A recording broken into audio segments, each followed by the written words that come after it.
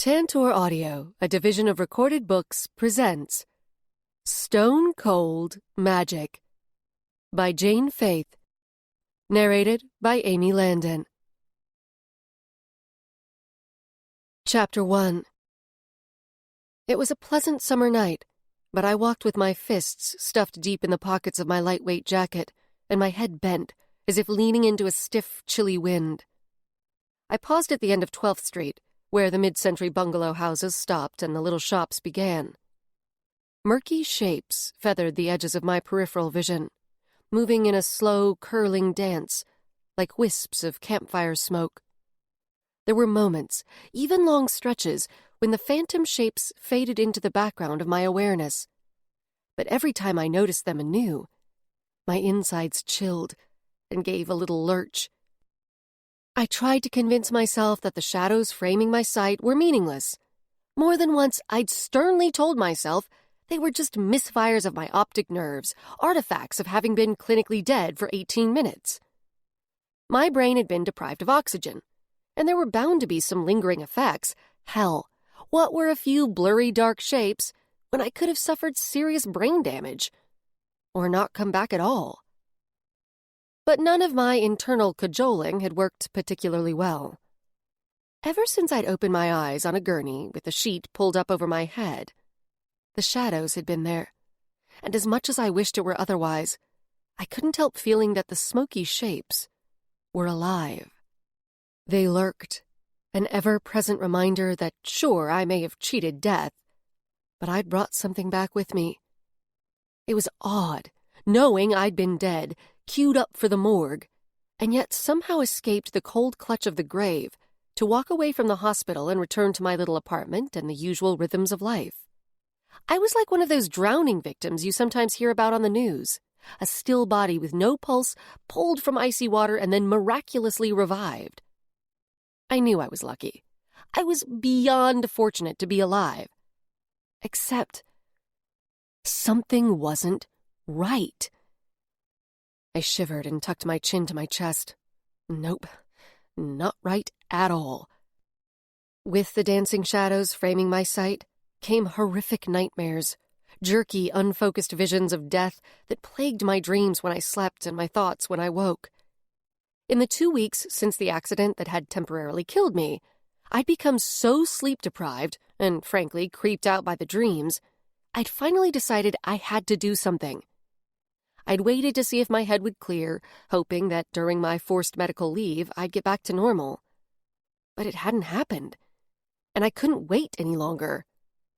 Tomorrow was my first day back at my job as a demon patrol officer, and I needed to be fresh and clear-headed. That was what brought me to where I stood, the hope of finding relief. The particular segment of 12th Street before me was known locally as Crystal Ball Lane. It was lined with small shops offering magical cures, a place normals came furtively seeking love potions, healing charms, and money spells. Ordinarily, most normals shunned the use of such things.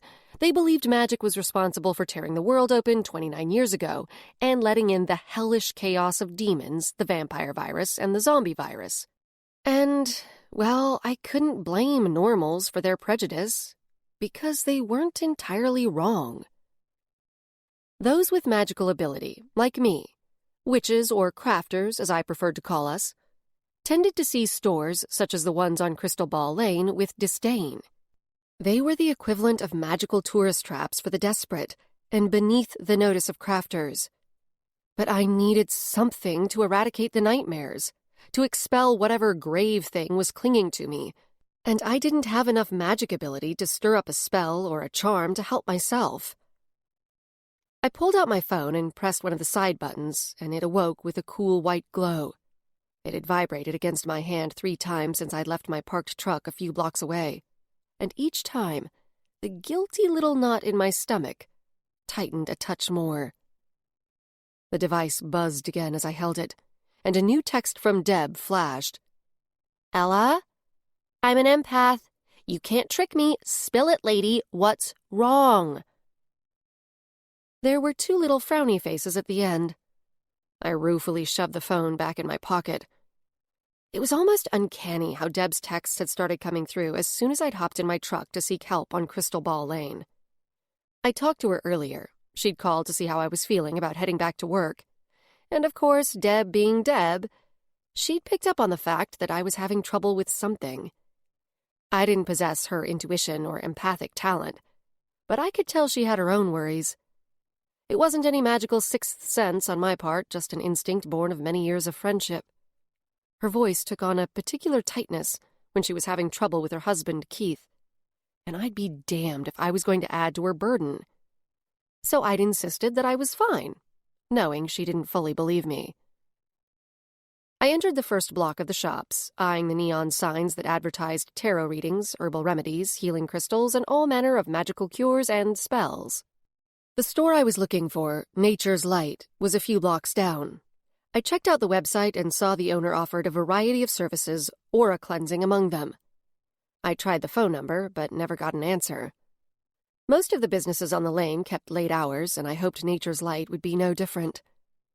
My phone vibrated again. I felt bad about ignoring Deb, but she didn't know the full extent of my problems, and I was hoping to eliminate them so that I could avoid telling her altogether. She knew I'd been off since my accident. When she pressed me, I made a vague mention of insomnia, but I left out the smoky forms around the edges of my vision, the weird throbbing in my forehead. I hadn't mentioned the dreams, either, and it was partly due to my difficulty trying to describe them, even to myself, because I couldn't shake the sense that they weren't mine. They were like films shot by a camera that was held by an unknown hand, images that seemed to come through the eyes of someone or something else. The other, as I'd begun to call it. And they weren't just visual. They were often laden with a heavy smell, a stomach-turning mix of wet leather, sulfur, and the metallic tang of blood. Deb had given me the name of a hedge witch and made me promise I'd make an appointment. I suspected I needed a remedy stronger than a hedge witch's herbs, but Deb's suggestion had prompted the idea to look up other types of services. I wasn't convinced an aura cleansing would do the trick either, but I had to start somewhere. The soft sound of movement to my left brought my low-top leather boots to a scuffing halt. I sucked in a breath, and my heart thumped hard at the side of my throat. With a familiar automatic motion, my hand instantly shifted from my pocket to my service stun gun at my hip. Some part of my mind knew that this was most likely perfectly normal street noise, but since my accident, I'd gotten jumpy, startling so easily it was sometimes embarrassing. As my pulse quickened, I squinted into the deeper darkness between two buildings. The center of my forehead thumped faintly, another odd post-mortem symptom that had been plaguing me on and off. Something dark and bulky moved. I flipped the strap on the holster with my thumb so I could draw out the gun if I needed it, and as an afterthought, I sent my senses through the bottoms of my feet and into the ground to pull up a thread of earth magic. Honestly, I probably shouldn't have even bothered. My weak-ass abilities barely even registered on the magic aptitude scale, and certainly didn't give me much in the way of protection. Crystal Ball Lane was situated along a stretch of ley line, an underground vein where magic concentrated and flowed, that enhanced my abilities by a smidgen, but not enough to properly shield myself against attack. Movement again. Just as I was on the verge of calling out and demanding that the lurker show himself, a large dog crept partway into the weak pallor cast by an orange neon sign across the street. We watched each other for a beat or two. The dog's tail waved back and forth, and he panted, his mouth stretching into a doggy smile. His eyes glowed like embers, reflecting the light of the signs nearby. Assured that he wasn't going to attack me, I released the magic thread. My hand relaxed on the gun. I nodded at the dog. "Careful of the cars, big guy. Drivers can't see you too well in the dark," I said, as if he'd understand. Voices ahead sent him scuttling back away from the street, and my attention whipping toward the new noise. Damn, but I was jittery these days. I shook out my hands as if trying to fling away some of my tension and peered ahead. A group of boys, jostling each other and laughing, had spilled out onto the sidewalk. By their heights and builds, I guessed they were around 14. I grimaced. A pack of kids out this late, and right around the age when their magical aptitude, if they possessed any, would be emerging. I'd bet my paycheck they were up to no good. The jeering voice of the biggest one confirmed my suspicion and quickened my pace toward them. The boys had circled around, trapping one of their own. The thin, small one in the middle had the hood of his sweatshirt up and was getting shoved around like a pinball. My hand back on my stun gun, I sped up to a jog. "Hey! Hey!" I got closer and saw the kid they were picking on was actually a girl. Anger spiked through my chest, and I yelled again, but the ring of boys was too caught up in its bullying to hear me. When I reached the mob, I grabbed the shoulder of the nearest kid, pulling him back and breaking the circle. The boys finally looked up. I pulled out my gun and waved it around for effect. "Go pick on someone your own size, you little apes."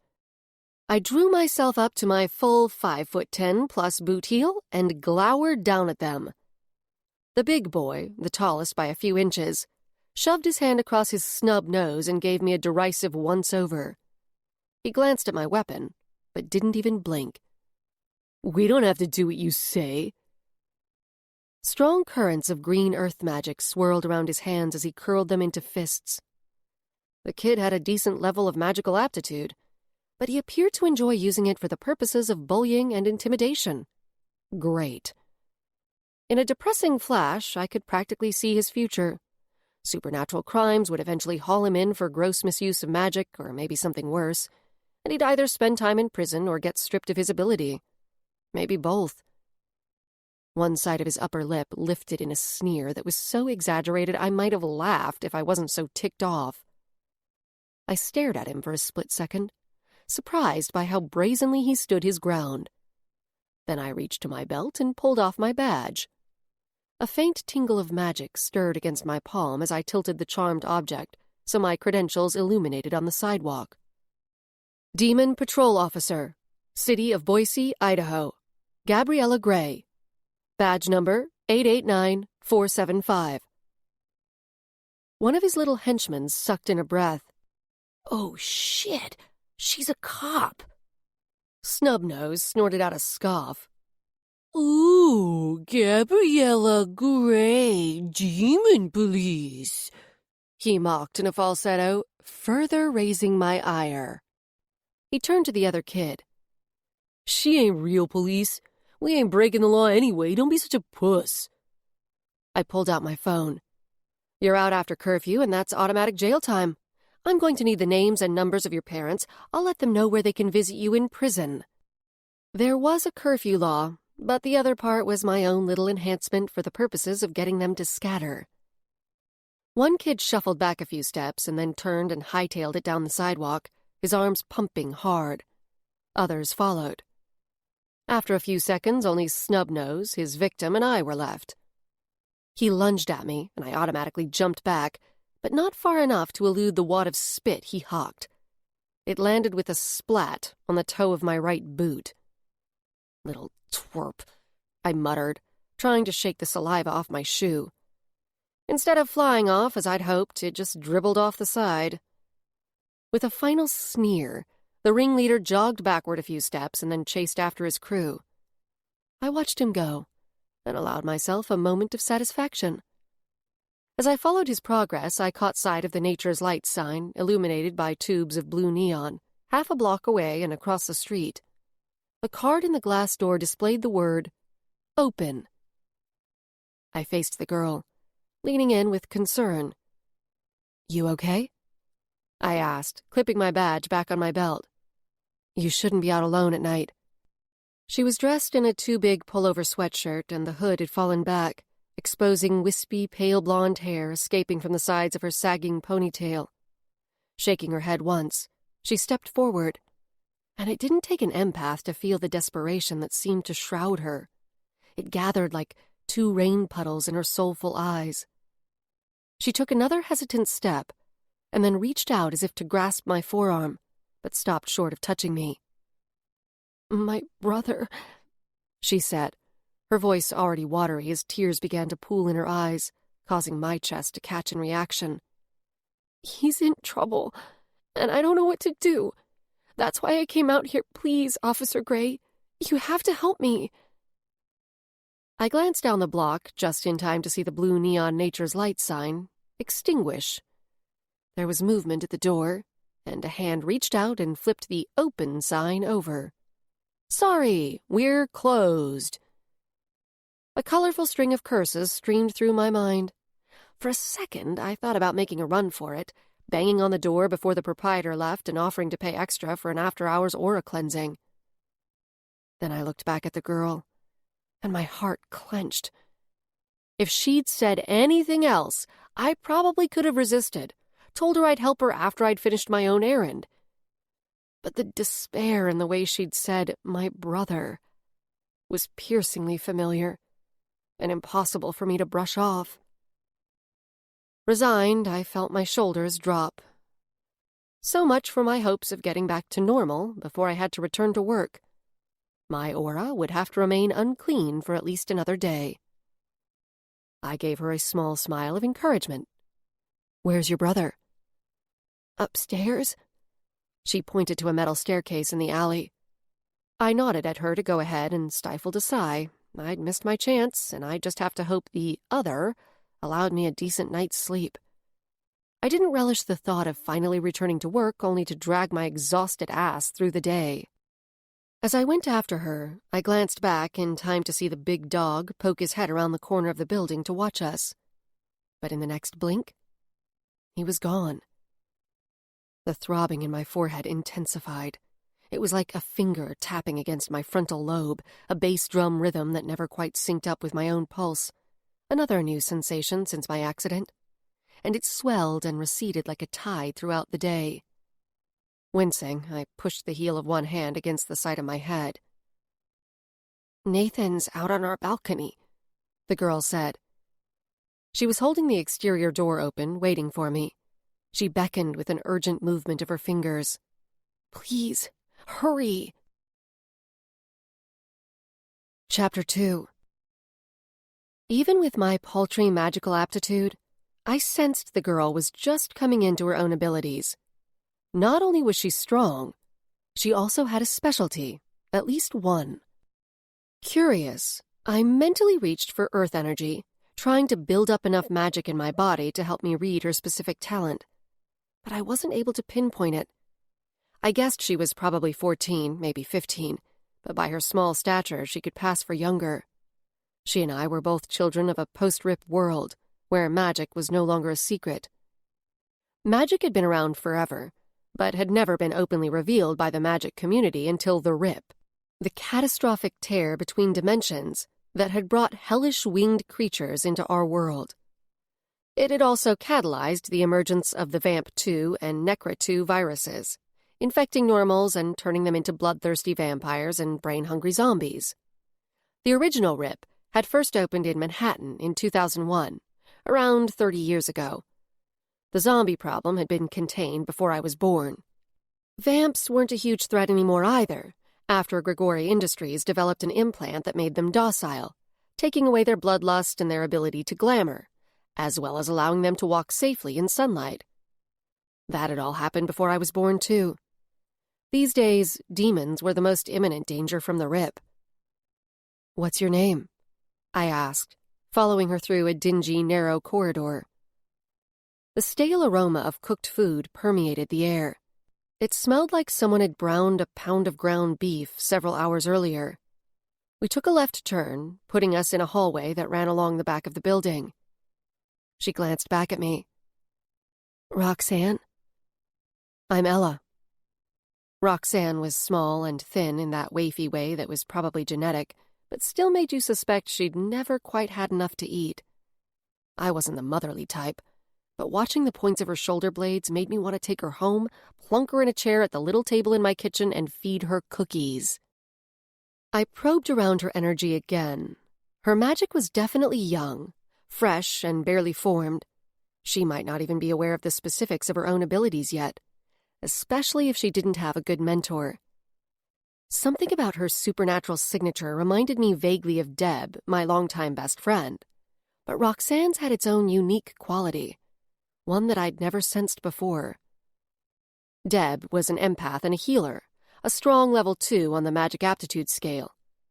I guessed Roxanne was probably about the same as Deb strength-wise. I didn't think Roxanne was an empath, but perhaps the girl had a talent for sensing something specific in others. I barely registered at all on the scale, which put me at a low level 1 and without the capacity for enough supernatural juice to have a true specialty or distinct talent. Magical aptitude level and specialized talents were fixed qualities. No one really knew if they were pre-programmed in our DNA or emerged spontaneously. Regardless, they couldn't be altered, only honed with training and practice. Because of my low level of aptitude, I'd never felt much desire to put effort toward developing my skills. I preferred to rely on my athletic stature or my stun gun if I got into a jam. Roxanne and I passed a few doors with numbers on them, indicating there were apartments on this floor. The place wasn't dirty, but it showed signs of neglect. Peeling paint here, black scuff marks there, threadbare, nondescript industrial carpet lining the hallway that gave it a depressing vibe. Roxanne stopped at the door with a lopsided 8 on it. She pushed it open, leading me into a cramped space that served as kitchen, living room, and dining room. It was messy, dishes in the sink, crusted food on the stovetop, pillows askew on the sofa, bills and unopened envelopes covering the little table. Continuing across the room toward a window, she pointed. "He's out there, on the balcony. His name's Nathan." The window sash was raised a foot, the glass fogged with dirt and age. I glanced around, counting 3 doorways leading out of the main room. 2 bedrooms and a bathroom. "Where are your parents?" Roxanne sighed, a sad, quick little reflex of a noise. "Gone." "Is your brother a crafter too?" "Yeah, he's a high-level 1. No surprise. If one sibling had magical ability, then in most cases the rest did too. I tried to peer through the window, as I had no idea what I was going to find out there. If Nathan were possessed by a demon, he already would have been wreaking havoc. Apprehension pulled my insides tight as I approached the open window. Roxanne hovered behind me. It was dark on this side of the building, which faced the alley, and I couldn't see much of anything outside. My pulse tapped, every swift beat seeming to emphasize the uncertainty of the situation I'd walked into. "Nathan?" I called. "My name is Ella Gray. Your sister says you could use some help?" "He can't answer," she said behind me. I forgot my weapon and moved forward more hastily. "If he's unconscious, we need to call an ambulance." I shoved the window sash up as far as it would go. It protested my efforts with a loud scrape and only budged about 6 inches. Leaning out, I expected to see a fire escape landing. Roxanne had called it a balcony, but proper balconies had doors, not rusty old windows you had to climb through to get to them. Instead of a fire escape, there actually was a tiny balcony, but it wasn't meant to be used as such. It was a sort of decorative architectural flourish, a well of concrete under the window. The only thing on the balcony was a garish-looking stone statue about 3.5 feet tall. It faced outward like a frozen sentinel keeping watch. I pulled my head inside and twisted around to shoot a questioning look at Roxanne. "He went out there for a smoke." She spoke breathlessly, and she was tearing up again. "I heard flapping noises and sounds like rocks hitting together. He hollered, and when I ran over, he'd turned into a gargoyle." A wave of vertigo began to sweep over me, and dread curled through my gut like a dirty, dark tide. Oh no, not now. It couldn't be happening. Not while I was wide awake. I squeezed my eyelids closed, and there was a bright flash across the screen of my mind. My heart skipped a beat as an archdemon the size of a horse flew straight at me. Even though I knew it was in my head, I flinched back. The scene swung and jerked nauseatingly, as if I watched a home video made by an unsteady camera operator.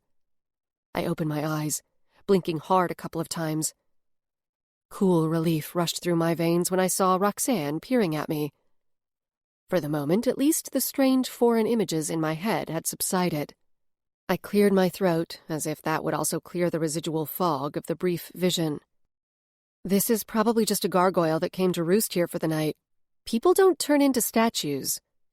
Don't you think it's more likely he just went somewhere else? Maybe took off for a while? She planted her hands on her hips and her pale cheeks reddened with irritation. He did not leave me. Nathan was out there, no gargoyle. And now there's a gargoyle and no Nathan. My brother is in that statue. She looked at me with her brows raised, her face turned at an angle, as if it should all be perfectly obvious. I knew that look.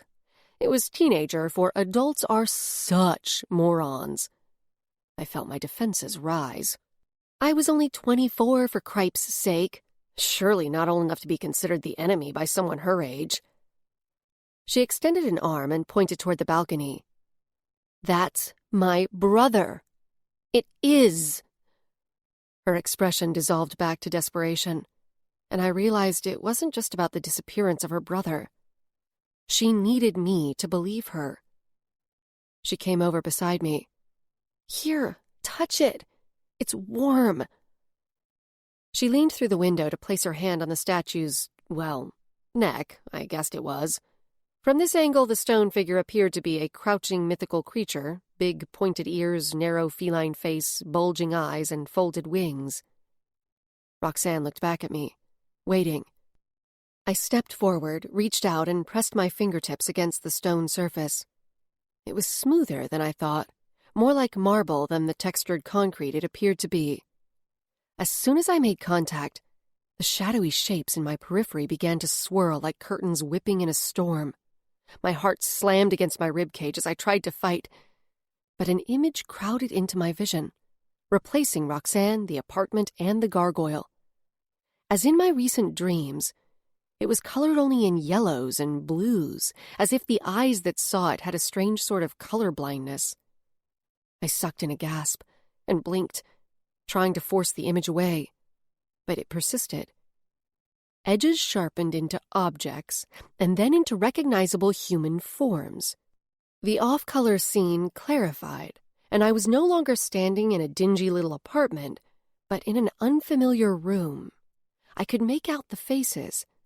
At first, the people lounging on tattered sofas and curled up on the floor looked too still, and my chest clenched with the sudden fear that they were all dead. Then one of them, a teenage girl who lay in a heap against the sofa like a forgotten rag doll, with her legs splayed at awkward angles, shifted her shoulders. I caught a glimpse of the 2 puncture wounds on her neck and smear of what had to be blood. Most of the others had visible double puncture wounds, too. One round-faced boy had scarring that traced from his collarbone up to the side of his jaw. Somehow, through the vision, I could smell the blood, stale and metallic in the air, and my throat constricted as bile tried to rise up with a sickening roll of my stomach. It was a vampire feeder den, with people subdued by glamour and drunk on the high brought on by the vampire saliva in their systems. My mouth twisted in disgust, and I squinted, willing the vision to disappear and wishing I could turn away. But a shift of movement drew my eye to a young man. He changed position, rolling to his side, and his head lolled, revealing in profile long lashes over a slant of cheekbone and a slightly protruding lower lip that was full enough to give the impression of a pout.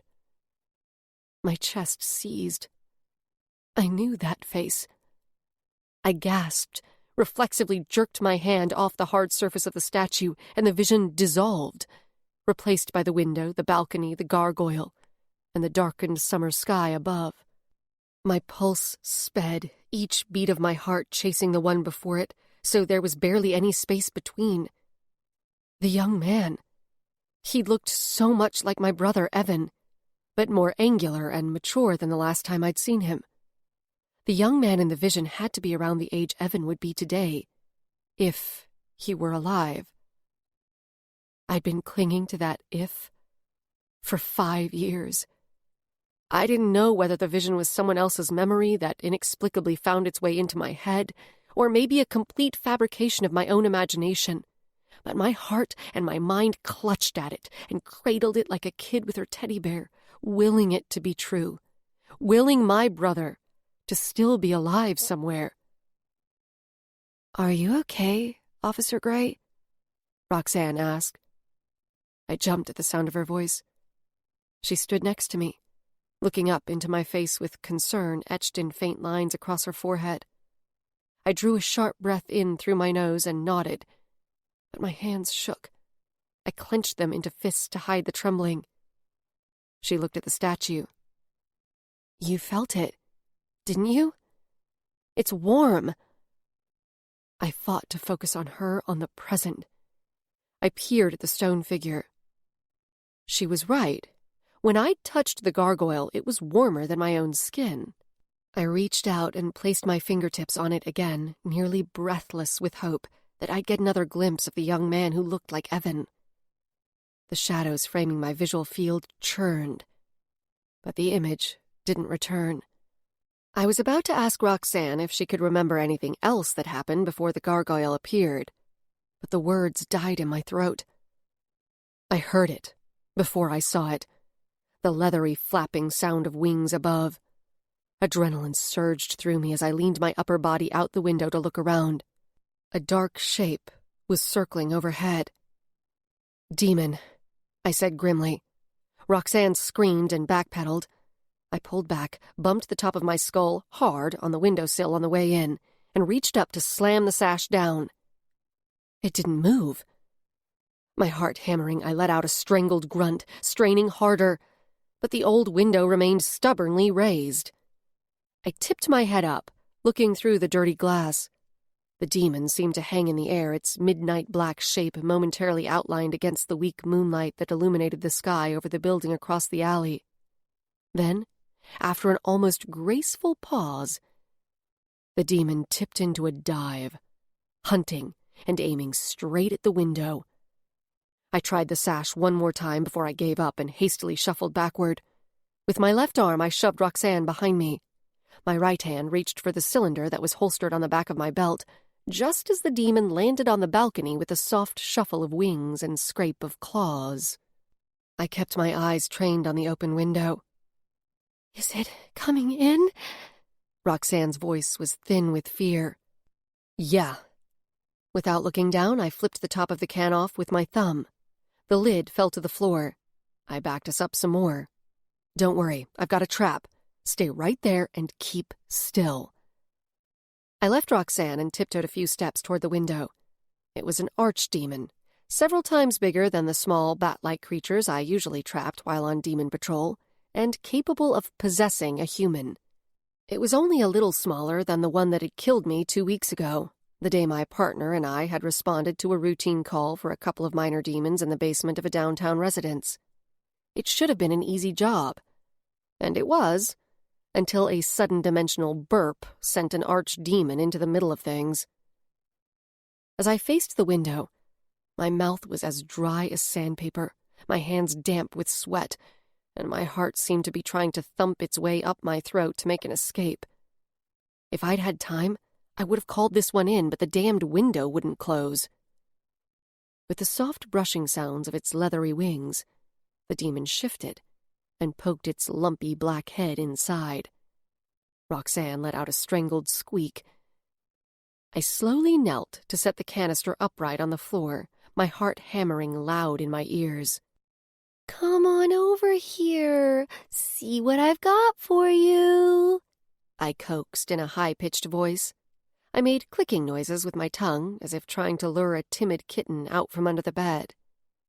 The demon folded its wings against its body and forced its way inside, barely fitting through the opening. I started backing away. "I've got something just for you.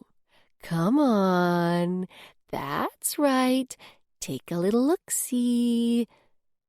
The creature's beady red eyes, the two flames in its coal-black face, flicked down to the canister. It flapped a few feet closer, and Roxanne whimpered. With a sinuous movement, it raised its head. its gaze zeroed in on Roxanne. Archdemons tended to target the young, the vulnerable, and the weak-minded. The larger varieties, like this ugly hellbird, were predators, demonic possession their only aim in this dimension. If this one was more attracted to me, or Roxanne, than to the demon bait in the trap I'd just set down, we were going to have a problem. The creature opened its beaky mouth and let out a disturbingly human-sounding scream. Roxanne responded with her own. Spreading its wings, the demon took flight. My heart in my throat, I did a hasty reverse jog and sandwiched Roxanne between my back and the wall next to the fridge. One of the demon's wings brushed the kitchen counter, hitting a mug that fell and shattered on the grungy linoleum. I drew my stun gun. It wasn't much defense against a demon of this size, certainly wouldn't kill it, but it was all I had. The demon reared up to charge, and I stepped forward, raised the gun in both hands, and took aim. Still a few feet away, the creature suddenly pulled up short with surprising agility. The crackling blast from my gun shot under the demon's curled talons and dissipated with a burst of sparks against the far wall. Roxanne shrieked again. "Damn it!" I ground out through clenched teeth. With dread curling darkly in my stomach, I crept another half-step forward and aimed again. But instead of firing, I watched the thing in confusion. It was backing up. Demons didn't hesitate. They weren't plagued by conscience or indecision. But this demon had stopped its attack. I took another step. If I could get it close enough to the canister, the trap would pull the creature in. The demon retreated another foot or two. It was still in flight and stirring the air enough to make my hair lift around my shoulders and shuffle the mail on the table like an autumn breeze tossing dry leaves. One wing knocked into a floor lamp, sending it toppling over like a felled tree. But the creature didn't seem to notice. I took another step, and again the demon retreated. I'd never heard of this behavior in a rip spawn, but I'd take it. The demon was hovering over the canister now, only a couple of feet outside the trap's range. I raised my gun, aiming for the top of the demon's head, and gently pulled my index finger in against the trigger. The blast crackled and hit, right between the demon's eyes. It screeched with rage, tossed its head back, and, as I'd hoped, it dropped several inches. The trap activated, and I threw up an arm and squeezed my eyelids closed against the blinding blue-white flash as the trap's magic concentrated the demon into pure energy and pulled it in. The odor of sulfur and burned hair wafted up my nose and stung my eyes. I waved my hand through the puff of smoke the trapping process had created. The can had fallen to its side, and it was shimmying around as if it held a hyped-up gerbil. Hastily holstering my gun, I scrambled for the canister lid with one hand and the twitching trap with the other. I slapped the lid on the can, and there was a faint hiss of air compression. The canister went still. I looked over at Roxanne and shook the trap like it was a can of spray paint. There was a faraway but angry-sounding squeal from within it, and a few little thumps against the inside walls. Contained and under control. I gave her what I hoped was a reassuring smile. Actually, we were damn lucky the demon wasn't any bigger and it was alone. The trap wasn't graded to contain much more demonic energy than what was in it, and certainly wouldn't have held 2 archdemons. "That was a close one," Roxanne said, shakily returning my smile. The encounter had obviously rattled her, and she was giving me some bravado.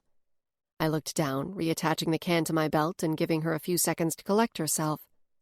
I heard her take a deep breath. "Officer Gray, can you get my brother out? I don't know how much longer he can survive in there." "I'm going to call a friend of mine," I said, pulling out my phone. "I think he might be able to help us." There was definitely something odd about the statue. Gargoyles were cold-blooded creatures, and this one was much warmer than my own body temperature.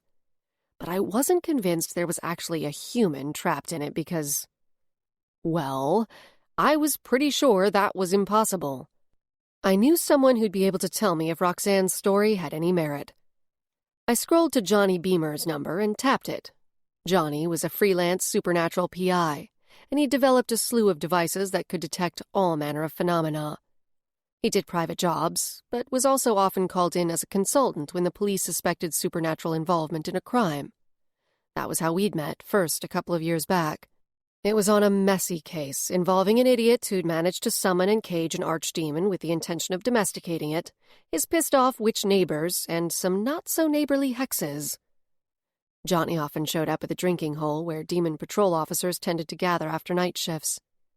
We sometimes ended up at the same table or knot of people around the bar, and though we'd always greeted each other by name, we'd never had much more than casual conversations peppered with his flirty little gestures and phrases, which I'd always deflected.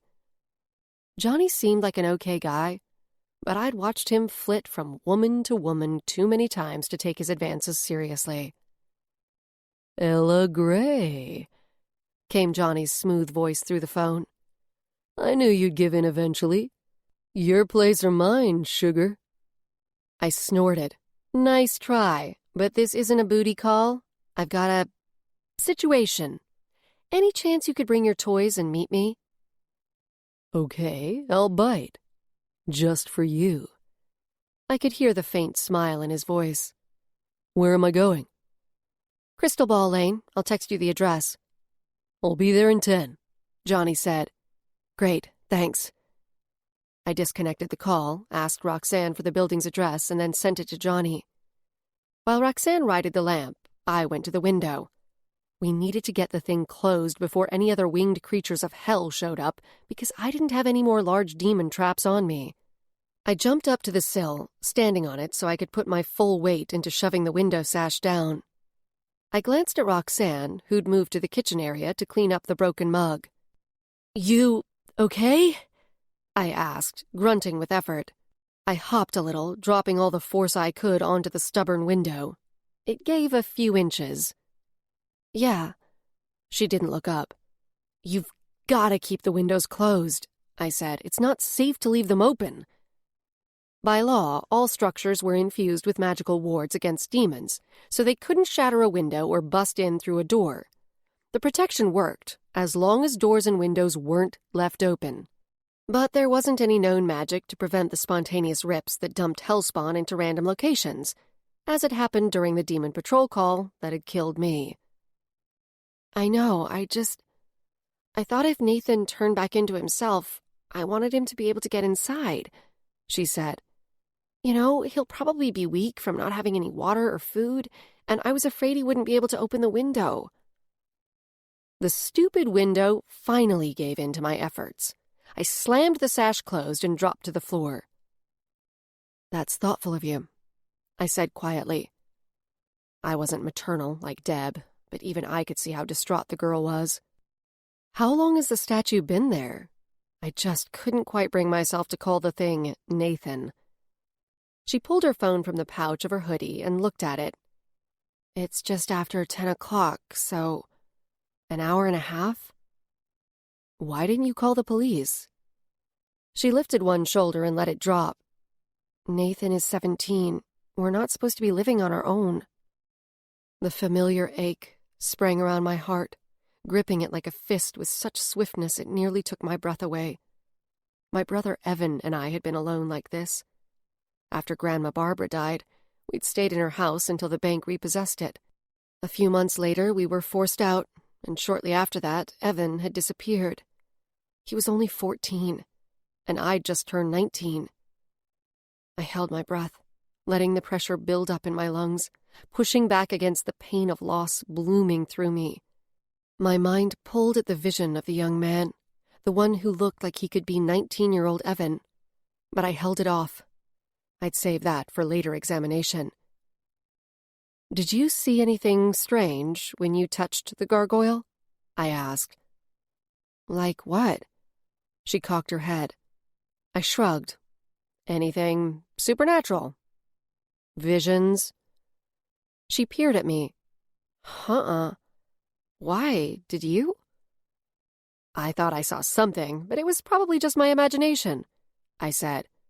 For a second, I'd hoped the visions weren't just my own personal phenomenon, but I wasn't surprised at her answer. I gave her a thoughtful look. You knew when you asked for my help that I was Demon Patrol. Weren't you afraid I'd tell someone about you and Nathan living here on your own? Nope. Not after I saw how you handled those stupid boys. Even though you said you were going to throw them in jail, I knew you were just trying to scare them off, and you wouldn't really do it. I knew I could trust you. I've always been really good at knowing the good eggs from the rotten ones. That's what Nathan says. Her wide blue eyes projected such sincerity, it was actually difficult for me to keep my gaze on her face. I cleared my throat, a little embarrassed at the unexpected compliment. I looked around. Your brother must work hard to afford a place like this for the two of you. She nodded solemnly. He works 2 jobs. Nights at the kitchen in the Crescent Moon pub and part-time in the produce department at Albertsons on State Street.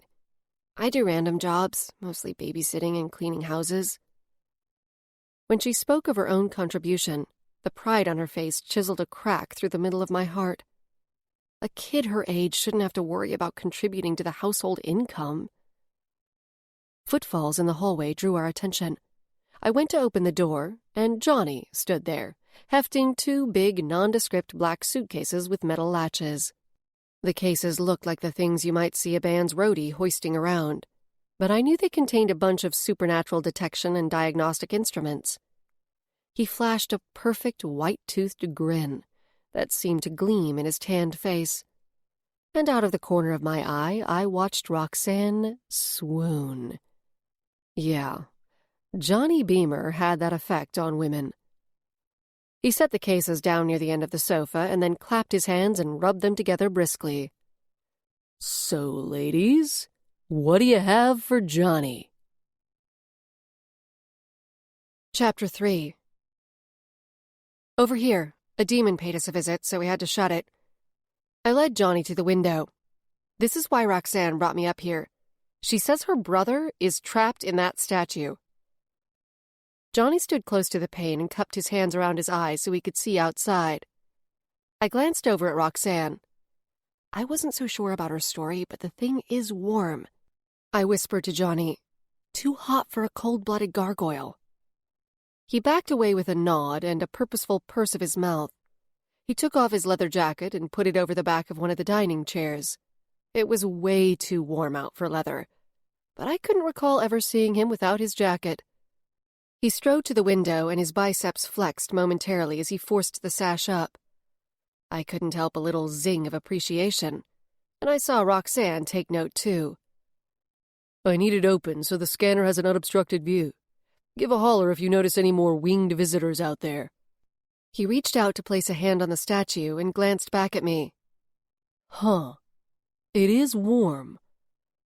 Roxanne grinned, clearly pleased at the confirmation of her story, but her expression quickly faded to worry. Is he okay? Johnny had gone to one of his cases and laid it flat.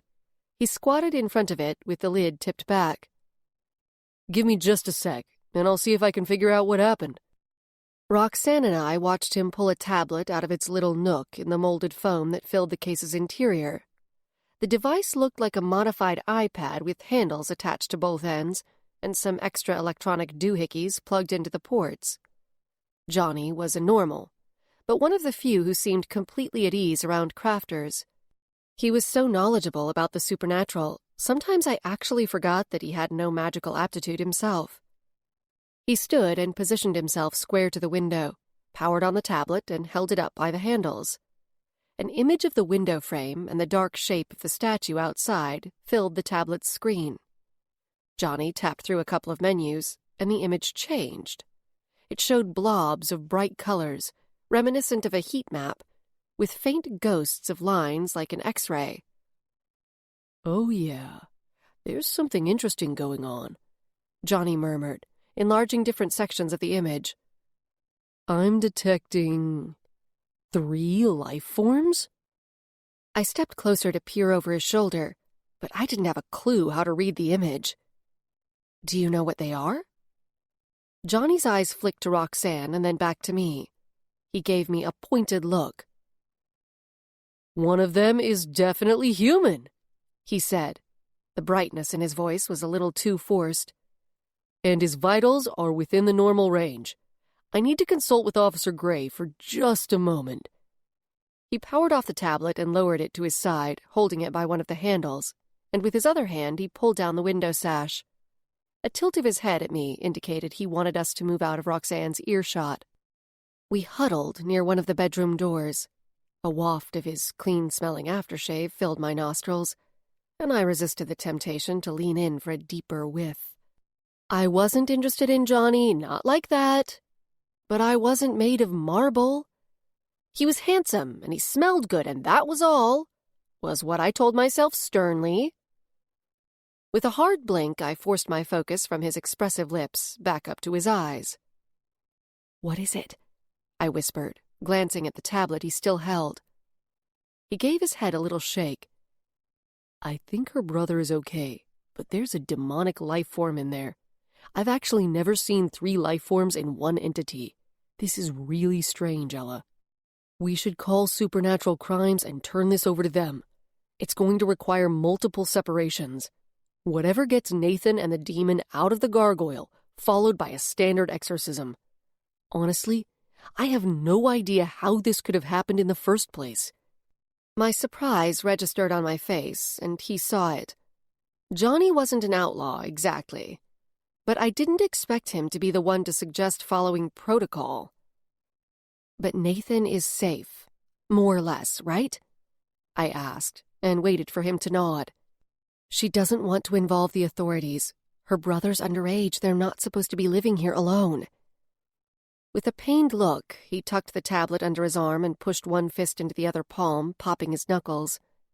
His dark eyes roved the room.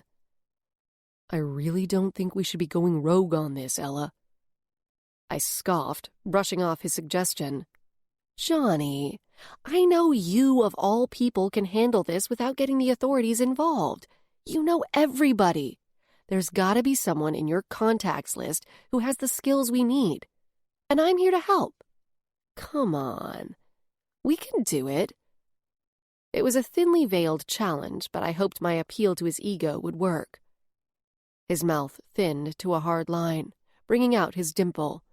Then he scrubbed a hand through the tousled waves of his dark hair. When his gaze leveled on mine, I knew I had him. With an amused twitch of his lips, his eyes narrowed, flicking down to the badge on my belt. "Aren't you the authorities?" "Not tonight. I'm roguing it." Another subtle challenge. "I bet it's not the first time, Officer Gray." His comment gave me a split second of pause. We didn't know each other particularly well, and I wouldn't have pegged him for subtle insights. Maybe it was just a lucky guess on his part, or maybe the remark was simply meant to be flirtatious. Either way, he was right. I did have a tendency for bending the rules. I allowed myself a full-on smile of triumph, which I imagined would just encourage the steady stream of his advances, the little hooks he'd been tossing my way since we'd met.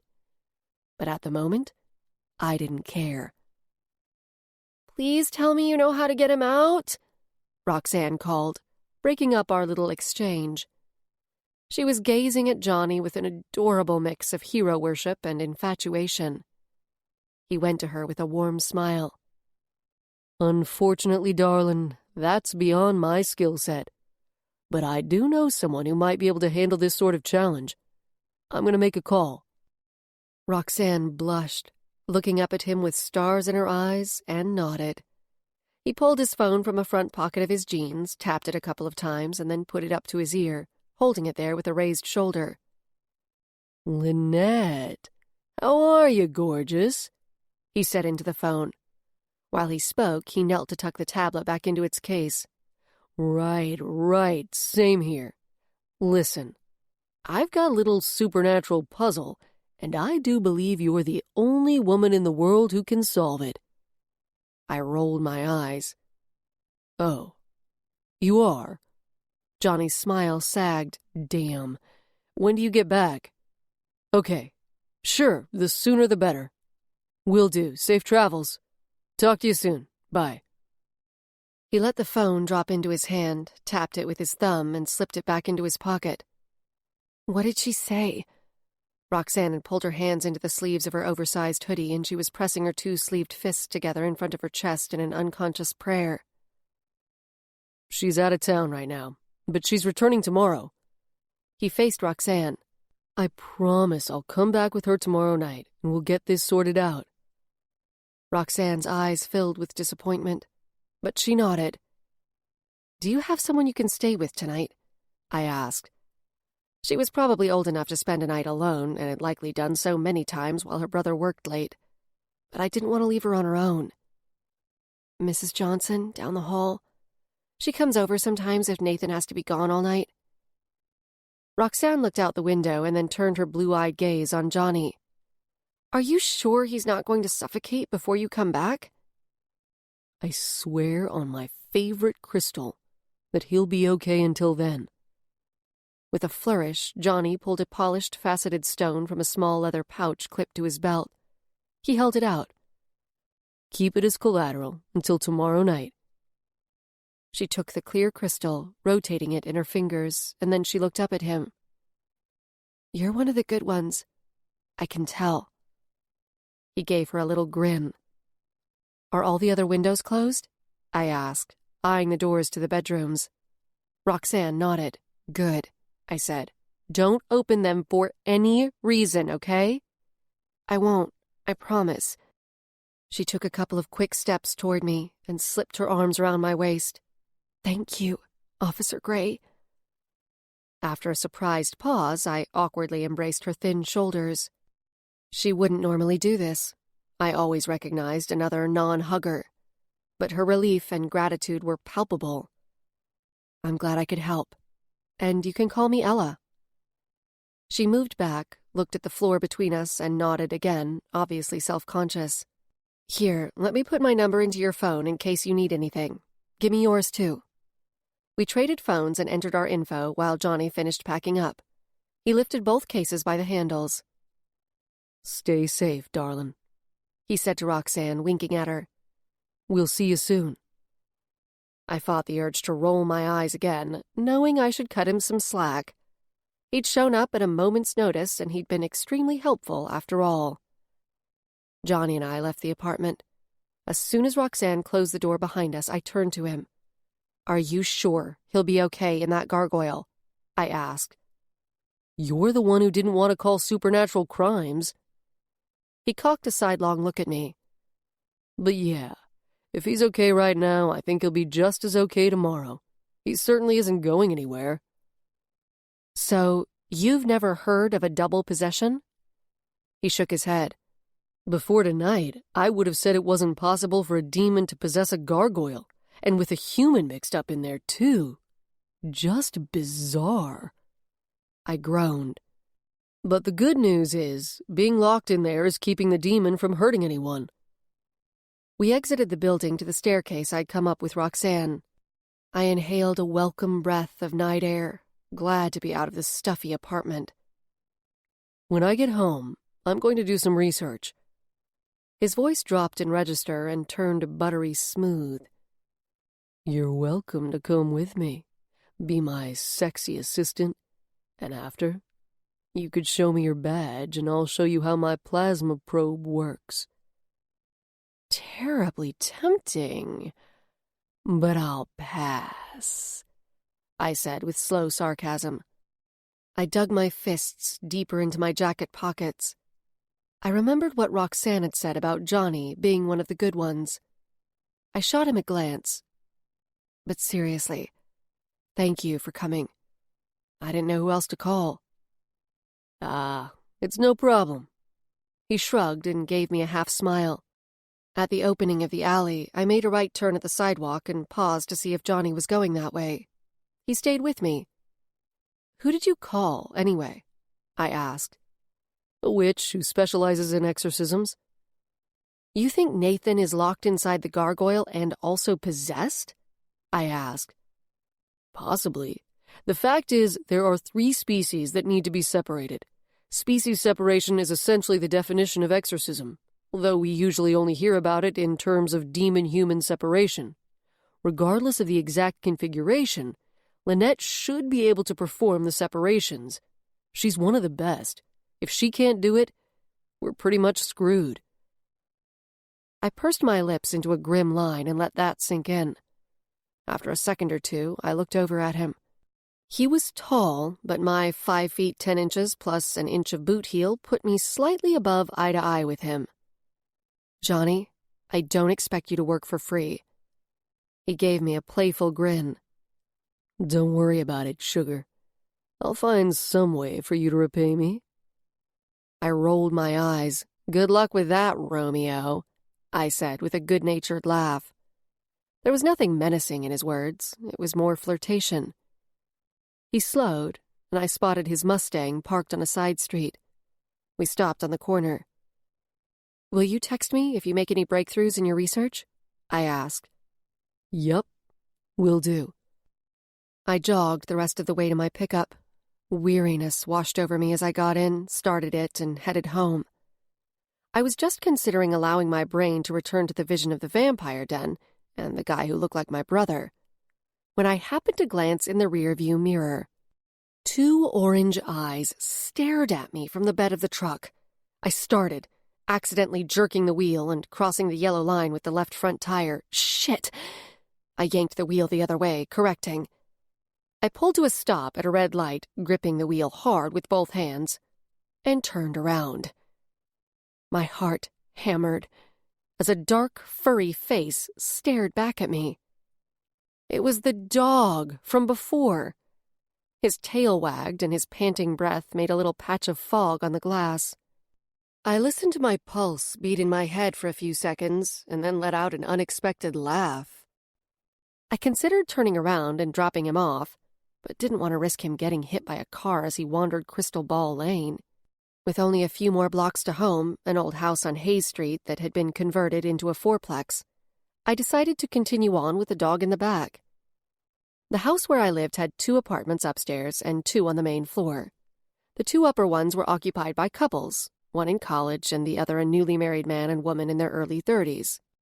Mine was the ground-level one on the right. The apartment on the left was the home of a crotchety, middle-aged witch named Simone.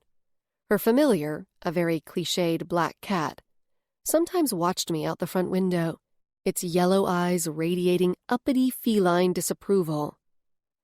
I parked in my usual spot on the street. The slam of the truck's door seemed unusually loud in the quiet night. By day, a steady stream of traffic flowed up and down Hayes. Not a main artery, but it was a well-used street at the north edge of downtown. I went to the back of the truck and leaned on the side rail. "So, you think you're spending the night with me, huh?" I reached out a hand and the dog came over to give it a sniff. No collar, of course. Apparently liking what he smelled, he swiped his tongue across my knuckles. He had strange eyes, reflective like a cat's. He had unusually long legs, a wide chest, and a dark, short, curly coat. Definitely a mutt, though I didn't know dog breeds well enough to even begin to identify his makeup. But he looked healthy, like he'd been cared for and fed regularly.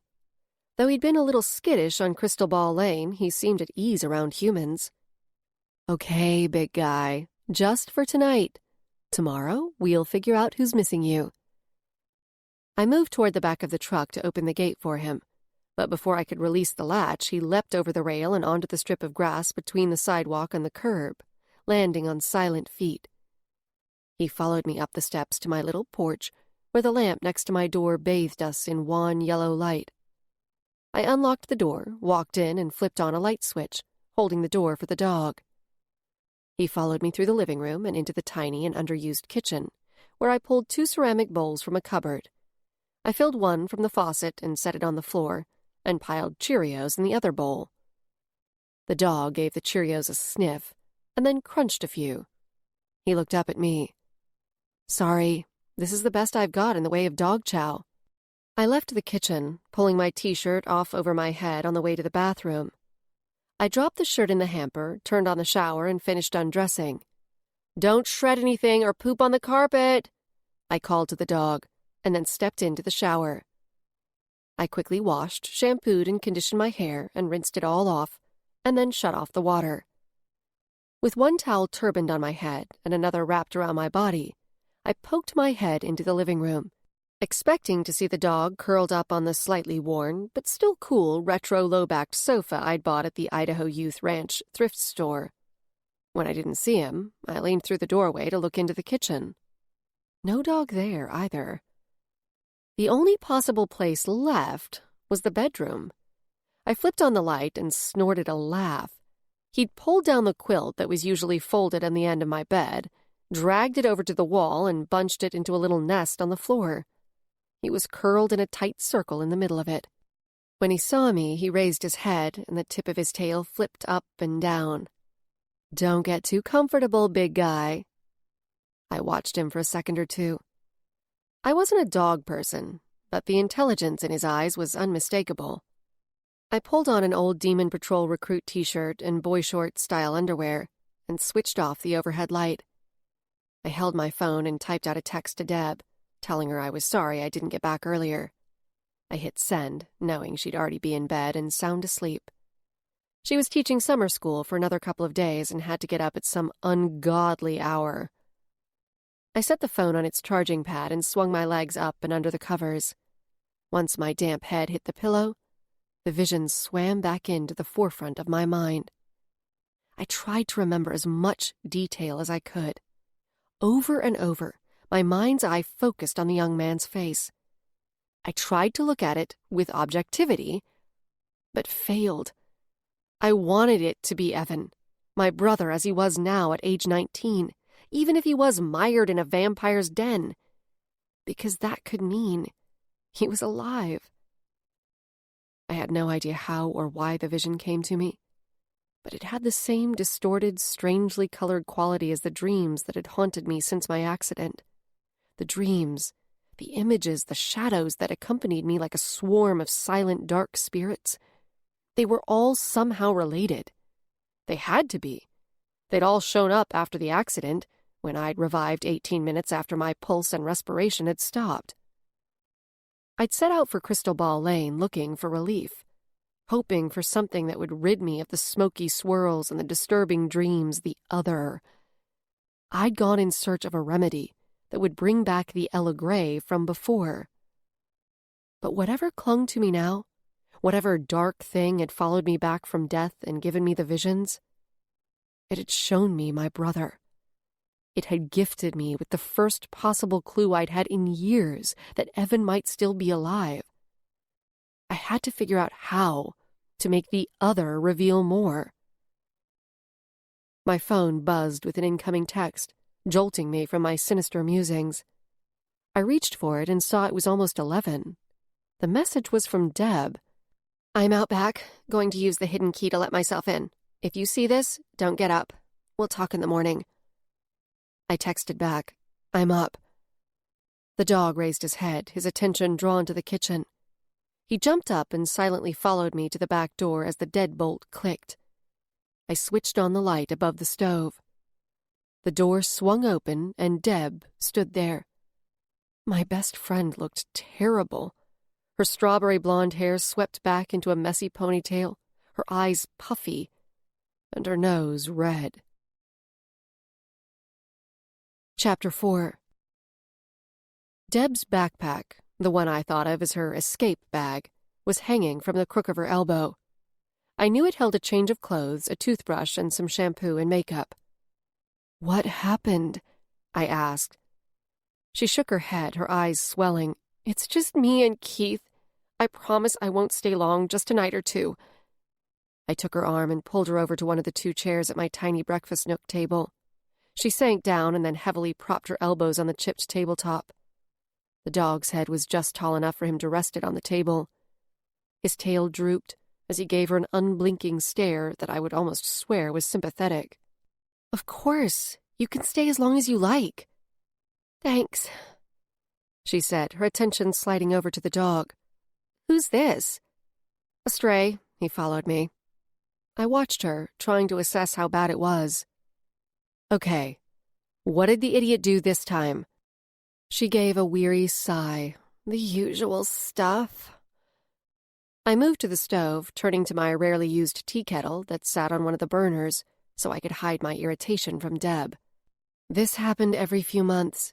going back almost since the start of Deb and Keith's relationship. There was some blow-up about something that was always Keith's fault. I tried to be a good friend, but it was difficult not to throw my hands up and ask why the hell she didn't leave him. Sure, they were happy some of the time, but it wasn't enough. Deb deserved better. I filled the kettle and put it on the stove, then pulled out 2 mugs and found a box of herbal tea. I thought herbal tea tasted like wilted flowers and smelled like a combo of dried grass clippings in an old lady's house, but it always seemed to soothe Deb. Deb's lips twisted unhappily. We had some money saved, for when I would eventually take maternity leave. Keith used it. I felt my face cloud over. On what?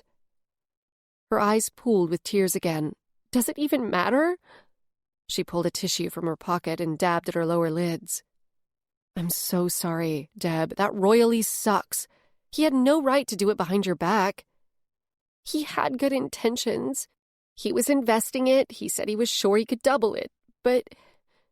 She looked down at the tabletop. She didn't have to finish. I knew the money was gone. Well, at least you can build it up again, I ventured, trying to find some hope in the situation.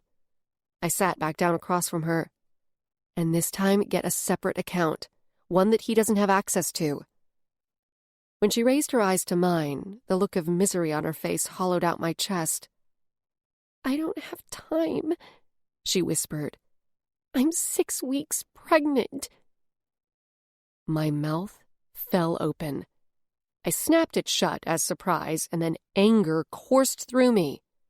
This was what Deb had wanted her entire life.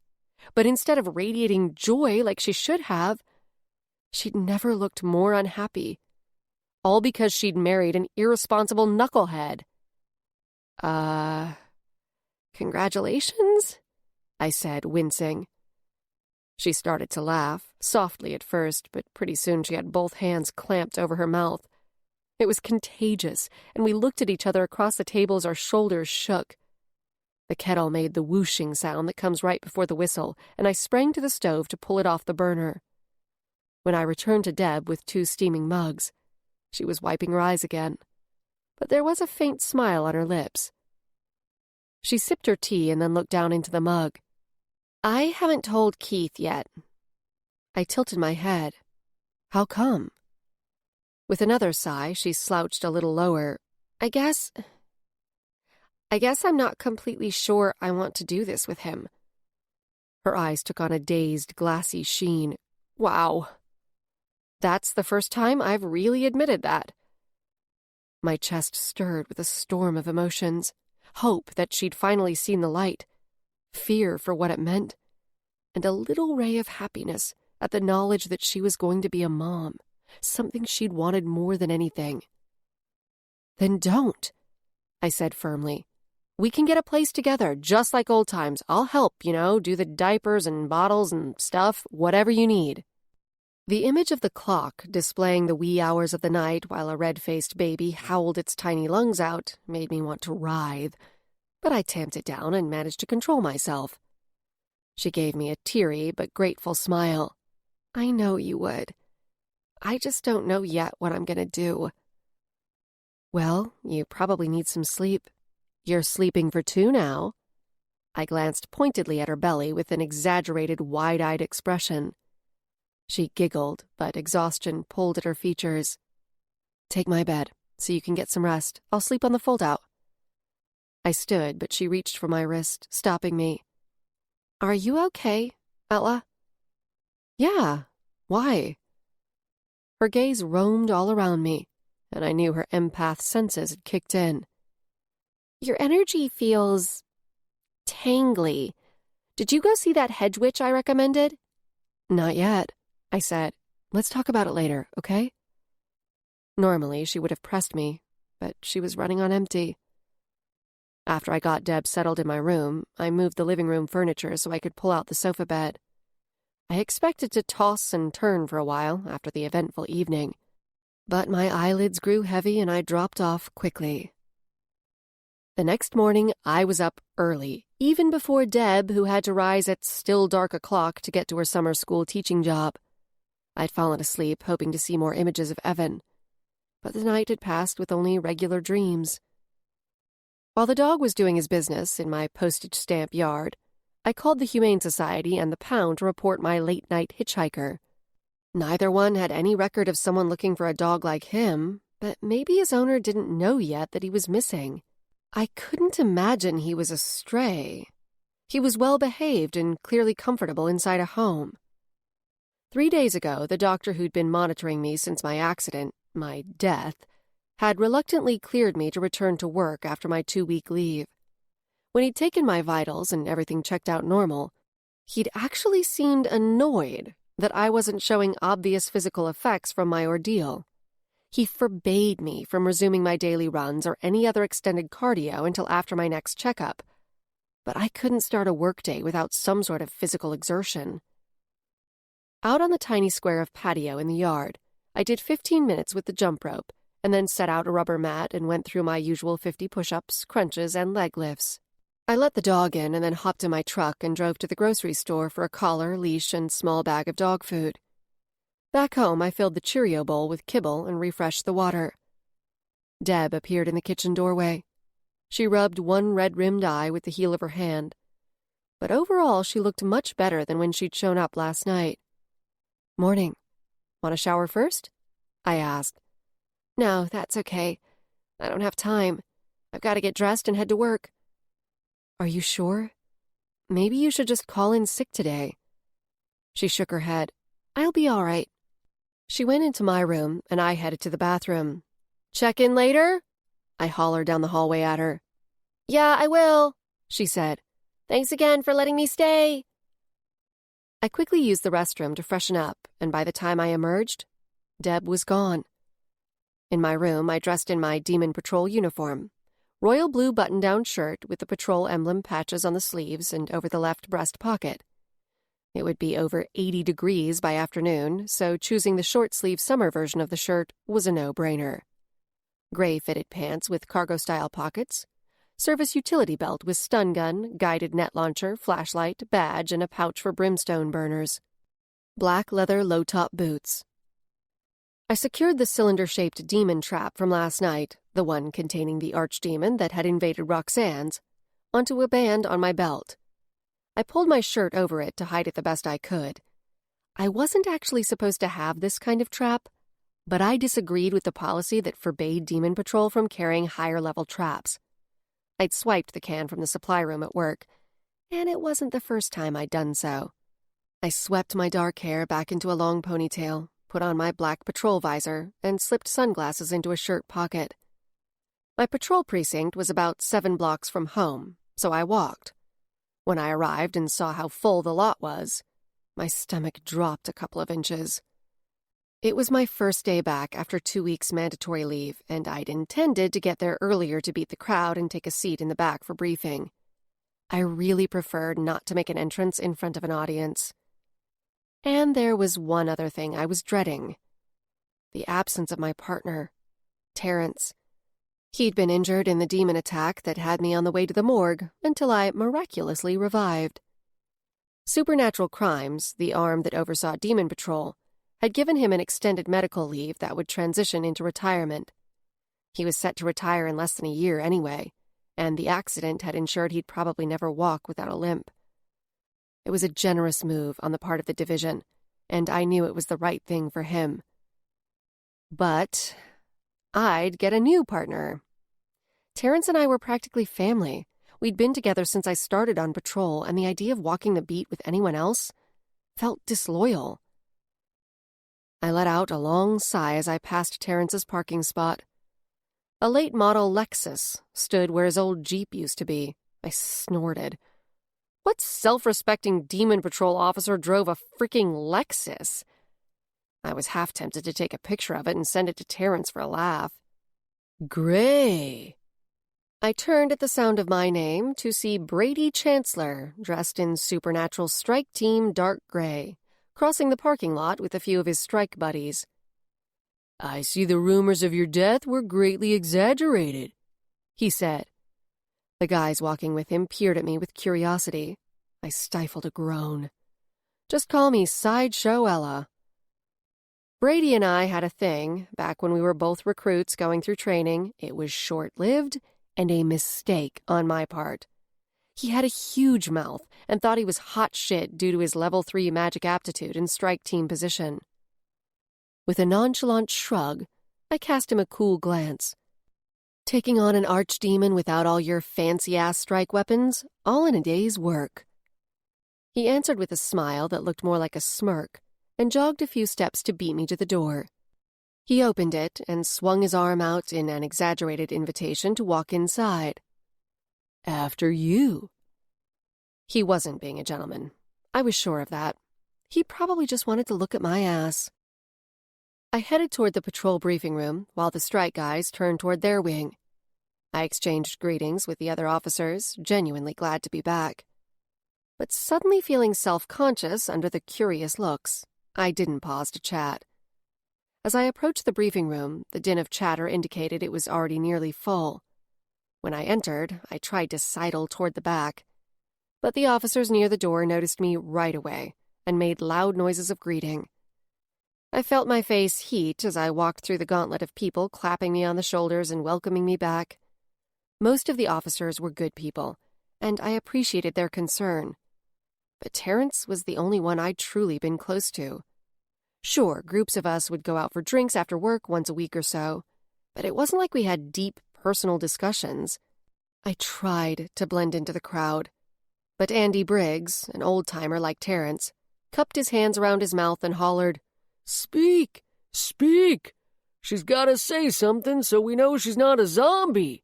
Speak!" A few others took up the call.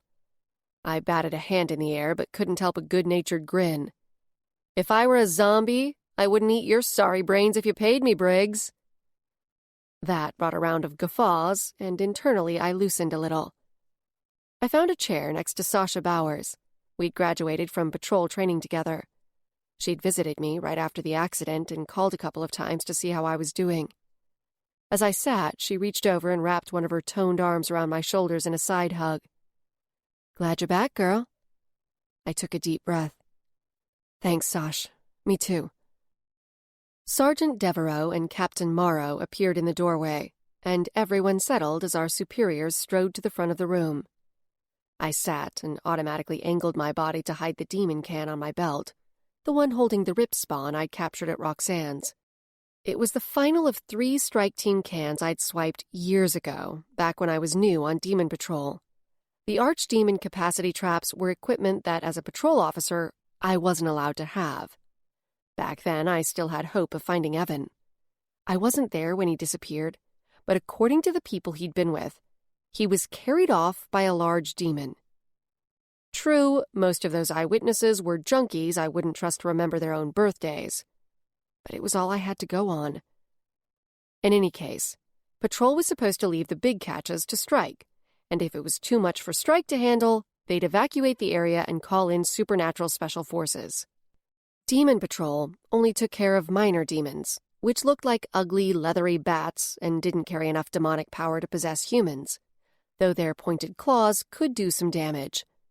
On patrol, we used brimstone burners, baited discs that attracted the minor demon and then fried it with a strong magical charge, like a moth in a bug zapper. Minor demons were fairly easy to kill. Archdemons, on the other hand, had so far eluded death at the hands of humans. Because no one had figured out how to kill them, they had to be trapped and permanently contained instead.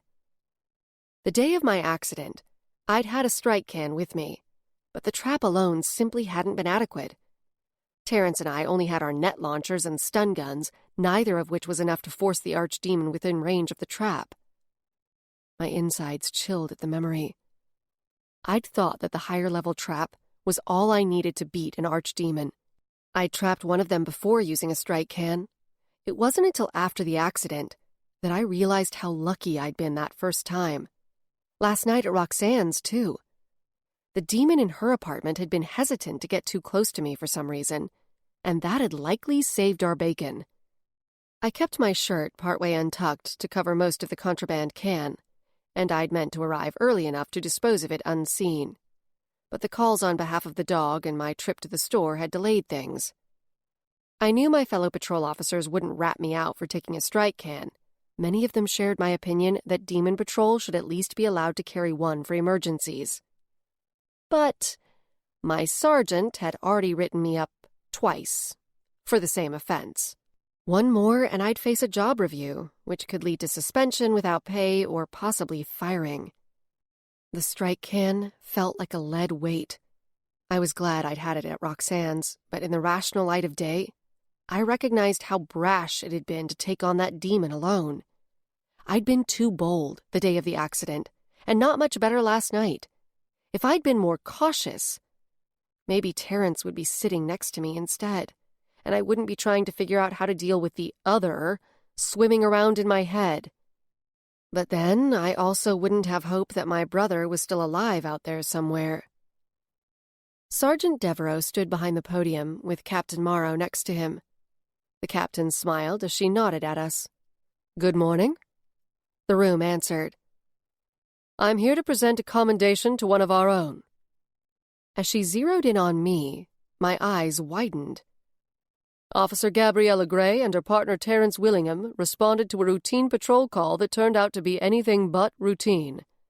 After disposing of 2 minor demons in the basement of a residence in the North End, they were attacked by an archdemon that entered the basement through a spontaneous dimensional rip. Officer Gray saved the life of her partner. On behalf of the entire division and a grateful city, I thank you for your bravery, and I present you with the Pin of Valor." She conveniently left out the part about how I died between the time I'd saved Terrence and Strike stormed in. The sudden tear between dimensions had sent out a ripple of force that toppled a heavy bookcase onto Terrence. It hadn't knocked him out, though, and he'd managed to call for backup. I remembered shooting my net at the demon's head and seeing it hit its mark, though it didn't do much more than irritate the creature.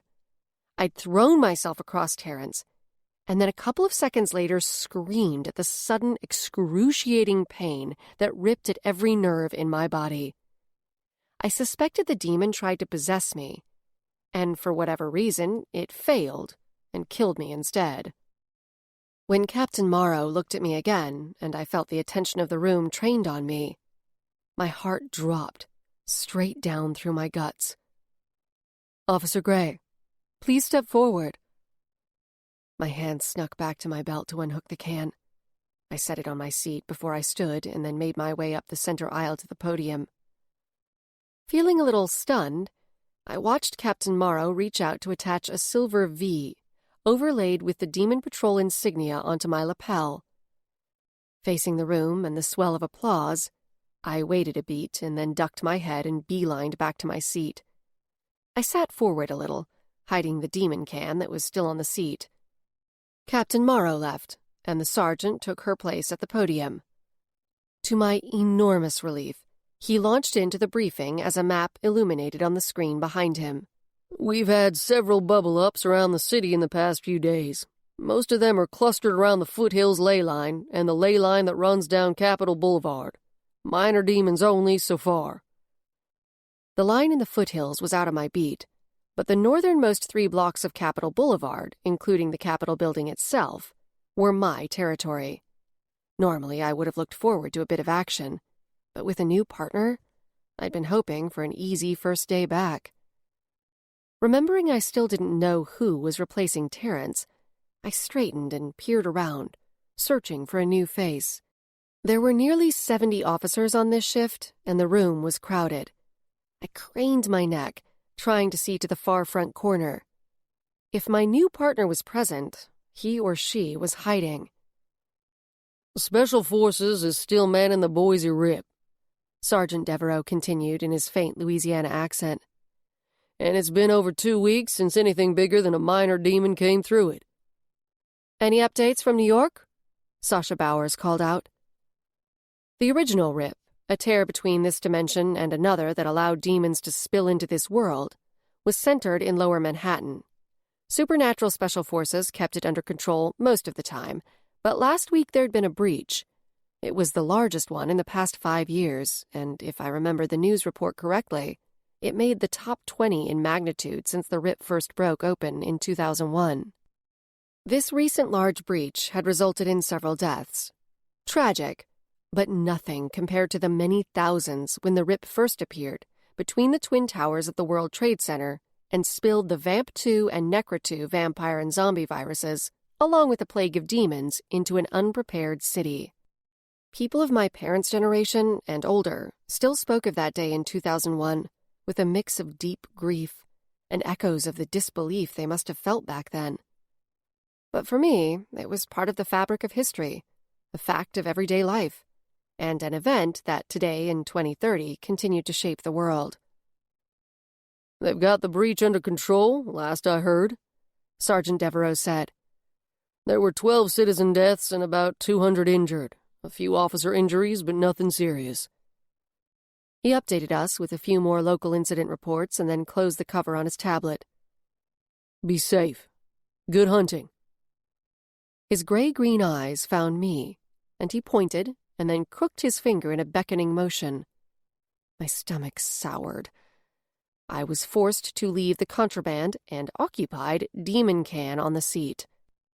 Walking against the flow of officers heading out, I spotted someone standing next to the sergeant, a bookish-looking blonde guy, late 20s.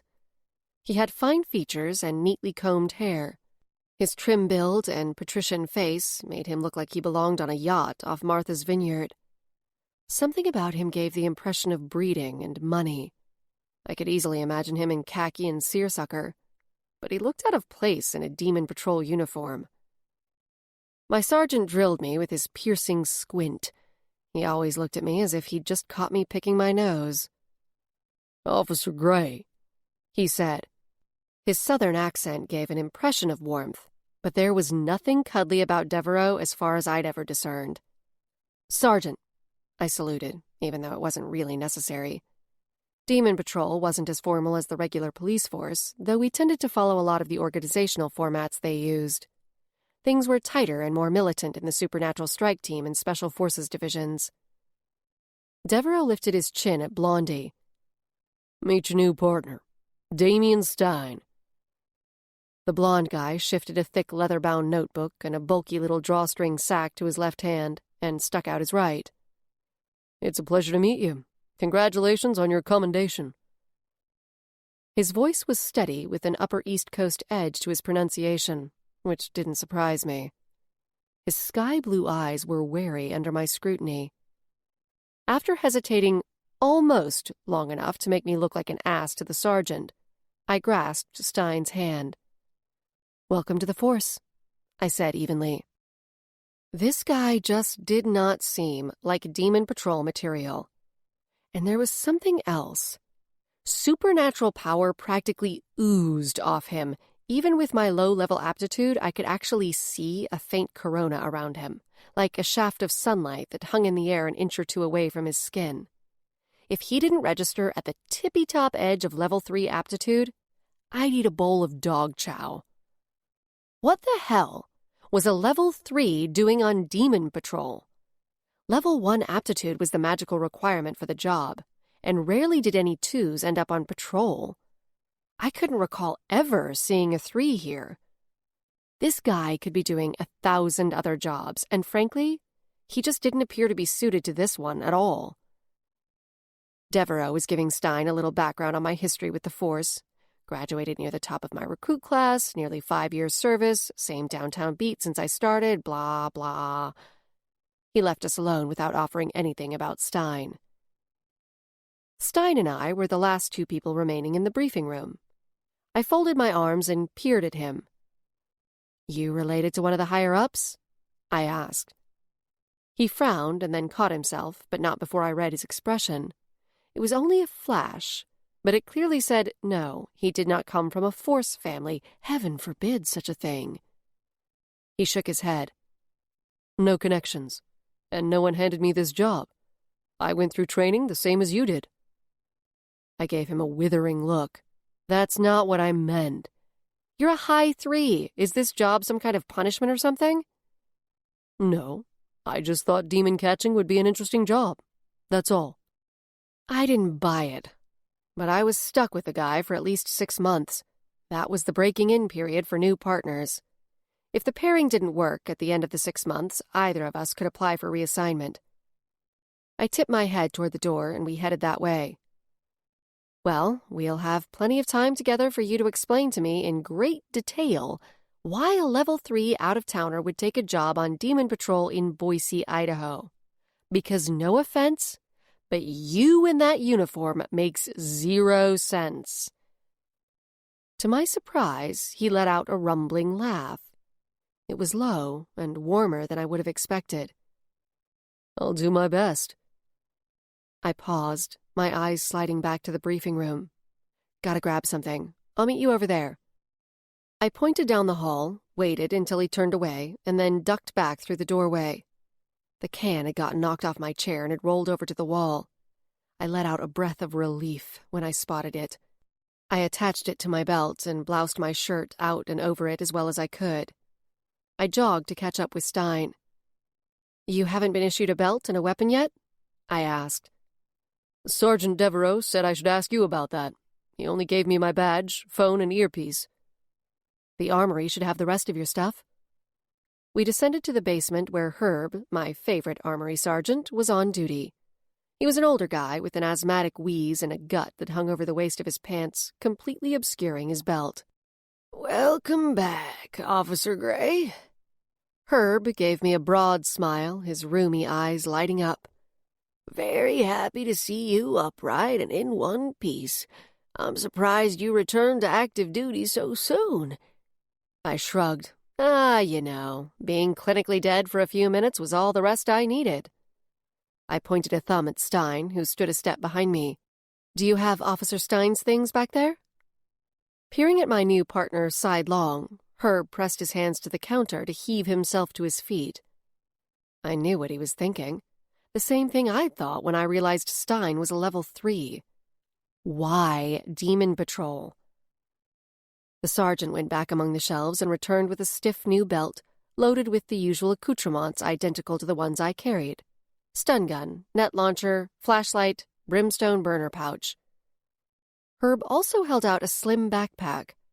The pack was force issue. We were allowed to carry them if we had personal things we wanted to have on us while working our beats. But I could only think of a couple of officers who used them regularly. You sure you need that? I asked. Most of us don't use them. I requested it.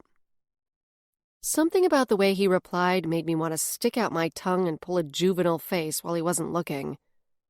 I watched him place his leather-bound notebook, a few pens, and the drawstring bag full of unknown items into the pack. No self-respecting patrol officer needed all that stuff on beat. He slung it around onto his back and then reached for the belt and cinched it around his waist. He checked the charge on the stun gun, just like we were taught in training, and then holstered it. Reaching into a pants pocket, he produced his badge and clipped it onto his belt. I nodded. Okay, we're off to get a few brimstone burners. Thanks, Herb. He waved at us. "Good hunting." We headed back to the stairs. Clip your phone onto your shoulder, like this. I turned to show Stein mine. Our service phones had a walkie-talkie function that we activated while we were on duty. And turn on your earpiece and put it in your left ear. You don't seem like the force type either, you know, Stein said once we were back on the main level. Oh yeah? How's that? I challenged. I didn't disagree with his observation, but I wanted to hear how he'd respond, whether he'd inadvertently insult me, try to kiss my ass, or something in between. You're independent, not the type to seek out institutions, and you don't like authority figures. I pursed my lips and tipped my head at an angle, an acknowledgement, but not necessarily an agreement. Why did you join? He asked. Oh, no, I said, wagging my finger. You're going to explain why you're here before you get an answer to that.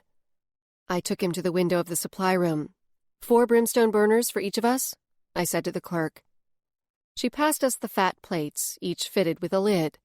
A burner was about the size of a medium pancake and with a solid heft, and Stein and I stuck them into the plate pouches on our belts. Let's go. I pointed to the exit. Once outside, he started to veer toward the Navy patrol cars. I shook my head. Our beat starts 3 blocks from here. We walk. Then I stopped short, pretending I'd forgotten something. Wait here. I'll be right back.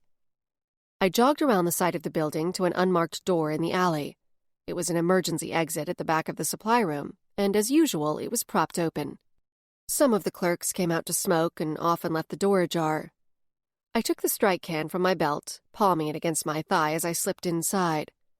The demon trap disposal drums were at the back of the supply room. I darted around rows of shelves, avoiding the clerks, and reached a drum undetected. My hand was on the drum's release latch when an irritated voice made me jump clear of the door. "Officer Gray." I squeezed my eyes closed, cursing silently, and slowly turned around to face Sergeant Devereaux. He folded his arms and looked at the canister in my hand for a long moment.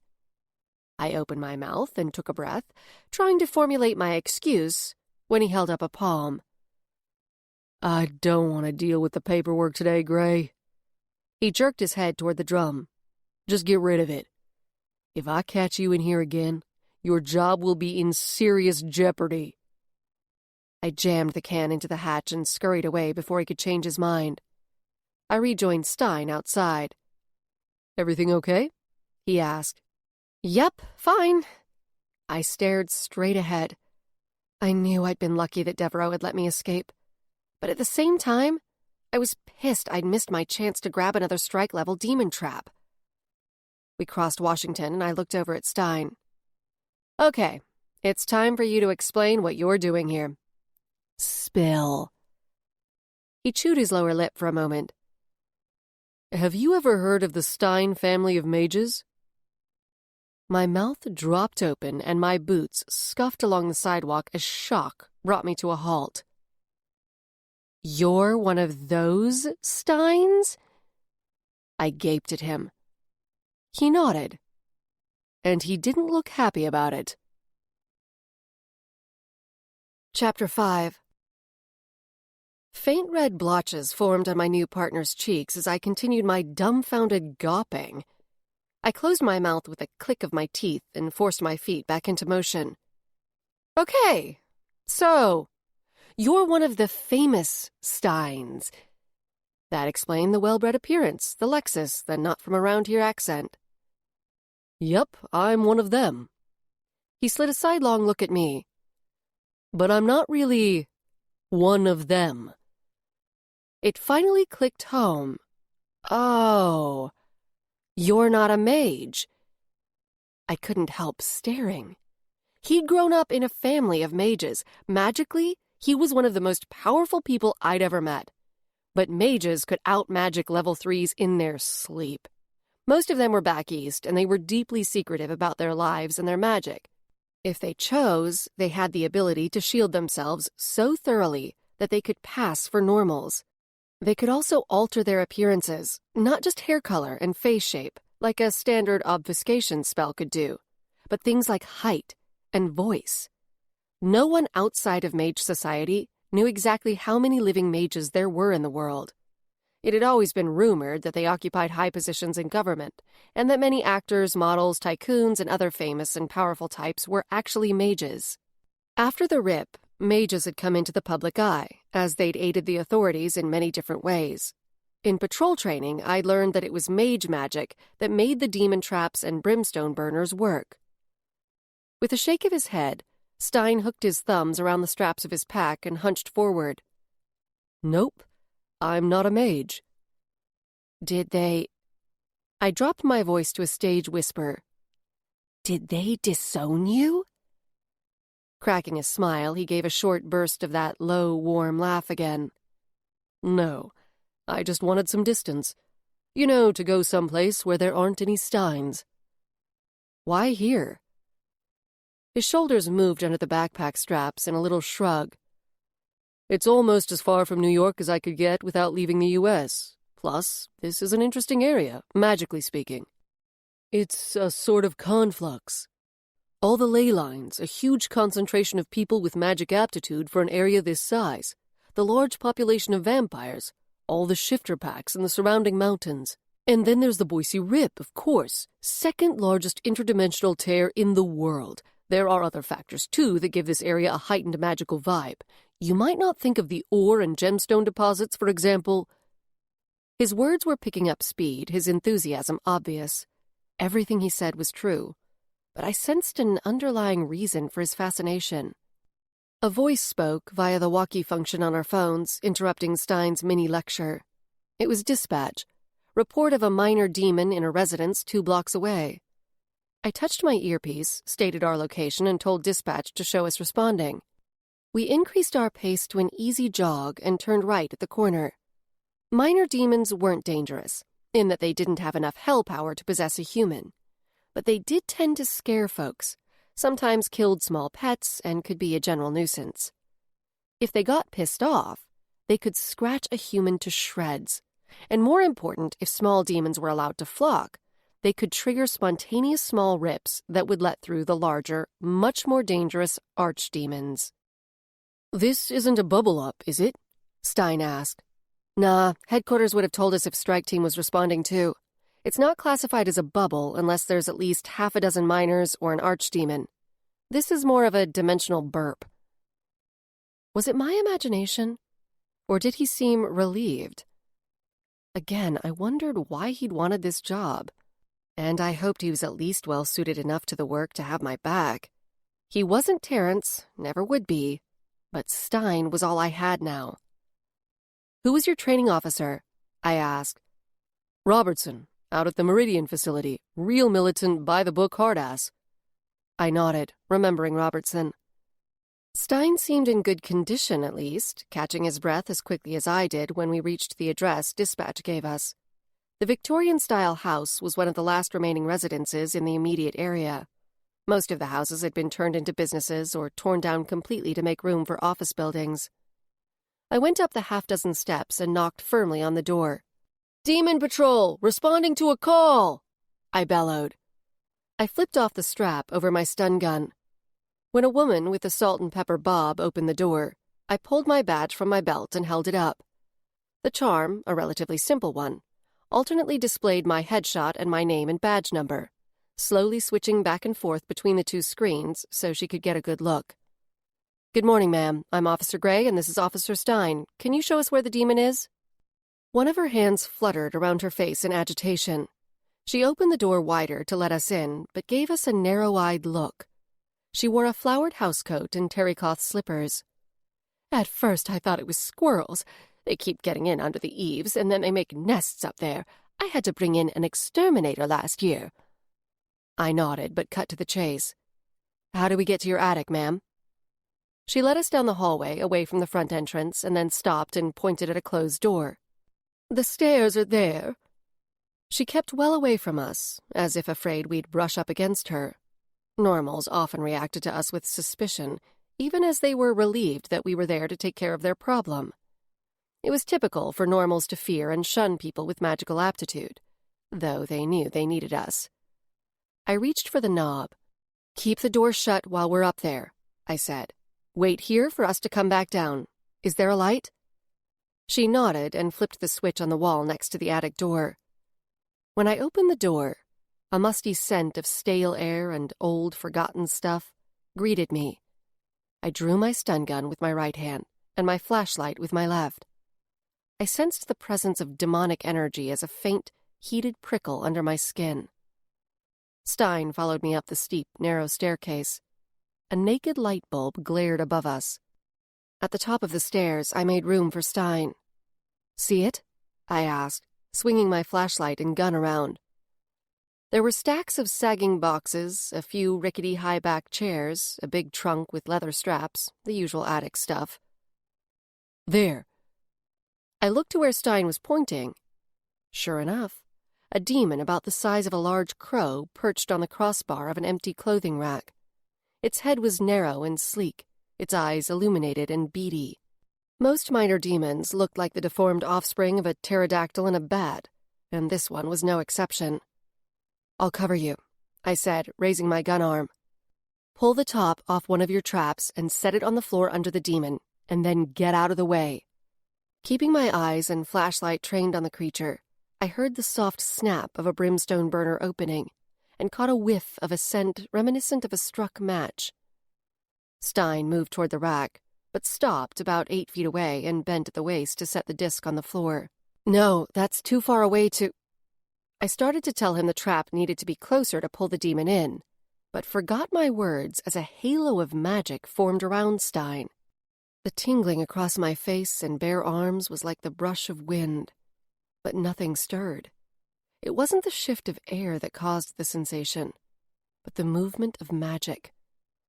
Stein raised the index finger of his right hand, and a stream of green earth magic shot out. He moved it in a clockwise circle, and the magic made a ring that quickly spread to form a sphere, capturing the creature. The demon freaked out and tried to take flight, but just banged into the walls of the energetic enclosure Stein had created. He lowered his arm, directing the sphere down to the disc with his finger until it hovered right above the trap, and then flicked his hand. The green bubble dissipated, and the trap activated. I turned my face away to protect my eyes from the flash. There was a sizzle, and then a smell of sulfur and cooked meat. Okay, so maybe I'd underestimated his suitability for demon patrol detail. When I opened my eyes, Stein was squatting down to retrieve the disc. The charred remains of the demon stuck to the disc in a tarry residue. He slapped the lid on it, stood, and turned to me. "Was that cheating?" he asked, perfectly deadpan. Half laughing, half coughing as the smoke from the trapping process billowed around me, I shook my head. Whatever gets the job done. Stein's little trick was beyond my abilities, and he didn't even break a sweat. A low level 3 would have at least needed a pause to catch their breath after that sort of energetic expenditure. A level 2 would have required a chair and a couple of minutes to recover. I checked in to report the demon contained, and Stein and I went back downstairs where the homeowner was waiting. "All taken care of, ma'am," I said. "Oh, my goodness. Thank you." She clasped her hands over her large bosom. In her relief, she seemed to be warming up to the thought of having crafters in her home.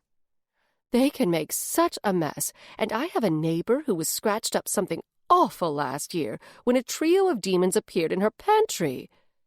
"You're welcome." I headed for the front door, where I turned and gave her a little wave. "Have a nice day."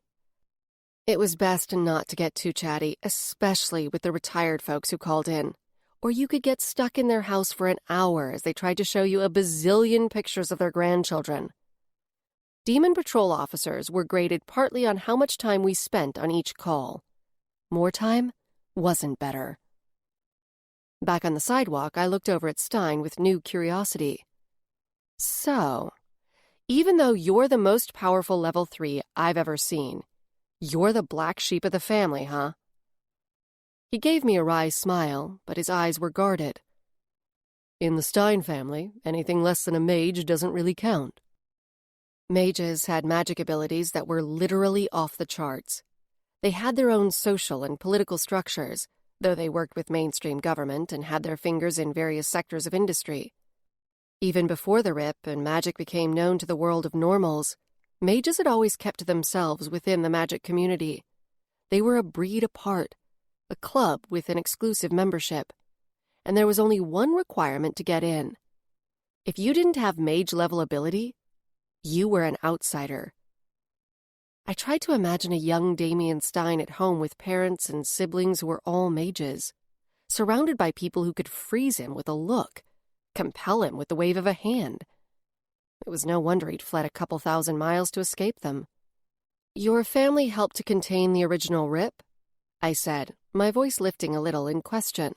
It wasn't an actual question. Everyone knew the Steins had played a key role in rallying the mage community to respond to the New York Rip. The death toll would have been much higher if the mages hadn't stepped in. I didn't need Stein to confirm the fact, really.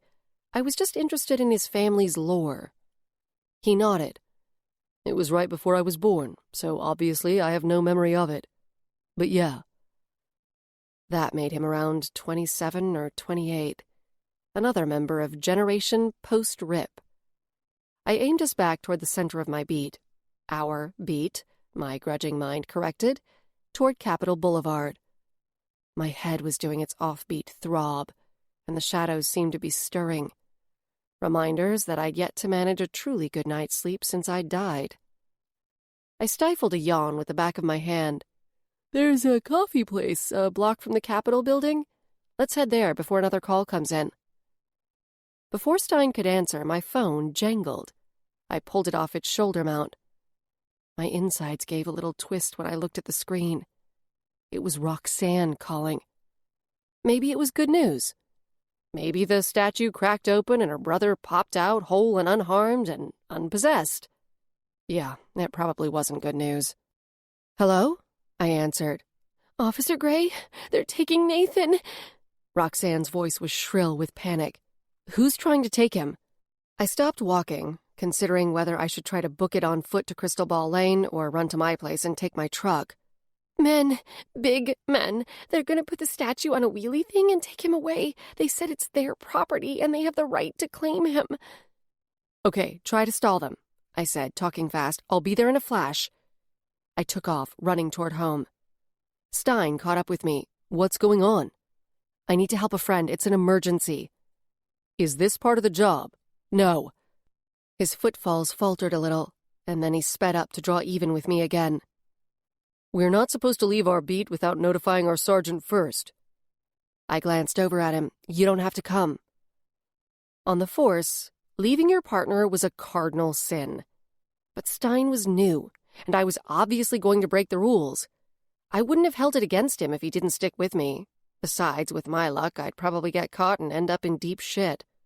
Stein didn't need to get mixed up in my tainted reputation with Devereaux. We were almost to my block. I lifted the flap on one of my pockets, awkwardly digging for my keys as I ran. I skidded to a stop at my truck, threw open the driver's side door, got in, and jammed the key in the ignition. The passenger door slammed, and I looked over to see Stein with his mouth open, panting, as he shoved his pack down next to his legs and reached for the seatbelt. I pulled away from the curb with a faint whine of rubber on asphalt. Chapter 6. We reached Roxanne's building in 4 minutes flat. There was a white truck double-parked there with its hazard lights on, one of the long movers with a ramp that extended out the back. Unremarkable, except for the logo. My hands convulsively clenched into fists, and my head whipped in a double-take when I spotted it. A navy letter G, enclosed in a circle, like a copyright symbol but with a G instead of a C. Grigori Industries. Shit. Grigori was a global dark horse in industry, a company that pushed the boundaries of genetic engineering, technology, and magic. It had been around since long before the RIP, but it wasn't until after the catastrophe that the corporation's magical enterprises were exposed to the general public.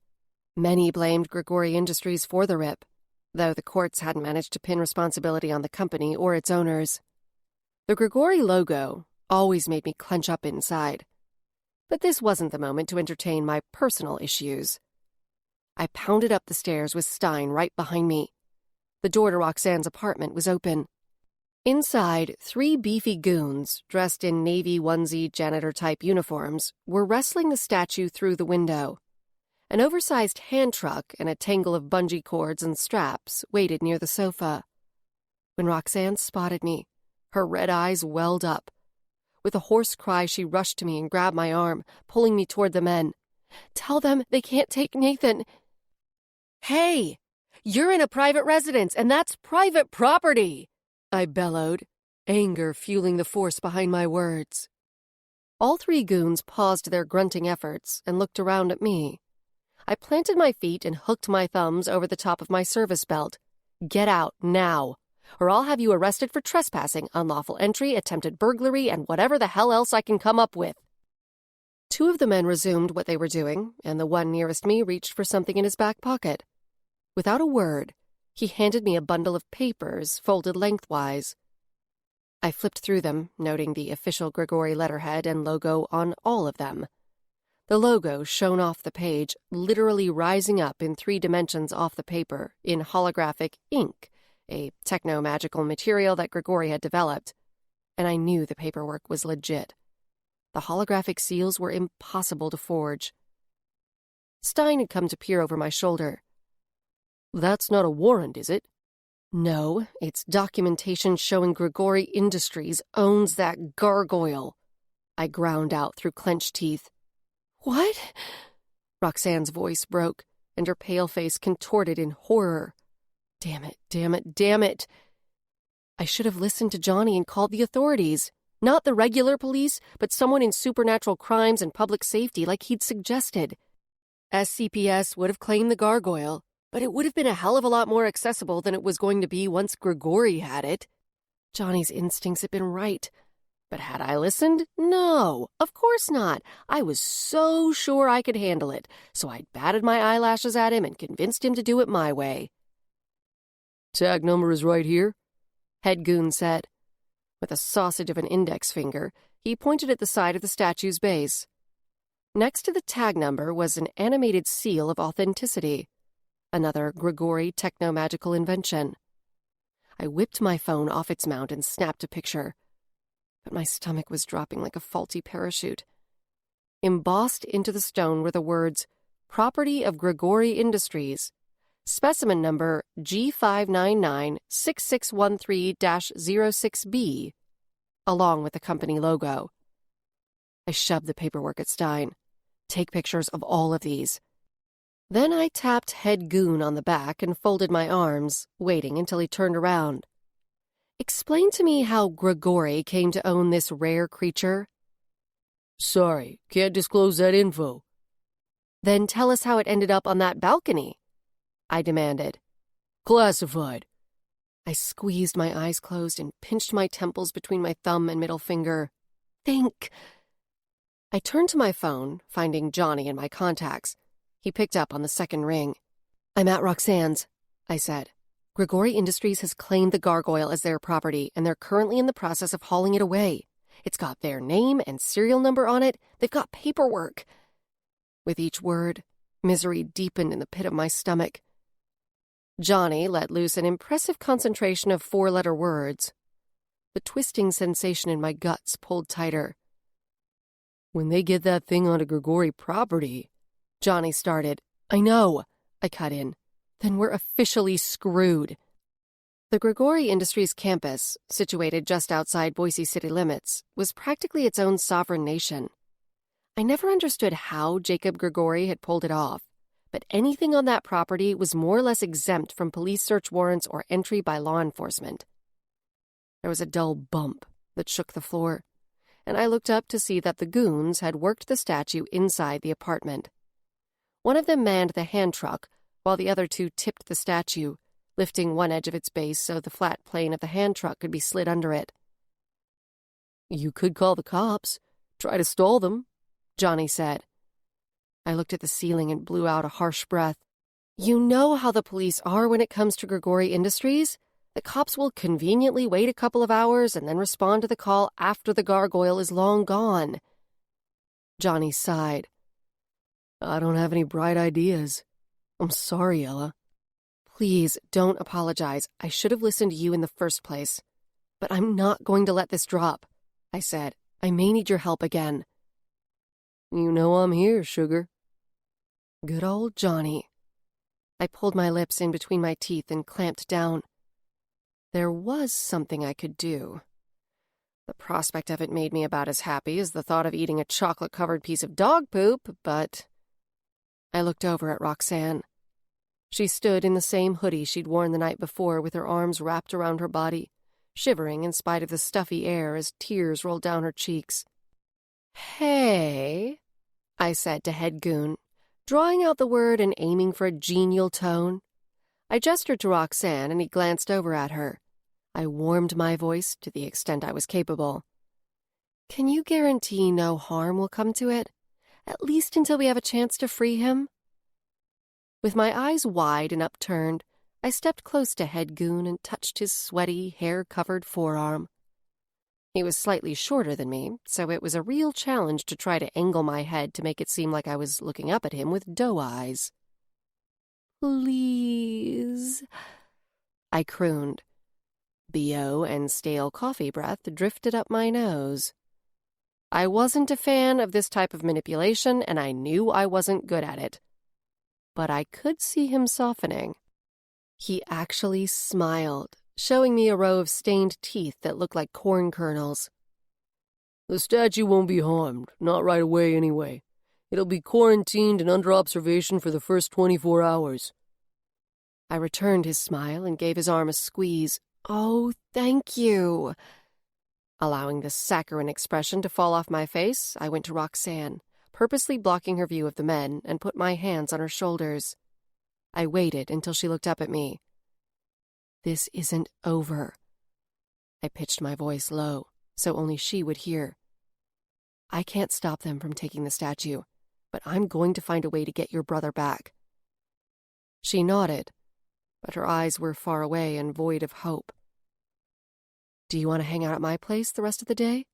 I asked, feeling weird about leaving her, even though she was clearly used to being home alone. No, that's okay. I have a babysitting job in 15 minutes. The corners of her mouth drooped. When my shift ends, I'll call you and tell you what we're doing next. Johnny wants to help too. Hang tight, Roxanne, okay? Not even the mention of Johnny's name elicited any spark.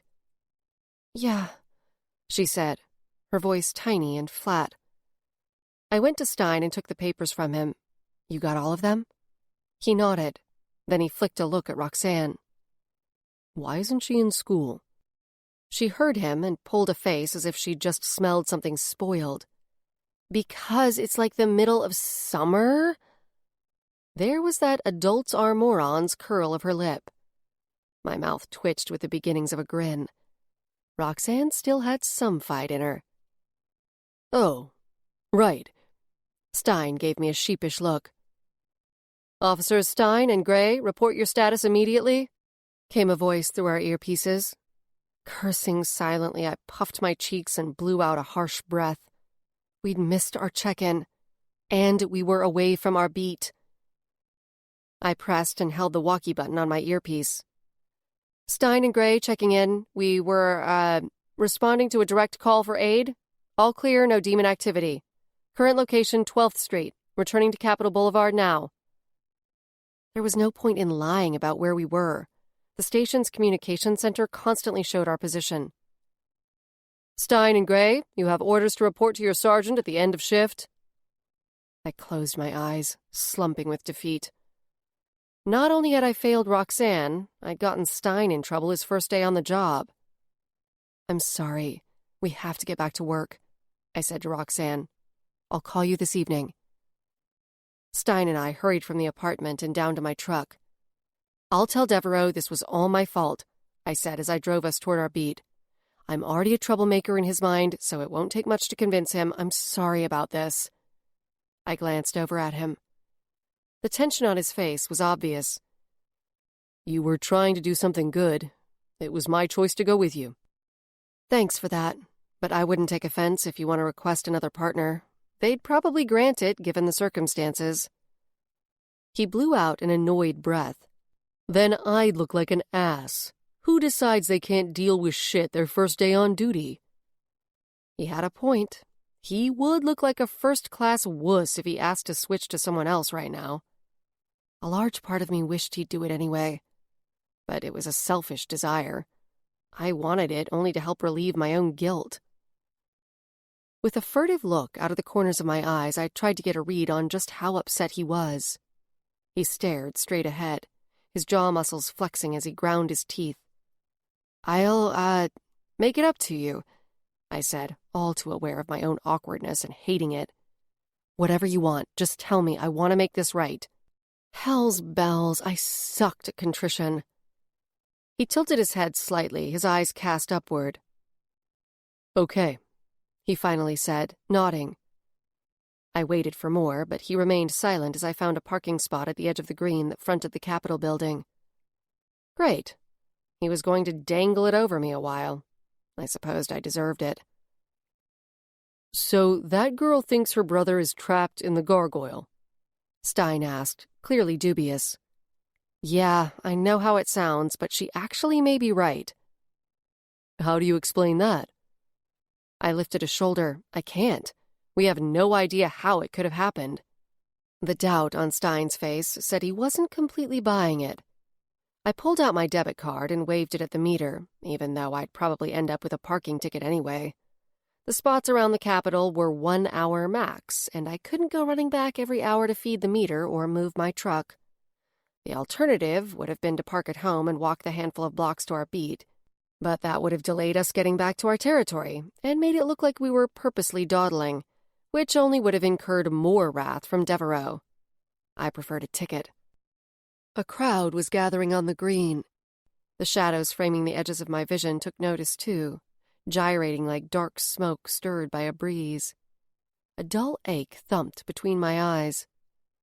"Rally or something?" I asked Stein, mostly just for something to say. "That guy looks familiar."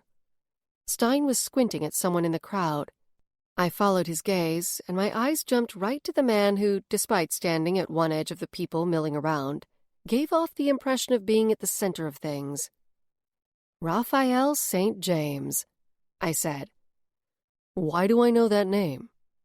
"He's in the news every so often, activist for equal treatment of vampires and other causes." "That's right, I remember. He lives around here, doesn't he?" Stein asked enthusiastically, as if he'd just realized we were in the presence of a celebrity, which wasn't far from the truth, actually. Glad that he seemed to be thawing, I nodded and quickly tried to dredge up anything I could think of about Raphael St. James. Some of the things I knew about Rafe weren't appropriate for polite conversation, but I'd leave that revelation for another time. Yeah, he grew up here, comes from money, but instead of following in his father's footsteps, he dedicated his life to humanitarian causes. His father was a rich farmer, and his mother was an illegal from Central America. Both are gone now, and he must be sitting on a fortune. But for the most part, you'd never know it. Let's make a loop and see what's going on. We'd reached an intersection, but instead of crossing, we angled around to continue following the sidewalk that bordered the green. Now that we were back on our beat, we could take our time until another call came in from dispatch. As we neared Raphael and his people, I spotted a news van parking across the street. I glanced at Stein, wondering what he sensed from the vampires in the crowd. I saw several, recognizable by their ethereal, ageless faces and the way they seemed to glide rather than walk. But I identified them by sight, as my magic wasn't strong enough for me to sense what little magical signature they emitted. If there was a rogue vampire nearby, I'd feel the presence. But these were all dociles, treated with a special implant that released a continuous low-level dose of silver and other proprietary ingredients. The treatment allowed the vamps to walk in sunlight without burning and suppressed their bloodlust. It also made them much less detectable by people with magical aptitude. The implants had been invented by none other than Grigori Industries, not long after the New York City Rip and the subsequent emergence of the Vamp 2 virus. All vampires were required by law to get the implant. The federal government claimed compliance was over 99%, but many believed that was an overestimation to diminish public fear and discrimination against vampires. Independent groups estimated compliance was quite a bit lower. Rogue vamps were out there, but they were stealthy and smart. They tended to pick their victims from the fringes of society, and once they had their human feeders drunk on glamour and the high that came from vampire saliva, they usually didn't worry about their prey trying to escape. My chest clenched as the image of Evan flashed through my mind, his body slack and surrounded by others like him in a vamp feeder den. I'd had no sign where it was located, whether it was in real time or a memory inserted into my brain. But one thing was certain. If the vision was real, there was a blood-hungry, impossibly strong, and lightning-quick rogue vamp keeping my brother there. I squeezed my eyelids closed, willing away the hurt that accompanied the thought of Evan serving as a helpless feeder. "Are you okay?" Stein asked.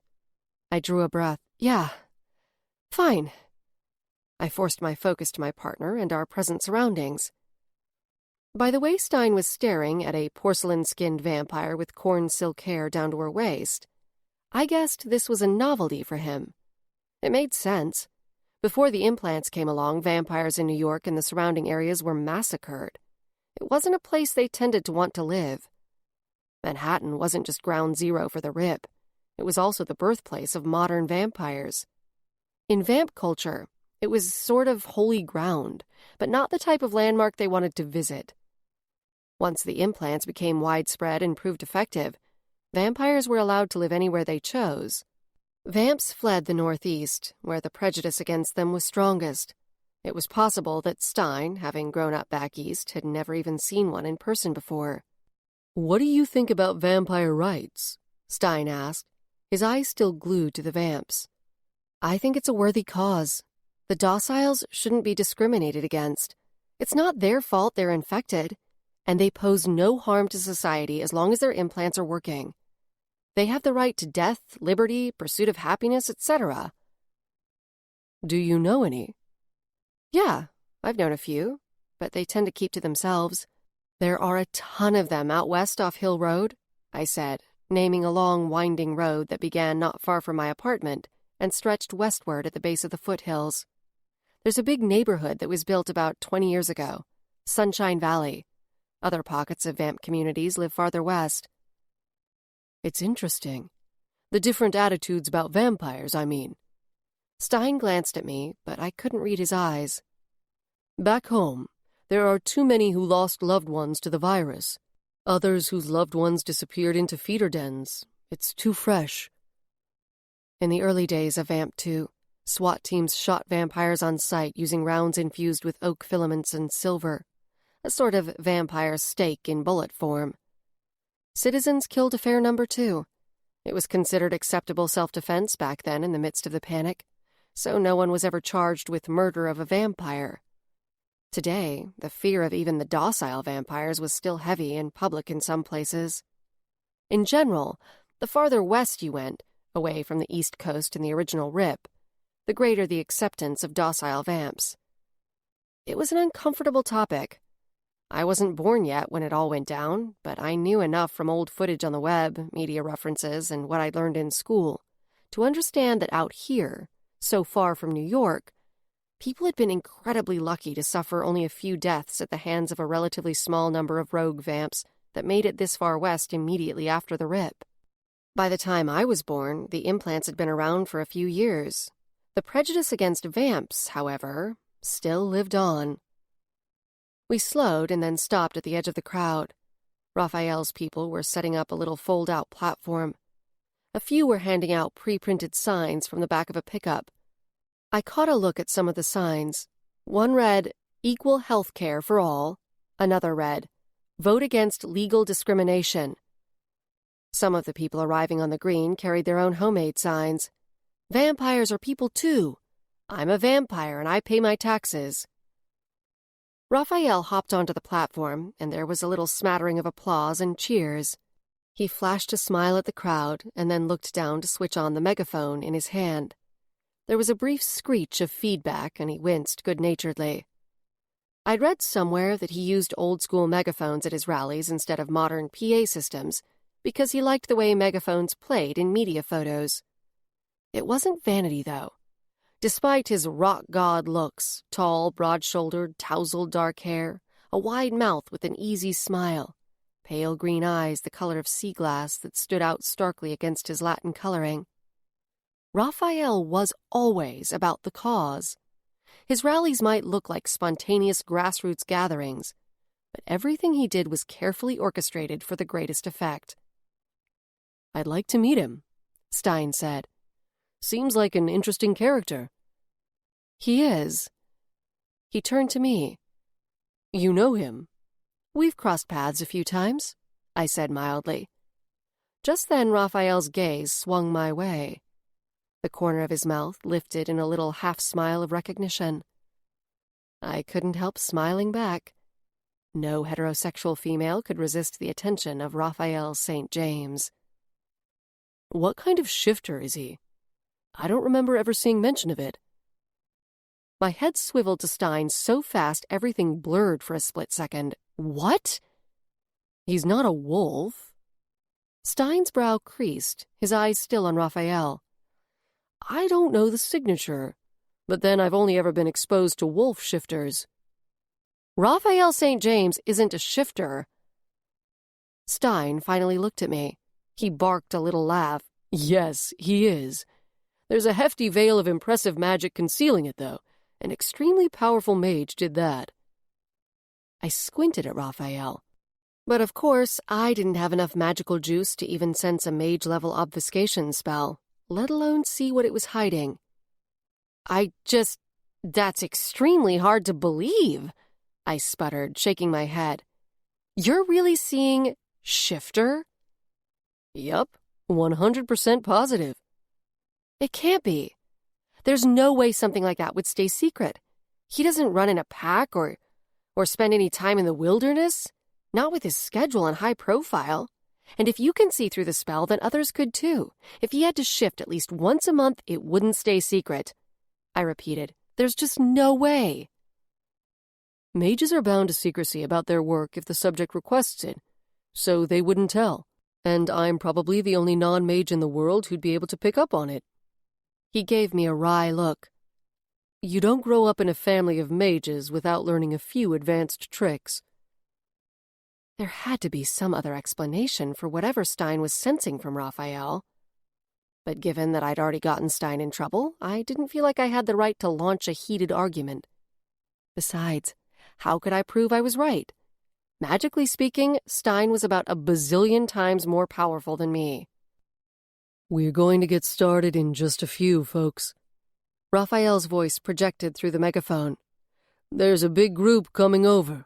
We don't want them to miss out on the fun. Stein had pulled his phone from its mount and had been busily tapping away on it for the past several minutes.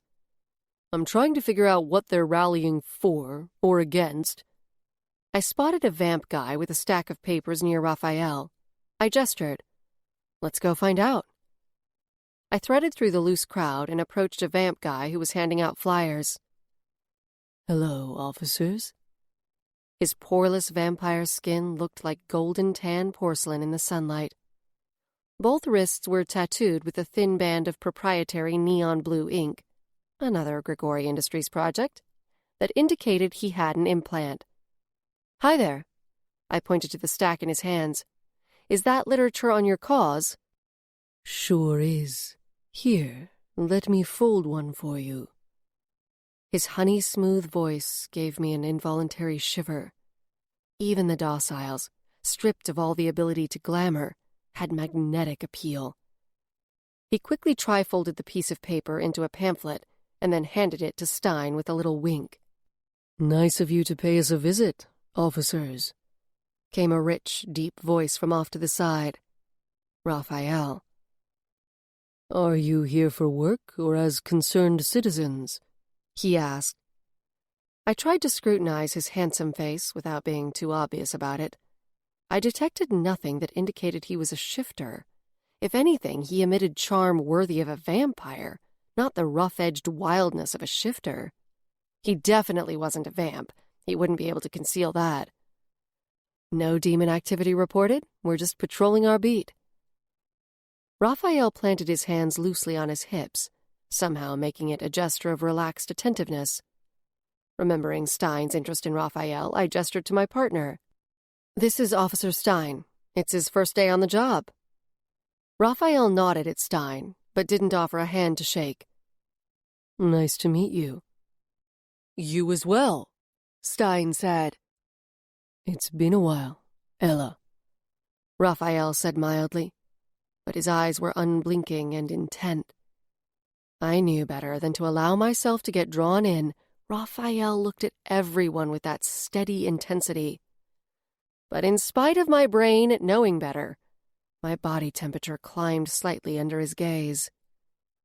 It has. I imitated his mild tone. How was DC? Productive, but I'm glad to be home for a while. A couple of his people were hovering a few feet away, clearly waiting to get his attention. I half turned away. Well, we should get back to work. It's good to see you, Rafe. The corners of his generous mouth turned up. You too. We should get a drink. I gave him a nod and a little wave of my hand, which he could take as agreement to his not quite ask if he so chose. As we walked away, Stein laughed, a soft noise low in his throat. So, the two of you have a thing, huh?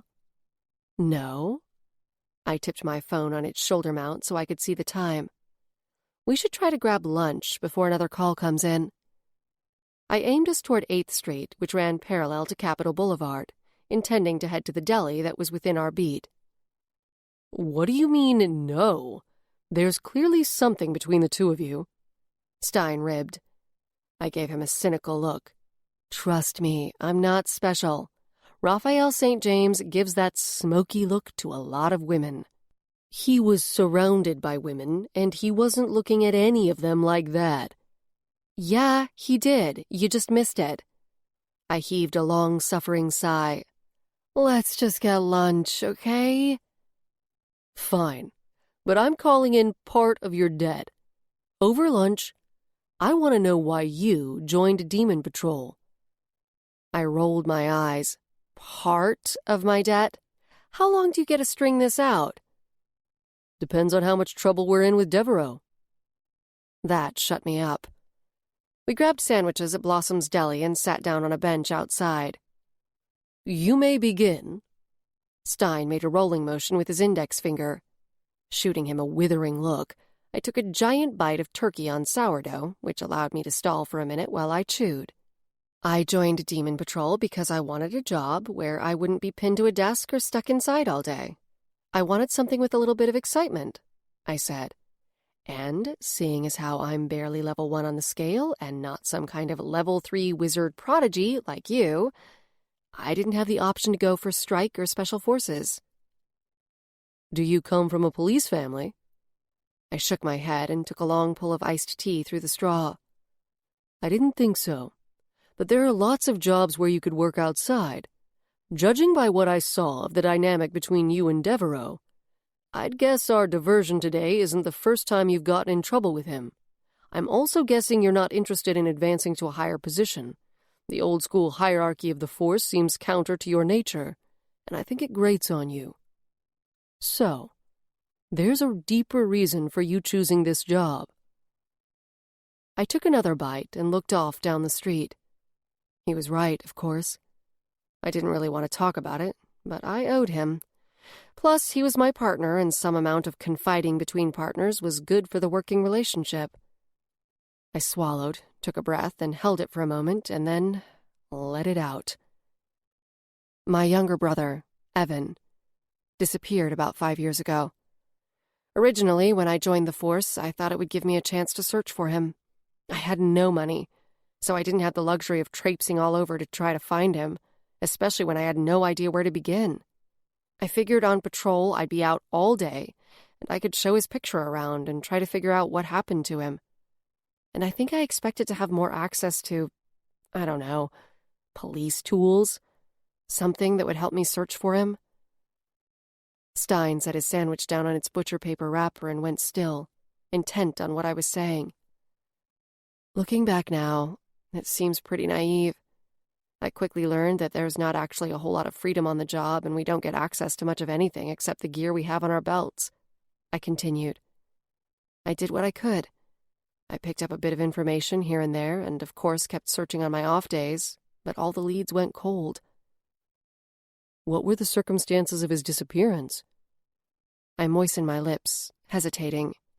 An archdemon grabbed him and took off. Stein's dark blonde brows pulled together. Grabbed him? I know it sounds weird, but multiple eyewitnesses swore to it. I've never heard of a demon behaving that way. The archdemons go straight for possession, they don't play around, and they don't haul off their victims. It's the only instance I know about, I agreed. I'm so sorry, Ella. Carrying this around for so many years, it's gotta be really hard. I stared down at the sidewalk, but in my mind I saw the older Evan from my vision. Yeah, it is.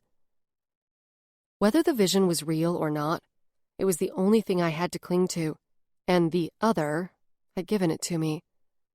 I wanted more, something, anything. I'd take the headaches and the death dreams and the dancing shadows. I'd gladly sublet part of my brain to the other if it led me to Evan. Suddenly, I knew what I needed to do. If I could induce a deep sleep, maybe the thing in my head would show me more. I needed to get back to Crystal Ball Lane for a sleep charm. But first, I'd have to face the music back at the station at the end of shift, and then figure out how to rescue Roxanne's brother. Chapter 7. So you'd better count yourself lucky that with your commendation today, you happen to be the golden girl of the force.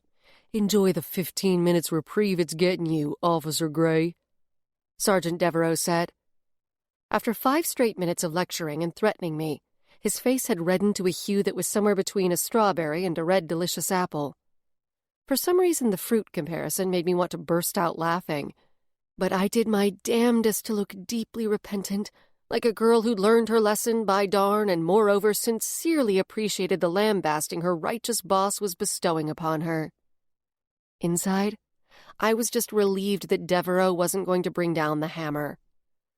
Toward the end of his tirade, he told us he was adding a note to my file and letting my partner off with only a verbal warning. I knew I'd likely used up my get-out-of-jail-free cards. Devereaux turned his face away like he could no longer stand the sight of us, flapped his hand back and forth through the air as if waving away something smelly. Go home, both of you, and stay off my radar, Gray. All too happy to comply, I scooted out of the sergeant's cramped office, practically stepping on Stein's heels in my haste to escape.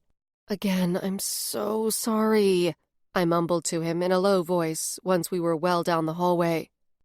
He gave a nonchalant shrug. That was kind of exciting. I've never been screamed at by a boss like that. Makes me feel like a real renegade. He was doing his best to be lighthearted, which I appreciated, but I could tell the reprimand had rattled him a little. Stein didn't seem like the type to break the rules, and he wasn't used to getting in trouble. He looked down at his service belt as we headed toward the exit for the parking lot. What do I do with this? Do I have to turn in the stun gun? Nah, if it were a more powerful weapon, like the one Strike Team carries, you'd have to lock it up before you leave. But on Demon Patrol, we keep our belts and all our toys. Wear it into work. It's considered amateur to show up in uniform, but without the service belt on. Got it. He pushed open one of the double doors and held it so I could walk out ahead of him. If you're going back to Roxanne's now, I'll come with. Thanks for the offer, but I can handle it. Ella, I just got sprayed with my sergeant's spit for the sake of the girl. I'm invested now. I think I have a right. Plus, I'd like to know more about how a human could have ended up inside a gargoyle. I held in a withering sigh. How had I come to owe all these debts? Stein, Roxanne, Johnny. 24 hours ago, I was footloose and fancy-free, just me and the creepy shadows and the nightmares. I didn't owe anyone anything, and I could do as I pleased. I should have appreciated it more. Okay, I said, trying to not sound grudging about it. We need to make a stop at my house first, though. The poor dog had been cooped up inside all day, and I just realized I'd received no calls from the Humane Society on behalf of a worried owner. Come on, I'll give you a ride back to your truck, Stein said, jangling the set of keys he'd pulled from his backpack's pocket. The Lexus I'd spotted earlier was indeed his ride. I almost felt guilty, sliding onto the pristine storm-gray leather seat, afraid I'd scratch it or leave a smudge. The vehicle's motor made a quiet, smooth hum, nothing like the throaty rumble of my truck. The fresh-off-the-lot scent still clung to the car's interior. Stein dropped me at the green, and I gave him my address so he could meet me at home. Raphael's gathering was long gone. It seemed an odd time of year to stage such an event, as the local legislature was on break for the summer. But I didn't pay a whole lot of attention to politics. The Lexus was parked in front of the fourplex by the time I got there. I pulled up to the curb on the side street, and Stein followed me up to my porch. Suddenly a little nervous about the state of my place, I unlocked and opened the door. I wasn't messy by nature, but I wasn't used to having people I barely knew in my home. "Where are you, big guy?" I called the dog. I heard paws drop to the wood floor in the bedroom, and he emerged, bounding toward me with a happy loll of his tongue. I caught his paws as he jumped up to greet me, and he swiped my chin with his tongue. I couldn't help returning his doggy smile. Come on, I'm sure you need to go out. He followed into the kitchen and then trotted through the doorway that led to the backyard. Interesting dog, Stein remarked from the kitchen doorway. What's his name? I'm not sure. He followed me home last night. Followed your truck? Hitched a ride in the bed, actually. I didn't see him until I was nearly home. He didn't have a collar on. The buzzer sounded and my head whipped to the front of the apartment. I hardly ever had visitors. I passed Stein to go see who it was. Johnny. I opened the door. Hey, I said, beckoning him inside after a moment's hesitation. In the 2 years I'd lived in this apartment, I couldn't recall having 2 people in my home at the same time. I was going to stop by Roxanne's, but when I saw your truck, I thought I'd see if you were home, Johnny said. I didn't recall ever giving him my address, but I supposed I shouldn't have been surprised he knew where I lived. After all, he was a private investigator. Hi, Johnny Beamer, Johnny said to Stein. This is my new partner, Stein, I said by way of introduction. Stein, meet Johnny Beamer, supernatural PI. Stein, interesting name, Johnny said. Last name, actually, it's Damien. Stein crossed the small living room to shake Johnny's hand. Suddenly unsure about my obligations, I briefly wondered if I should offer the guys something to drink. I didn't really want to do anything hostessy. I preferred to get down to the business of helping Roxanne. The dog bounded in, saving me from my silly dilemma. Whoa, who's this? Johnny asked. The dog went over and bumped Johnny's hand, asking for some petting. He hitched a ride in the back of my truck. I called the Pound and the Humane Society and gave his description, but no one seems to be looking for him. Johnny dropped to one knee and took the dog's face in his hands. The dog didn't seem to mind. He tried to lick Johnny's nose. What? I asked, moving closer. Johnny had that focused look in his eyes, the one he got when he was concentrating on one of his gadgets. Any idea what kind of dog this is? None at all, I said. Why? Johnny rose, stepped back, and crossed his arms. He tilted his head to the side, peering at the dog. Definitely a mixed breed, but there's something odd. If I had to guess, I'd say Labradoodle Hellhound. I burst out laughing, but a thin line of apprehension threaded through me. This dog didn't seem malicious at all, but... What? The only living hellhounds are owned by Grigori Industries. Hellhounds had come through the original RIP along with demons, but all except a few had been killed. Jacob Grigori had somehow managed to pick up some, and the authorities couldn't do a thing about it because the hell-spawned beasts were on the Grigori Industries campus. Maybe one escaped and mated with a local dog, Stein suggested. That seems unlikely. Hellhounds aren't exactly friendly, I said. That was an understatement. Before the situation was brought under control in Manhattan, packs of hellhounds worked in concert with demons, herding people into the open where the demons could swoop in for easy possession. Hang on. I'm going to get my scanner, Johnny said. He went out to his car and returned a moment later with the tablet he'd used at Roxanne's. He powered it on and aimed the camera at the dog, who jumped up onto the sofa to sit next to Stein. Both Stein and the dog were captured in the image on the tablet's screen. Johnny glanced up. Damn, Stein. You're leaking magic all over the place. Looking back down at the image, he gave a low whistle. He's an extreme level 3, I supplied. Yeah, I'd say so, Johnny said. Sometimes I forgot that Johnny didn't have any magical aptitude, which meant he wouldn't have sensed my partner's abilities. Johnny was so immersed in the supernatural world through his job and his passion for using technology to quantify magic, as he put it. He was practically an honorary supernatural. I glanced at Stein and then looked harder. His eyes were intent on Johnny, and the look in them was, well, appreciative. I filed that away for the moment. What about the dog? I asked. Johnny pointed to the screen, tracing a purple aura that shimmered around the dog. See that? Indicates hellspawn. He snapped a still of the image. The screen froze for a second and then returned to the live picture. I'll do some more analysis, but I'd say my original guess was right. We all peered at the dog, who lay with his head resting on his paws. Is he dangerous? I asked Johnny. I watched him scroll down his tablet and then back up before he met my gaze. If he were driven by hellhound instincts, he definitely wouldn't be hanging out on your couch like this. He'd be aggressive, calling to his demon master and hurting us. I'd say you're safe. A shiver spread through me as I recalled the baying of hellhounds. I'd never witnessed it personally, but I'd seen footage. Even on video, the sound was bone-chilling and terrifying.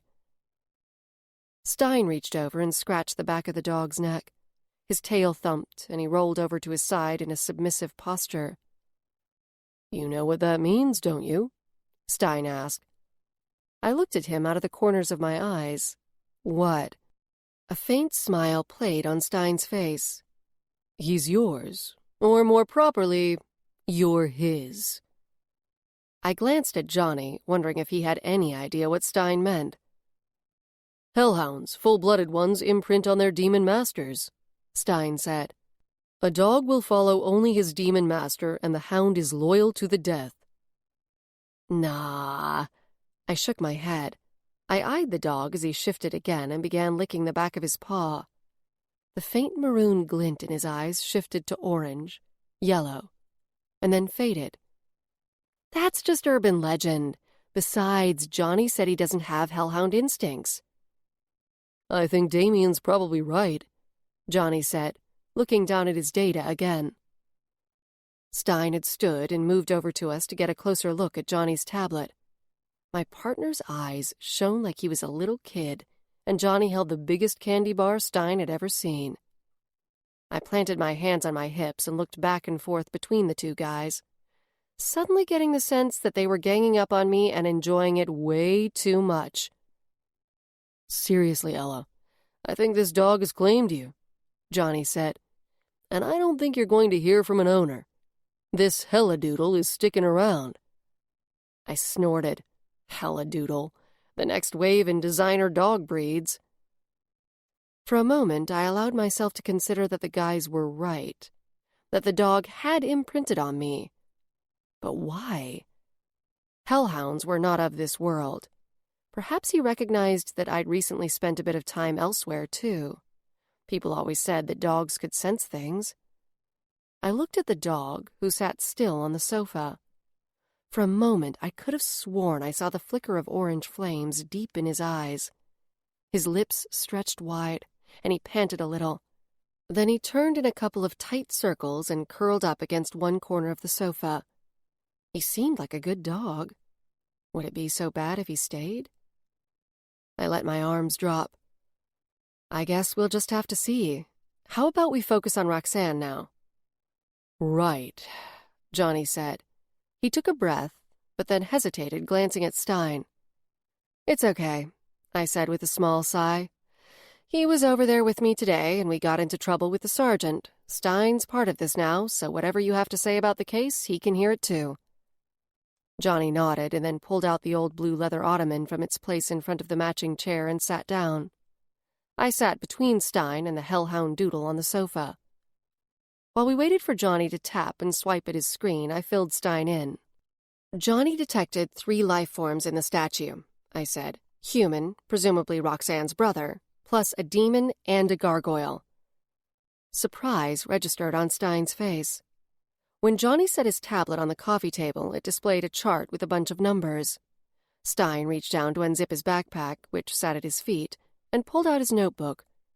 He flipped to a blank page and started scribbling some numbers. I ran a deeper analysis on the scan I took.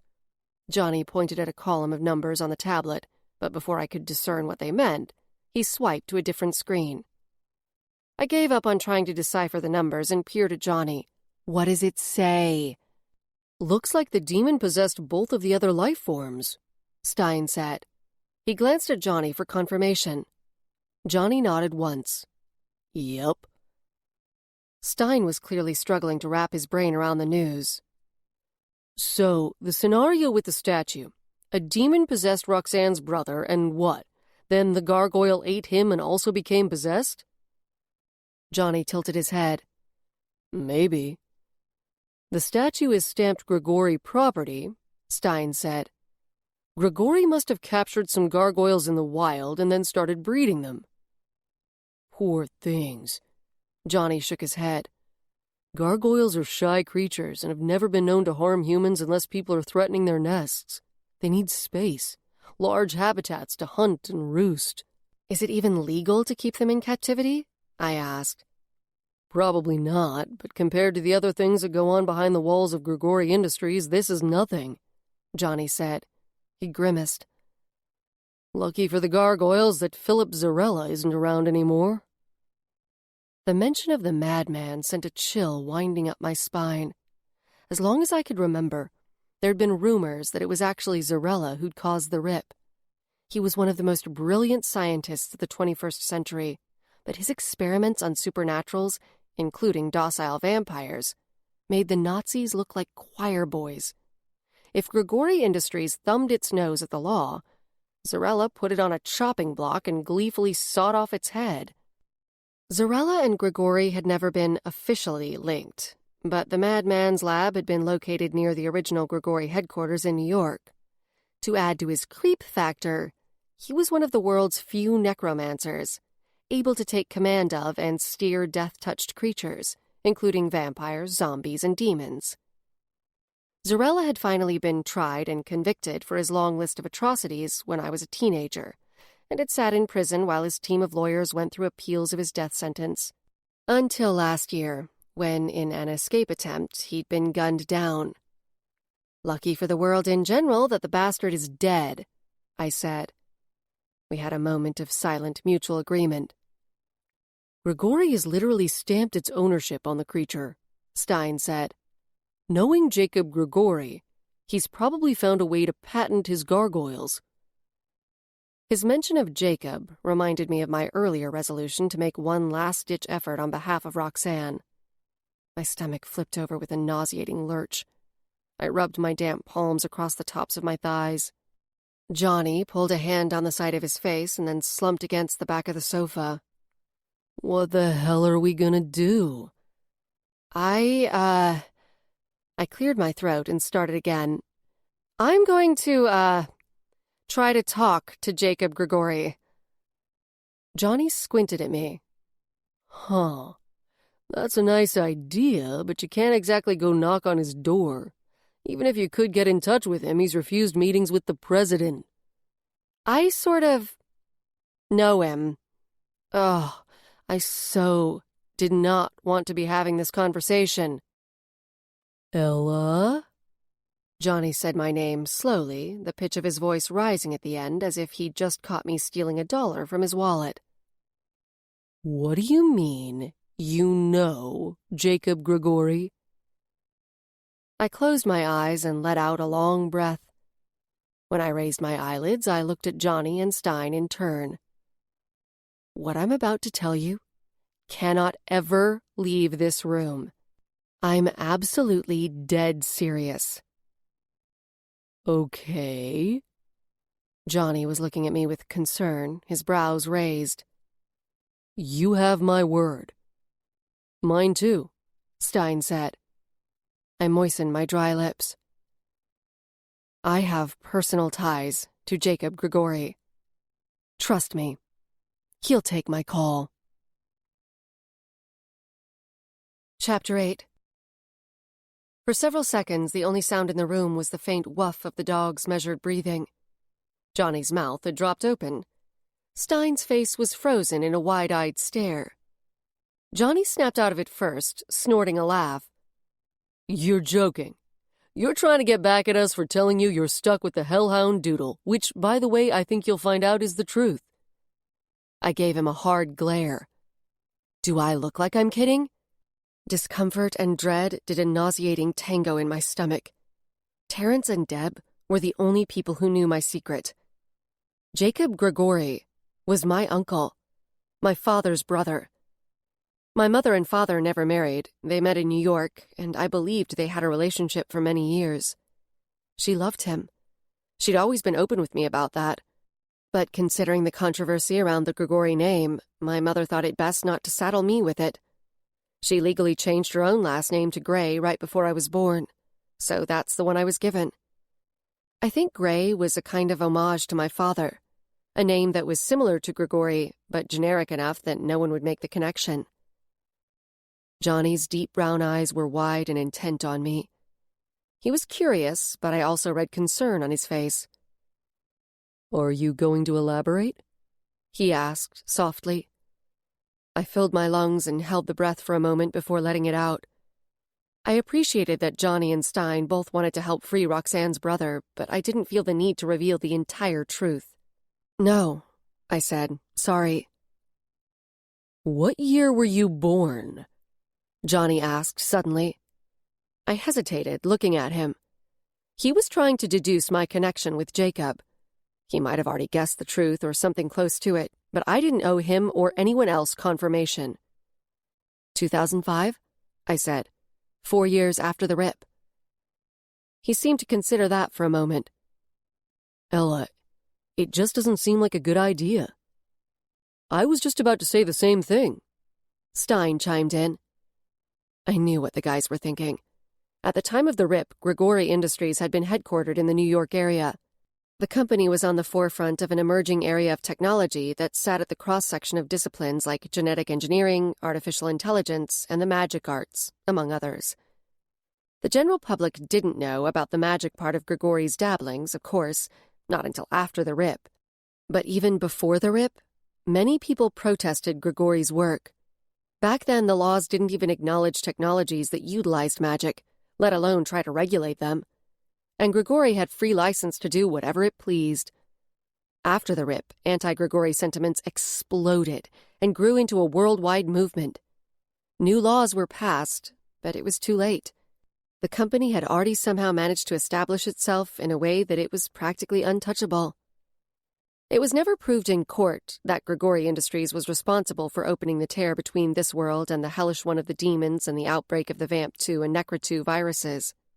But Grigori Industries was like the O.J. Simpson of the industrial world. Everyone knew they did it. But somehow, the corporation escaped responsibility.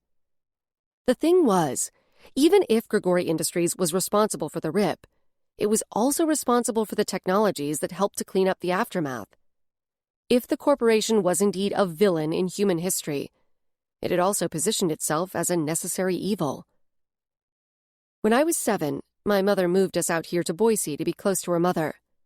In an odd twist, Grigori Industries followed not long after, moving their headquarters from New York to its campus just outside Boise city limits, a piece of land the company had purchased decades before.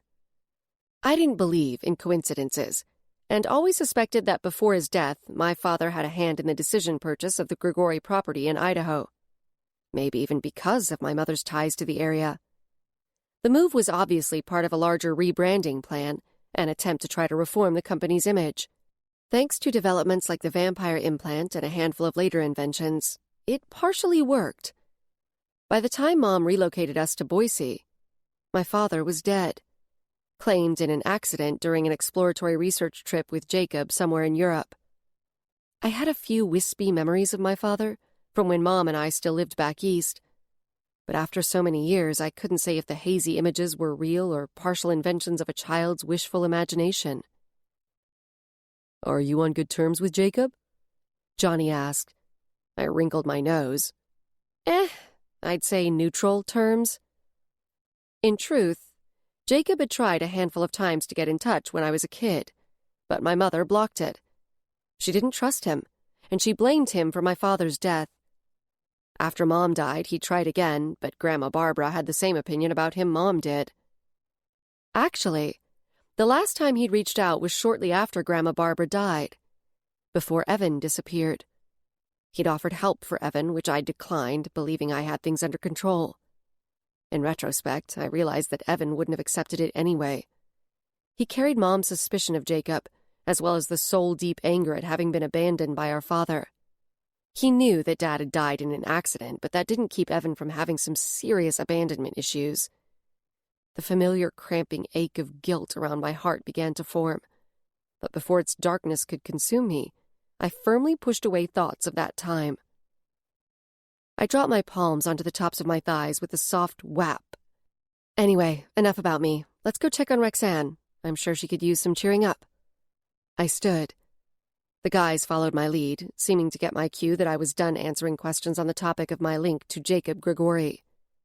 I sent Roxanne a text, telling her we were heading over. The dog jumped up too and followed us to the front door. He looked up at me expectantly. "Stay here, boy. I'll be back soon," I said. The dog whined and started circling me, bumping Stein and Johnny aside as he moved. "You'll be fine," I tried to speak in a soothing tone. It didn't work. The dog added some yips to the whining. I grabbed and held his collar, trying to get him to settle. "You guys go ahead. I'll be right out." I exited and closed the door behind me, and the yips turned to barks and scratching noises against the door. "Shit," I muttered. I couldn't leave him if he was going to bark up a storm and shred the door with his nails. He'd seemed like such a well-behaved dog before. But maybe I'd made my assessment too quickly. I looked at Stein and Johnny, who were waiting on the sidewalk. I gave them a wide-eyed, exaggerated shrug. "Bring him," Johnny said. "Kids like dogs, right?" Grumbling, I opened the door and went back in. The dog bounded around me in delight as I went to the kitchen to grab the leash from the counter. I hooked it to his collar. "Okay, you win." I got him situated in the back of my truck while Stein and Johnny started their cars and pulled away. At Crystal Ball Lane, I took hold of the dog's leash and gave him a stern look. "Best behavior, big guy," I said. "Don't scare the girl." We went up to Roxanne's apartment, where she'd already let in Stein and Johnny. Her face brightened at the sight of the dog, and she came over to pet him. I looked across at Johnny, and he gave me a little told-you-so grin. "What's his name?" Roxanne looked up at me. Loki," I said, "after the Norse god of fire and mischief." Stein gave an appreciative laugh. "Hi, Loki." "Are you still working?" she asked, glancing at my uniform. "I don't want to get you in trouble." "Nah, I'm off duty now. I just didn't have time to change."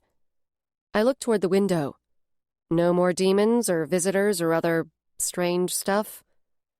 She straightened and shook her head. "Everything went okay last night? And your neighbor kept you company?" "Yeah." She looked so forlorn. I felt like a total ass even thinking about leaving her alone here again. "How about if you pack some things and come with us back to my place?" I said, managing a smile. I didn't want to host a party, and I hated house guests. But I forced myself to keep saying words. "We'll order pizza, and then you can stay the night with me." The corners of her mouth started to lift, but then a conflicted look took over. "But what if Nathan comes home and I'm not here?" "Let's leave him a note in a place he'll see it, and also let your neighbor know where you'll be." Okay." She gave me a wavering smile. Roxanne went into her room to get her things together. I gave the guys a rueful look. "You up for pizza and beer?" I asked with zero enthusiasm. "Gee, how could I turn down such an enticing invitation?" Johnny said sarcastically, and Stein snorted a laugh, but Johnny's eyes sparked with warmth. "Sorry."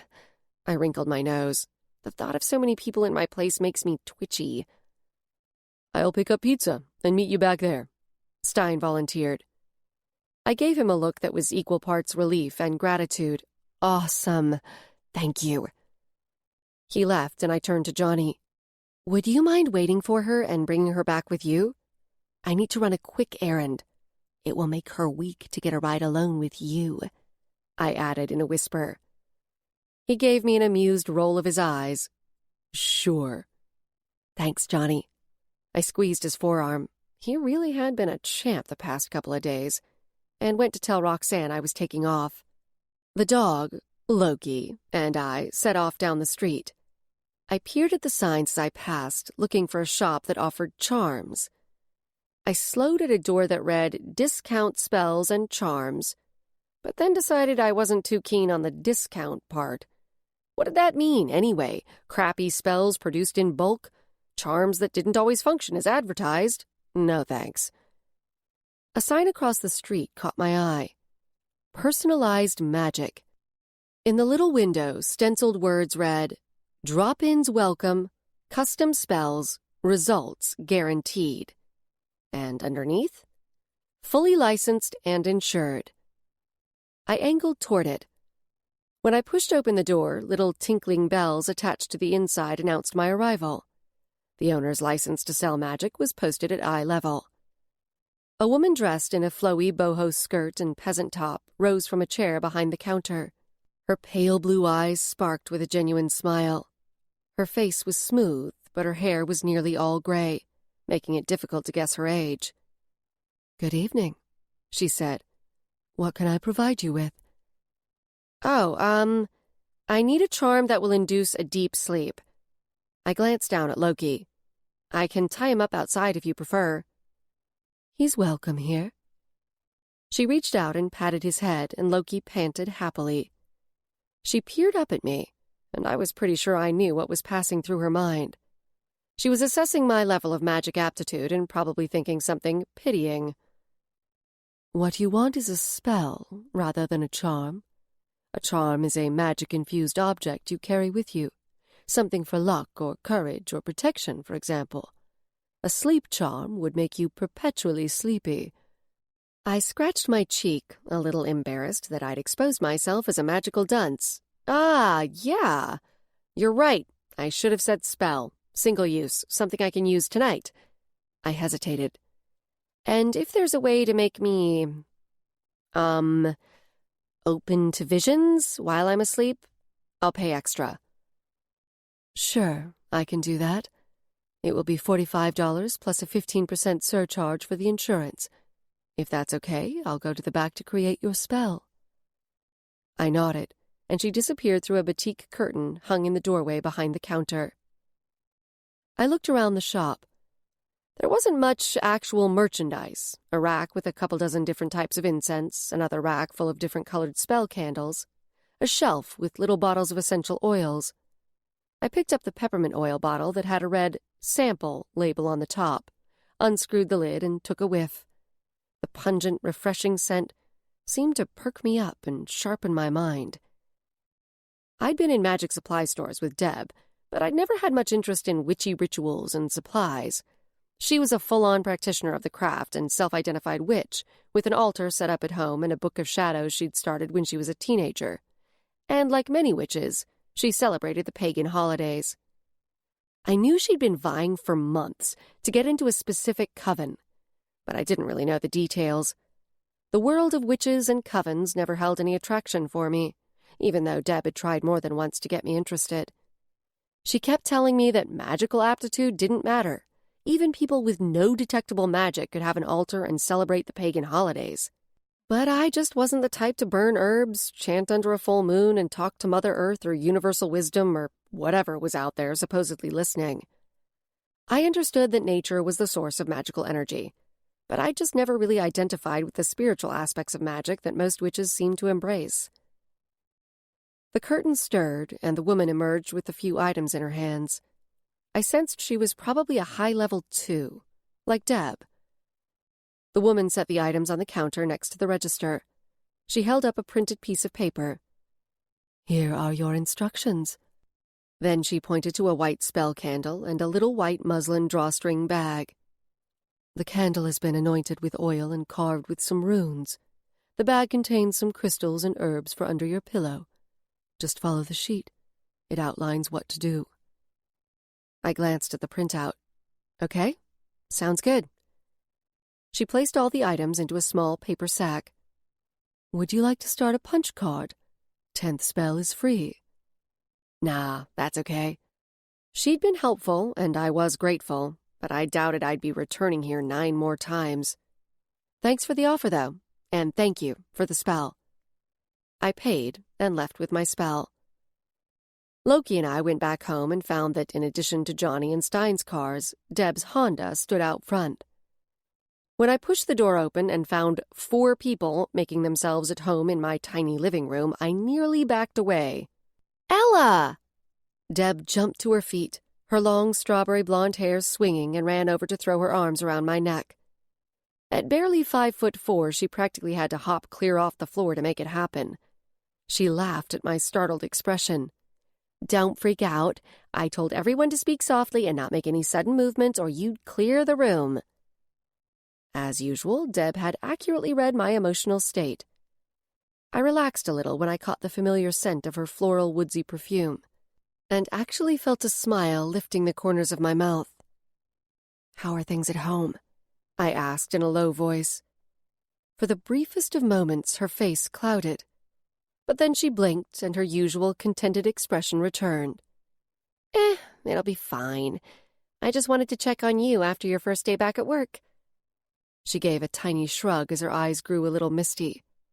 My initial reaction was to brush off her concern, but I died on the job, and I supposed that gave her the right to hover and get a little bit emotional.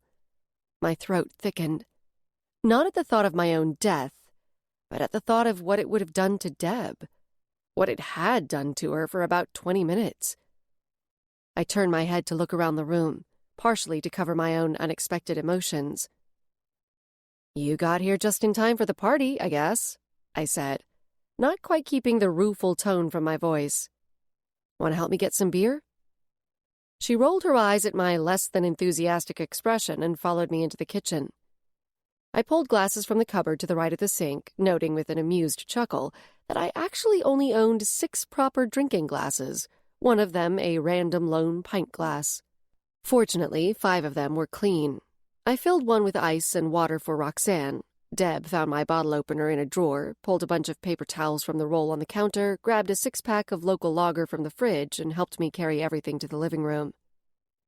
I sat between Roxanne and Johnny on the sofa, and Deb took a patch of floor across the coffee table from me.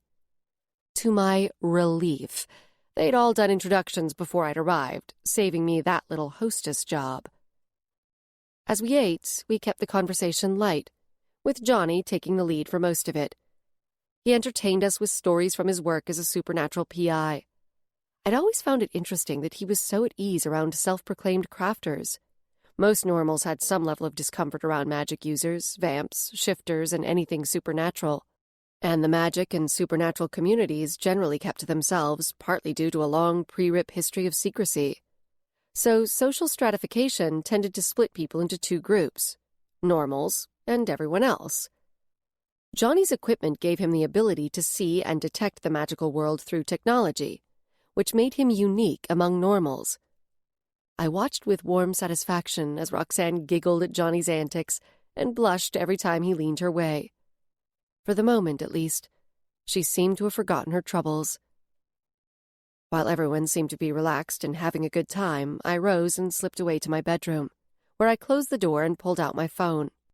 With my heart tapping a nervous rhythm and an uncomfortable prickle creeping up the back of my neck, I found Jacob Grigori in my contacts and tapped the phone number.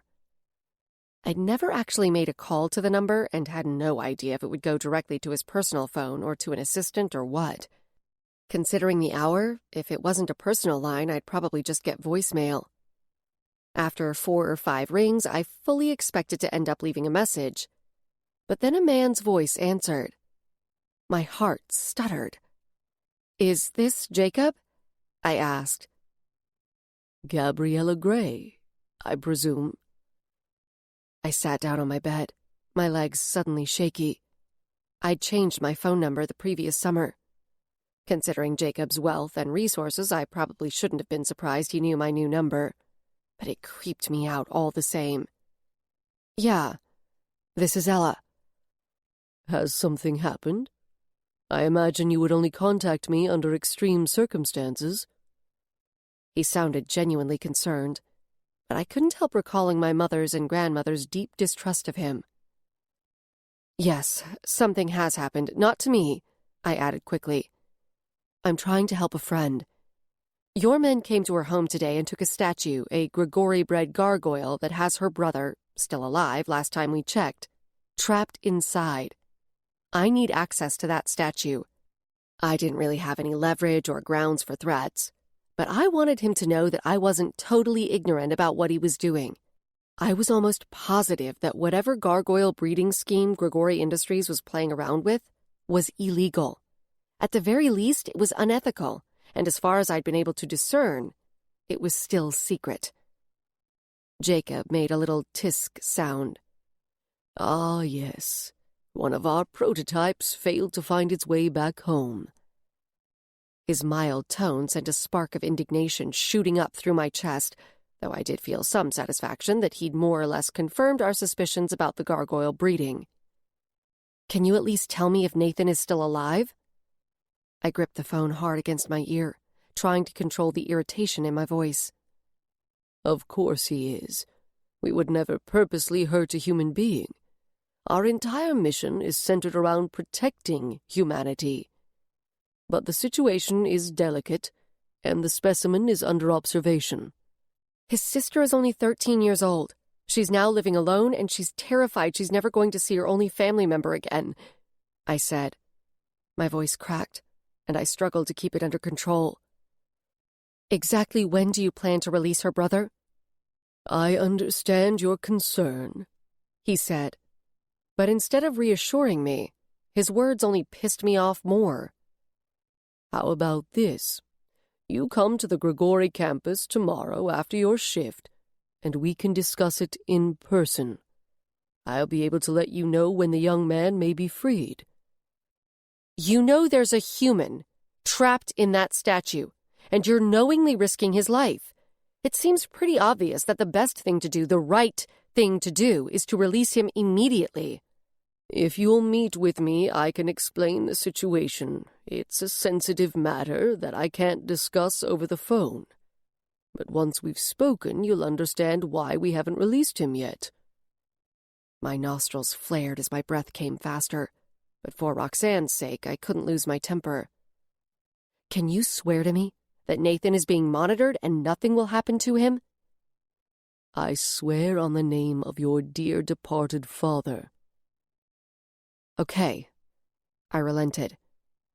Instructions will be sent to you in the morning, he said. Good night, Ella. I hung up and sat on my bed for a long moment, holding my phone and staring blankly at the closet door.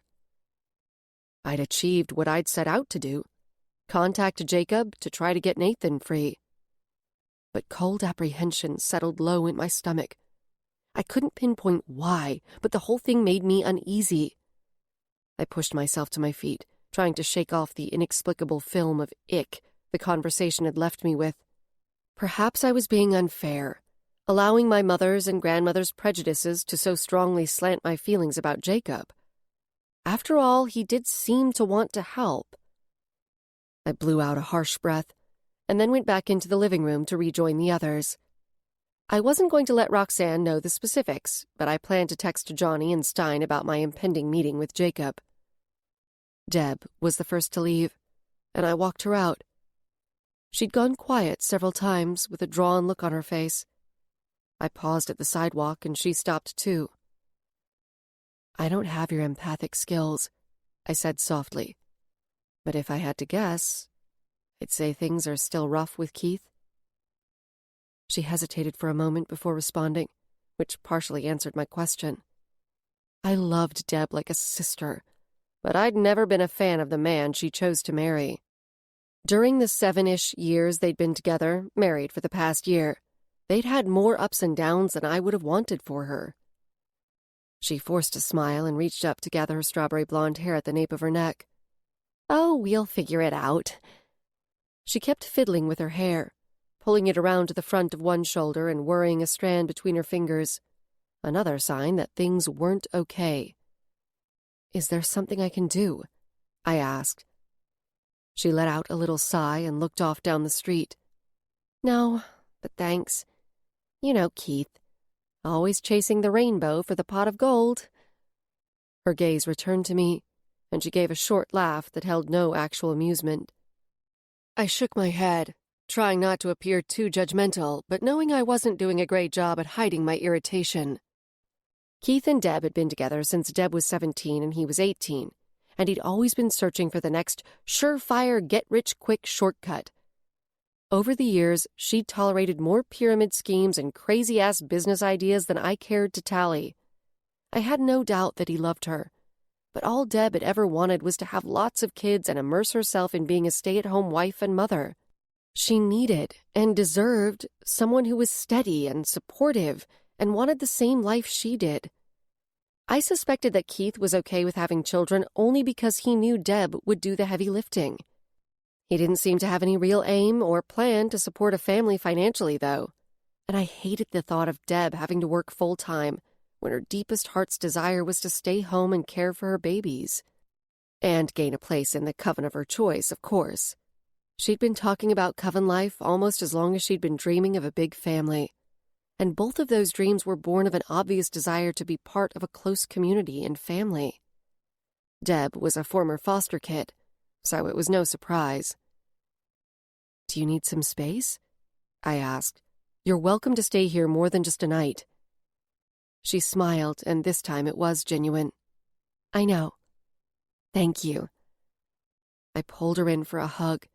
Deb was the only person in the world I hugged willingly and without any internal cringing, and didn't really want to let her go. On the surface, we didn't seem to have much in common, but we'd been tight since the start of junior high. I was a loner who preferred to devote my social energy to one or two people, and she had always longed for closeness. My focused loyalty to her seemed to fulfill something she deeply desired, and in turn, her genuine warmth had been a bright point through my difficult years of losing one family member after another. I went back up to the porch and watched her pull away. The sounds of Roxanne's laughter and Johnny's deep voice drew me back inside. The two of them were sitting on the floor facing each other with their phones out. It looked like they were engaged in some sort of game. Stein was sitting on the old navy leather chair with a notebook spread on his lap and his backpack sagging open on the floor next to him. His brows were drawn low in concentration as he scribbled on a page.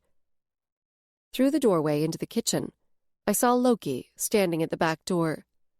I let him out, and then tiptoed up behind Stein to try to get a peek at what had him so intent.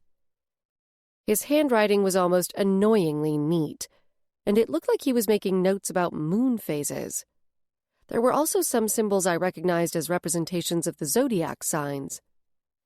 "I didn't take you for an astrology buff, Stein," I said.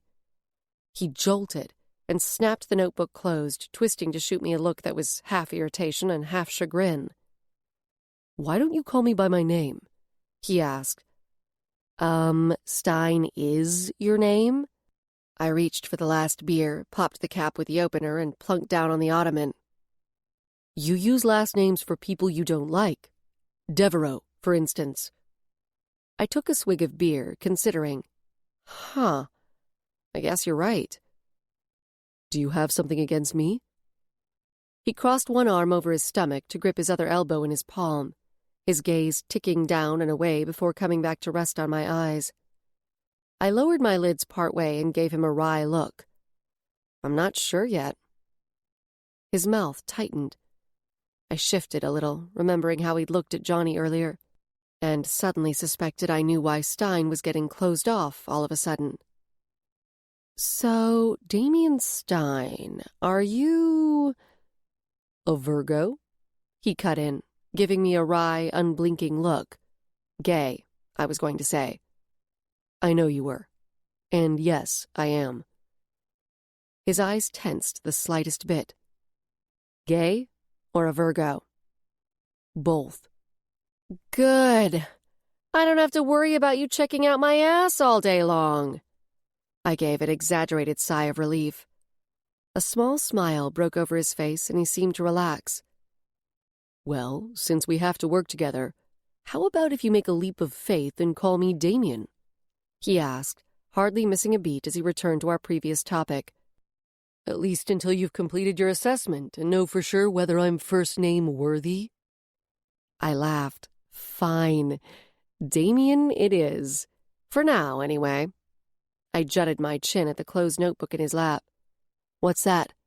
Your diary?" "No," he said emphatically, accompanied by a withering look. He shifted a little on the seat, obviously reluctant to discuss the contents of the notebook. "Come on," I cajoled.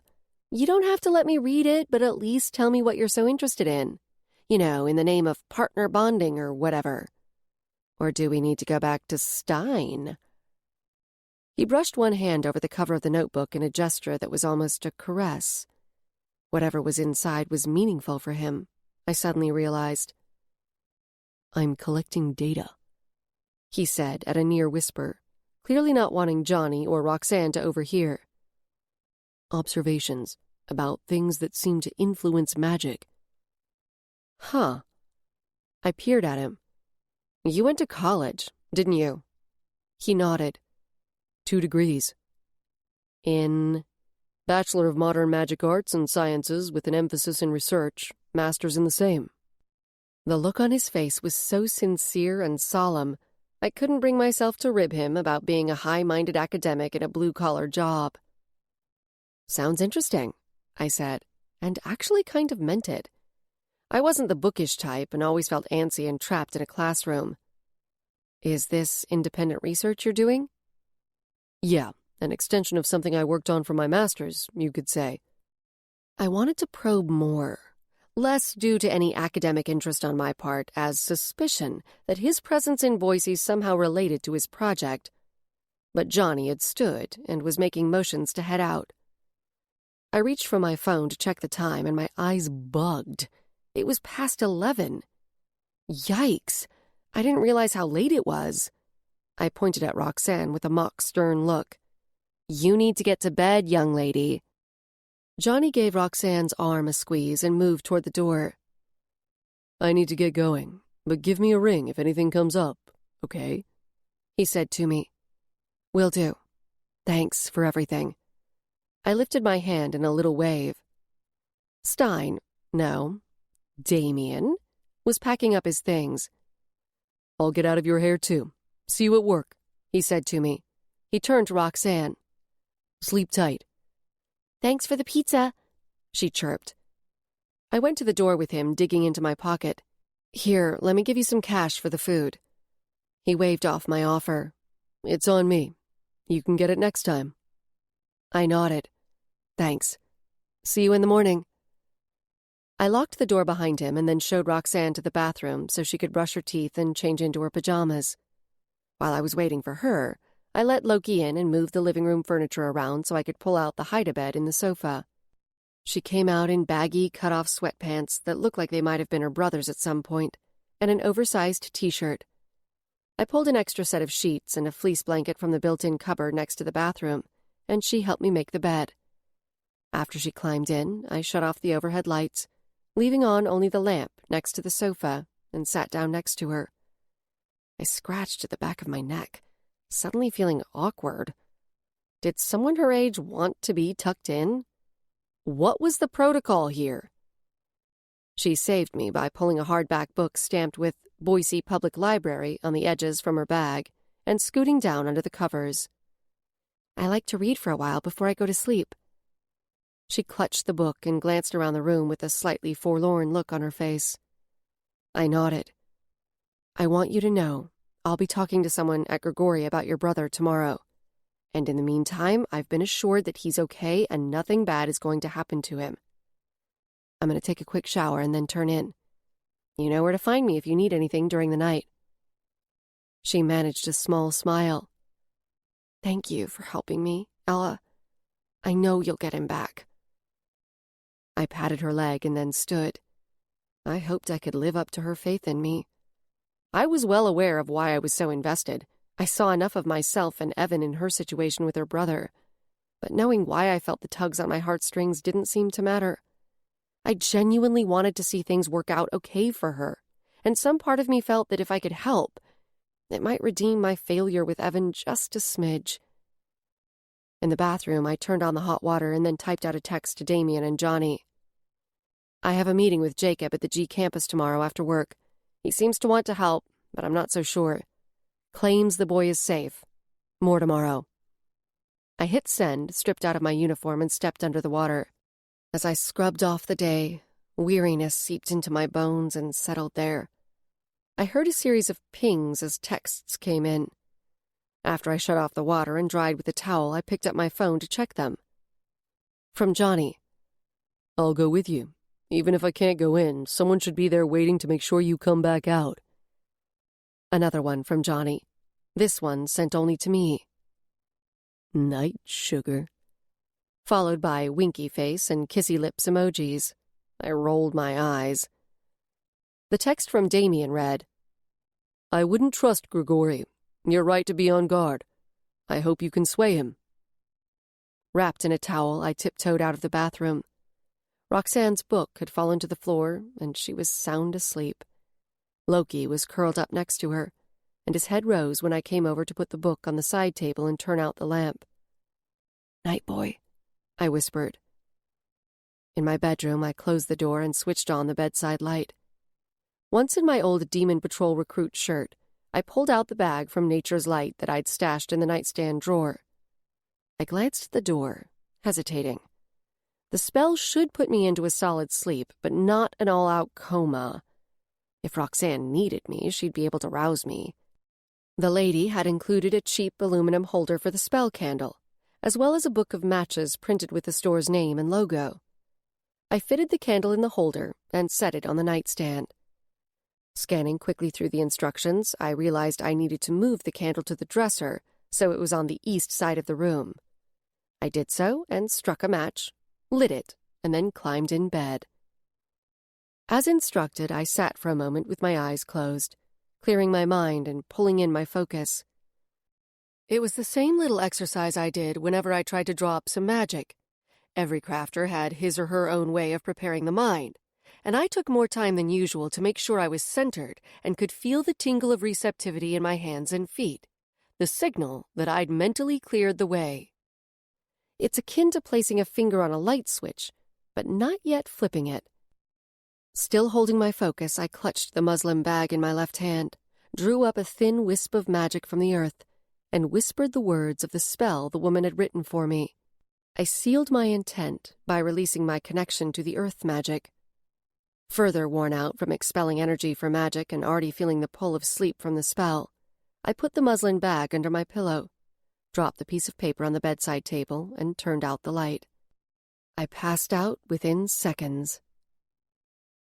Some indeterminate amount of time later, I jolted awake. With my heart pounding in my throat, I blinked in the darkness of my bedroom. Something had pulled me from sleep.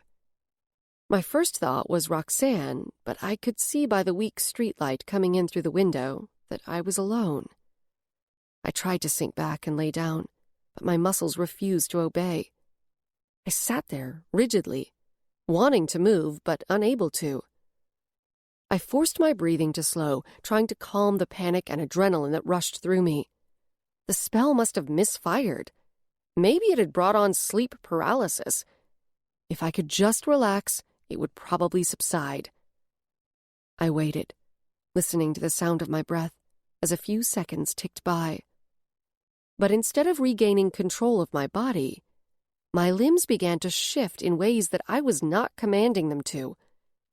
I gasped and tried to scream, but produced only a weak exhalation. Something had taken control of me. My terror deepened as I watched my hand push back the covers and my feet swing to the floor. Like a puppet with no will of its own, I moved under the power of an unseen influence. It forced me to walk to the bedroom door and out into the living room. It brought me to a pause near Roxanne, who was still sleeping. Loki's eyes shone orange in the darkness, and his rumbling growl swelled as he jumped from the bed.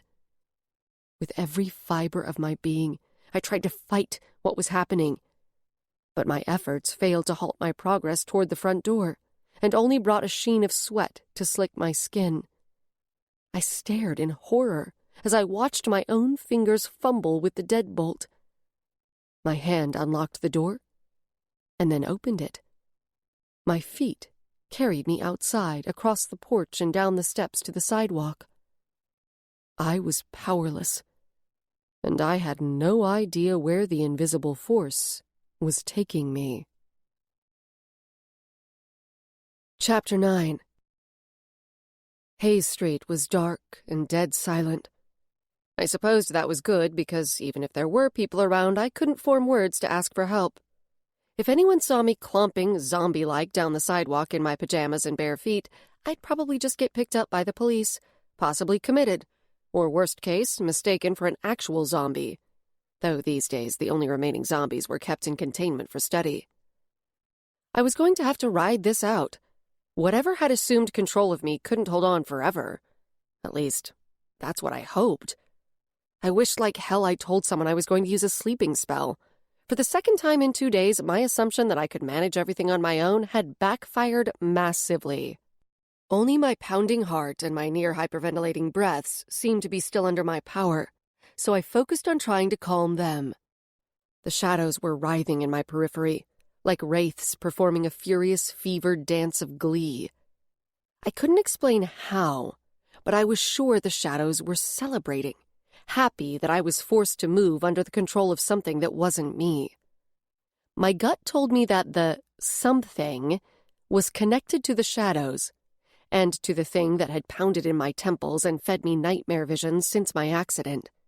Somehow I knew it was the other, now no longer occupying just a corner of my mind, but out full force and in charge. Wincing internally as my bare feet plunked onto pebbles, I hoped there wasn't any broken glass on the sidewalk. I was heading west on Hayes, passing old houses that had been divided into apartments like mine and homes that had been converted to small businesses. Only a couple of windows were illuminated from within, either night owls still up or lights that had been left on. No one looked out, and no cars passed. I half wondered what would happen if someone approached me. Would the other carry me away on my own running feet? Attack somehow? Force words out of my mouth? At the intersection of 15th and Hayes, it turned me left. We were heading towards State Street and a stretch of businesses. I shuddered internally. There would be streetlights and likely at least a little traffic. Albertsons came into view up ahead to my right. I knew the grocery store was closed at this late hour, but there was a gas station across from it that was lit up like Christmas 24 hours a day. And yes, up ahead on State, I saw a couple of cars motor past. When I got half a block away from State Street, a white SUV pulled into the gas station. The driver, a man with glasses, peered through the windshield at me. He stepped out, watching me for a moment. "Hey, are you okay?" he called out. "Do you need help?" I lost sight of him, as the other didn't allow me to turn my head to look at the man or respond. A car whizzed past ahead of me on State, and a scruffy-haired dude leaned out of a back window to whistle and holler at me. I caught a glimpse of his leering face, and suddenly it hit me in a new way just how vulnerable I was. I heard the SUV's door slam, and strained in vain to turn and see if the man at the gas station would try to approach me. But a moment later, the rhythmic sound of the gas pump filling his vehicle told me he wasn't coming after me. I forgot about him as I faced a new concern. I'd come to State Street, and the light ahead was red with a solid "Don't Walk" sign illuminated. My feet weren't stopping. The other wasn't going to wait for a green light. My heart hammered as I became aware of multiple sets of headlights out both sides of my periphery. Unsure exactly how far away the approaching cars were, I held my breath as my right foot moved off the curb and into the road. I reached the midpoint across the 4-lane street, my skin slicked with cold sweat. I strained to send signals to my legs, but it was as if the connection had been snipped. My brain tried to command my muscles, but they didn't get the message. Was this how it felt to be paralyzed? The disconnect was maddening in how deeply wrong it felt, and a new wave of nauseous fear rose up through me. A horn blared to my left as a car swerved and passed behind me. The car approaching on the right didn't seem to be slowing. A soft, long squeak escaped my lips as I continued helplessly, unable to even brace for an impact. Tires squealed against asphalt and headlights glared. The driver leaned on the horn and cursed at me, and then swerved around me and sped away. By the time I reached the curb and my feet carried me back onto the sidewalk, my chest heaved with shaking breaths. With the danger of State Street behind me, I noticed the stinging on the bottoms of my feet. My soles were probably bleeding. Then there was a noise behind me, a scuff of feet. I was away from the streetlights and standing next to a building that housed a real estate company. The parking lot was empty and the building was dark. The sounds of quick footfalls sent my heart jumping into my throat. My own feet slowed, and I gasped as the unseen force swiveled me around, presumably to see who'd followed me. A dog stood a dozen feet away, not just a dog, my dog. Loki. I tried to say his name, but of course I couldn't. Even in the dark, I could see his hackles spiked along his spine. His growl rumbled louder and louder like a fast-approaching train, and his eyes flared into two burning coals. The growling deepened into snarls, and dread washed through me. What if he attacked me? He'd seemed friendly, but I'd only had him for a day. I felt my arm lift and dropped my gaze to my outstretched fist. My entire body began to tremble, and I swayed a little as something began to fill me. I felt the first tiny tendrils of relief, thinking that the new sensation meant I was regaining control. But I still couldn't move. And I realized that whatever was happening now was even worse than before. It was a sensation I'd never felt, and it was horrifying, as if death and horror had liquefied and replaced the blood in my veins. It throbbed and hurt, and made me wish I could shed my own skin and run away screaming. The feeling bubbled through me and seemed to pour into my outstretched arm, concentrating in my closed fist. My hand sprang open. My fingers splayed, and the air rippled outward like waves over the surface of a pond. The ripple slammed Loki, hard, blowing him back ass over tea kettle, and his snarls turned to high-pitched whimpers, and then went quiet. I didn't get a chance to see whether he was still alive before the other steered me back around and forced my feet to march. Drained of whatever dark power I'd just expelled, terror mixed with nausea.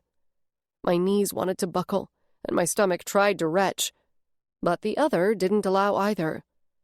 It pushed me onward, toward the deeper darkness of a block with ramshackle houses that were mostly abandoned, some deteriorated past the point of any salvage effort.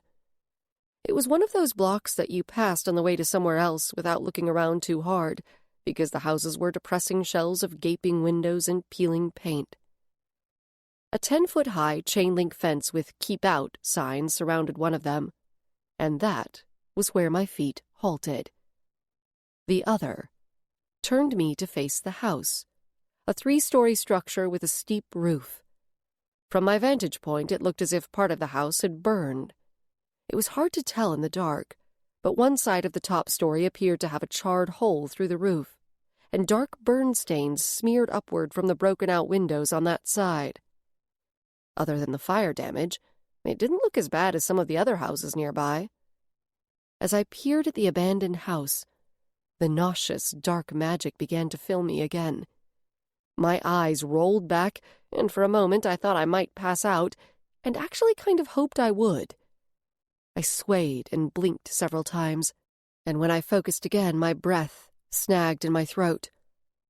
I was seeing the house through the dream eyes, the ones that gave me visions hued in yellows and blues. And through the eyes of the other, I saw that the house wasn't vacant. A pale yellow glow of light shifted around inside. A human form with a sallow face suddenly appeared at one of the windows. I sucked in a breath and tried to take a step back, but my feet moved me forward instead. Against my will, I stepped closer to the fence, my arms lifting to push my palms against the chain link. More shapes passed behind the windows.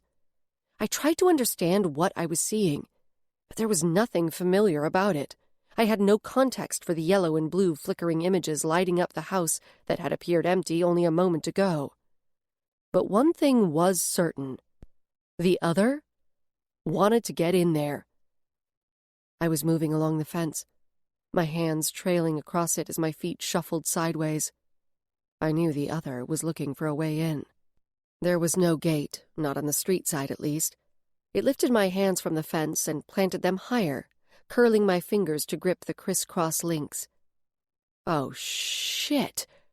It wanted to make me climb. It didn't seem to have a great grasp on my body mechanics, at first trying to flex my arms to deadlift my body upward. One hand slipped, and my chin hit the fence, scraping painfully as I dropped several inches. It tried again, and again I slipped, this time ripping a couple of nails. My hands rattled the fence, displaying the other's frustration. Again, it forced my hands into a tight grip on the chain link. Then my right foot lifted, and I winced as it jammed forward into the fence, finding a partial foothold. My other foot lifted and did the same, and then my hands moved higher, one at a time. It was slow going, but to my horror, I was actually moving upward. I watched the flickers and movements inside the house. It reminded me of a haunted Halloween house. And all at once, I knew. The things inside were ghosts. I'd never seen them myself, but witches with grave talents could see ghosts. My foot slipped mid-step, and suddenly I was dangling by my hands several feet off the ground. My knees scraped the chain link as the other tried to find purchase with my feet. A burst of snarling barks behind me caused the other to freeze my movements, bringing my progress to a halt, and literally leaving me hanging. It was Loki. I couldn't see him, but I knew it was him. I felt growing heat at my back, and Loki's bark seemed to deepen and distort, but I couldn't turn to see what was happening. Then a rushing roar filled my ears as the heat intensified, and my entire body went rigid. I lost my grip, and for a moment it felt as if I hung in midair. The ground rushed up to slam me, knocking the wind from my lungs and snapping against the back of my head. Darkness consumed me. Chapter 10. When I came to, I felt like I'd spent the night inside a rock tumbler. My feet, hands, knees, and chin stung with cuts and scrapes. And my head? I could only lie there and moan. My temples, my entire skull, throbbed like the worst hangover in history. I flopped over to my side, and it hit me. I was moving under my own power. My second thought was that whatever had happened after I cast the spell, it wasn't what I'd expected. I'd intended a deep sleep that I hoped would prompt the other to give me more images of Evan. But it hadn't delivered a single glimpse of my brother. Instead, the spell had made me vulnerable to the other's control, and it had taken over. A furry face filled my vision, and Loki's tongue lapped my cheek. My eyes misted as I reached up weakly to touch his head. He'd scared the other or done something to momentarily disrupt its control, I remembered now. He'd saved me. He pushed his head under my arm, nudging me to sit up. Exhausted, drained, and sick to my stomach, I looked around. I was at the base of the chain-link fence, but the house behind it was dark and still. I closed my eyelids and pushed the heels of my hands into my eyes, groaning, and then dropped my hands to my lap. Maybe I'd actually been sleepwalking. Maybe that stupid spell had caused me to hallucinate, and my weird dreams had mixed with reality, and... Wait. What the hell? I raised my right arm, bringing it close to my face. Early morning light was beginning to leak into the sky just enough to allow me to see the pale lines on my skin. The lines formed shapes in faint pearl white. They didn't glow exactly, but seemed to have a subtle shimmer. I lifted my other arm and found the exact same design. The shapes looked like sigils, simple geometric designs that expressed an intent, symbols that held magical power. But I had no idea what these ones meant. I was pretty sure I would have remembered getting inked. Except these didn't look like regular tattoos. They couldn't be. A tattoo needle would have left some swelling. but my skin was completely smooth, as if the lines had always been there. I licked the pad of my index finger and rubbed at one of the lines, but it didn't come away. Loki yipped, drawing my attention. I wasn't sure of the time, but it was going to be morning soon, and regardless of what had happened in the night, I needed to haul my ass back home. Roxanne was there, alone, and I was pretty sure I'd left the front door wide open. I stumbled toward Hayes, keeping to patches of grass where I could to give my damaged soles a break, and hiding in the shadows whenever the odd car approached. When I finally reached my porch, I was lightheaded and reeling. Loki and I went inside, and I crept past Roxanne, who was remarkably still fast asleep. In the bathroom, I flipped on the light and winced at the sudden brightness. When I looked down, I let out a low groan. I was an absolute mess, bloody, dirty, and scraped up like I tried to use a chunk of asphalt as a loofah. I had to shower, even if it meant waking Roxanne. I turned on the hot water and then bent to dig around under the sink for a first aid kit. While I waited for the shower to heat up, I stripped down and examined my injuries. After a quick evaluation, I let out a relieved breath. There was plenty of damage, but none of it required stitches. In the shower, I scrubbed myself clean, biting my lips against the pain as the soap hit my cuts. I scrubbed at the marks on my arms, too, but I wasn't surprised to find they didn't wash off. I turned the water off, tried to dry myself without causing additional bleeding, and then wrapped a clean towel around my body. Sitting on the toilet, I went to work with the first aid kit, disinfecting and bandaging my skin until I looked like a patchwork of Band-Aids and gauze. I dry-swallowed 4 Advil from the medicine cabinet, and then with a weary sigh, I flipped the light off and quietly opened the bathroom door. The cooler air of the living room hit my skin, raising goosebumps up my limbs and bringing an involuntary shiver. I clamped my arms against my sides, trying to ward off the chill, but too tired to really care that I was cold. Loki was curled in a tight circle on the floor next to where Roxanne was miraculously still asleep, and his tail thumped when he saw me. Hobbling over on sore, scraped feet, I knelt next to him and held his furry face in both hands. As I peered into his eyes, I thought I caught a flicker of flaming orange deep in his pupils. "I don't know where you came from, but I'm glad you're here." "Thank you," I whispered. "I hope you know it wasn't really me that zapped you with magic, but I'm sorry just the same." A sudden swell of emotion warmed some of my chill away. What would have happened if Loki hadn't followed me and done whatever it was he did to save me? He poked his head forward to lick my cheek. In my room, with the door closed, I collapsed face down onto my bed with the towel still wrapped around me and groaned into my pillow. Everything hurt. Fatigue battled pain for a few minutes until the Advil kicked in. Exhaustion delivered a knockout punch, and I slept. Too soon, my phone alarm was sounding. I hadn't checked the time when I went to bed the second time, but it felt like I'd only slept about 20 minutes. Blinking at my phone, my eyelids felt like sandpaper. I caught sight of the spell sheet on my nightstand and flipped at the finger. Some fricking spell. The thing had nearly killed me. "Results guaranteed," the store's window had said.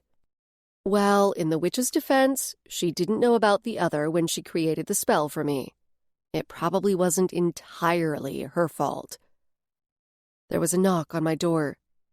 "Ella?" Roxanne called. Just a sec. I'll be right out." I dropped the towel and put on the plaid flannel bathrobe that hung on the back of the door. I limped into the living room and followed the sounds of cupboards and drawers opening and closing. When I rolled my shoulders and flexed my back, I had to choke back a cry. There would be no push-ups, sit-ups, or ups of any kind this morning. Roxanne was in the kitchen with Loki. I opened the back door to let him out into the yard. "How did you sleep?" My voice rasped like I'd smoked half a pack overnight. Roxanne paused with her hand in the silverware drawer and looked up at me. "Really good. That sofa bed is better than my futon at home." Her wispy blonde bangs stuck out at an odd angle that was kind of adorable. But her chipper smile faded as she looked me up and down. "Are you okay?" "Yeah, just had kind of a rough night. Sleepwalking. Sometimes I do that." I cleared my throat, but it didn't improve my scratchy voice. "I see you're finding your way around. You're welcome to whatever you can dig up. Sorry there's not much to eat, but I'll leave you some cash and you can walk to the store and pick up a few things if you'd like. I gotta change for work." I turned to hobble back toward my bedroom. "Okay, thanks. I'm going to fix you some breakfast to go," she hollered. Then to herself, "And coffee, right? Yeah, I'll make coffee." There was more clanking and cupboard slamming. In spite of how crappy I felt, I cracked a tiny smile. Didn't most teenagers spend summer vacations sleeping until noon and then waking up all hormone-addled and grumpy? That basically described me at 14. But go figure, apparently Roxanne was a morning person. I pulled out a fresh patrol shirt and got dressed, clamping my teeth together to keep from screeching in pain when I pushed my feet into my boots. In the bathroom, I stuck a few Advil in my mouth and lowered my head to the faucet to gulp some water and wash them down. Not the classiest move, but I wasn't exactly in a classy state of mind. I raked my hair back into a ponytail and then twisted it around itself and pinned the bun in place, trying to ignore my throbbing feet. Walking the beat today was going to be hell. My chin was red and raw where I'd skimmed it on the fence. I leaned close to the mirror, trying to decide whether concealer would do any good. Probably not, and I didn't have time to fiddle with makeup anyway. I looked down at my forearms, exposed in short sleeves. The pearly white sigils had faded until they were only visible if you got really close and knew where to look. A little thread of relief twined through my various aches. I'd melt in the summer heat if I had to wear a long-sleeved shirt, and probably would have drawn even more attention than just leaving the tattoos exposed. Maybe the marks would disappear altogether, and I could forget they'd ever been there. Sure, that would happen, because all kinds of things were going my way lately. When I emerged, dressed and as ready for work as I was going to get, Roxanne came out of the kitchen. She held a travel mug with a faint line of steam curling from the sippy hole in the lid, and what appeared to be a sandwich wrapped in a paper towel. With her thin arms outstretched, she offered both items to me. "I couldn't really find any portable breakfast foods, so I made you a toast sandwich with jelly, peanut butter, and Cheerios in it. Oh, and the coffee has some of the creamer that's in the fridge." Genuinely touched by her efforts, I grinned and took the mug and sandwich. "You are an absolute lifesaver, thank you, and you're impressively innovative in the kitchen." I lifted the sandwich in a little salute to her talents. She held her hands behind her back and beamed up at me. "Oh, here's some cash." I balanced the sandwich on top of the coffee mug and dug in my hip pocket, finding a wad of folded bills and passing them to her. "Buy whatever you like. There's an extra key in the antique tea kettle on top of the fridge. I'm not sure what time I'll be home, but I'll text you." "Okay, thanks." She wrapped her finger around the cash. "I'll get stuff for dinner. I know how to make spaghetti." I started toward the door. I needed to get going so I wouldn't be late for morning briefing. "That sounds awesome," I said over my shoulder. "Invite Damien to dinner," she called after me as I let myself out. "And Johnny." I laughed. "Will do. Have a good day with Loki." Feeling oddly buoyant, knowing Roxanne and Loki would be waiting when I arrived home, I took a bite of Cheerio PB&J. The cereal added a surprisingly satisfying crunch to the sandwich. I wolfed it and downed the entire mug of coffee, scalding my mouth in the process on the short drive to the station. Normally, I preferred to walk to work, especially during the summer, but I was running late. Plus, I needed my truck because I planned to take off for Grigori Industries right after my shift ended. And I wanted to give my cut-up soles as much a break as possible before subjecting them to a long day on my feet. I parked and went inside, hobbling to the break room to quickly refill my mug with gross but potent station coffee, and then found Damien in the briefing room and slid into the chair next to him. When my bruised spine touched the seat back, I winced and leaned forward. "Morning," I mumbled. I gulped more coffee and glanced over at him. He was staring at me as if I'd grown a second nose overnight. What the hell happened to you? You look like you got into a fight and lost, he said. I slumped, closed my eyes, and pinched my temples between my middle finger and my thumb. I, did some really clumsy sleepwalking last night. I glanced away. He leaned closer to me, his clear eyes intent and his J. Crew catalog model face tense. Bullshit, he said in a low voice. He peered at me as if he could see straight into my brain. My pulse gave a little bump, and I fought the urge to squirm under his gaze. Was he reading or sensing something? Or was I just that bad a liar? Maybe his magical aptitude made him a human lie detector, or slightly psychic. Or perhaps he could sense the residue of my insane midnight escapade still clinging to me like invisible cobwebs. I squinted at him from the corners of my eyes. What, you think I have some kind of secret nightlife? I twisted fully to face him and deadpanned. You know the first rule of Fight Club. I forced a laugh and sipped some more coffee, hoping he'd drop it. Ella, what's going on? Is someone after you, harassing you? I almost laughed. No, someone wasn't after me. It had already found me, and it seemed to want to boot me out of my own body and take over. Nah, it's nothing like that. I swear I'm just an extremely klutzy sleepwalker. I flicked a furtive look at him again.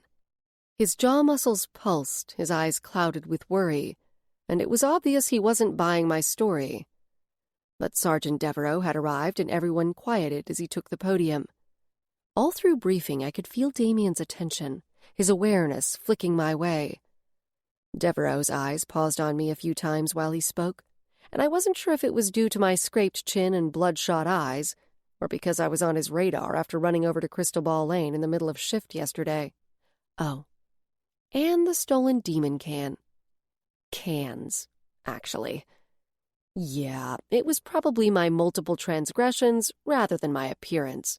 I was pretty sure he didn't give a damn about the fact that I looked like I'd spent the night falling down stairs.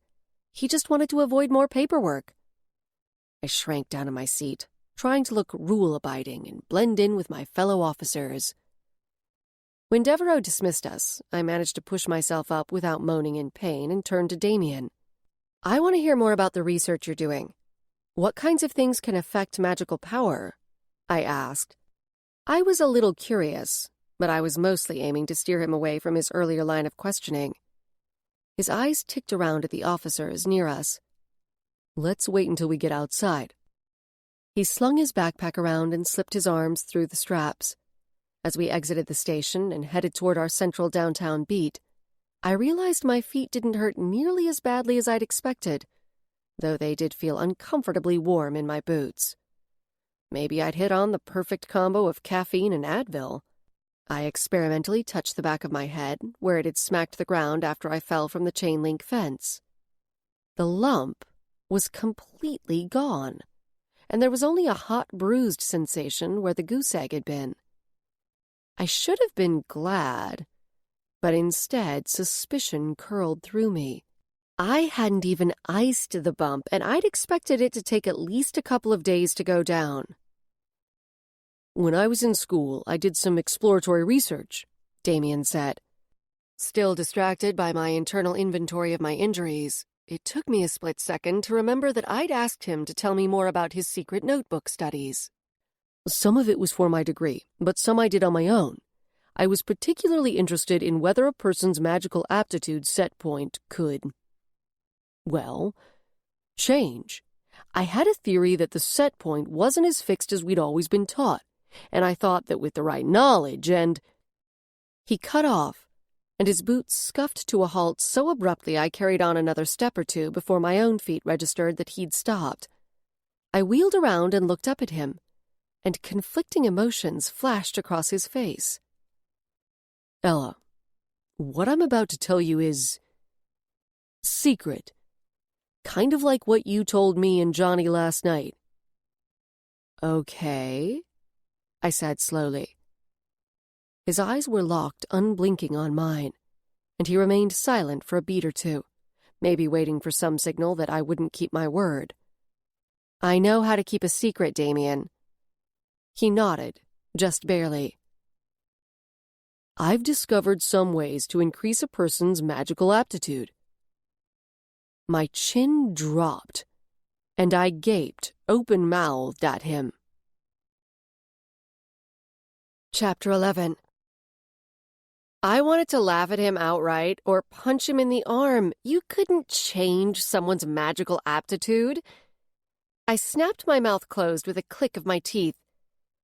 "That's quite a claim," I said, doubt drawing out my words. He shrugged one shoulder. "Yeah, I know." "I assume none of this is public knowledge?" I said. It would be huge news. He shook his head. "I haven't published any of my findings. I still have a lot of experiments to run." "Does your family know?" "No." He said the word with such emphasis my eyes widened just a little. "Don't you think they'd be proud that you discovered such a thing? It's monumental. It's like discovering that you can change your height or your IQ." He looked away. "I doubt it. I'm still not a mage. They'd probably just see it as a feeble attempt to be like them." Sadness for Damien flooded through me in an unexpected rush that stilled my breath for a moment. I'd never particularly cared that I was so weak magically, but for Damien, his aptitude, or lack of it, had been his torment. My mind constructed a story of his past, one that might not be exactly accurate, but was probably close enough to the truth.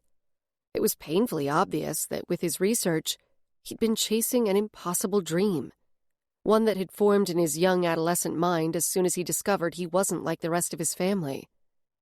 He wanted to become a mage. If he was telling the truth, maybe his dream wasn't so impossible. About a dozen questions crowded into my mind, but just then a voice came through our walkies. It informed us of a bunch of minor demons loose in the basement of one of the government buildings near the Capitol, a metaphorical bubble that had traveled from the demonic dimension to ours, releasing a flock of rip spawn. A bubble-up wasn't an uncommon occurrence this close to a major rip, but their timing and locations were pretty random. Damien hitched his backpack higher on his shoulders while I checked in with dispatch to report us as responding. We jogged toward the address dispatch read off, and I noted with another flash of wonder that my feet barely hurt at all. In fact, all of my injuries were healing remarkably quickly. Inhumanly quickly. Was this an unexpected gift from the other? I wasn't sure how to confirm that, but I couldn't think of any other explanation. We reached the building, a brick and cement structure with lots of tall, narrow windows. The architectural style was probably the bee's knees when it was built, but to me it just looked antiquated and institutional. Employees were streaming out and gathering on the sidewalk and lawn across the street. "Is it really necessary to evacuate everyone?" Damien asked. I was about to respond that they were probably just following policy when a black, supernatural strike team Hummer raced in, its red bubble lights twirling, and screeched to a dramatic, abrupt halt at the curb. The driver door popped open, and Brady Chancellor jumped out. I groaned loudly. "What?" Damien looked at me, alarmed. "Oh, it's nothing. I just would have preferred any other strike team but that one." I felt my mouth twist into a grimace. Chancellor was a mistake I'd made back in training, and I didn't enjoy being reminded about it. He was a good-looking guy, stuffed with enough ego for 3 people. Though, admittedly, if he and I didn't have a history, I probably wouldn't find him quite so annoying. "The strike is here because of the number of minor demons reported, right?" "Yeah," I said, angling toward Chancellor and his crew. Like it or not, his arrival at the scene meant I was under his command for this call. I tried to stifle my withering sigh. "Dispatch will send strike if there are 6 or more minor demons, suspected or confirmed. Now that they're here, they're in charge." Chancellor was talking to his guys, holding his enormous combo gun in one muscled arm. The weapon looked like something out of a Mad Max movie, and it was completely unnecessary for this job, like bringing a wrecking ball when a sledgehammer would do. Strike weapons were like Demon Patrol stun guns on a truckload of steroids. The larger guns used magically enhanced supersonic blasts to temporarily confuse and slow archdemons. Chancellor was one of those crew-cut types who seemed to think he was playing real-life G.I. Joe, and he loved to wave his oversized weapon around, which probably was more than enough insight into what our brief fling had been like. He caught sight of me and Damien. "Demon Patrol, wait out here on my order. Strike will enter first," he barked. His guys turned to gawk and smirk at us. I ground my teeth and then forced my jaw muscles to loosen so I could respond. Chancellor was showing off. There was nothing in protocol that allowed him to try to keep me and Damien out of the action. If there are only minor demons, and according to dispatch that's the case, we enter the building with your team. Why are we still standing around anyway? If it were up to me, we'd have already gotten in there and fried at least 3 or 4 of them. His face reddened. He knew I was right, but he ignored me. And for show, he spouted some unnecessarily military-sounding tactical instructions to the rest of the strike team. I folded my arms, waiting for him to finish, and then beckoned Damien to come along when Chancellor finally decided it was time to get to work. Once inside, I purposely hung back a little, waiting to see which route he was taking to the basement, and pulled up when Chancellor and his team made a right turn off the main corridor from the entrance. I touched Damien's arm to get his attention and jerked my thumb over my shoulder. "This way," I mouthed. We wheeled around and I sped up. Past jobs in this building had given me some knowledge of the layout, and based on the information dispatch had passed along, I knew exactly where the demons were and how Damien and I could beat Chancellor there. "Grab a couple of brimstone burners off your belt and have them ready," I said. I pulled 2 of my own burners, holding them both in one hand so I could remove their lids and slip them back into my burner pouch. We pounded down a couple of sets of stairs. I sensed the presence of the demons, but not their exact location. "You feel them?" I asked, hoping Damien could better pinpoint where they were. "Yeah, there's one close, heading right."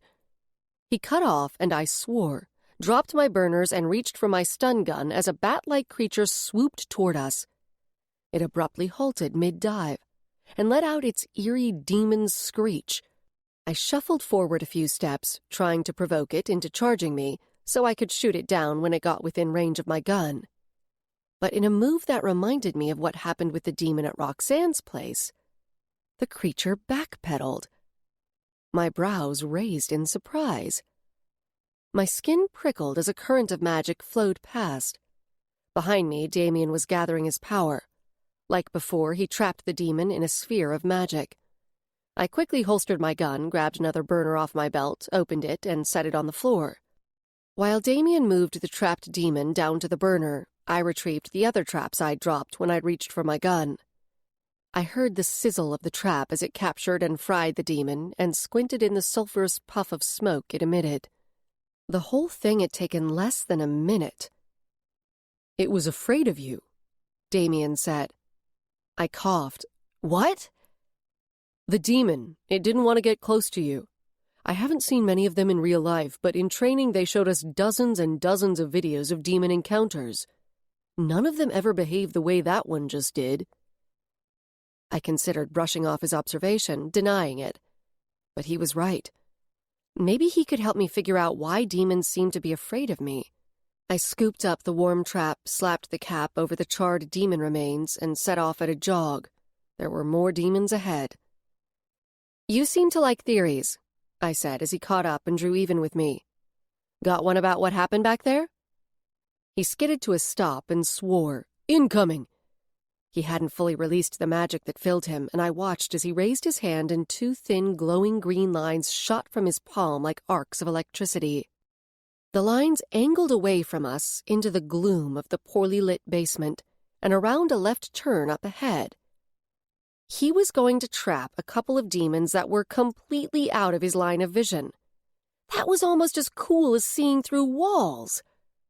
I shot him an impressed look, but his focus was elsewhere.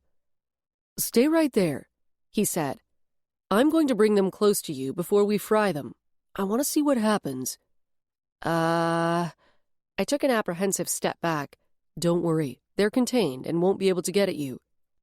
2 greenish glowing orbs, each with a demon inside, appeared from around the corner. I clutched a burner in each hand, noting with some irritation the nervous sweat dampening my palms. Before my accident, a couple of minor demons wouldn't have made me blink twice. Logically, I knew they weren't capable of doing much more than scratching the hell out of me. But I'd just as soon see them fried as quickly as possible. I planted my feet and held my ground as Damien drew the spheres closer. When they were about 10 feet out, the demons went berserk, squealing and ramming against the back walls of their magical containments. He moved them a couple of feet nearer, and the demon's panic intensified. "Whoa," he breathed. I set the brimstone burners down and backed away, eager to see the creatures safely disposed. Not that I didn't trust Damien, but as he'd admitted himself, his experience with demons was limited at this point. We caught one more, bringing our total catch to 4 by the time Chancellor and his team figured out where we were. He stalked toward me. "You should have stayed with us." I gave my head an innocent little shake. "We're only Demon Patrol, so, we're not that bright. We got lost, couldn't keep up with all you strike team badasses." When we all emerged outside, the discovery of Devereaux on site didn't even dampen my glee over Damien and me catching one more demon than Chancellor's team. Strike operations always required a sergeant on site, as well as official statements and paperwork, so we ate up the rest of the morning at the scene. Smaller incidents kept me and Damien busy in the afternoon, and the day passed in a blur. After my shift, instead of heading home, I exchanged my patrol shirt for a light blue fitted t-shirt, emblazoned with the logo of a local brewery, and got in my truck and went south, away from the heart of the city. With Damien and Johnny following me in Johnny's black Mustang, I left Boise city limits. My stomach clenched as the heavy, almost impossibly high fence surrounding the Grigori Industries campus came into view. I eased up to the security gate and waited. A glance back showed that Johnny had pulled to the side of the road right next to the entrance. He gave me a little wave. A metallic clang drew my attention forward again, and I watched the security gate pull to the left. My heart stuttered as I lifted my foot from the brake, and my truck rolled forward into the no-man's land of Grigori Industries. Chapter 12. 3 guards manned the security booth, and they looked more like ex-SEALs than mall cops. They were dressed in smart, dark gray uniforms with the Grigori logo on the breast pocket, which made me wonder if Jacob's little pseudo-nation did indeed have its own military. One of the men actually gripped an intimidating automatic weapon, as if this were some war-torn country instead of the outskirts of a mid-sized northwest U.S. town, where most people considered it impolite to use a car horn. "Welcome to Grigori Industries. Please shut off the engine, ma'am." A muscular, tawny-skinned guard, not the one with the assault gun, had approached my open window. I twisted the key in the ignition and the motor died. "Identification, please." Digging into one of the pockets of my cargo pants, I pulled out a little fold-over wallet that held some cash and my essential cards. I slipped my driver's license from the clear pocket. "Here you go." I passed the card to the guard's waiting hand. Without a word, he took it into the booth. One of the other guards picked up a chunky walkie-talkie and muttered a few words into it, while the guy who had my ID stood at a laptop, typing. I watched him hold up my license to the computer's camera, presumably to snap a picture of it. The third guy came out and went to the front of my truck, where he took a picture of the license plate with his phone. The guard at the laptop finished his typing and stepped out of the booth, and I glanced at the SIG holstered at his side. He returned my license and then looked ahead and gestured with his hand outstretched, pointing in a sharp, precise motion with his thumb tucked against his palm and his fingers straight out. Yeah, He was definitely ex-military or SWAT or something.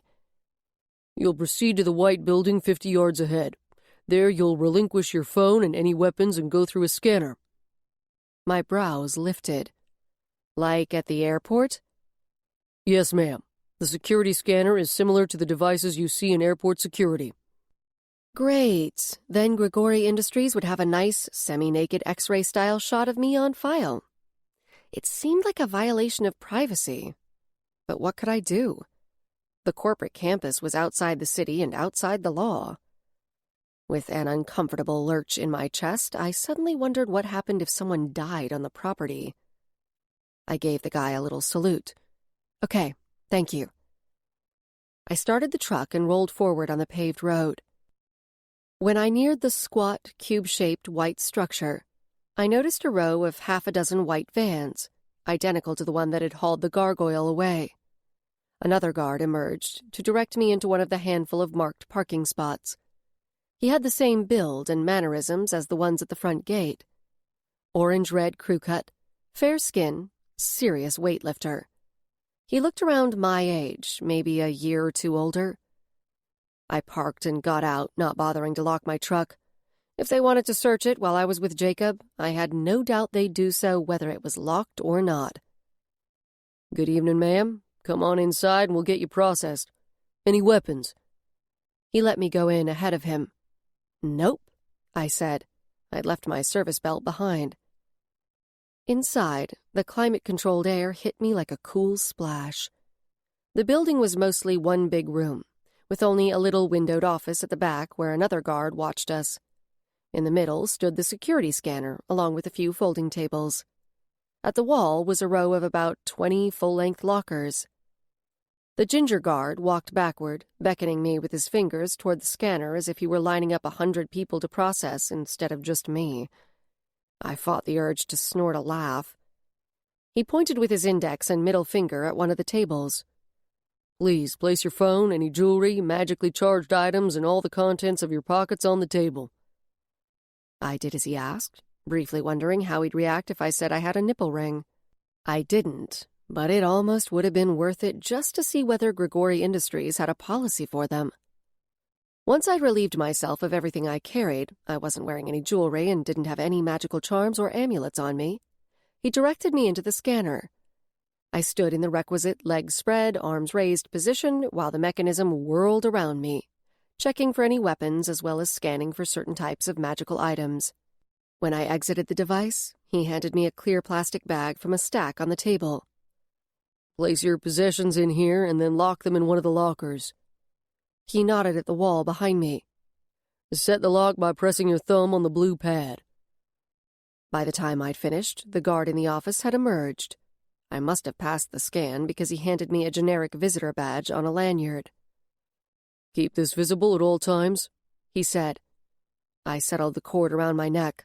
Will do. Mr. Grigori will meet you just outside the door, the ginger said. He flicked his eyes to the exit, indicating I could escort myself out. All righty. Thank you, gentlemen. I sauntered casually off, but a sheen of clammy sweat coated my skin. It felt like I'd entered a maximum security prison. Grigori Industries had such a legacy of secrecy and skirting the law, I might as well be on another planet. Memories of Mom's and Grandma Barbara's anger toward Jacob rippled through my mind. They'd clearly believed he was dangerous and dishonest, and hardly hid their suspicion that he'd had a hand in my father's death.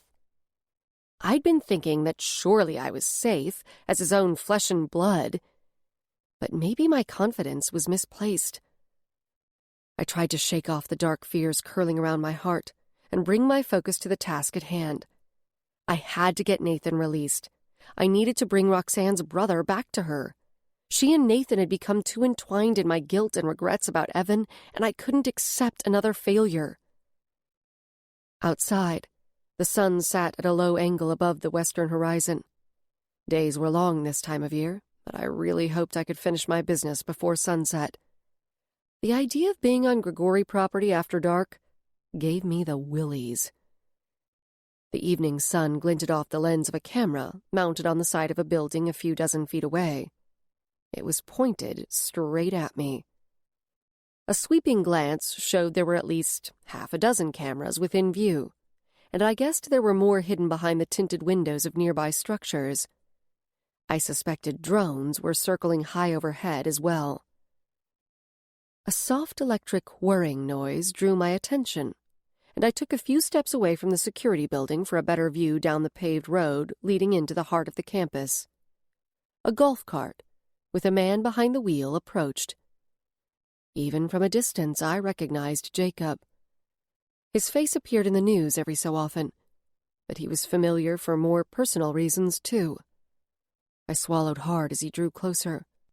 My memories of my father were faint, but photos of him that I still had and remembered well reminded me that he and his brother bore a close resemblance. Jacob stopped the cart a few feet away from me, pulled the handbrake, and stepped out. "Ella."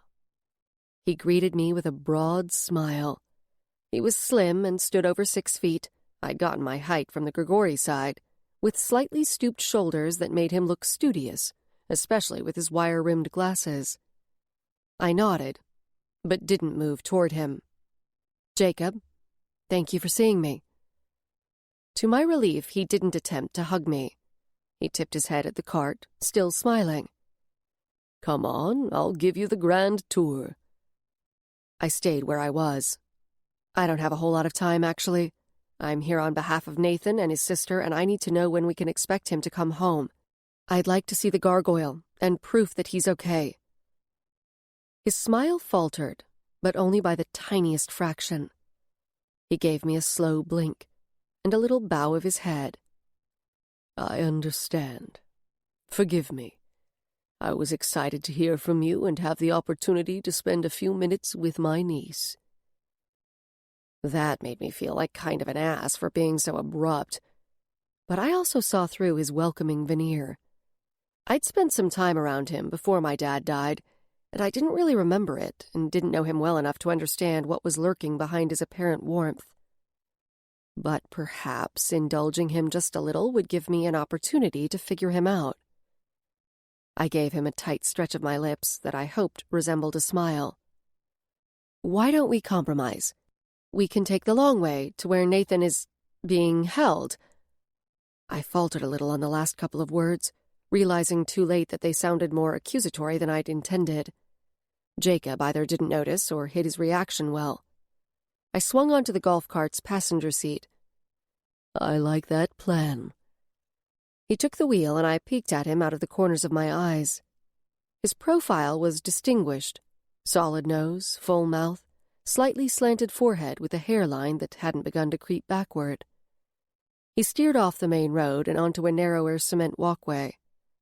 Another golf cart approached, and the guard driving it nodded at Jacob. "Evening, Mr. Grigori."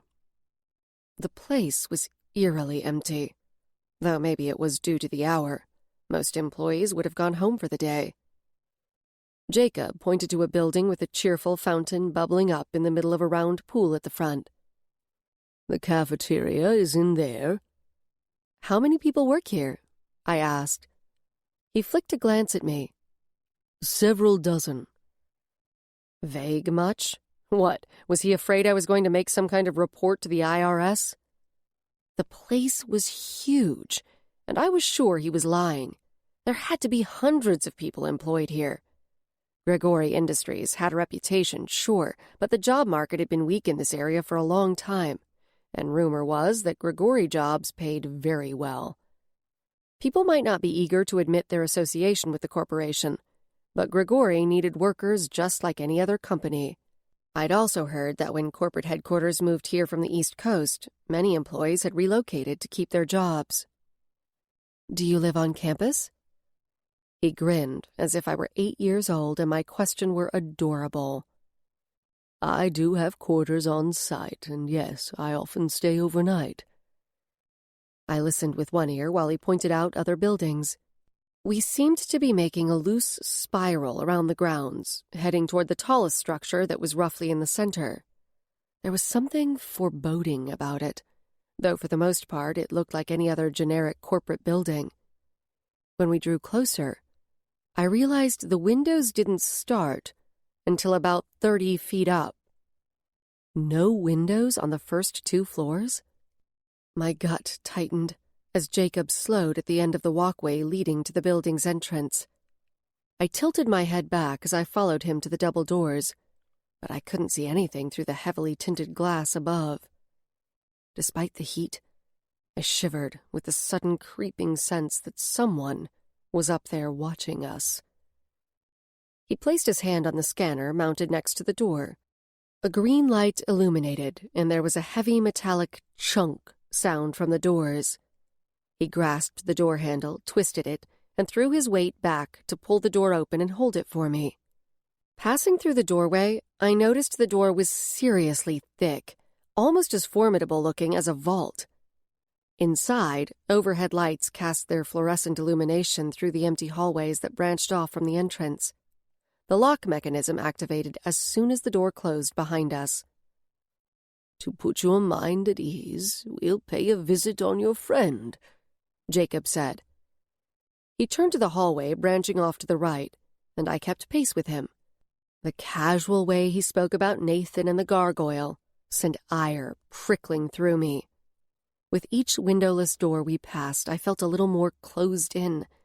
I wasn't usually prone to claustrophobia, but the building was starting to feel like a thinly disguised prison. "What are you doing with the gargoyles, Jacob?" He led us to an elevator, where he pressed his palm to another security scanner like the one outside. His lips thinned as he angled his gaze downward, seeming to consider what to say. "The work is confidential, and still in the early stages, but I suppose there's no real harm in telling you.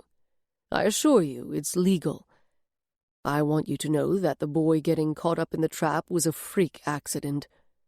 The traps are only supposed to trap demons, and it was a very unfortunate fluke that a human got mixed up in the process." He cast me an apologetic look, the inner corners of his eyebrows drawn in and up. I believed that he never intended a human to get trapped in the gargoyle, but his declaration that the work wasn't illegal sent off warning pings in my head. Gregory Industries was infamous for finding loopholes in the law. The elevator dinged, the sound overly sharp and loud in the quiet hallway, and the doors parted. We stepped on, and again he had to scan his hand before punching the button with the 6 on it. "I'm trying to build a better mousetrap, in a manner of speaking," he said. "Demon trap, actually, not for the harmless little ones, but for the archdemons. In my opinion, those suckers are still responsible for way too much misery and death." He shook his head, as if so deeply personally affronted by the tragedies caused by archdemons he was temporarily at a loss for words. Something about his manner made me suspect he was putting on a bit of an act, but I couldn't argue with the heart of his cause. After all, I made my living trying to clean up the smaller rip spawn that bubbled through, and my own brother had been abducted by an archdemon.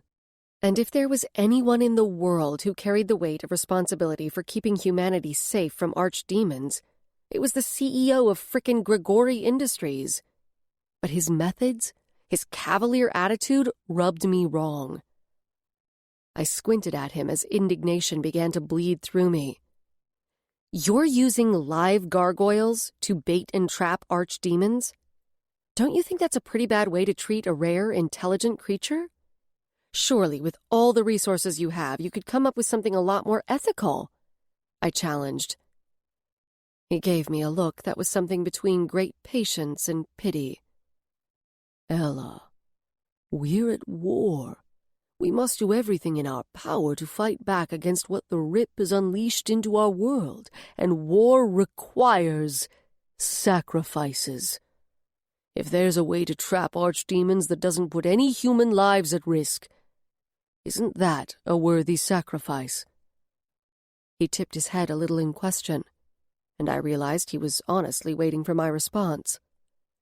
The elevator stopped and the doors opened, giving me a moment to collect myself.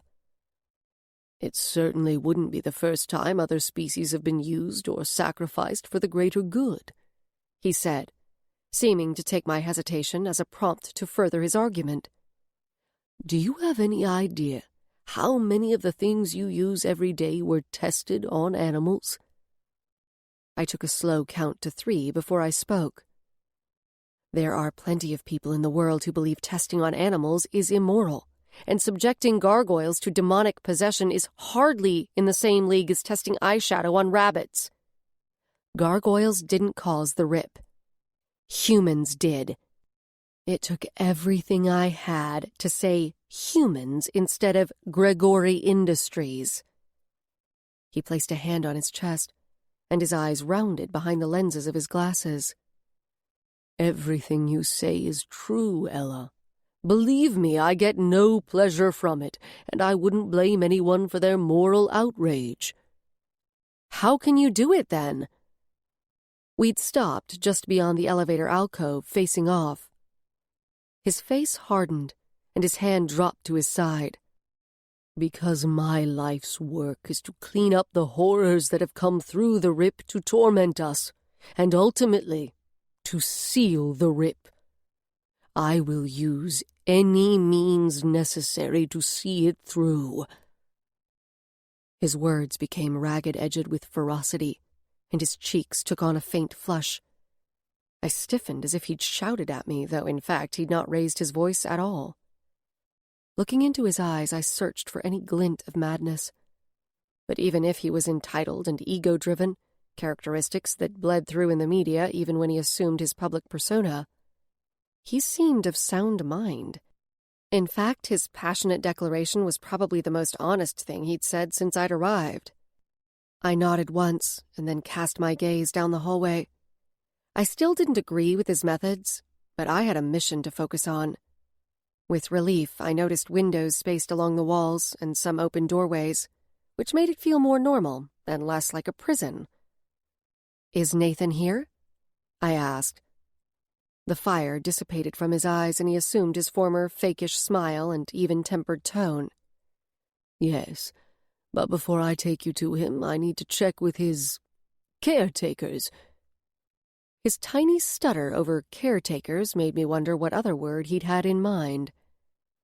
Jacob took me to a conference room with a big TV screen mounted at one end and a long table surrounded by high-backed chairs.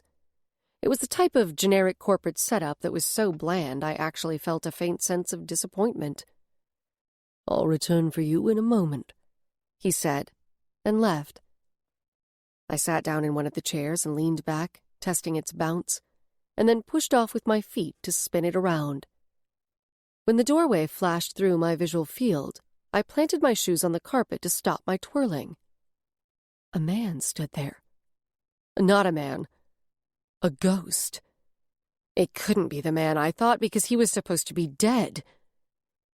He took a step into the room, his eyes growing beady. He moistened his lips with his tongue, pulling his bottom lip in as if he were gazing at a ribeye he couldn't wait to slice into. I stood in one swift motion, every muscle in my body stringing tight and my pulse speeding as adrenaline flooded into my veins. The shadows around the edges of my vision were going berserk. The man wasn't imposing by any means. Several inches shorter than me, a good 4 decades older, and completely devoid of brawn or any physical intimidating feature. But I'd instantly recognized him as one of the most notorious people in the world. And I couldn't help staring openly, even as everything in me recoiled and wished to flee as far from him as possible. Before me was Philip Zarella, the man wanted for some of history's most heinous crimes, and rumored to have done things that were almost beyond belief. He half raised a hand, either reaching toward me or pointing, and the hungry gleam in his eyes deepened. "Reaper," he breathed, with a rapt look on his face. Chapter 13. My pulse stuttered, and it took all of my resolve to stand less than a dozen feet from Philip Zarella, the mad scientist himself. This was no ghost. Somehow Zarella was alive and well and here. I'd seen pictures of him, probably even some short clips of footage. But live and in person, I could actually feel something dark and dreadful emanating from him, as if his crime surrounded him like an aura. Hurried footfalls in the corridor broke the tension of our locked gazes. Zarella's expression turned to irritation as Jacob appeared. The Grigori CEO looked deeply displeased, as if he'd come home to find his dog had chewed up an arm of the sofa. I could only stare at the two of them, wondering how in the hell and why Jacob Grigori had brought Philip Zarella to the campus. Then it hit me, and a violent shudder snaked up my spine. He was beyond the reach of the law here. Jacob wanted him here. For some reason, my uncle wanted Philip Zarella free, in spite of the long list of atrocities that would have meant multiple death penalties had Zarella not escaped from a maximum security prison last year. Escaped and supposedly been shot and killed in the ensuing attempt to recapture him. "Excuse me a moment," Jacob said hastily to me, grabbing Zarella's arm and pulling him away from the doorway and out of sight. I stiffened my knees to keep them from buckling, as I truly began to realize what I'd seen, what I was positive I wasn't supposed to see. Philip Zarella was dead. After his escape, he'd been caught trying to cross the border into Canada. There'd been a shootout and he'd gone down. At least that's what had been reported far and wide not 6 months back. My pulse surged again, and my hands began to shake as I suddenly feared I might not leave the Grigori campus alive. I pushed to my feet and ran to the doorway, intending to find a way out. But I nearly crashed into Jacob's chest. My feet tangled, and when I stumbled, he caught my upper arm and kept me from falling. I looked into his face, unable to mask what was probably a look of pure terror. "The feds know he's here, Ella," Jacob said. He let go of my arm and moved to the side. I blinked several times. They do? He lowered his lids and nodded once. "They do. I regret that he startled you like that. He wasn't supposed to be in this wing. But please, don't worry about any repercussions of witnessing his presence here."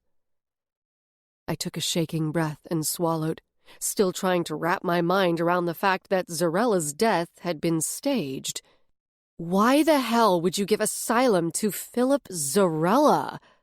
I made no effort to hide my repulsion.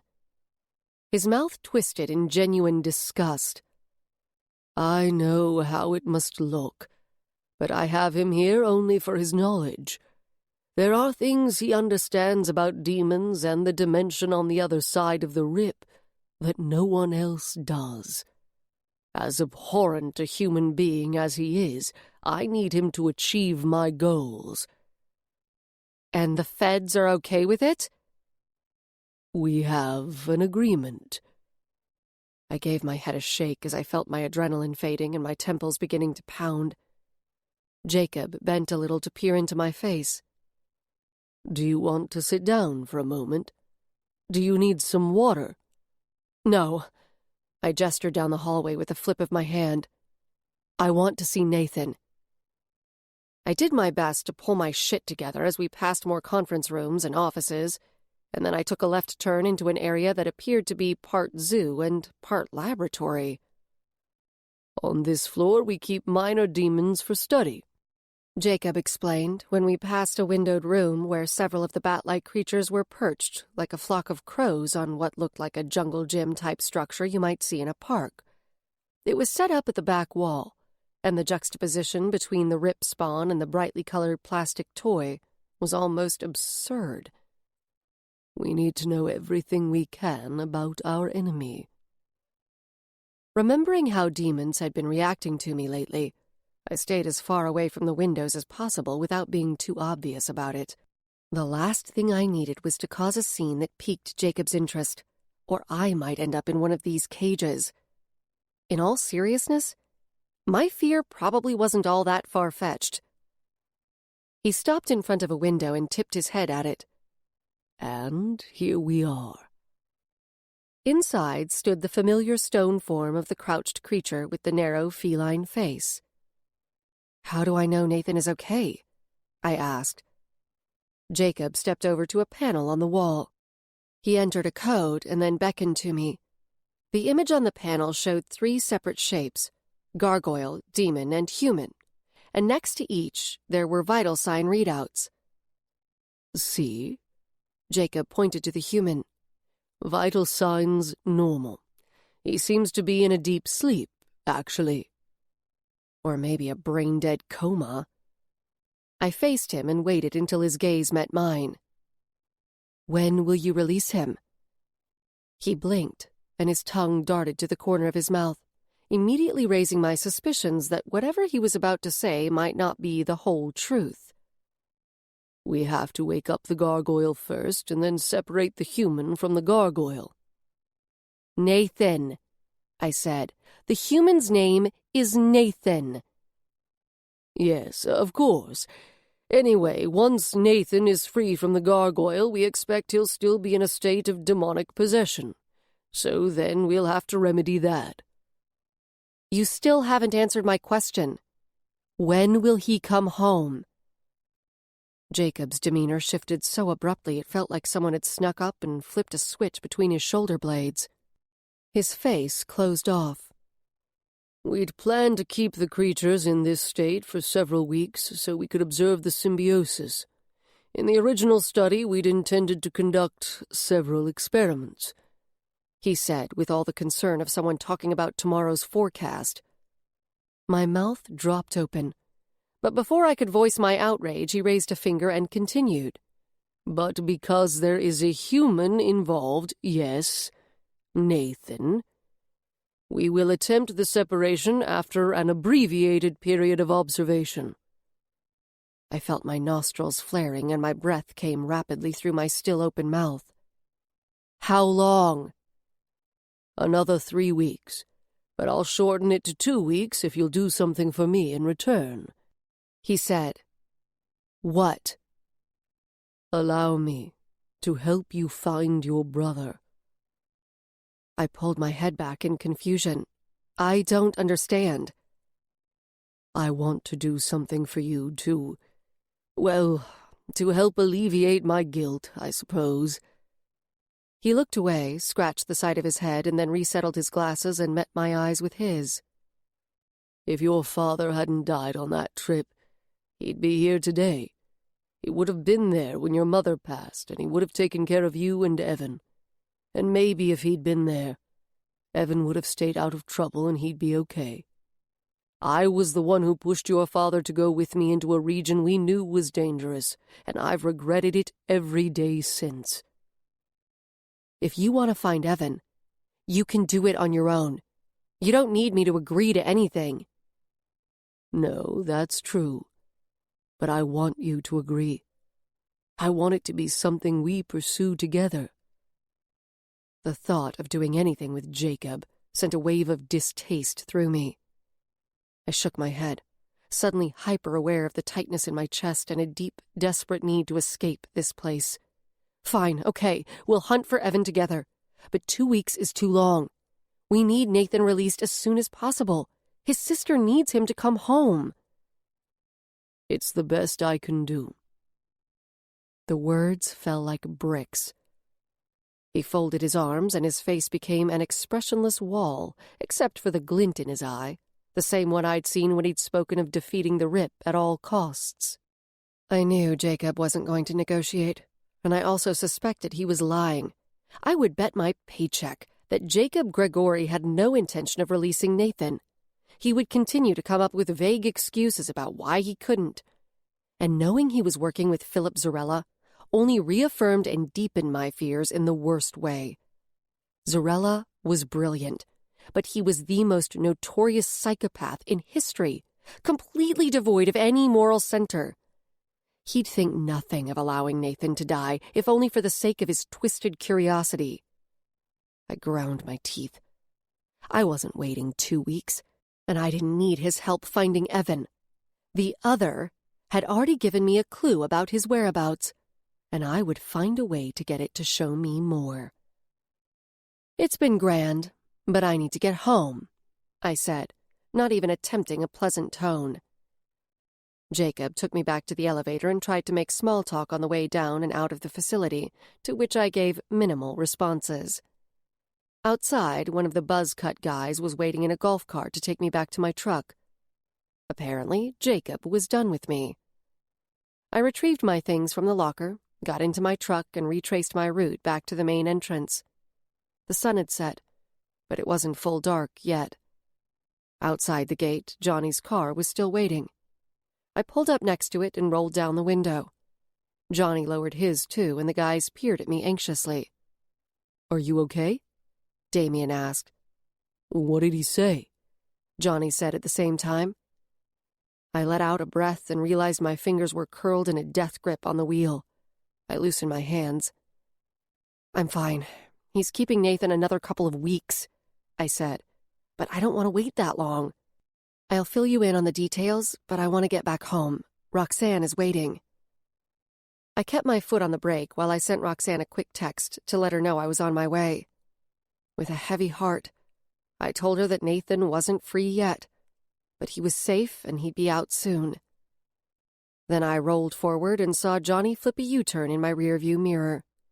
His headlights were an unexpectedly reassuring presence, all the way back to the north end and my apartment.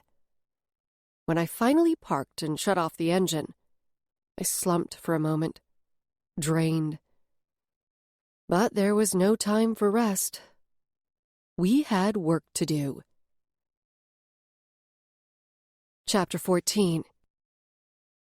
The warm, savory aroma of spaghetti sauce filled my apartment, and for a moment, my anxiety eased. Loki bounded forward to greet me, and Roxanne poked her head through the kitchen doorway, a sauce-smeared wooden spoon in her hand. "Oh, good. You're home. The spaghetti is in the pot keeping warm, and the salad is made." She was all business about dinner, but I could tell she was trying to mask her disappointment about Nathan. I was pretty sure she'd hoped I would be coming home with him, even though I'd told her there was no guarantee that would be the result of my meeting with Jacob. And even when Nathan was released, he'd need medical attention. "Can you help me with the garlic bread?" "Of course." I followed the sounds of preparations in the kitchen and inhaled deeply. "It smells amazing. Johnny and Damien are coming too." She was standing at the stove, stirring. "You should invite your friend, Deb." "It's a long drive for her, and she has to get up early. But I'll tell her you wanted her to come. She'll be bummed she missed it." I took up a bowl of melted butter and began drizzling it onto the loaf of French bread that was halved on a cookie sheet. She'd already minced garlic, which was waiting on the cutting board. "This is really impressive," I said, watching her. "Do you cook dinner a lot at home?" She flipped a glance at me and lifted one shoulder nonchalantly. It's just spaghetti. But yeah, I'm in charge of meals a lot." She set the spoon down on a little plate and turned to me, leaning back against the counter. Her posture might have appeared casual, but her eyes were wide and tense. "So, what exactly did they say about Nathan?" I set down the butter bowl so I could face her fully. "Grigori Industries says they will let him go, but not soon enough for my liking. So I'm going to find a way to get him home faster." "And he's still stuck in the statue?" "Yes, but he's okay." Her gaze tilted to the floor, and she nodded, taking a deep breath. I could tell she was trying to be brave, but I caught the welling of tears in her eyes. My throat thickened in sympathy. She was obviously capable of caring for herself when she had to, and was accustomed to doing so. But at the same time, there was something so small and vulnerable about her. The sound of the front door swishing open caused both of us to straighten and blink away our emotion. Damien appeared in the kitchen doorway with a white baker's box. "I brought dessert. Hope you like cupcakes," he said. I could tell he was trying to cheer up Roxanne, and I shot him a grateful smile. "Yum!" Roxanne rewarded him with a grin. I heard the door open again. "Sounds like Johnny's here. I'm going to talk to the guys for just a minute, and then I'll come back to finish the bread." I beckoned Damien to follow. I grabbed Johnny's arm and towed him back to the front porch, where I turned to the two of them. "I don't want her to hear, and I'm going to talk fast. Jacob has Philip Zarella on campus." Shock registered on both their faces, but I didn't have time to acknowledge it. Words spilled from my lips. Although Jacob said he'd release Nathan unharmed in a couple of weeks, I don't trust him, especially not with that psychopath roaming the facilities. I want to break Nathan out. Damien and I saw that 3 men were able to get the statue onto a hand truck. I say we hijack a Grigori van, get onto campus, and take the statue. Johnny gave me a sidelong look out of the corners of his eyes. I'm not arguing with the urgency of the situation, but that sounds awfully risky. Not to mention potentially, impossible. I made a face at him. Those vans are all over the place. I saw 6 when I was there, and they're close to the main gate. 3 guys moved the statue with a hand truck, and we have the advantage of Damien's magic to help us with the heavy part. And you think you could get us into wherever Nathan is being held? Damien asked, his voice pitched high with doubt. I know which building it is, what floor, and what room. I looked at Johnny. I'd, need you to hack the security system, though. There's a hand scanner, and then I think the cell requires a code to open it. Johnny planted his hands on his hips and shook his head, his lids lowered partway over his dark eyes. I appreciate your confidence, but I think those things are beyond my skill set. I shot him a withering look. Whatever, dude. You could do that stuff in your sleep, and we both know it. His expression grew grave. I'm all for saving Roxanne's brother, but once we're on the Grigori campus, it's like the frickin' Wild West. If we get caught, they can basically do whatever they want with us, to us. In the silence that followed, I knew all 3 of us were thinking of Philip Zarella. I swallowed as an uncomfortable tightening sensation gripped my chest. Dinner's about ready. Ella just needs to toast the bread. We all jumped and turned to see Roxanne peering at us through the cracked door. I pasted on a big smile. On it! I cast a glance back at the guys, widening my eyes. How much had Roxanne overheard? Probably not the part about Zarella hiding out on Grigori Industries' property. She was plenty old enough to know about Zarella's notorious crimes. If she'd heard me talking about Zarella at Grigori, I doubted she could have hidden her reaction. I watched the back of her pale blonde head, concerned about what she knew. How did parents do it? All the worrying, the managing of expectations, and the soothing of fears.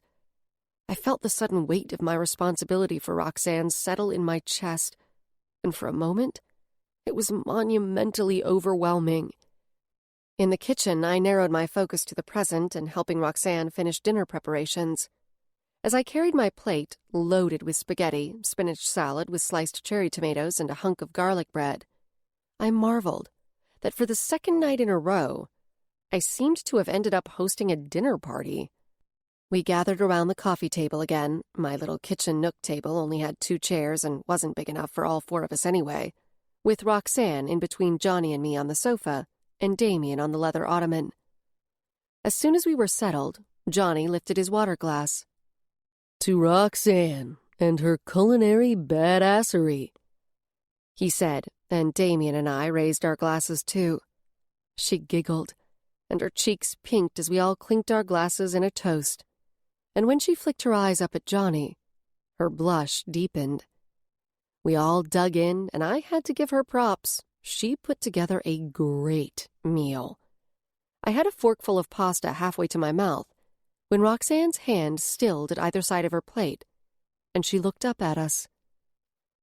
So, you're going to jailbreak my brother out of Grigori Industries? Her expression was equal parts fearful and hopeful, and the raw vulnerability on her face made my heart ache. I set down my fork. That's what I want to do. What do you think of the idea? I just want him home as soon as possible. Her voice was high and small, like a child's, and her lips trembled just barely before she clamped them together and looked down at the plate in her lap. But I knew Damien and Johnny saw it too. She'd been so stoic and a good sport about staying with me, but I could see her hope wavering. Then we'll figure out how to break him free, Johnny said quietly. She raised her head and gave him a watery smile, swiping at the single tear that had begun to slip down one cheek. I caught Johnny's eye over Roxanne's head and silently mouthed, "Thank you." He responded with a smile, and his dark eyes glowed with warmth. I meant to look away, but for some reason my gaze snagged on his, and I couldn't break the connection. An unexpected spark lit in the center of my stomach, and I inhaled sharply through my nose. Snapping out of the odd little moment, I dropped my eyes to my plate, but I could still feel Johnny's attention lingering on me, like the heat of the low-angled sun in the evening. A bit rattled and curiously off balance, I lifted my fork and took a bite, forcing myself to chew. It had only been a second or two, maybe not even that long, but my face and chest felt as if they glowed a bit too warm, and I had the urge to splash cold water over my face. What the hell was that? Johnny just wasn't that kind of guy, not for me. For other women he was, for a lot of women, according to his reputation and extrapolating from the times I'd seen him in action. I wasn't an idiot. He was a movie star handsome and had a twinkling, charming vibe about him. But he was too obvious, too out there with the way he pursued women, calling all of us sugar and gorgeous, and getting all croony with his smooth voice. I preferred more subtlety. I gave myself a mental shake. This was so not the moment to be entertaining silly little flutters in my stomach that probably meant nothing. What I really needed was some time alone with Johnny and Damien to figure out a game plan. Luckily, Damien and I had the next 2 days off, which was perfect timing. We could bust Nathan out tomorrow. I could catch up on some much-needed sleep the next day, and I'd be fresh and ready to return to work the following day. Easy peasy, lemon squeezy. Johnny's phone bleeped, and he picked it up and flicked his thumb across the screen in a few quick motions. His eyebrows drew together, and he set his plate on the coffee table to focus more fully on whatever message had come through. He grabbed his plate in one hand and sidestepped out from between the sofa and coffee table. "Damn. I'm sorry, but I'm going to have to run. I'm on call as a consultant for the local police, and they're paging me to come to a crime scene." With an internal sag of disappointment, which I tried to tell myself was purely due to Johnny's departure ruining my plans for figuring out our next move against Grigori, I turned and watched him quickly load his plate and fork into the dishwasher.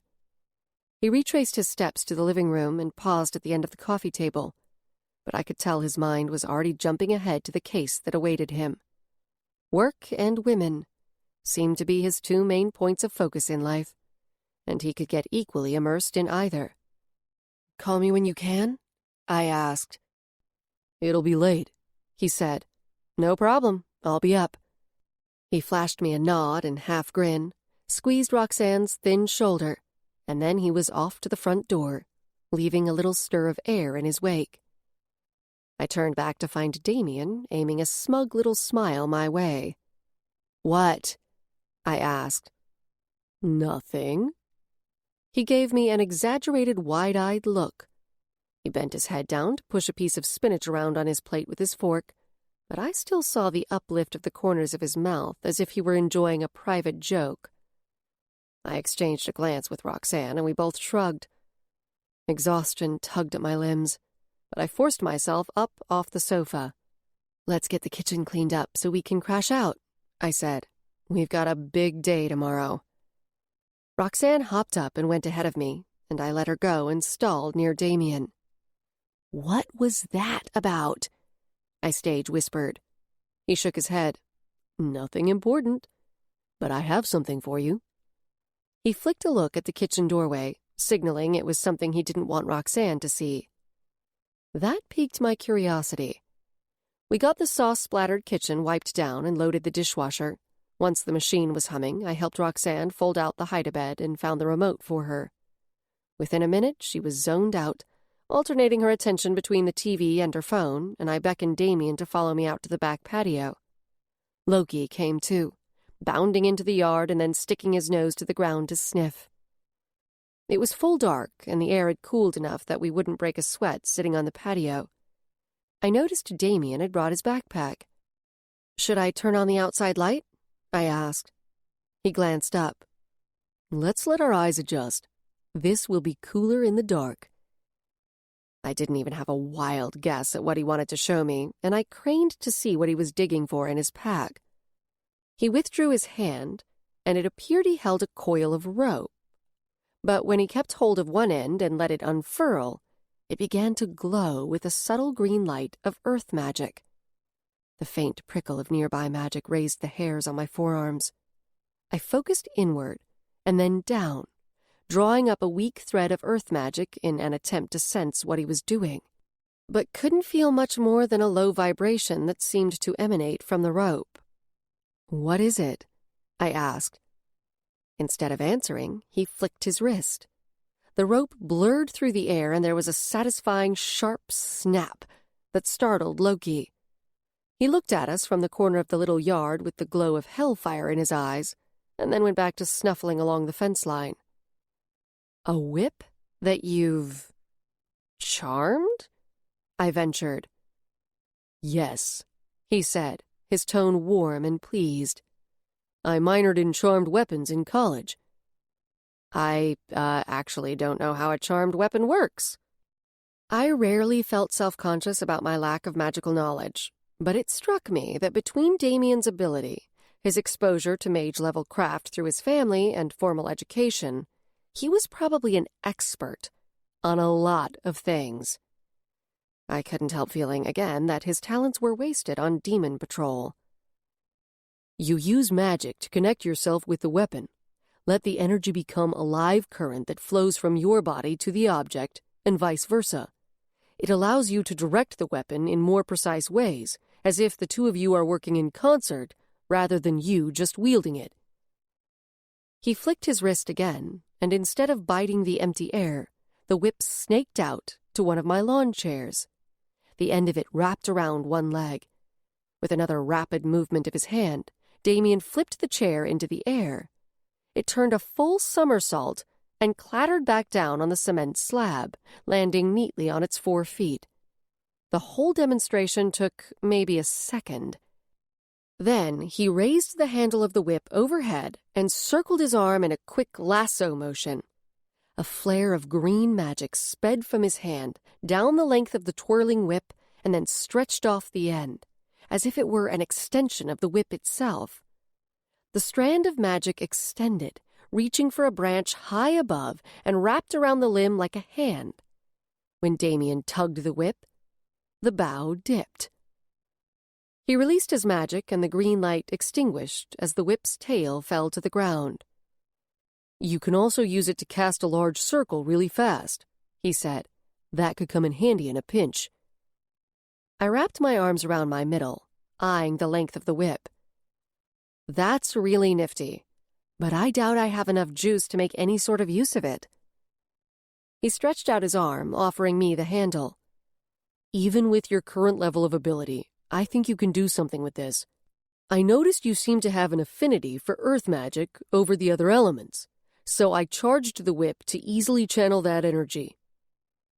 Reluctantly, I took the whip, my stomach tightening with the expectation that I would disappoint Damien. As soon as my palm contacted the handle, a zing of his residual magic warmed my palm. The whip itself was warm, almost as if it were a living thing. "I use earth magic because it's the easiest," I said. Every kid with any level of magical ability was taught to use earth magic first. It was the most concrete and abundant of the elemental magics. I don't really have an affinity for any of the elements. "You're wrong," he said. "You're definitely an earthcrafter, but you also have a strong affinity for fire. We'd need to do some training before you could do much with it. Try projecting your magic into the whip. Once you feel it, visualize what you want it to do, and then flick your hand and send your intention outward through the whip. It's all in the wrist." He moved several paces off to the side, well out of the way. I knew my face betrayed my apprehension, and I was suddenly extremely glad it was so dark outside.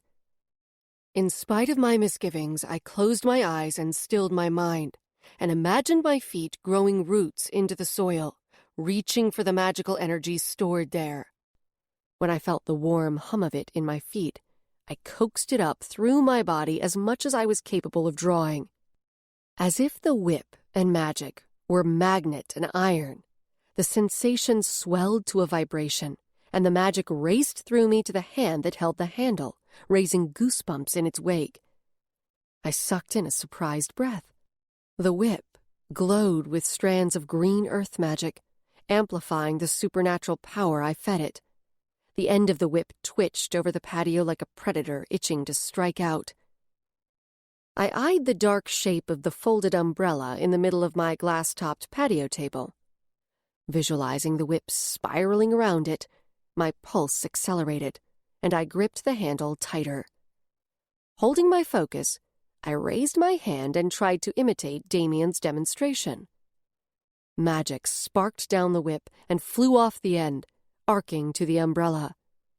Instead of twining around it as I'd intended, the magic flew outward in one glob, missed the umbrella completely, and smacked into the wood fence with a bang, rattling the slats with the solid force of earth magic as if I'd walked up and kicked them. At the same time, the shadows in my periphery went wild, and my head thumped hard enough to make me wince. The other? Reacting to my magic? The strands of green spread out in a paint splatter pattern before fading and leaving the faint scent of ozone hanging in the air. I crowed a laugh, in spite of the misfire and the smoky shapes swirling frantically in a frame around my vision. I'd never felt such an abundance of magic before, and certainly never wielded it that way. My ability was too meager to perform distal magic at a distance of more than a couple of feet, and my heart galloped at the thrill of slinging magic for the first time in my life. I grinned at Damien in the dark. This thing kicks ass. His face was shadowed, but I had the sense that he was grinning back. I drew more earth magic and shook my hand back and forth, and the whip skipped across the patio, leaving green in its wake. I did it again, just for the fun of it. He chuckled at my playing. I'm glad you like it. I can teach you to do some specific maneuvers if you want. I released the earth magic and began coiling the whip, suddenly aware of the familiar drained sensation seeping into my body. There was always a price to wielding magic, and the lower the ability, the faster the crafter tired. A shiver passed through me as the faint chill left by the absence of magic set in. There was a little strap on the base of the handle, which was probably for keeping the coils in place. I wrapped the strap around the whip and snapped it. The thumping in my head was still going strong, and something from my visit to the Grigori campus pinged in my memory. I shivered again as I remembered the look on Philip Zarella's face when he'd appeared in the doorway of the conference room. He'd looked at me like he wanted to devour me, and muttered the word, Reaper. I licked my dry lips. Zarella said something to me. It was before Jacob showed up and shooed him away.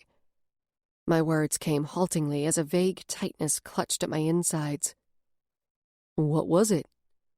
Damien's head tilted in curiosity.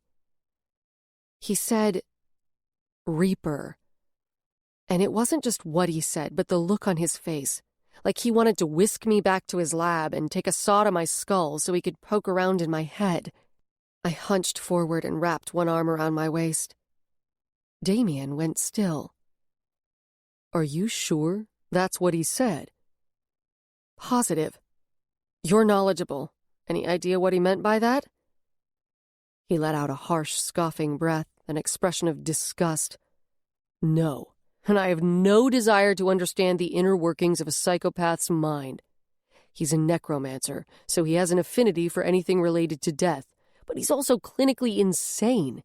I wouldn't put much stock in anything that comes out of his mouth. Yeah, you're probably right. I trailed off, but a chill passed through me. I'd forgotten that in addition to Zarella's atrocities against humans, vampires, and any other species he could get his hands on, he was one of only a few necromancers in the world. He'd raised zombies and then controlled them using telepathy. It was rumored that he could see through the eyes of any zombie, demon, or vamp anything or anyone that had been touched by death or the rip, and steer them around like a kid with a radio control car. Anything that had been touched by death. My mind flashed to the moment I'd awakened on a gurney under a sheet, queued for the autopsy lab along the side of a dark hallway in the basement of St. Luke's Hospital with 2 other stiffs. Talk about a real-life nightmare that would haunt me for the rest of my days. The poor orderly would need therapy for the next decade after witnessing me bolt upright, screaming bloody murder as the sheet fell away. I'd definitely been touched by death. More than touched. It had claimed me for 18 minutes, and by some unknown miracle, I'd escaped. My forehead thumped its rhythm, that foreign beat that didn't line up with my pulse, as if to remind me of the passenger I'd carried since returning to the living.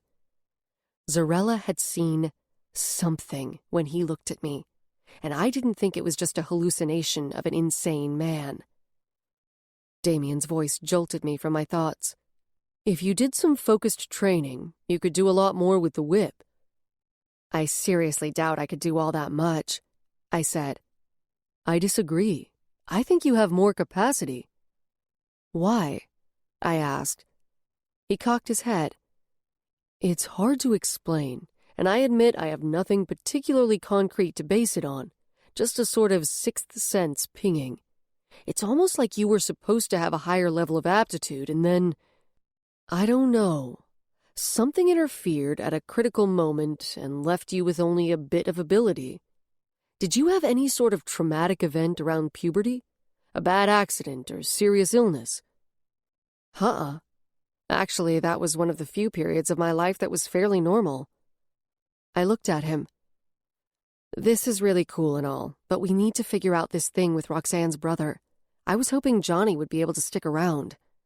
He gave a low laugh and moved to 2 of the chairs, pulling them closer together with a soft screech of the metal legs across concrete. He lowered himself into one of them, crossed one ankle over the other knee, and rocked the chair back on 2 legs, clearly waiting for me to sit. I remained where I was, folding my arms and keeping the coiled whip clutched in one hand. Why are you so smug and chuckly all of a sudden? Come on, Ella. If we talk about it, we'll spoil the mystique. What the hell are you talking about? You and Johnny. Duh. He said it in such a perfect imitation of Roxanne's tone of adolescent impatience, I had to hold tight to my irritation to keep from cracking a smile. But Damien's mention of me and Johnny caused my stomach to do an unwelcome somersault. There is no me and Johnny. Sure there isn't. His annoyingly patronizing tone made me want to push his chair over backward. I let out an exasperated breath, went to the vacant chair and yanked it back a few inches out of spite before slouching onto it. We have more important things to discuss. I straightened and tried to tamp down the little flip-flop that was still echoing around in my stomach. Here's what we should do. We'll wait near the Grigori campus for one of those vans to leave. We'll follow it till it's out of sight of the campus, but not yet in the city. Then we'll borrow it and drive it back in through the security gate, go get the statue, and take it in the van.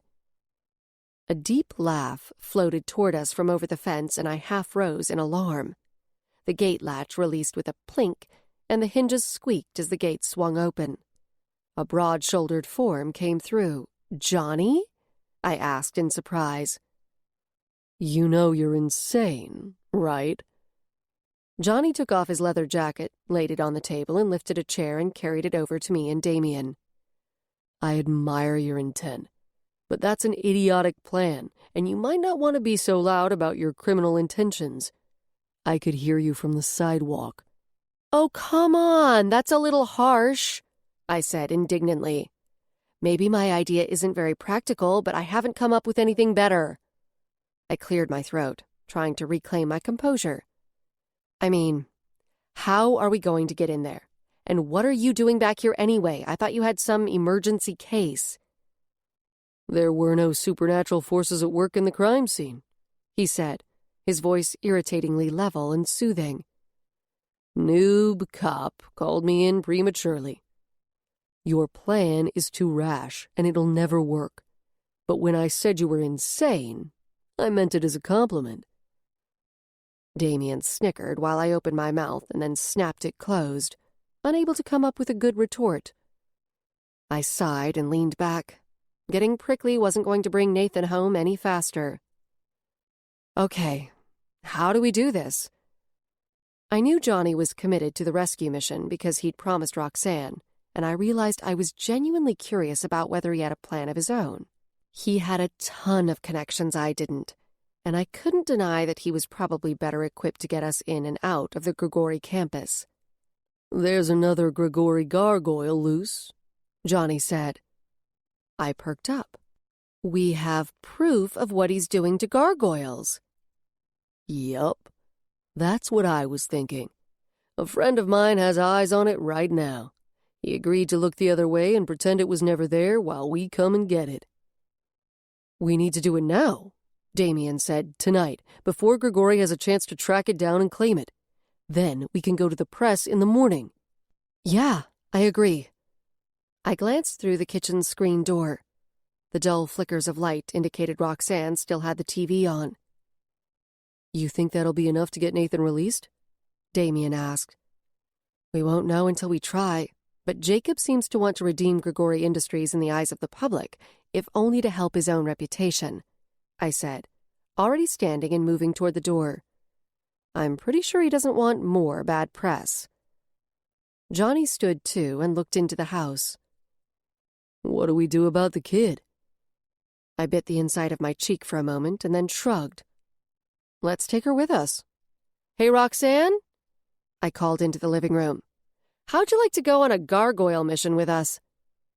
Her blonde head popped up over the back of the sofa. Can I pick a secret code name? I laughed. Absolutely. Chapter 15.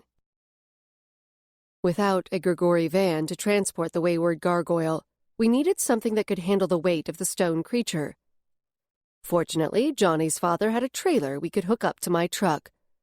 The gargoyle would be exposed, but shouldn't attract much notice in the middle of the night, or so we hoped. Johnny and I got in my pickup to go get the trailer, while Damien and Roxanne went to the apartment complex near the Boise River, where Johnny's buddy had spotted the gargoyle. They were going to stand watch and make sure it didn't go anywhere. We figured if the gargoyle tried to take flight, or anything else of a supernatural nature occurred, Damien's magic was our best shot at keeping it contained. So that left me alone with Johnny. I tried to keep my focus on the task at hand, but caught myself becoming annoyingly aware of the aroma of his cologne, which was a distracting scent reminiscent of both sea and mountain forest. Between that, the swirling shadows around the edges of my vision, and the faint thump behind my forehead, I had my work cut out for me just keeping the truck on the right side of the yellow line. You see your dad much? I asked. I didn't know anything about his family, though the way he'd mentioned his dad made it clear he lived alone. Johnny and I had crossed paths several times through work, and occasionally our social circles overlapped. Actually, it was probably more accurate to say his social circle pretty much engulfed mine. He was one of those people who seemed to know just about everyone, either directly or through 1 or 2 degrees of separation, especially when it came to people around our age in town. But I didn't know much of anything about his background. He spends a lot of time at his cabin in eastern Idaho in the summer. In the winter he goes south to Arizona. His tone was curiously flat. My eyes ticked over to his face, trying to read his expression. Maybe he wasn't on the best of terms with his pops. Wow, 3 homes, I said. I wouldn't have guessed Johnny came from money. He worked hard, and his services were in demand, and I knew he did quite well on his own. He was no trust fund silver spoon kid. Why does he hang on to the place here in Boise? Sounds like he doesn't use it much. I looked over to see Johnny's non-committal shrug. I don't know for sure. I think he does it out of loyalty to Mom's memory. His eyebrows were drawn low, as if trying to hide his eyes. I didn't know you lost your mother. I'm sorry to hear that. That's sweet that he keeps the place in her honor. She's been gone a long time. I wanted to say something comforting, but I got the sense the topic of his mother's death was one he tried to avoid. "Who's the mysterious exorcist lady you know?" I asked, hoping a topic change would lighten his mood. He shifted in his seat, straightening and unfolding his arms. Her name's Lynette LeBlanc. She's a witch who specializes in dark edge magic. The name sounded familiar, but I couldn't manage to pull any references from my memory. The unfamiliar term he used piqued my curiosity and sent off a little ping of warning at the back of my mind. That's not the same as black crafting, is it? Not many were stupid enough to get mixed up in black magic. It was forbidden in the magic community, and it was dangerous. Black magic was always accompanied by unpredictable and unintended results. A black love spell, for example, might achieve the goal of getting someone to fall in love with you, but then the love interest might get run over by a truck a month later, or something equally terrible and random could happen to someone in proximity to the black magic practitioner, like a neighbor or family member. She doesn't practice any dark arts. She says her specialty is around the black. Johnny lifted his hands to make air quotes with his fingers. But I believe her. She's smart and really talented, but I don't think she's reckless. I snorted as I swung the wheel around to take a left off Park Center Boulevard into an upscale subdivision. I'm not sure how you can practice around the black without dipping into it. Yeah, I know it sounds weird. Her talent has to do with grave magic and things of that nature. His voice changed as his attention swung over to me. She reminds me of you, actually. My heart and my forehead thumped at the same time, as if the other and I both took notice of his comment in the same way. I blinked a few times, and for a moment I had the wild urge to tell Johnny that I wasn't alone inside my own head, that something had come with me back from death, and I needed to figure out how to communicate with it because it somehow knew where my brother was. Instead, I sucked in a breath and then gave him a sly glance. Well, she sounds like a badass, so I can see why you'd say that. With a flip of his index finger, he indicated I should take the next right. It's the third one, on the left. I pulled over to the curb and cut the engine. He twisted to face me, and in doing so closed some of the space between us. Ella, I'm glad I'm getting the chance to know you a little better. I have to admit you're part of the reason I'm getting swept up in this little rescue mission. My pulse sped as my eyes stayed locked on his. They wanted to flick down to his lips, but I resisted. If I let my focus wander to his mouth, I'd probably kiss him, and that would be stupid. Just me giving in to those silly flutters in my stomach and getting swept up in his gallant desire to help Roxanne. Despite his apparent sincerity and his admittedly charming declaration, I knew it was just a moment. I was well aware of his reputation. Tomorrow night or the next night, he'd be saying something like that to another woman. That's how Johnny was. Charm, and yes, there was genuine sincerity there. But he had no interest in anything more than the passion of the moment. So what did that say about me? That I actually wanted something that lasted more than just a moment? I scoffed at myself and my entire irrelevant train of thought. We were there to save Roxanne's brother. Once that was done, I'd go back to trying to figure out how to get the thing in my head to show me where I could find Evan, and then I was going to bring my brother home.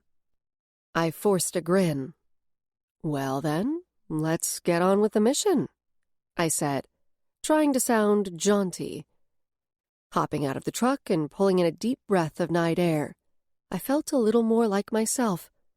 I was used to moving and doing, not chit-chatting and exchanging silent glances.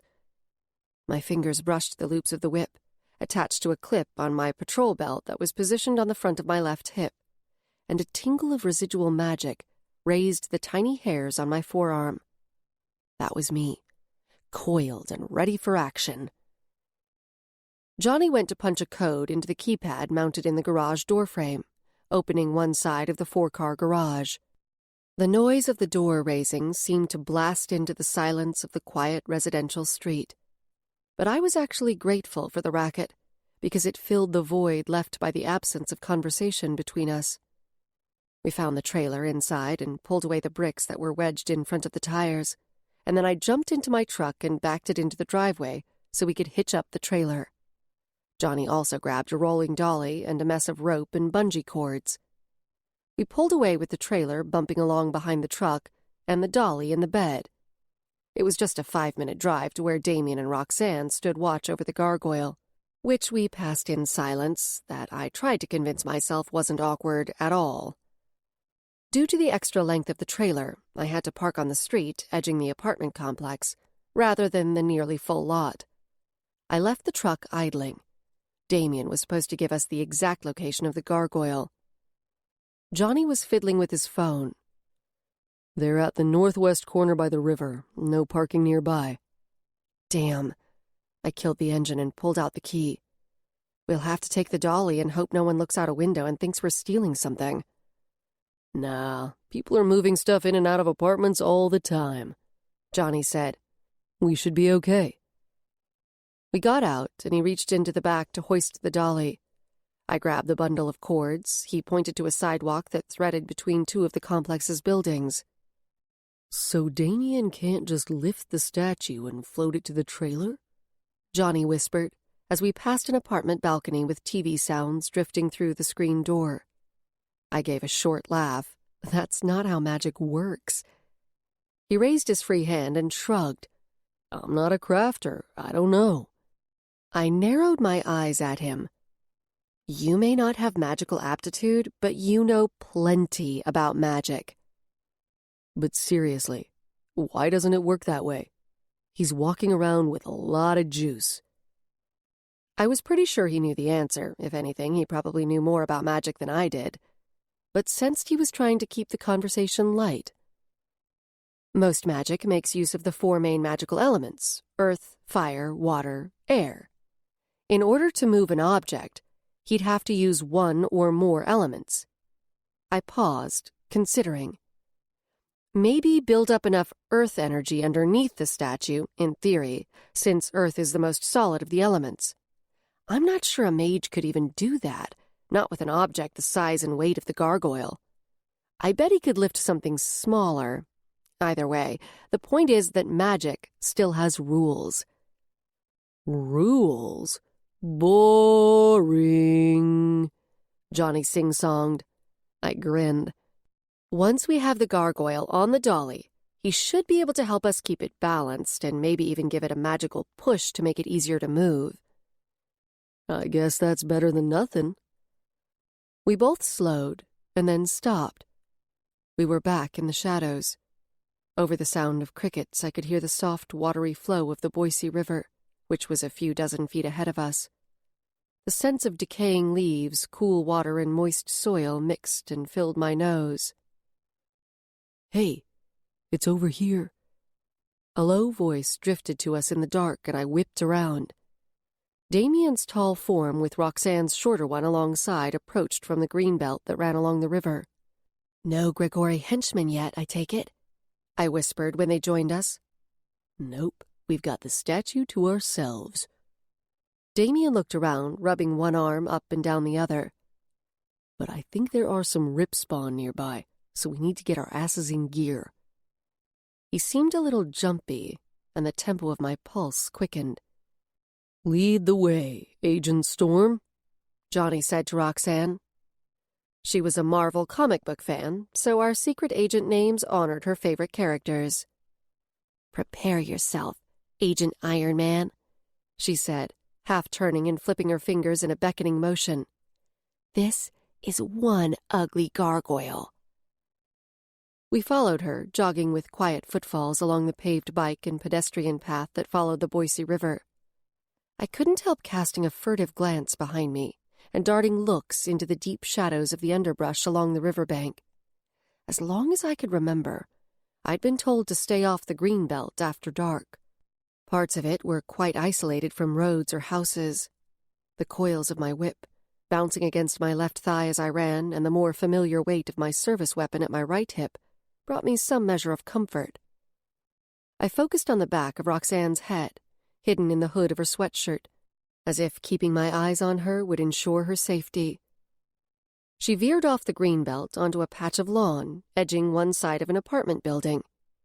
Slowing, she led us around the corner, and then stopped. We were on another of the pathways in between buildings, and all the nearby windows were dark. I passed the bundle of cords to Damien, so I could reach for my small service flashlight. I released it from my belt, but didn't switch it on. No light was required to spot the bulky mass of the gargoyle, planted in the grass just off the sidewalk. My head thumped, hard, and I reflexively winced and squeezed my eyes closed for a second. When I opened them, my vision swam with so many swirling shadows it was like trying to see through thick smoke. Panic spiked my pulse and clenched my chest. I shook my head and blinked, hard, and the dark shapes retreated back to the edges of my vision. The faint aroma of Johnny's cologne wafted to my nose, and I heard the leathery rustle of his jacket beside me. "Are you all right?" he whispered. I moistened my dry lips. "Yeah, fine." With my heart still racing, I pressed my fingers over the end of the flashlight to partially shield it and switched it on as I approached the hulking form, aiming the beam at the statue's base. It stood at about 5 feet tall, shorter than me, but somehow seeming much bigger because of its bulk. I had to walk partway around it to find the Grigori stamp. A hissing screech sent my pulse racing again, and I sucked in a sharp breath through my nose. The sound had come from within the gargoyle, but it was also inside my head, and I was sure no one else had heard it. Cold sweat sprang up on my palms, neck, and chest. As if drawn by an unseen force, my hand, the one muting the flashlight's illumination, reached out toward the statue's wing. When my fingertips made contact, the first thing I registered was that the surface was hot to the touch, like Roxanne's gargoyle. I hoped the heat only indicated the demonic energy of a trapped rip spawn, and not a human as well. My eyes filled with the shadowy image, and the only thing I knew for sure was that it was cast in the strange blue and yellow hues of my previous dreams and visions. A terrible choking feeling of claustrophobia stole my breath. Only it wasn't my lungs that felt compressed.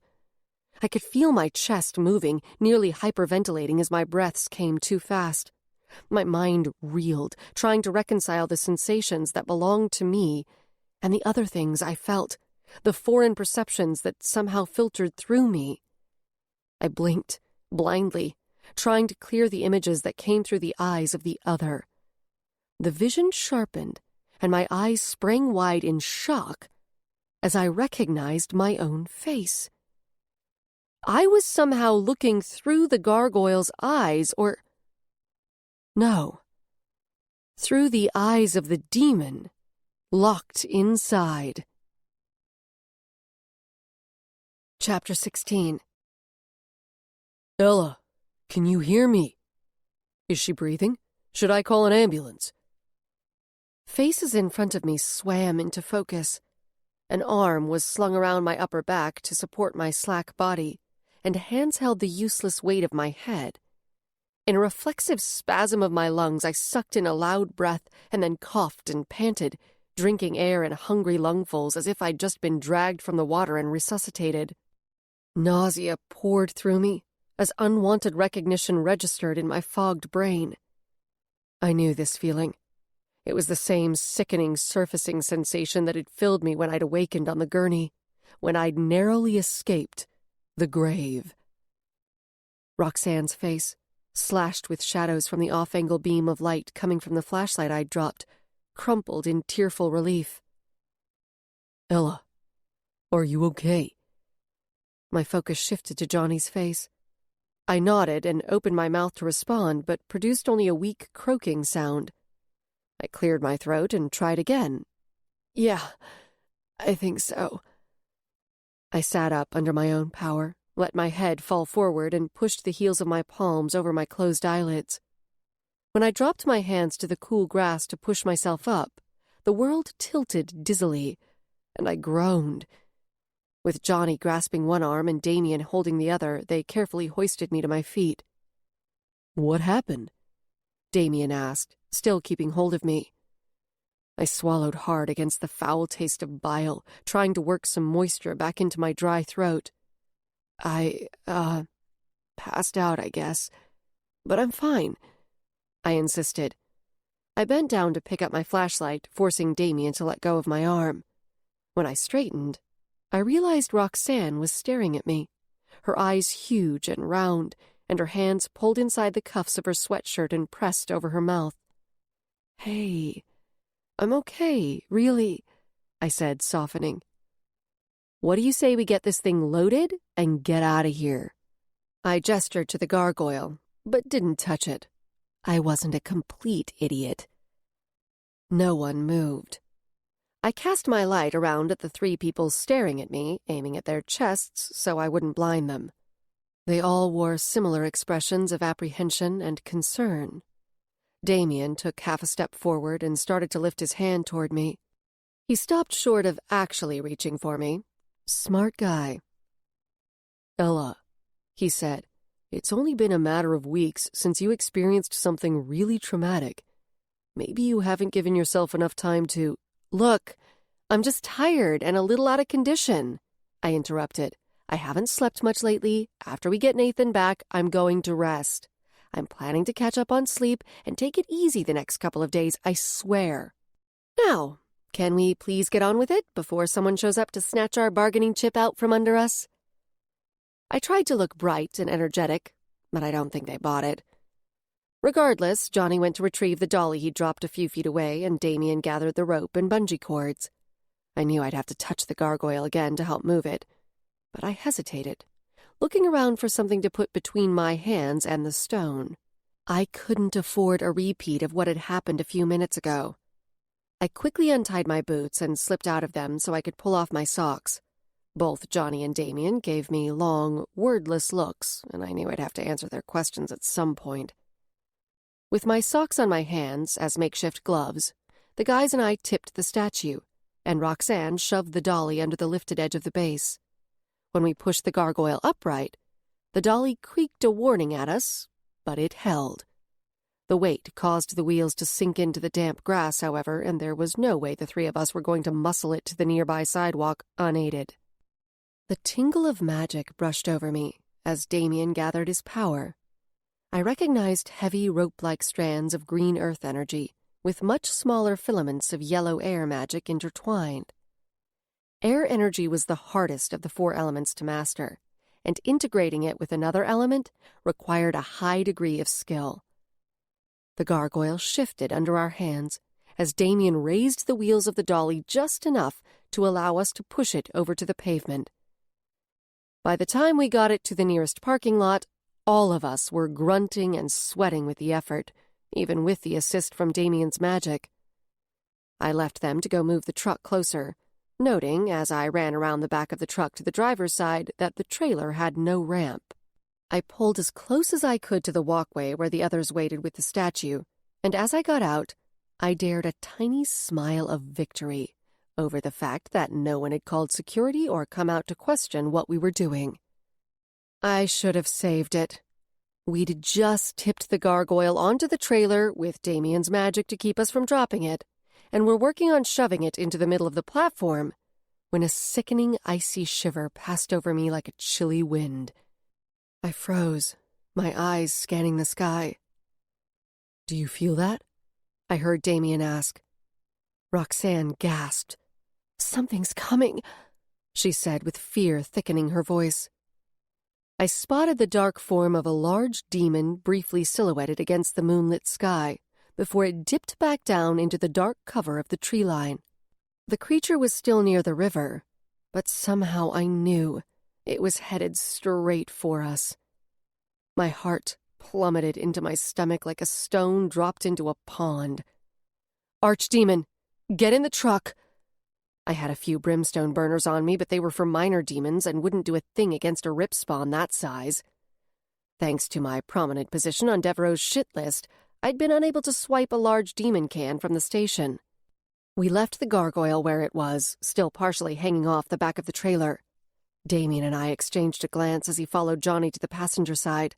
I hurried Roxanne ahead of me to the driver's side, and my new partner and I seemed to silently arrive at the same thought. Magic didn't conduct through glass. A stun gun wouldn't work from inside the truck either. He closed the door after Johnny was in, and I did the same once Roxanne's hand was clear of the door jamb. In a newer vehicle, we would have been safe inside, as cars built within the past 12 or 13 years came standard with mage-charmed materials that couldn't be penetrated by demonic energy. But I couldn't afford the upgrade on my pickup, so it was unprotected. Damien and I remained outside, on either side of the truck.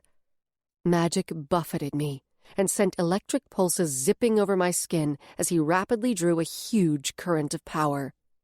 As I pulled my gun from my belt and hit the charge button, the demon rose like a specter above the rooftop of the nearest apartment building. Like a prehistoric winged hell creature, in flight it was easily over a dozen feet from wingtip to wingtip. "Call it in, Johnny!" I shouted without taking my eyes off the creature. I had no idea whether Damien's abilities could contain a demon of this size, but even if he could handle it, we'd need Strike Team to bring a trap sooner or later. I preferred sooner. The creature circled above us, letting out an otherworldly hissing screech that seemed to resonate deep into my bones. The pulse of the other in my forehead intensified, almost as if answering the demon's call. I planted my feet, wide, and extended my arms with both hands gripped around my gun, trying to aim through the shadows gyrating in my vision. As soon as the demon was within range, I pulled the trigger, sending electric pulses zapping through the air. My shots hit with satisfying little pops of violet-blue sparks. But they weren't enough to paralyze or kill the demon. Mostly, they just seemed to piss it off. But I only hoped to distract it long enough to allow Damien a chance to fully rev up his magic. And rev it up he did. I'd never felt anything like it. It was as if he sucked in power from all directions, creating an energetic tornado around himself. Every inch of my exposed skin was alive in the current of magic he drew. Meanwhile, the demon darted and dipped at us, but like the ones before it, shied away from approaching close enough to possess me. Damien's magic also gave it pause, and it screamed in frustration. The horrible sound scraped my eardrums, and I winced and clenched my teeth.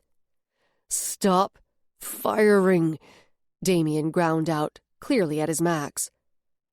I obediently lowered my gun, glancing at him just in time to see streams of magic that blended all four elements shoot from the fingers of his right hand. The glowing threads arched up and back, surrounding us and the truck in a sort of spherical lattice. He must have determined that forming a protective live ward around us was safer than attempting to contain the rip spawn in a bubble of magic, as he'd done before with the minor demons. After the energy he'd already expended to help us move the gargoyle, I couldn't imagine how he was able to summon enough to hold the barrier. But I could hear the wail of a siren approaching fast. Strike Team would arrive within seconds. Damien just had to hang on for another minute or two. I started to breathe a little easier when the demon reared up and screamed. Its eyes were two orbs of flame in its dark, ugly head, and they were trained on something behind us. I whirled and spotted a young woman in yoga capris with a blonde ponytail, probably a student from nearby Boise State University, illuminated by a parking lot light and standing on a patch of grass between two walkways. She held a leash while her little cocker spaniel lifted his leg against the trunk of a tree. She was partially turned away, her eyes on something else, and I could see the cord coming from an earbud in her ear. I knew it was useless. If she hadn't heard the demon's call, she wouldn't hear my warning, but I screamed at her anyway. She didn't even turn around. Just as Strike Team's truck screamed into the parking lot, the demon dove at the woman. At the last minute, it twisted in the air above her and darted straight at her face. In a shift that couldn't be explained by traditional science, the demon shrank and morphed into an elongated streak of darkness that bifurcated into two prongs, one entering each of the woman's eyes. Her head jerked back as if she'd been punched. Her entire body grew rigid, and she released her hold on the leash. Her cocker wisely tucked tail and sprinted away. I called to him and clapped my hands, and he ran at me. Damien opened a space in the sphere for the little dog to slide through. I scooped him up in my arms and held him as he quivered. The woman turned to face us, but she no longer looked like the perky college student of a few minutes ago. Her skin had paled to the dead gray color of ash, and her eyes were burning coals in her head. Strike team would have an exorcist with them and should be able to save the woman before she made a kill. If they didn't, and she managed to take a life while possessed, there would be no way to separate her from the demon possessing her. Strike members streamed from 2 Hummers and formed a half-circle around the woman, firing bursts of blinding, pearly white, ethereal magic energy created with the aid of mages, until she collapsed. The shots weren't lethal. They were just meant to incapacitate until the possessed woman could be safely contained. Then an exorcist would perform the separation in a special enclosure so the demon couldn't escape. A handful of strike men and women had hung back to make sure no one had approached too close to their operation. One of them was positioned behind the trailer, and I glanced back just in time to see him eyeing the gargoyle's base. He touched his earpiece, and his lips moved. My skin tingled as Damien dropped the live ward he'd formed around us. I blinked, trying to clear the after-images left by the absent strands of magic and the bright bursts from Strike's weapons. He groaned, and there was a dull thunk as he half-collapsed against the truck.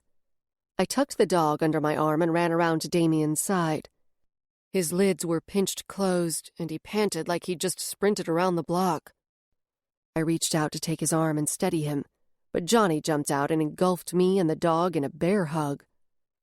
"I've never been so pissed about not being a crafter," he said, his words muffled against my hair. He pulled back to look at me.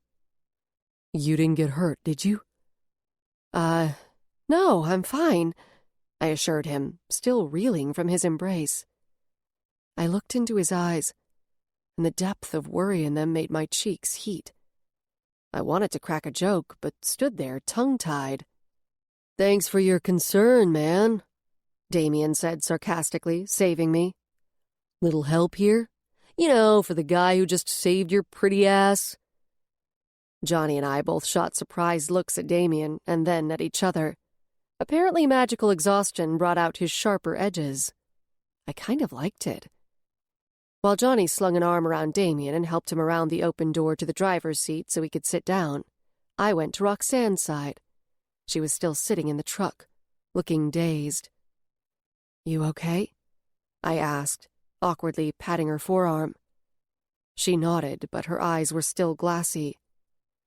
"Is that lady going to die?"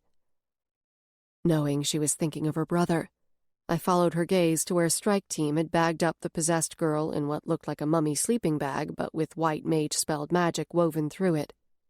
They had her on a gurney, and it did look a little like they were going to wheel her off to the morgue. My stomach did a slow flop at my memory of my almost trip into a drawer in the basement of the hospital. "No, they got here in time," I assured Roxanne. "She didn't hurt anyone else, so she'll be okay. They're going to take her to a safe place where someone will separate her from the demon. If Nathan needs this kind of help, we'll make sure he gets it too." I offered her the cocker. "Would you hold him? I think he could use a buddy." She nodded, a faint smile touching her lips as she gathered the little dog into her lap. One of the strike guys broke away and sauntered toward us. I groaned internally. Of course, it was Brady Chancellor. His eyes flicked over the 4 of us. "Anybody here need medical attention?" he asked. Genuine concern clouded his face. "We've got 1 case of mild magic exhaustion, but otherwise we're okay," I said. He nodded and then turned to rejoin his team. I was just beginning to wonder if we should make our getaway when a regular police car pulled to a stop, nose to nose with my truck. The lights were on, but there was no siren. The doors winged out and 2 officers emerged. They walked past us toward the back, quickly checked the base of the gargoyle with their flashlights, and then turned the beams on us. "Who's the owner of this vehicle?" asked the one with beefy arms and dark brown skin. I stepped away from Roxanne and squinted in the light trained on me. "I am," I said, suddenly feeling sure that I didn't want to be the owner of the vehicle. Beefcake reached for his cuffs and came at me. "Ma'am, you're under arrest for possession of stolen property." I dropped my head back and groaned up into the night sky. The guys were protesting, speaking over each other, but I knew it would do no good. Cool metal rings laced with anti-magic threads clicked around my wrists, and Beefcake packed me into the back of the patrol car as he read me my rights. I searched the uniformed strike members, looking for the guy who'd been staring at the gargoyle during his team's operation. Instead of calling supernatural crimes when he'd spotted the statue, he must have called the regular police. Or maybe he'd contacted someone at Grigori directly. Regardless, it appeared that Jacob had at least one friend on strike, and probably at least a few in the police force. I fumed and silently cursed his name all the way to the station. Chapter 17. Grigori had dropped the charges by the time we'd reached the station, and I was back home an hour later. But Jacob's men had claimed the gargoyle in the meantime.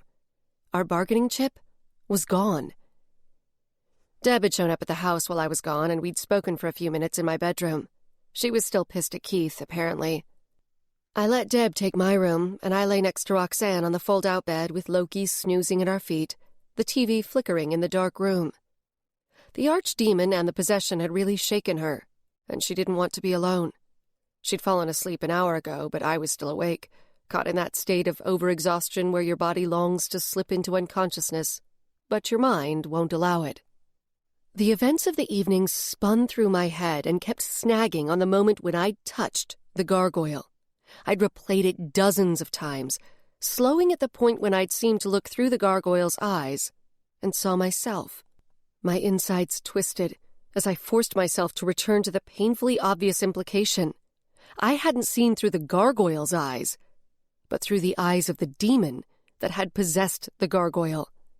The statue had been warm with demonic energy, and from what little I'd learned about the skittish stone creatures, it surely would have flown away under its own power long before we arrived, if it had been able. Gargoyles commonly hit atop tall buildings in their stone forms during the day, but at night, they flew and hunted. A Grigori gargoyle was somehow altered to attract a demon, and then once possessed, trap the demon by turning to stone. So, I had looked through the eyes of a demon. The only people able to do such things were necromancers. The mere idea that I could possibly have anything in common with Philip Zarella made me want to pull my own skin off. But I couldn't help wondering, did Zarella have necrovision like mine? Did he see random images in dreams like I did?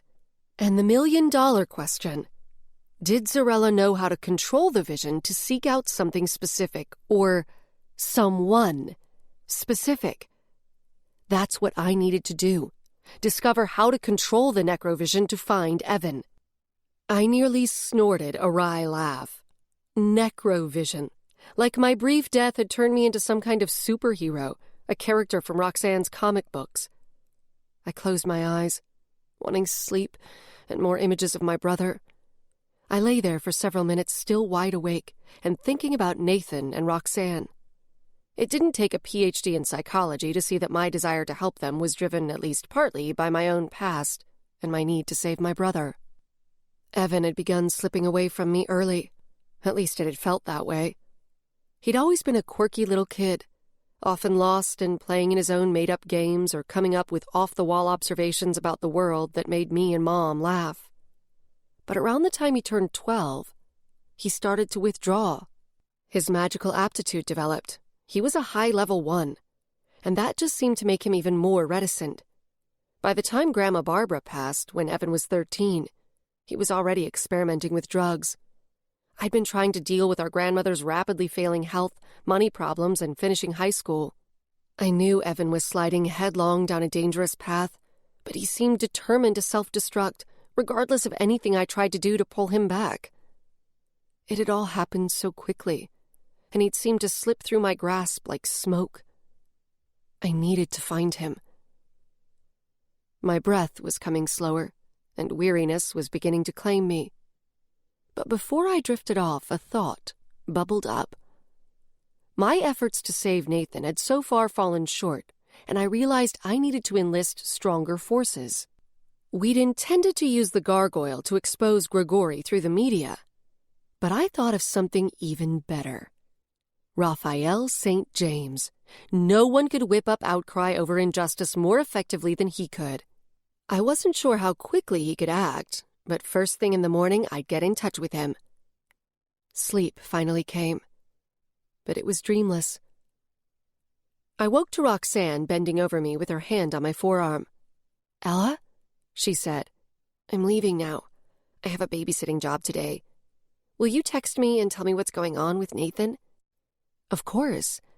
I pushed up onto one elbow, passing the back of my hand over my eyes as I tried to sharpen my mind through the haze of sleep brain. "Do you need a ride?" She shook her head. "No, that's okay. It's only a few blocks away, so I'll walk." "Okay, text me so I know whether you'll be home for dinner." We stared at each other for a moment and then both busted up. "Will do, Mom," she said with that adolescent edge to her voice, but she shot me a grateful smile as she slipped out the front door. I flopped back and stretched, tempted to try to get another 30 minutes of sleep, but knowing it wouldn't happen. I had too much I needed to do, and first and foremost was to get hold of Rafe. I scooped up my phone and sent him a text, saying that I had an urgent humanitarian situation and needed his help. The bedroom door swung open, and I turned my head and watched Deb emerge, looking fairly rested, all things considered. But her eyes narrowed as she came and stood over me, holding up the remnants of a candle in one hand and pinching a piece of paper between the thumb and forefinger of the other. "What are these?" she demanded, and jiggled the paper. "I told you to see a hedge witch to get something medicinal for your insomnia, not buy a sleeping spell." My eyes popped wide as I recognized the sheet for the spell I'd purchased on Crystal Ball Lane. For a moment, my mind raced, searching for an excuse, a story I could feed her. I sat up and raked my fingers through my hair. No story. I needed to come clean. "You'd better sit down," I said. She did so, placing the spell items in her lap and looking at me expectantly. Then, I told her everything. I described the shadows that had appeared after my accident, the dreams, the visions, and what had happened the night I used the spell. The color drained from her face. "The thing that's with you now, it took you to the fenced-off house on 16th? 637 North 16th. I don't remember the address, but yeah, that's probably about right. Why?" "It used to be a foster home. Lots of kids went through that house." She clasped her hands together and pulled them into her chest, where her fingers twitched in nervous little movements on the fluorite stone she wore on a chain, a subconscious gesture she often made when unwanted memories of her childhood surfaced. "I lived there for a little while. There was a fire. Kids died." I swallowed hard. Silence thickened in the room for several seconds, and I heard the bathroom faucet drip with tiny, measured plinks. "So, those were ghosts I saw," I finally said. Necrovision was seeming more and more apt. "Sounds like it." She shook her head as if trying to jar loose some thoughts. "But that's not important right now. You need help, Ella." The other had been drawn to ghosts, the wandering souls of the dead that hadn't been put to rest. It had its own desires, but I didn't yet know the exact nature of them. Something told me I needed to learn what they were if I wanted it to cooperate with my search for Evan. I scrubbed my hands down the sides of my face. "Yeah, I guess. At first I thought I wanted to get rid of the thing, the other, but after the visions of Evan, I just want to figure out a way to use it so I can find him." She grabbed my wrist, gripping it with surprising strength. "No. You need to have it extracted, exorcised, whatever. It's dangerous. I don't know how I missed it before. Her eyes roved the air around me. I guess I was too preoccupied with my own crap, but now that I'm paying attention, this is bad. This thing clinging to you, I don't know what it is, but you've got to get rid of it ASAP. I pulled my wrist out of her grasp. I can't, Deb. It knows where Evan is. It somehow sees him. I'm not getting rid of it until I find my brother. I don't care if it kills me. I spoke with such ferocity my voice cracked. We stared at each other for a long moment, and she finally nodded. You have to let me take you to someone who might be able to tell you what it is. Will you agree to that, at least? Yes, I said. I pushed myself up from the sofa bed, eager to leave the topic behind. My phone chirped, giving me an excuse to pick it up. It was a message from Rafe, saying he was going to Eats in Java soon, a coffee house a few blocks away from my apartment, and he could meet me there or talk after. I quickly filled Deb in on my idea to involve Rafe. Up for some coffee and eggs? I asked. Absolutely. She quirked a smile at me, but I could tell by the intent look in her eyes that she was worrying about my condition. We got dressed and headed out. A pleasant sense of normalcy washed over me as we walked to Eats in Java. I filled her in on my communication with Rafe. A glance around me told me we'd beaten Rafe, and by the time our food arrived, he still hadn't shown. While we sat at one of the outside tables with our drinks and omelets, Keith tried to call Deb about 10 times. She ignored all of them, and finally shut off her phone. And I started to wonder if she might actually be serious about leaving him. During a pause in our conversation, I looked up and spotted Rafe heading our way, holding the hand of a willowy brunette with dewy skin and trendy side-swept short bangs. His usual entourage of do-gooders followed, guys wearing beanies, even though it was almost 80 degrees out, and fresh-faced girls who looked like they just hiked a mountain. He caught my eye and flipped the fingers of his free hand in a little wave. He said something to his girl, and she and the rest of the group continued on toward the front entrance of Eats in Java. The girl half-turned and shot him a lazy-lidded smile, and then slinked away with a loose-limbed model's stride. I was about her height and build, but I couldn't pull off that walk if my life depended on it. I'd look like a drunken giraffe if I tried. I pushed my chair back and stood up. I'll be right back, I said to Deb. What's up? Rafe asked. I took a deep breath and then gave him the Reader's Digest version of our situation with Roxanne's brother and Grigori. I left out the part about being Jacob Grigori's niece. Rafe's face registered some surprise when I described the gargoyles. His arrow-straight brows lowered as I spoke until he was practically scowling. As far as I can tell, Grigori is committing any number of atrocities, I said, trying to wrap it up. What they're doing to gargoyles, using them as bait for demon possession, is tantamount to torture. And Roxanne's brother, Nathan, has been trapped inside a gargoyle, most likely demon-possessed himself, for days now. I wanted to talk to you to see whether you have any contacts who could help us free Nathan and shed light on what Grigori is doing with the gargoyles. At the very least, we need to get Nathan out of there fast.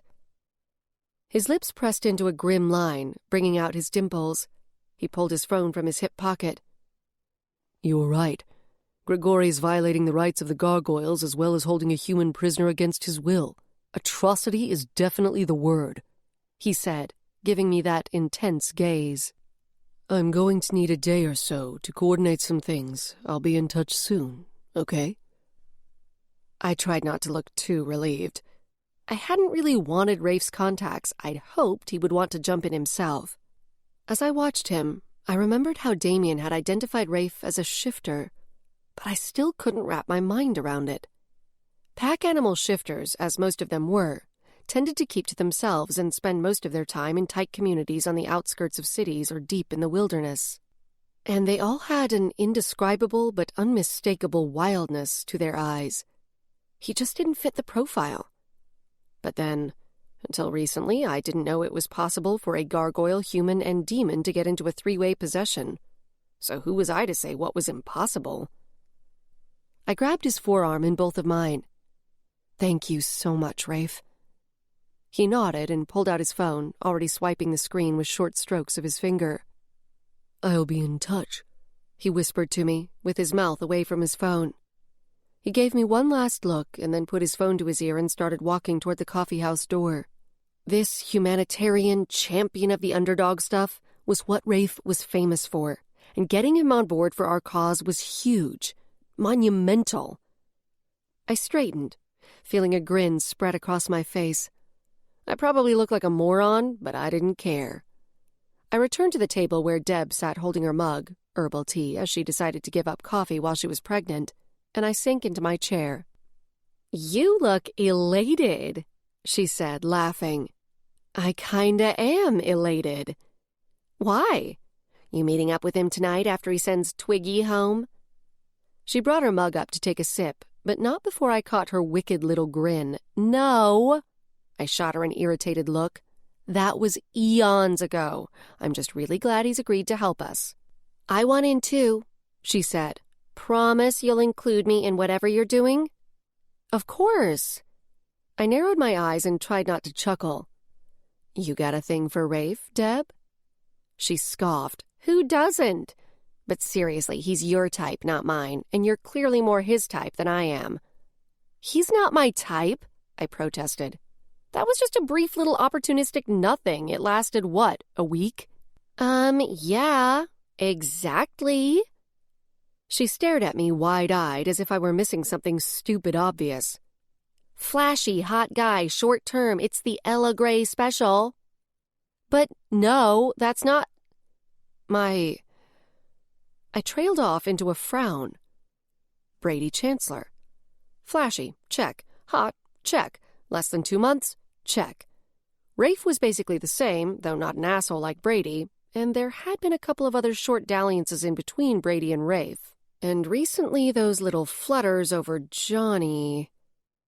I slouched low and groaned, and Deb threw back her head and laughed. "Seriously? You really didn't know that was your thing?" she asked. Her eyes sparked with a bit of amusement, but I knew she actually cared about my answer. The death glare I aimed at her didn't do a thing to curb her mirth. "Go ahead," I growled. "Get it out of your system." She giggled another 15 seconds. "Okay, I'm done." I planted my elbows on the table and propped my chin on my knuckles. I know how dumb it sounds, but it's actually not how I thought of myself. I don't know. In my mind, I thought I was attracted to guys who were more subtle and refined, more private. I don't know why I thought that. I'm clearly an idiot without a shred of self-awareness. Deb chewed her bottom lip, and her face turned serious as she tilted her gaze down at the tabletop. She scratched at an old coffee stain with her thumbnail. "You're not an idiot. I'd say most of us think of ourselves as making better decisions, or maybe just different ones, than we actually do." Her hand snuck down to briefly rest over her belly. We both went quiet for a few seconds. "Are you going to stay at my place tonight?" I asked. "Is that okay?" "Absolutely. Stay as long as you need to. Hell, let's go get all your shit and move you in." She snorted. "Seriously, if you're ready, I'll go with you to pick up your stuff." "No." She gave a tiny sigh. "Not yet." I knew better than to push her right now. She became so fragile in sadness, I had to allow her to work through some of it, wait until her sadness became infused with a little anger before I tried to press her about leaving Keith. "Hey, you promised me something. Don't think I've forgotten." She pulled out her phone and powered it on. "I'm going to find someone who can examine you ASAP." I grumbled deep in my throat. "Ugh, fine. Let's get it over with." Despite my sullen response, I curled the fingers of one hand into a loose fist and tapped my knuckles nervously against my lips as I watched Deb sitting across from me with her hair falling forward in a curtain as she bent over her phone. "Okay." Deb looked up and set her phone on the table. "My friend Jennifer is a witch who has an affinity for death-related stuff." "Wait," I interrupted her. "Let me guess. She practices dark edge magic?" She blinked a few times and then nodded. "I'm surprised you know that term." "I heard it recently for the first time." I peered at her from under hooded lids, suddenly wondering if she knew a lot of dark edge witches. I never would have pegged Deb for the type to be interested in that sort of thing. She hadn't ever mentioned it to me, at least. But then I didn't pay a whole lot of attention to the witch and coven stuff. She looked down at her phone. She says we can come over to her place now. We both stood and stacked our silverware, mugs, and crumpled paper napkins on our plates and shuttled them to the cart stacked with tubs for dirty dishes. "What are her rates?" I asked, already dreading how much cash I'd need to pull from an ATM. I wasn't terribly eager to shell out more of my hard-earned money for help of the magical variety, seeing as how well the Sleeping Beauty spell had gone. "She won't charge us," Deb said.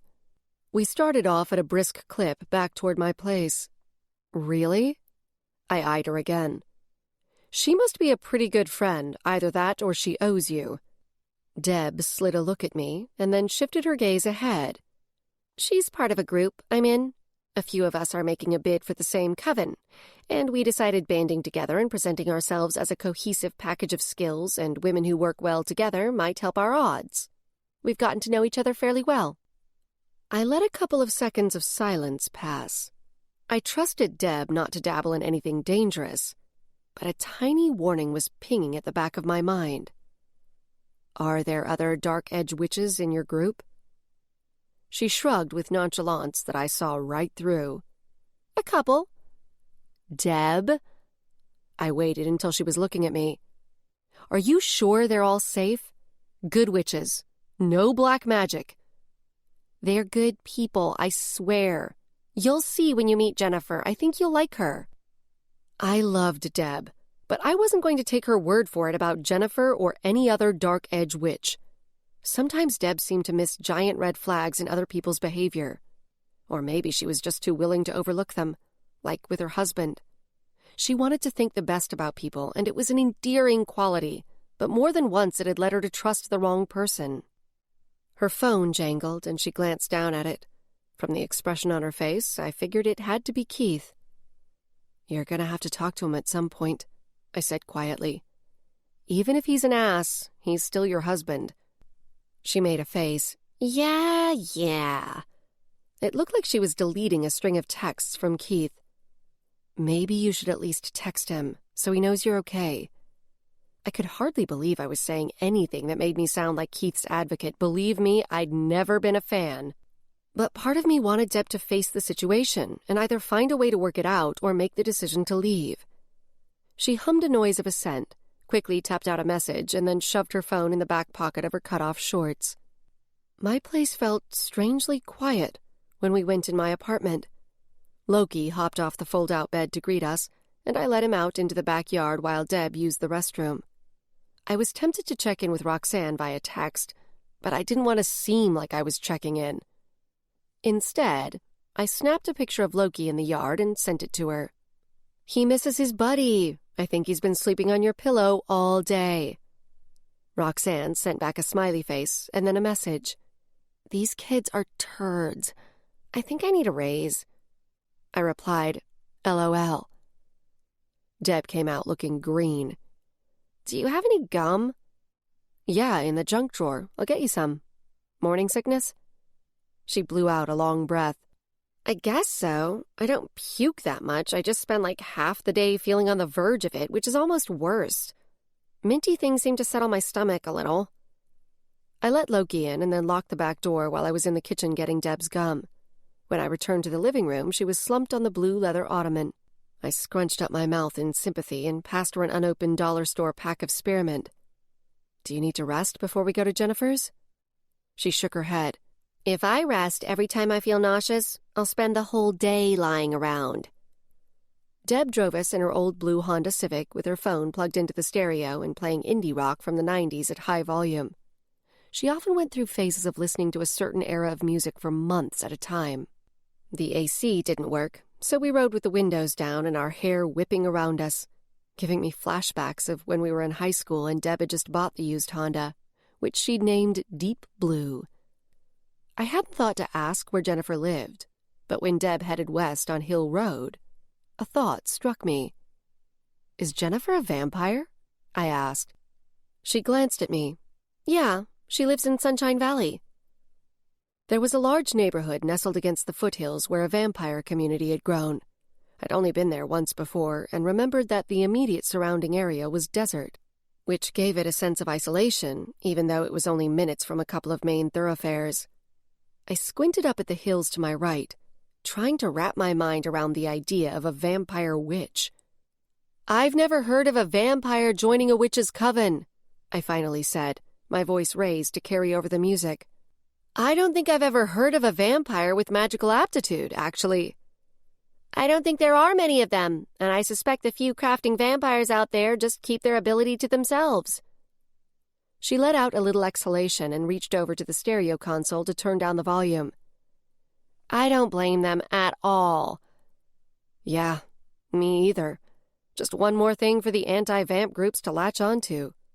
Your friend is brave." "Well, she's not exactly taking out an ad in the Statesman to announce her magical ability or coven bid. It's not secret, but it's not something she really wants spread around." "Gotcha." Maybe Deb was right about Jennifer.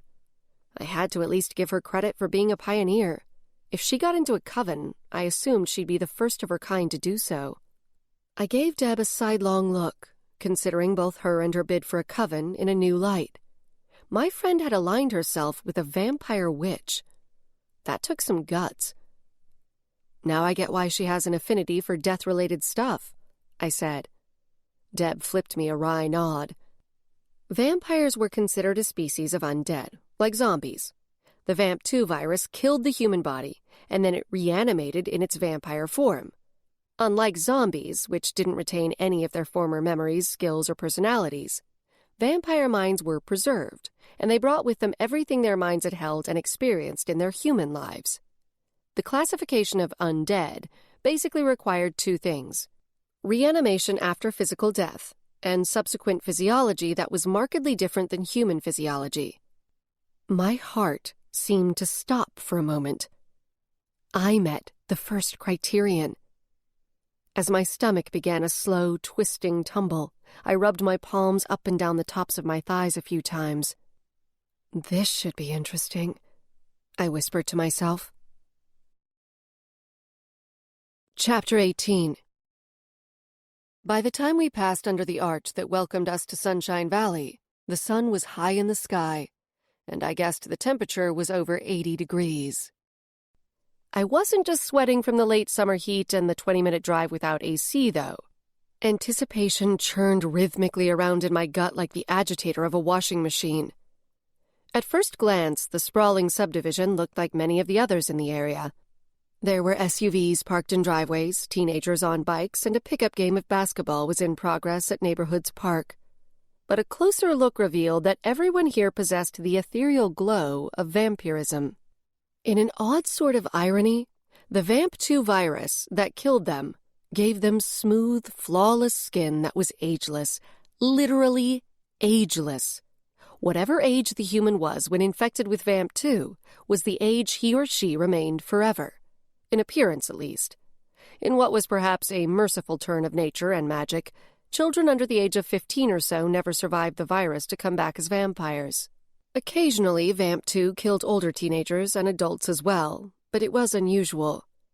The ones who did survive the virus were essentially immortal, invulnerable to human diseases and the breakdown of old age. The ugly and violent period following the RIP had unfortunately shown exactly what methods were required to end a vampire's existence permanently. Docile vampires could be killed only by silver poisoning, a stab through the heart with any type of wood or wood-laced object, or beheading. Wild vampires, those without implants, could be killed by those methods in addition to sunlight. Deb steered through the residential streets and then pulled over to the curb in front of a one-story starter home with a neat yard and upgraded finishes. She killed the engine, and I saw the curtains stir in one of the windows. When we were partway up the front walk, the door opened and a vampire with shining brown eyes greeted us. Jennifer was barely over 5 feet, with slim legs, a generous chest, and some extra weight around her torso. No, not all vampires were model thin and perfect-looking, contrary to what certain movies and TV shows portrayed. But she did have that incredible skin and the magnetism that was a weak, implant-dulled manifestation of vampire glamour. She smiled at Deb and pulled her into a quick hug, and then turned her attention to me. "You must be Ella." Jennifer held out her hand. I grasped it, the coolness of her skin almost stone-like against mine. The shadows edging my vision stirred, as if a sudden wind had disturbed them. "Thank you for making time to see us," I said. As soon as I let go of her hand, the swirling in my periphery settled. "Are you kidding? I'm thrilled to help Deb, and what little she told me has me curious as shit about you." She gave a throaty little cackle. Her face lit up when she spoke, and she moved her hands in little animated gestures. There was faint evidence of an Upper East Coast accent, which piqued my curiosity. Could she be one of the early generations of post-rip vampires? I grinned, already warming up to the vampire witch. "Do you live alone?" I asked, taking a quick look around. The living room was cozy, with a handmade Afghan thrown across the back of an overstuffed sofa, a cheerful variety of plants lining the narrow table under the front window, and a basket heaped with yarn and a couple of half-finished knitting projects next to a worn leather lazy-boy that faced the TV. A side table held a messy stack of trashy gossip magazines. Yep, bachelorette bitch, that's me. Jennifer moved farther into the room. "Can I offer you some iced tea? I still drink it all the time, out of habit." "Sure, that sounds great," Deb said, and I nodded in agreement. "Have a seat. Make yourselves comfortable." Our host disappeared into the kitchen, and a moment later I heard the sounds of ice cubes clinking into glasses. As I sank down onto the sofa, I started to relax. This wasn't at all how I'd pictured the abode of a dark-edge vampire witch. Jennifer seemed like any young single woman in her first home. I didn't even see any evidence of her devotion to witchcraft. Jennifer brought in a little tray with 3 tall, slim glasses of iced tea and some packets of sweetener. I passed on the artificial stuff and drank mine straight. We chit-chatted for a couple of minutes about how we knew each other. Deb and Jennifer had met through a mutual witch friend about a year back. The vampire witch had indeed come from the East Coast, though she didn't specify when. It could have been a couple of years ago or a couple of decades ago. That was the thing with vampires. You couldn't tell how long ago they'd turned. There was speculation that very old vampires would eventually develop distinguishing characteristics, and there were a few whack jobs out there who claimed to have seen Vamp 1 vampires, the secretive vamps of legend that had originated in the old world, who would have been hundreds of years old by now if any still survived. But the Vamp 2 population that was reborn after the rip was too young to have any aged vamps. During a little pause in the conversation, Jennifer gave one of her thighs a slap. "Well, shall we see what we can discover about Ella's predicament?" "Sure," Deb said. She smiled, but I read apprehension in her eyes. My mouth had gone a little dry, so I just nodded. The vampire witch stood, and Deb and I followed suit. "I've got a witchy area set up in the spare bedroom," Jennifer said. We followed her past the TV to a short hallway and into a dark room. My eyes began to adjust, and I saw there was a pagan altar set up on a trunk along the north wall. Blackout curtains were drawn over the single window. There was the scrape of a struck match, and then a little flame. And I watched as Jennifer lit the 2 candles on the altar and then struck a second match for the 3 pillar jars that stood on a corner table. The light reflected off a couple of smoked glass mirrors that were propped against the walls at a right angle to each other. She turned to us, shaking the match to extinguish it. "I'm going to cast a circle, with Ella sitting in the middle facing me. Deb, you can sit in the circle behind her if you like. Just take care not to disturb anything I weave. And fair warning to both of you. Grave magic is chilly business, so get ready to cut glass with your... well, you know how the saying goes." I snorted a laugh, but the term grave magic was ringing around in my head like a bell's toll, echoing off the hills. Jennifer opened a narrow door and pulled 3 cushions out of the closet. She set them up in a north-south line on the floor. I settled cross-legged on the middle one with the altar in front of me and watched as she gathered a few items, including one of the mirrors. "Ella, grave magic is different than regular magic," Jennifer said. "You have to pass through a gateway to access it. I don't know what form that will take for you. It's a fairly personal thing. For me, it's usually jumping off a cliff, Imaginary, of course. It'll probably be something you'll want to resist. Just be prepared to take some sort of leap, so to speak. Just go for it. Got it, I said. I heard Deb sit down behind me and took some comfort in her presence. I was confident Jennifer wouldn't harm me. My apprehension stemmed from a certainty that the next few minutes would reveal answers to my questions. And you know what they say about being careful what you ask for? I smoothed my damp palms along my cargo shorts and took a slow breath. Stillness seemed to settle over the room like a morning mist, and I watched Jennifer's back as she stood facing her altar. She was whispering to herself, but I couldn't quite make out the words. Then she turned and began moving clockwise from the altar. In her right hand she held a crystal wand, a white stone, selenite perhaps. She pointed it at the ground, tracing a magical circle as she recited a casting spell. I suddenly realized I hadn't sensed her level of magical aptitude. I still couldn't, and I wondered if she had some sort of powerful obfuscation spell that masked her abilities, or if being a vamp made them invisible. She was casting a circle that glowed as a faint magenta trace, a color of magic I'd never witnessed. When she made her way back around to the altar and completed the circle, the air seemed to pressurize slightly, pushing against my eardrums. She turned, and I sucked in a sharp breath as I took in the two glowing points of her irises. Her eyes illuminated with the same purple-pink light of her circle. My pulse ratcheted up as she lowered herself to the cushion in front of me. She mirrored my posture, crossing her legs, and our knees were only inches from each other. Her breathing slowed as her casting trance deepened, and her gaze seemed to go right through me. Goosebumps raised along my skin, rippling over me in a wave, and I realized the air in the room was growing chillier by the second. Not only was it cold, it felt heavy, as if we were deep underground. I clamped my arms to my sides to keep from shivering too obviously. The sensations in the room intensified, and I fought to keep still, focusing on the lights in the vampire witch's eyes, and realizing too late that I probably should have asked her what she intended and what she expected to happen. I began to sink into my own trance, my eyes unfocused, and my body settled into the cold until it felt oddly comfortable.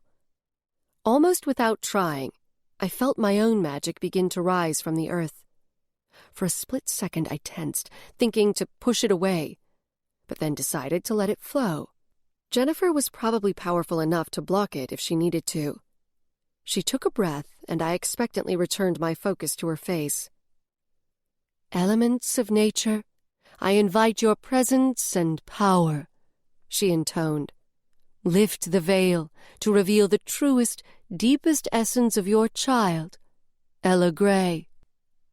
I expected more. Some of Deb's spells and incantations were fairly long, but instead of continuing, Jennifer reached for the smoked glass mirror and lifted it, positioning it between our faces. The candles in the room flared, and my entire body went rigid as I gazed into the mirror. Panic set off a spike of adrenaline as I realized I couldn't move, not even to blink. I expected the other to take over. But it didn't, and after a moment my alarm began to subside. I could see the lights of Jennifer's eyes through the mirror. It was a glass, actually, in addition to my own reflection. The image in the mirror was shifting, my features morphing and moving as if reflected on a watery surface. As I watched, I realized with relief that I could move under my own power again. My face dissolved as the glass went dark. A small blue flame appeared in the center of the glass, just one dancing point.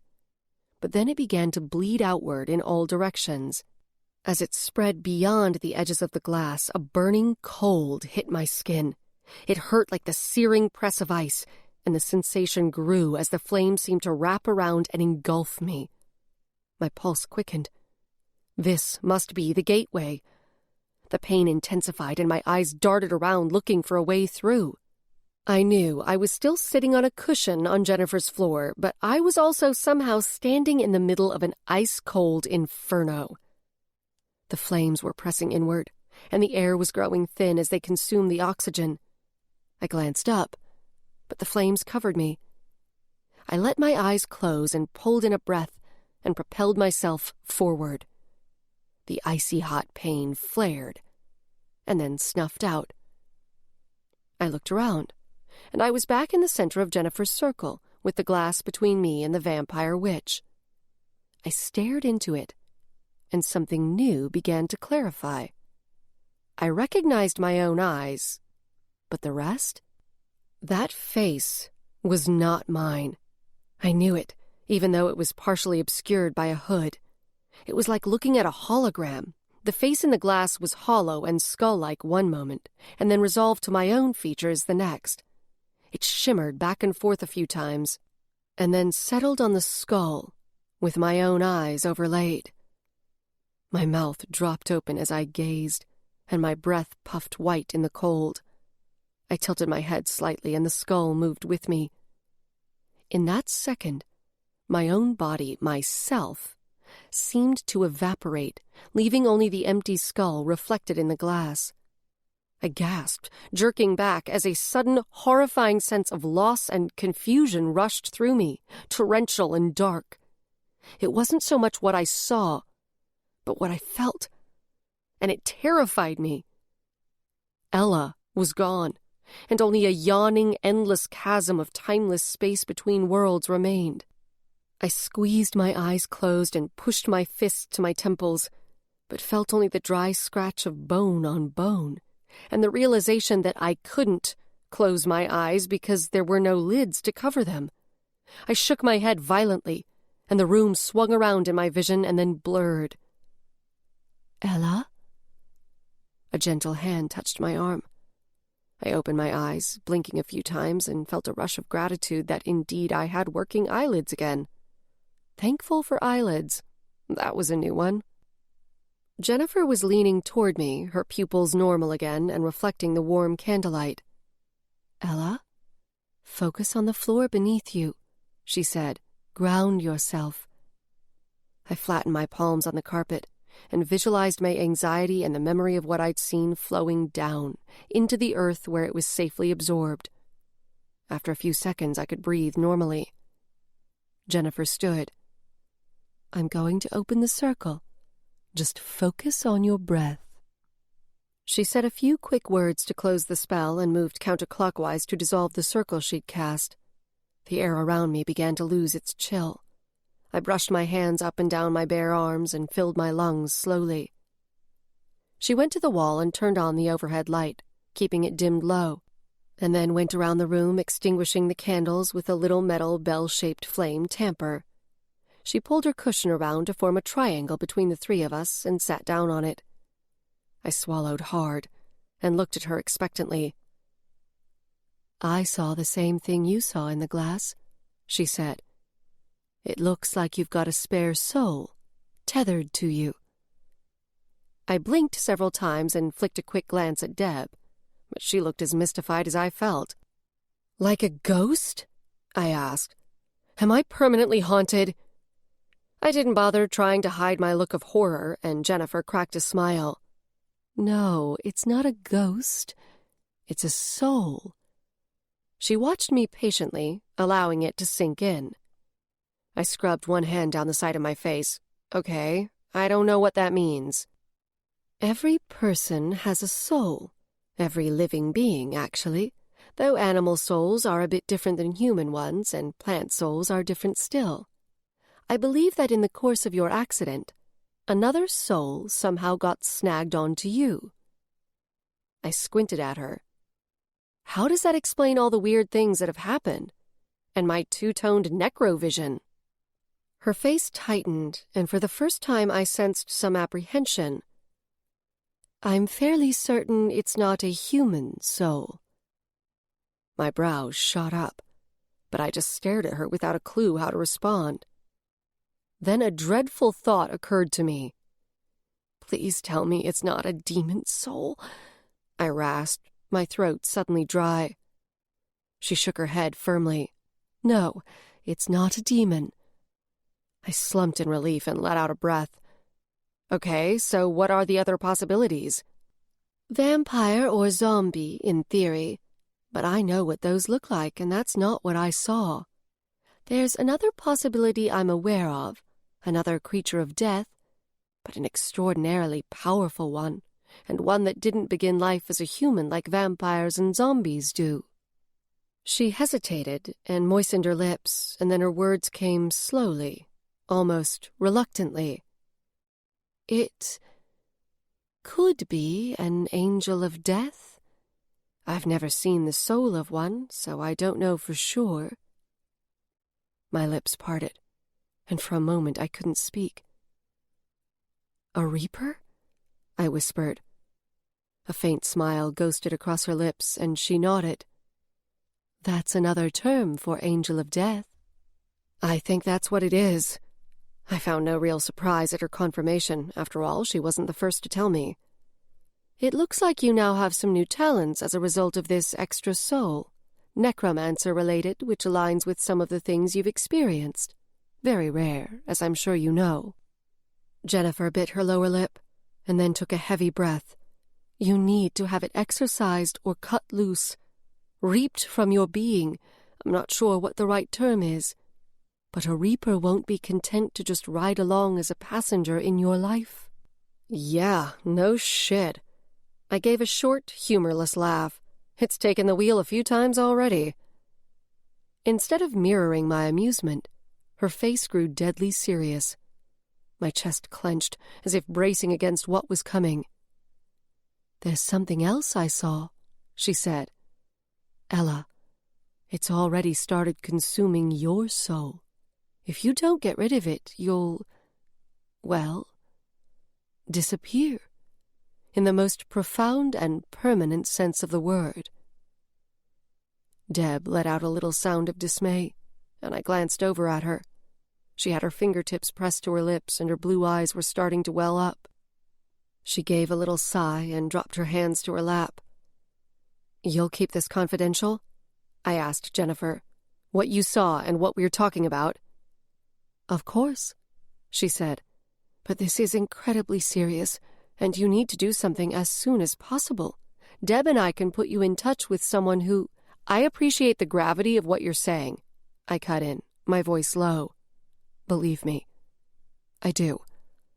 But I can't cut this spare soul loose, not yet, anyway. I need it."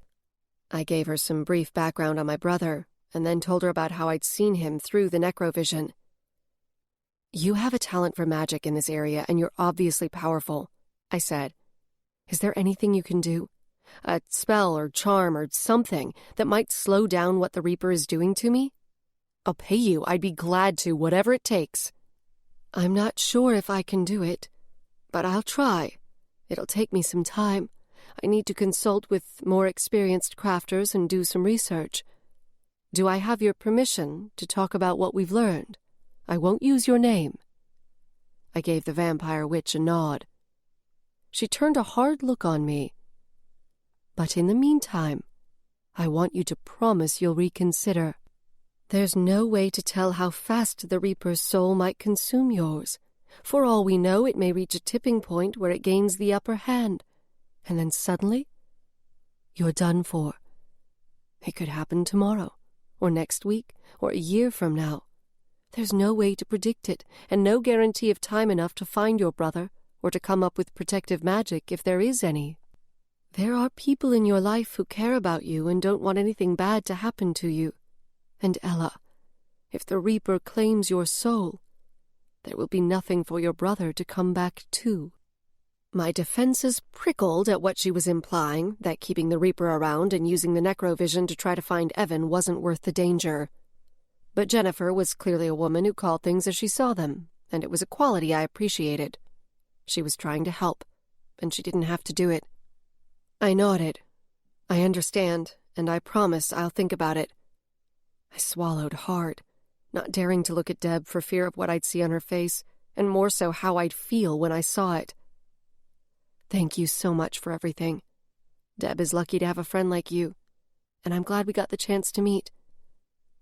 I slowly unfolded my legs and began to rise. I didn't want to seem rude, but I needed to escape, to be alone to try to process what I'd learned.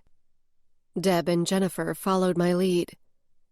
I dug into a pocket of my cargo shorts and pulled out a slim fold-over wallet that held my ID, bank card, credit card, and some cash. I want to give you a down payment on the work you're doing for me. Jennifer held up her hand and shook her head. I'm not taking your money. Not today. If I can come up with something that'll help, I'll clean you out, though. I stared at her for a beat before I realized she was joking, and I managed to crack a shaky grin. Fair enough. I shoved my wallet back into my pocket. Deb didn't smile, and in my periphery she was too still. I ticked a glance her way. She looked stricken, staring past us at nothing. The tightness in my chest began to transform into a dull ache of guilt. Deb didn't need this burden, not right now when she was in the midst of her own crisis. I silently cursed myself for being the cause of more stress in her life. Jennifer saw us to the door, and Deb and I trudged out to her Honda. Once we were in the car and buckled in, she just sat there with the keys in her hand. Do you want me to drive? I asked gently. She shook her head but didn't move to start the car. She just stared straight ahead through the windshield. I know what you're thinking. I know you're feeling guilty that all of this angel of death stuff is putting more stress on me, she said. But it's okay. Really it is, because the alternative is that you'd be dead. You wouldn't have come back after your accident, and I'd be visiting your grave. I'd be pregnant and struggling with my marriage and unsure about what to do next, and I'd have to do it all without you. I'd rather have you here with a ticking time bomb leeching your soul than dead. Because you're not going to die again, Ella. We're simply not going to allow that to happen. This Reaper thing is not going to kill you. She spoke with such intensity her voice broke, just about the time a tear welled over the lower lid of my right eye and slid down my cheek. The emotion snagging in my throat wasn't about me or my strange predicament. It was more about the reversal of our roles, Deb trying to reassure me instead of the other way around, and the unexpected strength and determination she was radiating. She turned to me with a piercing look, but all I could do was nod. Then, to my great relief, she started the car. I rolled down the passenger window and closed my eyes as the hot early evening breeze blasted my face and swept away the last remnants of the chill left by Jennifer's grave magic. Chapter 19. Back at home, I let Loki out into the yard and then got in my truck, leaving Deb to wait for Roxanne to return from babysitting. Without exchanging a word, Deb understood that I needed a few minutes to myself. In spite of her brave words in the car, I could feel her worried attention like a spotlight trained on me. When I stuck the key in the truck's ignition, there was a thump behind me. I twisted around to see Loki through the rear window. "Aw, don't tell me you can jump over the fence." I narrowed my eyes, trying to look disapproving, but I couldn't help grinning back at him. I sent Deb a quick text to let her know he was coming with me. I headed past my precinct, where the lot was full of cars belonging to the Demon Patrol officers on shift. East of downtown, I took a street that angled past the military reserve and up into some older foothills neighborhoods. It was still a few hours before sunset, but the shadows were beginning to stretch eastward away from the lowering sun, highlighting and deepening the muted grays, taupes, and sages of the summer-baked hills. On a winding road that sloped gently upward, I made my way toward Table Rock, a mesa that overlooked the city. The paved road ended, and I crunched onto a steeper dirt road. Table Rock was a notorious hangout spot for teenagers, but this early in the evening I had the road to myself, and there were only 2 other cars at the top. I parked and got out, and perspiration prickled my body. Up here, with no cover, the sun was relentless. Loki hopped out and trotted alongside as I angled away from the other people enjoying the view. I walked to the edge of the rocky plateau and took in the trees, streets, and buildings that filled the valley below. Here and there, the river revealed itself as a twinkling ribbon stretching westward.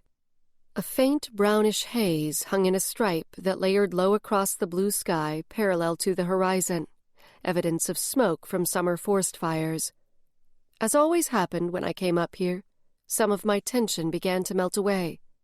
I took a slow breath, wondering where Evan was, and why he'd never tried to contact me. I'd always assumed it was because he was dead or lost in the haze of addiction, but we hadn't been on the best terms when he'd disappeared. I'd been trying to get him into a rehab program, and he'd stubbornly refused all help. Maybe he didn't want to speak to me, just didn't want me to be part of his life. I pushed the thought away before the familiar ache could take hold of my heart. Whether Evan was dead or alive, whether he ever wanted to see me again or not, I was risking my life to find him, and I'd never stop until I had answers. Or the angel of death claimed me, whichever came first. I reached for Loki and scratched between his ears. You scared the Reaper away that night when I was spellbound. I don't suppose you know how to keep it at bay until I find Evan? I looked down at him and he panted up at me, his pupils glinting maroon.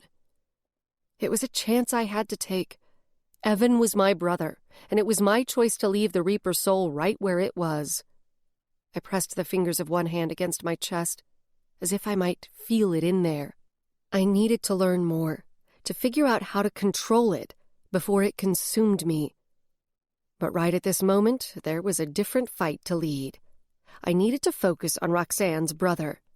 I went back to my truck, got in, and pulled out my phone as Loki thunked onto the bed. Suddenly antsy to check in with Rafe, I felt compelled to urge things along, not just for Nathan's sake. I was now in a race against the Reaper, and I wanted to see things through with Roxanne and her brother. He answered on the first ring.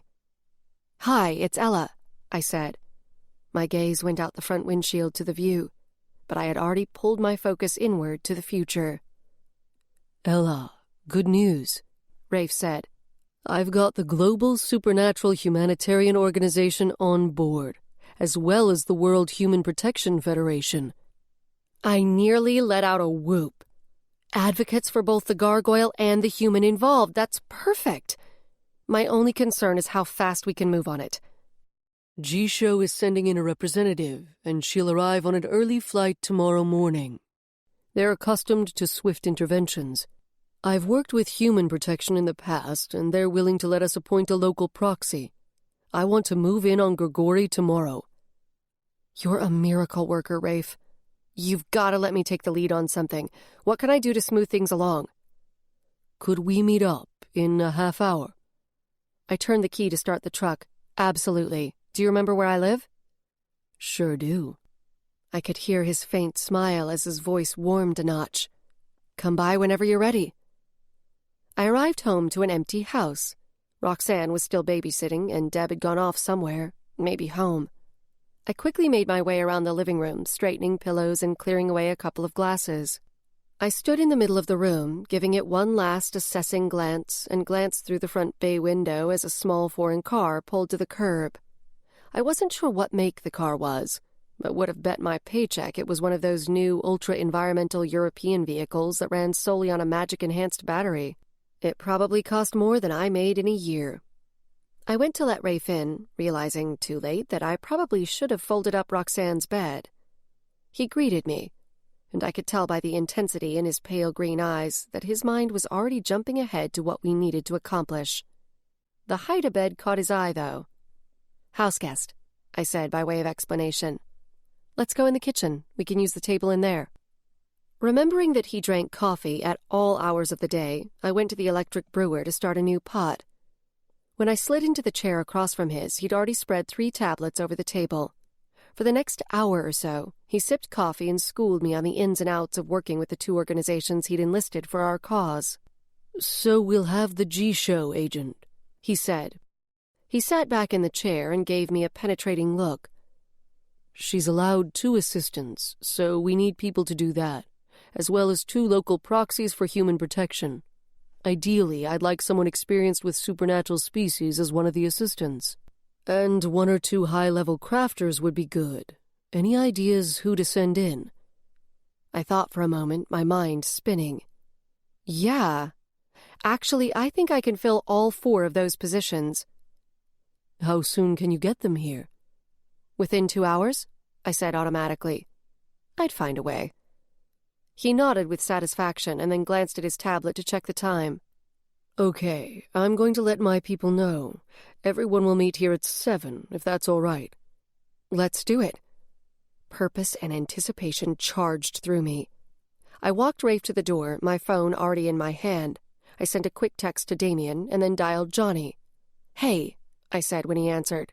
"You know that exorcist you called the night we went to Roxanne's?" "Yeah, Lynette." "We're going to need her to get Nathan out of Grigori's clutches. Any way you could sweet-talk her into coming to my place at 7? We really, really need someone with her skills." He chuckled. "Johnny's got your back, sugar." I rolled my eyes, but couldn't help a grin. "I need you to come too. I've got a job for you if you're up for it." "You know I am, especially if it'll help out Roxanne." I let out a little breath of relief.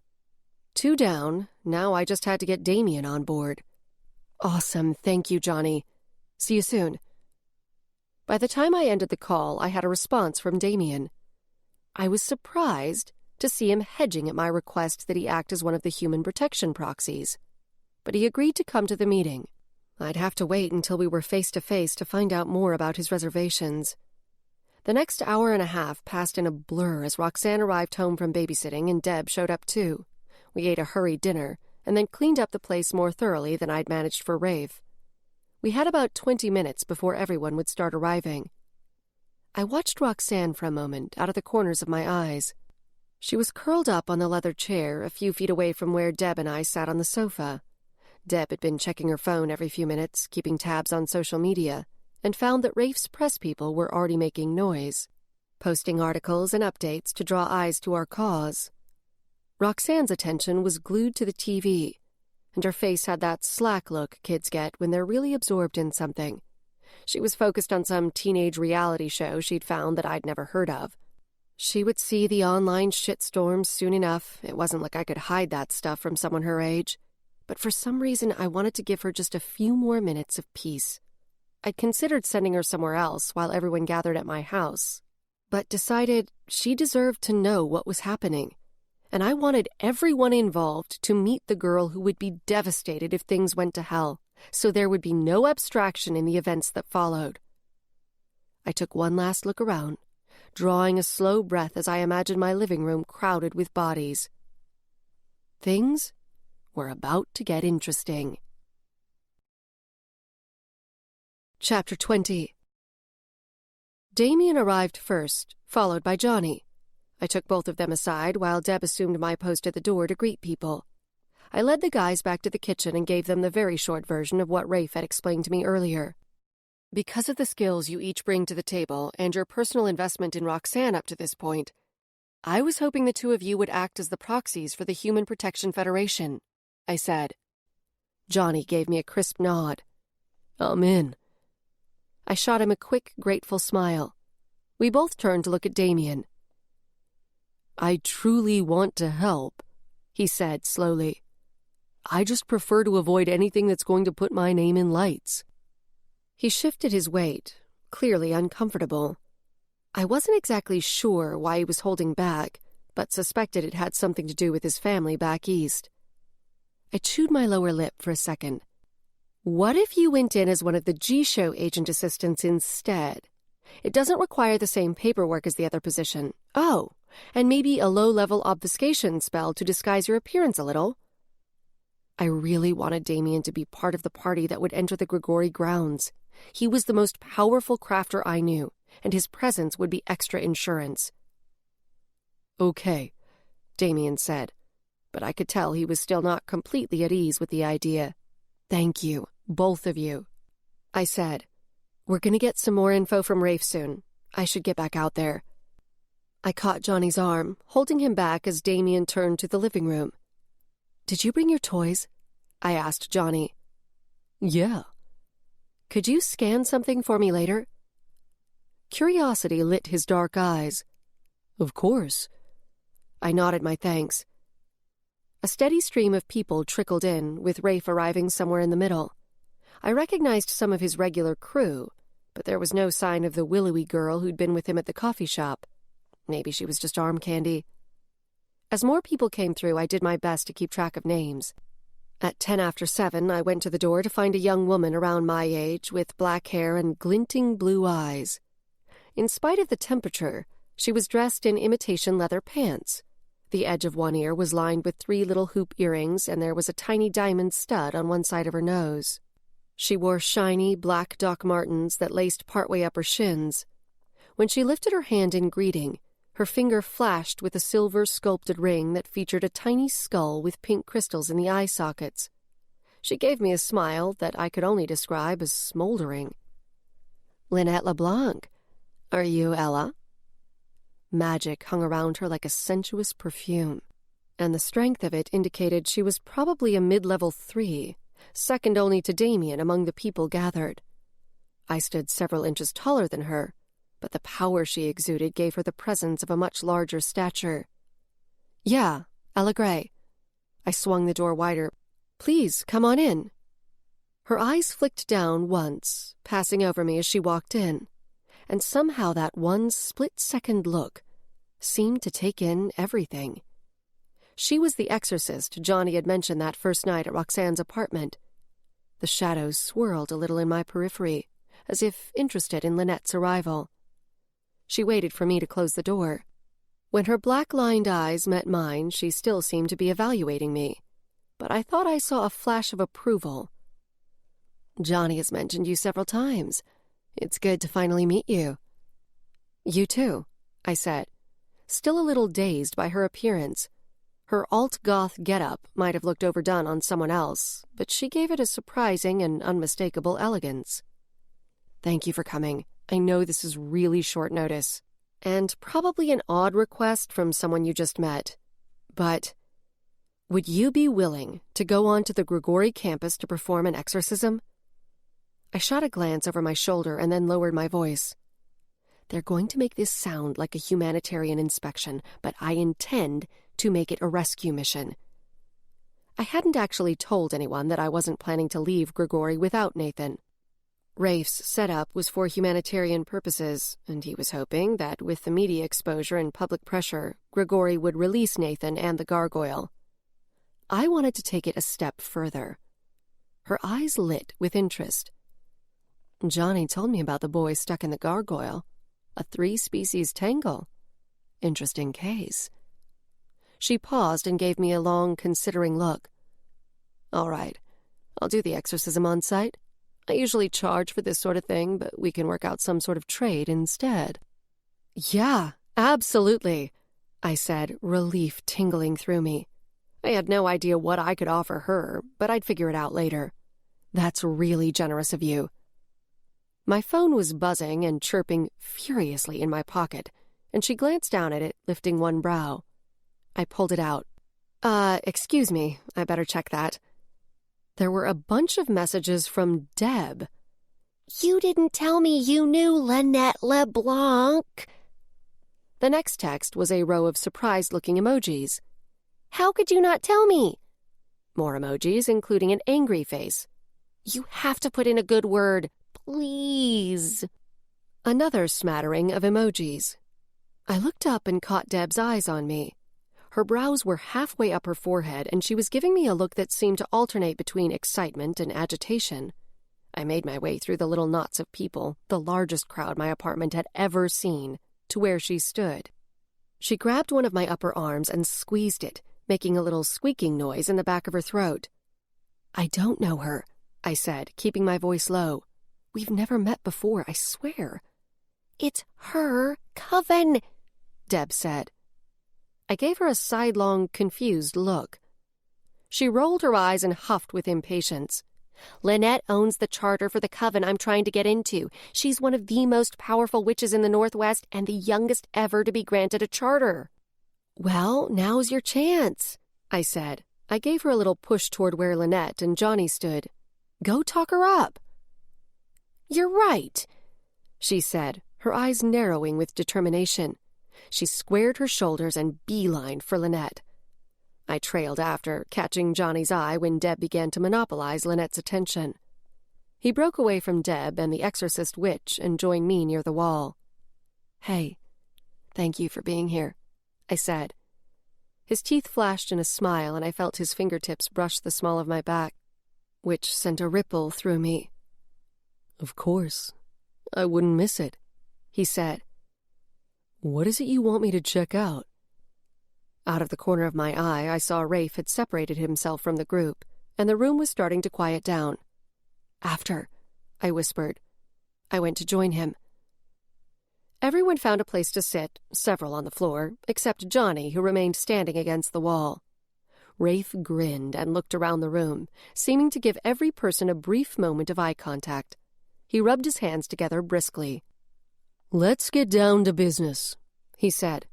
"First, I want to acknowledge Ella Gray, our host for the evening and the woman who contacted me and alerted me to a gargoyle and a young man who desperately need our help." He nodded at me, and heads swiveled my way. A few people clapped, and one of Rafe's beanie-wearing guys whooped. I lifted my hand in acknowledgement. "Next, Roxanne Harrington, the sister of the young man Gregory is holding." Wedged between Deb and Damien on the floor, Roxanne sat cross-legged, twirling a strand of her pale blonde hair around her finger. She smiled shyly up at Rafe. "Okay." Rafe's face turned serious, his pale green eyes intent. "I'm in touch with the Global Supernatural Humanitarian Organization. As most of you probably know, their inspectors typically get involved in humanitarian missions involving vampires to help shed light on violations of their rights. But their activities extend to other species as well. You just don't hear about these as often. If the organization's governing body decides there's a threat against or possibility of mistreatment of any intelligent, supernatural being or group, by international law, G-Show inspectors must be allowed entry to investigate. That means Jacob Gregory will be required to let our inspector in to see the gargoyle." An excited murmur swept through the room, and I felt myself getting caught up in the anticipation. For once, Gregory would have to submit to an outside authority. "The other half of the equation is Nathan Harrington, who is presumably demon-possessed and trapped inside the gargoyle. For Nathan, we're also bringing in the World Human Protection Federation. G-Show protects supernaturals from abuse by humans, and Whip-Fed gets involved when a human gets unduly caught up with a supernatural. So, we've got it covered both ways. Human protection doesn't have the sway that G-Show has, but G-Show has agreed to take on Whip-Fed's proxies as part of their party that will enter Gregory Industries, and we'll make sure there's plenty of media coverage." A devious grin spread over Rafe's face, and a few people gave low, appreciative laughs. "The inspector will arrive early tomorrow morning, and we're going to move in on Gregory immediately after," Rafe continued. "We'll have the G-Show agent plus 4 others appointed by Ella who will enter the Gregory campus." I took a half-step forward, my eyes flicking to Lynette. I hadn't had a chance to fully explain everything to her. She'd already agreed to do the exorcism, but now that she had more details, I hoped she was still on board. Her impassive, sultry expression didn't give me much to go on. "Damien Stein, Johnny Beamer, and Lynette LeBlanc have generously agreed to do this," I said, pointing out each of them. "And I'll round out the group myself. Among us, we'll have a variety of special skills that I think perfectly meet the needs of the mission." I avoided looking at Rafe, not wanting him to read anything in my face that might indicate I had my own plan for the expedition to Gregory Industries. To my relief, when I flicked him a glance, he gave me a look of approval, and then returned his attention to the group. "Can they film it?" one of the women sitting on the floor asked. "That'll be up to Gregory's discretion, and as such I'm guessing the answer will be no," Rafe said. "There's nothing in the international accords that gives the G-Show the right to take live video during inspections." I had no doubt he knew the international supernatural protection and humanitarian law backward and forward. He cast another look around the room, and I got the sense he was about to wrap things up. "Those of you who've worked with me before know what to do," he said. "Social media, news stations, your journalist contacts, just do what you do best. If you have questions, Anthony is the primary contact on this and should be able to help you." Rafe pointed at the beanie guy sitting closest to the door. "We're one step closer to exposing Gregory's mistreatment of gargoyles and bringing Nathan Harrington home." He nodded firmly, winked at Roxanne, and then moved off to the side. Everyone took his cue and stood, and the din of conversations soon filled the room.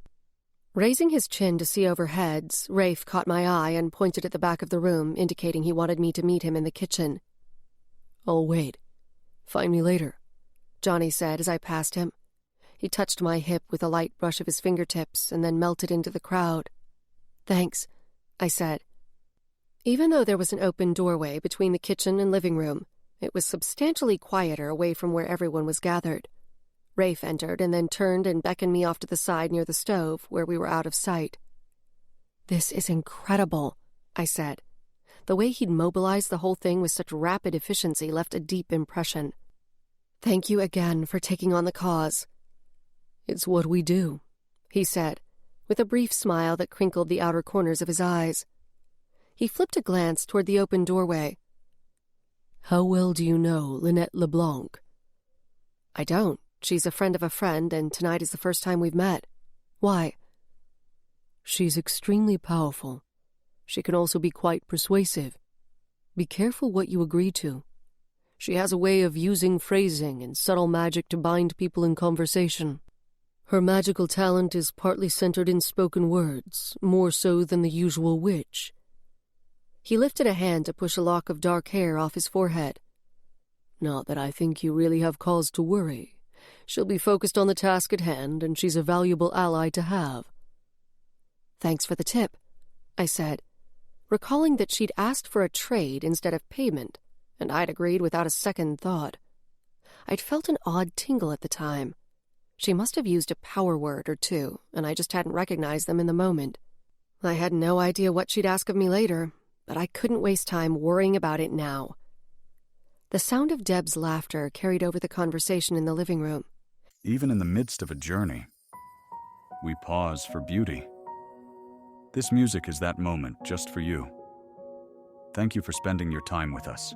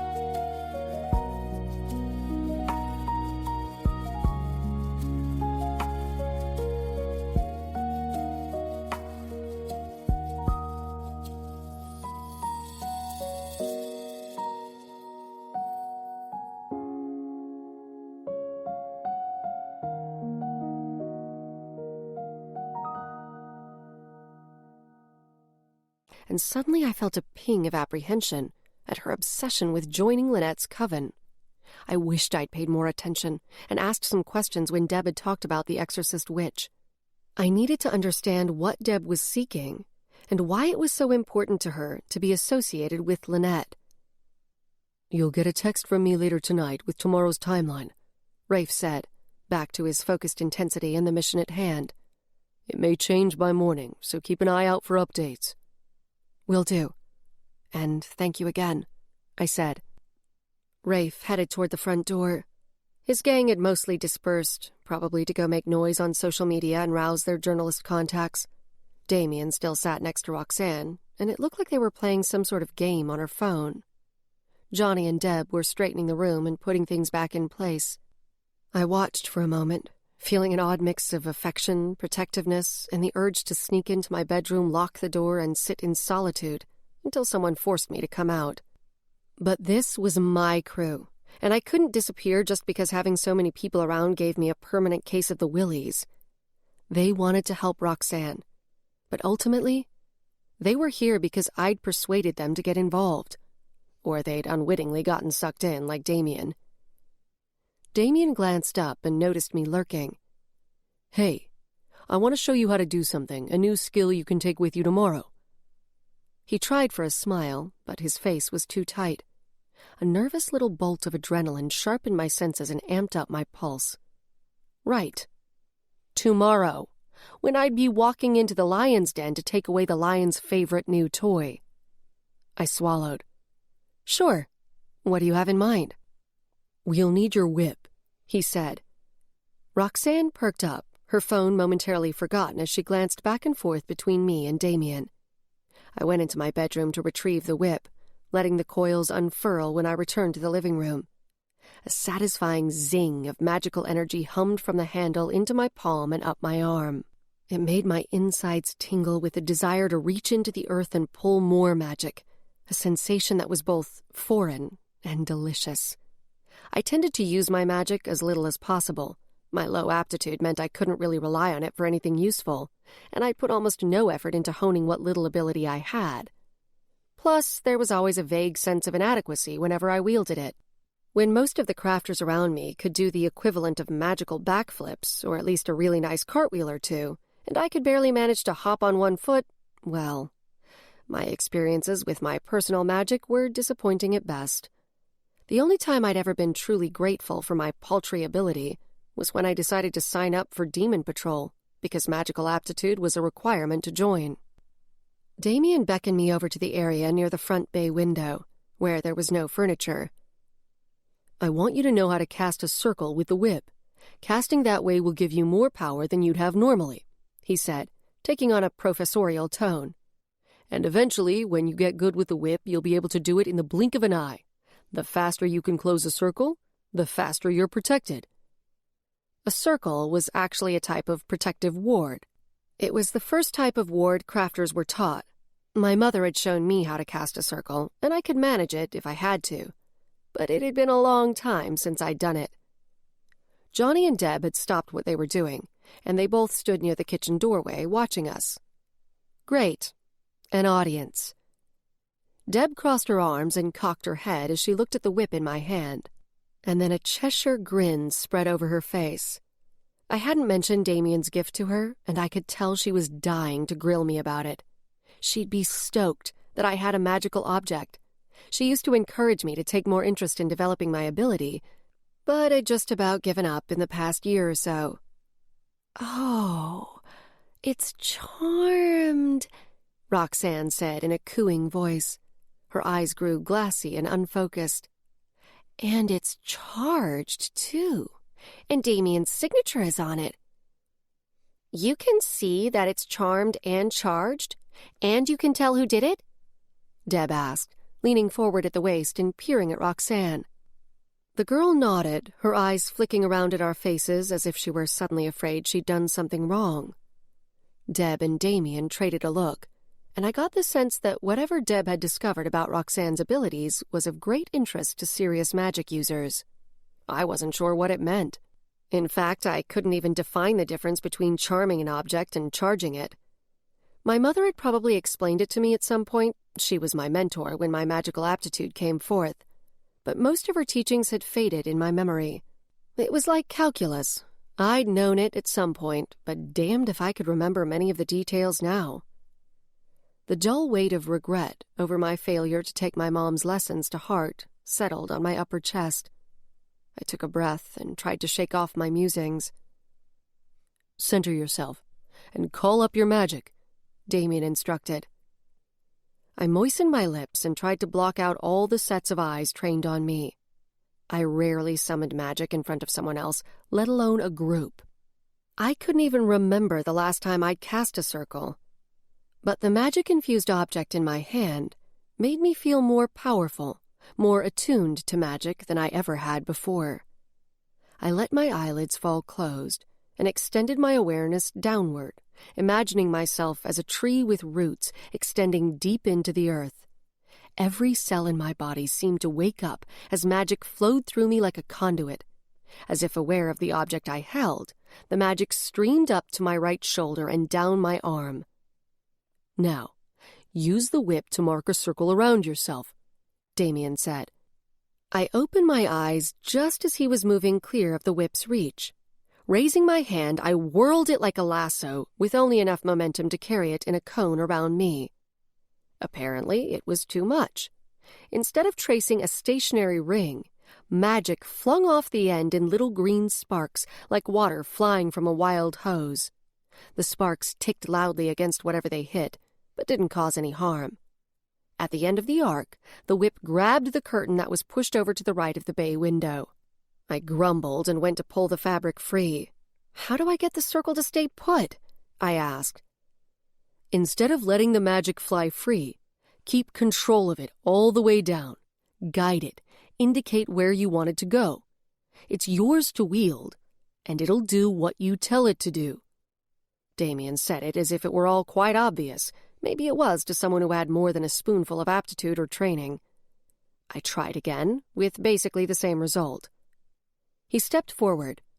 "Here, let's go outside where the dark will show the traces better." I ticked a look at Johnny, and he winked at me, and then hurtled over the back of the sofa to sit down next to Roxanne. Apparently, he was willing to wait until my lesson with Damien was finished. Deb remained inside too, and I welcomed the cover of darkness with relief. Damien reached for the whip, his face cut in planes by the weak light coming through the kitchen window. His brows were drawn low in concentration. "Watch," he said. His hand began to glow, as if a pale green flame engulfed it, and the magic coiled down the length of the whip. With an easy swing of his arm, he twirled the whip around his head like I'd done inside. Except, instead of flying out in all directions, his magic seemed to fall off the end of the whip and hover in a waist-high ring around him. "You can set the circle on the ground or in midair," he said.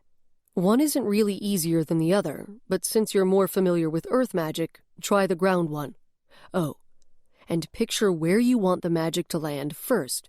See the circle around you in your mind as a ring, magnetized to magic, or a wire that will absorb and conduct magical energy." "Ah," I said. The visual helped a lot. He passed the whip back to me. I did as he instructed, visualizing the line of a circle formed of dry, flammable tinder that could only be lit by magical energy. Then I centered and called up earth magic. Without opening my eyes, I raised my right arm and circled my hand. When I heard the crack of the whip, I winced. Too fast. My eyes popped open, and I expected to see magic splattered like paint around the yard. But instead, I stood in the center of a glowing ring. It was already fading, though. I thought I'd failed, so I hadn't bothered trying to keep the circle in place. "Nice," Damien said, with approval brightening his voice. He strode toward me, his phone in his hand, and stood next to me. "You've already got the hang of it. Take a look." He tapped his phone's screen. He'd videoed my attempt, and I was glad he did, because what I saw wasn't what I would have expected. He put the video on a loop. It was only a few seconds long, and we watched it in silence a few times. Instead of swinging out straight, the whip seemed to coil in the space around me, tracing a much tighter circle than if it had flown free. "See? It's like you're pulling it through water," Damien said, his voice charged with enthusiasm. "It stays close to your body because you're controlling it with magic instead of allowing the natural physics of momentum to make it flare wide." I nodded and felt a slow grin break across my face. "It helps if I don't look while I'm doing it," I said. "That's a good thing to know about your ability," he said, clearly excited about this development. "Most crafters can't work much beyond the context of their physical surroundings. If you're able to wield more effectively with your eyes closed, it means there's a strong visualization element to your ability." He turned to look me in the face. His eyes were wide, but I wasn't sure what he was getting at. I gave a little shrug. Okay. "That's awesome, Ella," he said. "It means you're not reliant on the reality that surrounds you. You can use your imagination to aid your craft. Believe me, it's a prized skill and not one that's easily taught." I snorted a laugh. "I don't see how you could know that after just one little demonstration." "Trust me, I'm right. The way you wielded completely changed on that last one. It was the first time I've seen you do it with any kind of ease. You need to trust yourself more. And you need to practice. A lot. Push yourself and do it every day, and you'll be surprised how adept you can become." "I don't have time to practice before we have to go to Grigori," I said. My stomach knotted as the next day's plans rushed back to the forefront of my mind. "No, but now you know what it feels like. Do it a dozen more times before you go to bed tonight, and you might be able to make use of it if you have to tomorrow," Damien said. "And after, start a daily practice." "Okay," I said, surprised to find myself agreeing to any sort of magical practice. Deb would pee herself with delight. "Thank you for showing me. And for this." I lifted the handle of the whip. "You're a really good teacher." He shoved both hands in the front pockets of his jeans. "It's no problem at all." He tilted his head and looked at the ground, seeming embarrassed by my gratitude. "I think I'll head home," he said after a beat of silence. "Big day tomorrow." "You sure you're okay with being involved?" I asked. "Yeah, I'm sure it'll all work out." Inside, Roxanne had changed for bed and folded out the sofa, and she was lying on her side with her book spread beside her, with Loki taking up half the bed next to her. His tail thumped a couple of times when he saw me. The sound of Deb in the shower came from behind the closed bathroom door. Johnny was sitting on the blue leather chair, his cheek propped against his fist as he flipped through messages on his phone. His arm was partially flexed, emphasizing the solid roundness of his bicep. His hair was just long enough to show some natural curl, and a dark C-shaped strand hooked over his ear. I blinked hard, mentally smacking myself. I really needed to get a grip. Just then he looked up and flashed me a smile, and I willed my cheeks not to flush. Pushing to his feet, he grabbed the handle of the black case next to him. He must have run out to his car for his instruments while I was in the backyard with Damien. He glanced at Roxanne, who was thoroughly absorbed in her book, and then tipped his head toward the kitchen. I nodded, and we went through the doorway and over to the table, where he laid the case. But instead of opening it, he turned to me. "So, what is it you need examined?" He arched a brow, and a smile tugged at the corner of his mouth. "Nothing that requires the removal of any clothing, so don't get excited."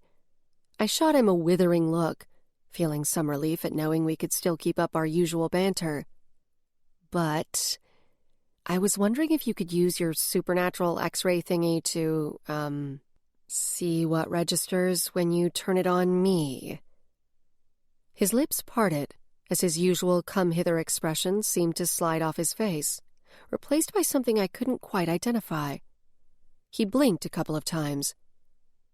"Are you in some kind of trouble, Ella?" With a mirthless little laugh, I propped my hands on my hips and tilted my gaze downward. "A bit, yeah." I looked up at him, and our eyes locked for a long moment. Then he turned and flipped the latches on the case and pulled out the tablet he'd used on the gargoyle that first night at Roxanne's. When it powered on, it illuminated Johnny's face with the pale blue light of its screen. He tapped it a few times, glanced at me, and then trained his attention on the instrument. His eyebrows drew together, and a vertical crease formed between them. My heart pattered nervously, and my chest felt tight. What do you see?" I tried to come around next to him to get a look, but he turned slightly, keeping it out of my view. "Johnny, what is it?" I asked, expecting him to say that he detected two identities, me and the Reaper, similar to what he'd seen with the gargoyle. He squinted at the screen, staring at it as if expecting it to say something else. You're not entirely human, Ella." Chapter 21. When Johnny finally raised his eyes to mine and I saw the stricken look on his face, my heart stuttered in my chest. Swallowing back the sour sensation of my stomach dropping straight through the floor, I grabbed one of the handles of Johnny's tablet and yanked it over so I could get a look at it. But of course I had no idea how to interpret what I saw. There was a grid with a bunch of numbers, plus one of those heat map type pictures. "Where does it say I'm not human?" I demanded. "You're human, but you're something else, too." He pointed to an area of the colored image which looked like a blurry, misshapen, multicolored hologram of me from the waist up. Then his finger moved over to the grid of numbers. I want to say it's something of an angelic nature, but it's not quite that. It's much too dark. It's almost like a cross between an angel and a zombie with something else thrown in." I took a deep breath, trying to settle the churning bile in my stomach. "Angel of death, maybe?" He lowered the tablet and looked at me, still except for his eyes roving my face. "Maybe," he said quietly. Pulling back a couple of steps, he held up the tablet. "Let me get a full-length image. It might help the numbers fall out a little more clearly." I stood still while he snapped another picture. He absently reached for the nearest chair with one hand, pulled it out, and sat down. I dragged the other one next to him. Shoulder to shoulder, we stared at the screen. The numbers in the chart flickered and changed, and then after a moment they seemed to settle into their final values. "I'm not really sure how to interpret this partial human aspect of the data." He swiped the screen to scroll down the chart. "I need to know how much." I licked my dry lips. "What percentage of me is still human?" 67%.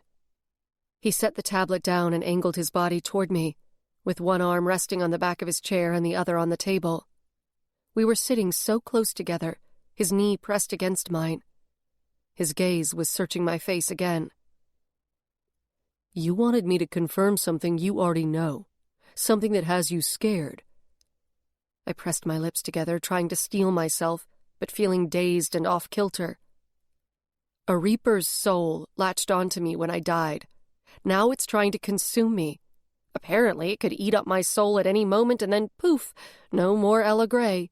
Like, at all. My soul would cease to exist.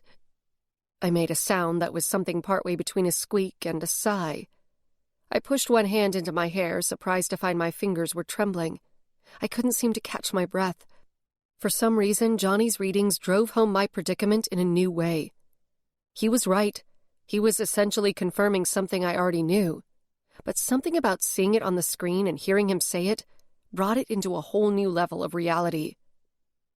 Johnny grasped both my wrists, pulling my hands together in between his. "Hey, look at me." His voice sounded like it was coming down a long tube, like the cardboard ones in the middle of a roll of Christmas wrapping paper.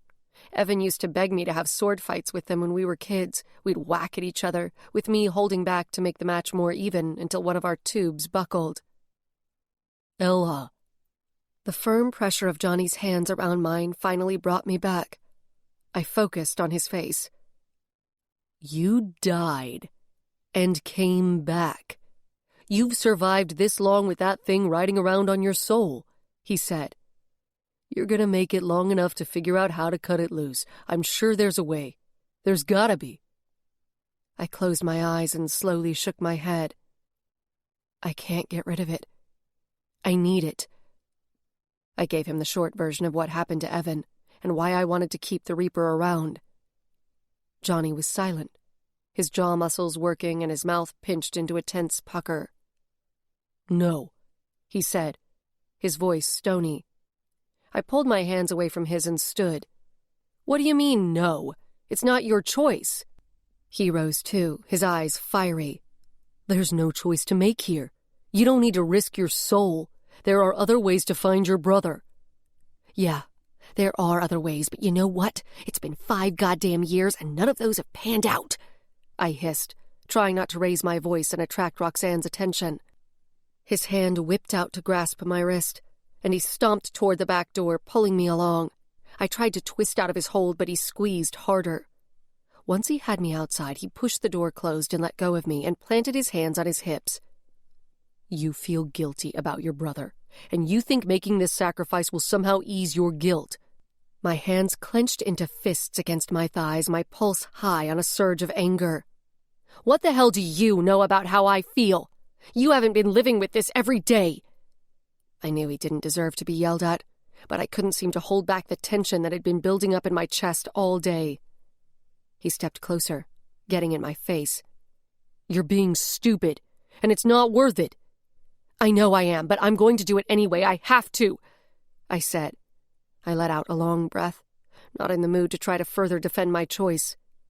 No, you don't. Yes, I do.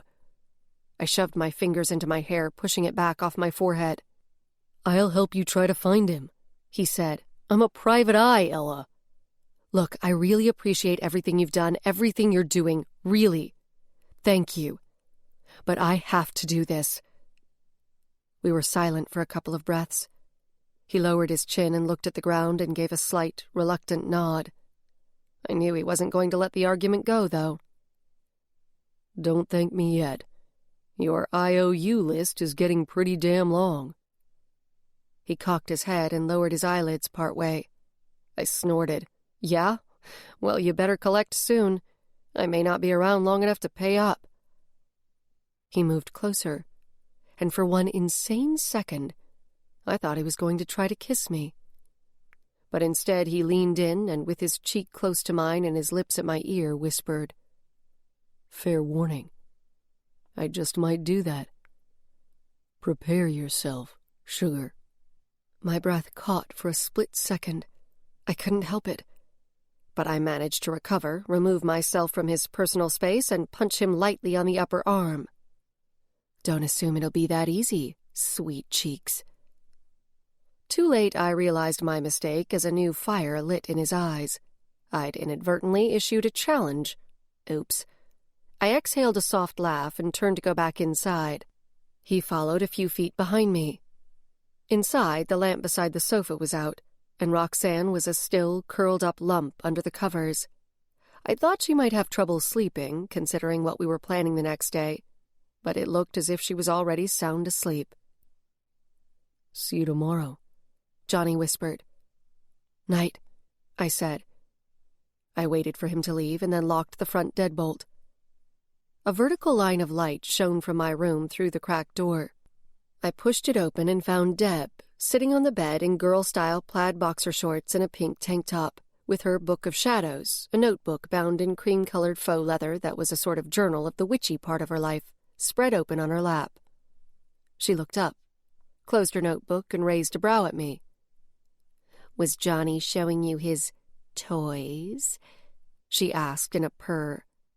I tossed her a withering look as I unbuttoned my shorts and let them slide to the floor, grabbed some cut-off sweats from a drawer and put them on, and hopped up on the bed. Actually, yeah, he was. I grabbed the edge of the quilt, folded on the end of the bed, and pulled it over my legs. Shifting over on her hip so she was facing me, Deb waited for me to say more. Apparently, I'm no longer 100% human. He picked up the Reaper, on his scanner thingy, though he wasn't quite sure what it was. How much did you tell him? She asked quietly. Pretty much everything. He tried to talk me out of keeping it. You like him, don't you? She said it in a wry tone with a hint of accusation, and there was no upturn of a question at the end. I sagged back against the pillow and pushed the heels of my palms over my closed eyes. Not really. I mean, I appreciate all he's done, but he can be a bit of an asswipe. He probably finds you really frustrating, she said. You haven't succumbed to his charms, and it offends his inner Don Juan. All the more reason to keep resisting, I said. She laughed. That's just going to make you more and more attractive. I groaned, and she closed her book of shadows. We can't really help who we're drawn to, she said, and reached to turn out the bedside lamp. I thought of Keith and wanted to ask her whether she'd talked to him, in particular if she'd told him yet she was pregnant. But sleep claimed me before I could form the words. The alarm on my phone burst through my slumber way too soon. I moaned in protest as I reached down to the floor for my shorts, pulled the device out of a pocket, and snoozed it for 10 minutes. Despite the lack of adequate sleep, I was wide awake. Deb turned over to her back and stretched beside me. I had a text from Rafe. Someone will be there to pick you up between 6:15 and 6:30. Morning, I said. Another groan for good measure, and then I swung my feet to the floor and went over to the closet and opened it. It's so early, she grumbled. Neither of us were morning people. My workout was the only thing that really got me going, well, that and a big cup of coffee, and I was determined to get in a quick run before the day kicked into gear. I wasn't okayed yet for strenuous exercise, but I figured screw it. I had an angel of death eating my soul. An aneurysm brought on by jogging was the least of my worries.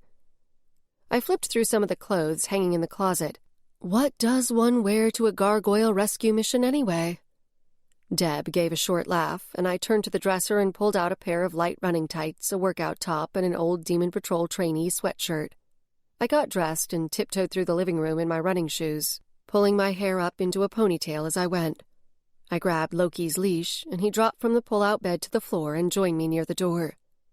Outside, it was still dark. The sun wouldn't be up for another couple of hours, but I enjoyed the cool air as it whisked away any remaining grogginess left by sleep. Getting into a rhythm of breath and footfalls with Loki doing the same beside me, I headed toward Harrison Boulevard, a street of mostly large upscale historic homes. I zoned out, and my mind stilled, but I had to cut the run short. The G-Show inspector would be landing at the airport soon, and after that, Rafe would mobilize us to Grigori Industries. Back home, Deb and Roxanne were up, and the smell of bacon and coffee filled the apartment. I quickly showered and then got dressed, settling on gray pants that looked respectable enough, but were an outdoorsy brand, so they had some stretch to them, plus a long-sleeved navy Henley. There was no need to look dressed up, I'd decided, when it was likely I'd be trying to hold off an archdemon. I strapped on my service belt and snapped the tightly coiled whip next to my left hip. Shit, I'd meant to practice with the whip last night. My stomach nodded. Hey, Ella, Roxanne called. Damien is here to give us a ride to Grigori. Oh well, it was too late now. I filled a mug with coffee, but didn't take any food. I was too keyed up and preoccupied with kicking myself for forgetting to practice circle casting. I slid into the plush front passenger seat of Damien's Lexus, and Deb and Roxanne got into the back. Hello, ladies, he greeted us. Big day, huh? I can't wait to see Nathan, Roxanne said, her excitement evident. Damien and I exchanged a glance. This is just an inspection, remember? I said gently, twisting around to look at her. I intended to walk out of Grigori with Nathan, but she didn't know that, and I definitely couldn't make any guarantees. But we hope it will prompt his release. She nodded, her expression turning solemn. I felt bad for dampening her enthusiasm, but I wanted her to be prepared. The sobering truth was that I didn't even know for sure that Nathan would make it out of the ordeal alive. Exorcisms were tricky business, and though it sounded like I had the best in Lynette LeBlanc, I didn't know what condition Nathan was in. He'd been alive during my last trip to Grigori, but even the best exorcist couldn't do much if the victim was too weak to handle the separation. My insides laced tighter and tighter the closer we got to the Grigori campus. Half a mile away from the main gate, I could already tell it would be a mob scene. Vehicles lined the usually quiet 2-lane highway beyond the edge of town, and I could see police cars blocking one lane farther down. Damien pulled over to the side of the road. Rafe wants us to wait here. He turned to me. He's sending a car, so the 5 of us going in will arrive together. I pressed my lips together, nodding and taking a slow breath in through my nose. A car pulled up behind ours, and I turned to see it was Johnny's Mustang. He got out and ambled up to Damien's side and leaned down to rest his forearms on the window. Fancy running into you folks out here. How's everyone feeling? His eyes rested on me for an extra beat before he looked around at everyone else. Hopeful, Roxanne said. I reached back to pat her knee. Same here. Johnny stuck his hand into the pocket of his leather jacket and pulled out an object. He held it up, and his gaze locked on mine. I thought you might want this. A grin spread across my face. What is it? Roxanne asked. It's a demon trap, I said. Johnny had somehow procured a strike-level canister. I'd brought a couple of brimstone burners on my belt, even though they'd be useless against a rip spawn large enough for possession. I reached across Damien to take Johnny's can. I don't know how you got that thing, but you're a lifesaver. I noticed he also had a flat black foam case, the type that usually held a laptop or a tablet. His fingers brushed mine, and his smile widened. Not a problem. He straightened, looked back, and then smacked his hand lightly on the top of the car. Looks like our ride is here. I turned around to peer down the road, just as a long black sedan eased over to a stop behind the Mustang. I wasn't expecting a limo. I gave a wry laugh. I feel a little underdressed for prom. Deb leaned forward to squeeze my shoulder. See you soon. Damien handed her the keys so she and Roxanne could drive to the front gate. I swung the door open and stepped out, and just as I turned to head to the limo, a blonde-headed blur ran around the back of the Lexus and crashed into me. Roxanne's thin arms squeezed my waist as she pressed the side of her face into my sternum. Thank you, Ella. I hugged her for a long moment. You're welcome. She stood next to the Lexus, watching as Johnny, Damien, and I got into the sedan. I waved, and she waved back. I pulled the door closed, and the driver turned around to give me a little salute. I recognized him as one of Rafe's beanie guys. Morning, I said, nodding to him and Lynette LeBlanc, who sat in the front passenger seat. The woman next to me, dressed in an orange and gold sari, offered her hand. I'm Mishti Gupta, representative of the Global Supernatural Humanitarian Organization, she said in a lilting Indian accent. I clasped her hand. Ella Gray. Welcome to Boise, Ms. Gupta. Thank you for coming. She had no magical aptitude, which didn't surprise me. I vaguely recalled that G-Show inspectors were non-crafters, though the organization did have many magic users on staff, and their governing body included vampires, mages, and sub-mage crafters. We were already approaching the main entrance of the Grigori campus. A few police officers manned the crowd barricades set up to keep people off the road. Another officer beckoned us forward and indicated Rafe's guy should turn onto the patch of asphalt in front of the gate. On her lap, Mishti held a thick binder with a couple of file folders stacked on top of it. She lifted them and tucked them against her chest with one arm. Stay in the car while I issue the G-Show order, she said. An officer appeared to open her door and she stepped out. Media people were lined up behind barricades on both sides of us, and Mishti's appearance set off the cameras. A member of the Grigori security team, an authoritative ex-military type I didn't recognize from my previous visit, exited the guardhouse and came to stand on the other side of the fence, his expression stony. She went up to the gate and pulled a document from one of her folders. Our driver cracked the windows down a few inches so we could hear. By international treaty, the Global Supernatural Humanitarian Organization requests immediate entry onto the premises, she said, in a voice strong enough for the nearby cameras to pick up. By law, our request must be granted. Here is our order and my identification as an official of the organization. The guard didn't make a move to let her in. so Mishti had to bend down and slide the documents under the inch or so of space beneath the gate. I flipped a glance over my shoulder. There were a lot of people crowded around. The guard carried the documents back to the guardhouse, and I could see him talking on a phone. Mishti was steadfast, standing at the gate alone with her binder and folders in one arm, waiting. She'd likely been in much sketchier places around the world than Boise, Idaho, on behalf of G-Show. But Grigori Industries was like its own dimension. The military guy, trailed by 3 armed guards, emerged from the little house. He said something to Mishti. Our driver rolled down the passenger window the rest of the way as she came back to the car. "They won't allow us to drive in," she said, "but they're opening the gate for the 5 of us." I took a deep breath as Damien swung the door open, and I followed by his side. I quickly secured Johnny's demon trap to my belt. The 4 of us split, Damien and I standing to Mishti's left and Lynette and Johnny on her right, facing the gate as it began to roll to one side. I caught Damien's nervous scan of the gathered crowd and how he tried to angle his face away from the cameras.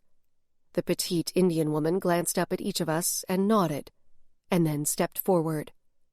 I squared my shoulders and tried to think calming thoughts, but my pulse was thin and fast with anticipation. Together, the 5 of us entered Grigori territory. Chapter 22. The gate closed behind us with a soft rattle, but in my mind somehow the noise was much larger. A large golf cart appeared, one of the big ones that was more like a little open bus than a cart, and we were instructed to sit in the 2nd and 3rd rows. The guards with their big guns got on too, 1 in the front and 2 standing in the cargo area at the back. As during my previous visit, we were ushered into the squat building with the scanner and lockers. "Leave your belt and its contents here, ma'am," one of the square jaws, a guy with quads that strained his fatigue, said to me. I shook my head. "Sorry. This stuff comes with me. The young man trapped in the gargoyle is possessed. We need protection in case the Rip Spawn decides one of us looks more attractive." Lynette and I both knew the real plan was to free Nathan from the gargoyle and exorcise the demon possessing him. But that sort of thing was definitely outside G-Show's humanitarian inspections. The organization likely wouldn't have sent a representative if they knew my true intention was to use them to get us onto the Grigori campus. "We have protective measures in place." The end of Square Jaw's automatic weapon had been pointed at the ground next to his feet. It raised a few inches, and I wasn't sure if he was trying to remind me that armed guards surrounded me and I didn't need additional protection, or give me a not-so-subtle nudge to follow his orders. Maybe both. I pointed at his gun. "Regular ammunition is no use against archdemons. We have the right to protect ourselves. The only thing I'm carrying that could be used to harm a human, though not lethally, is my stun gun. I'm willing to leave it here." I unstrapped it and held it up with my fingers splayed wide, well away from the trigger. I turned it and presented it handle out to him, hoping the offering would be enough. He took it from me and gestured to my belt. "Leave the whip, too.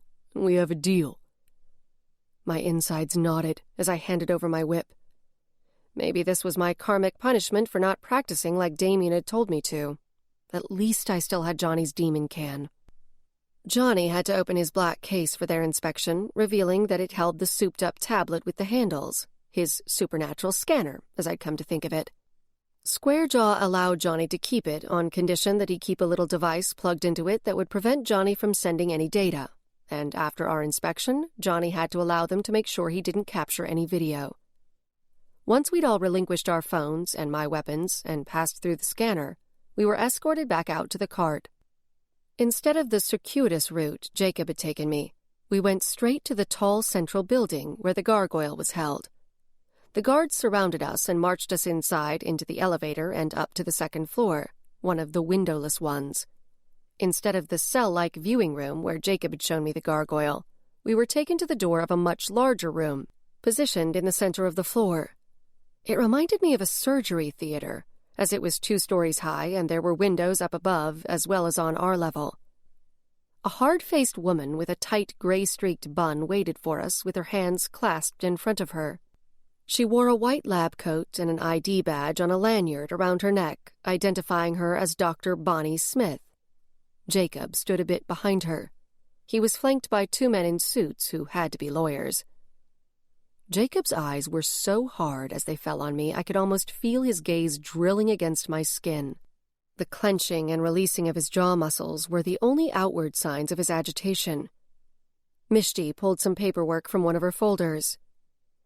"We require access to all health information for this specimen. In addition, we require access to the specimen itself," she said. She handed the papers to Dr. Smith, who only gave them a cursory shuffle and glance before passing them to Jacob. Dr. Smith waited for him to scan through them, and then, when he nodded at her, she turned to an oversized tablet mounted on the wall. With the touch of her index finger, she activated the tablet. "Here you'll see the live readouts for vital signs and supernatural activity." Mishti stepped up to the tablet, adjusting her glasses, and examined it.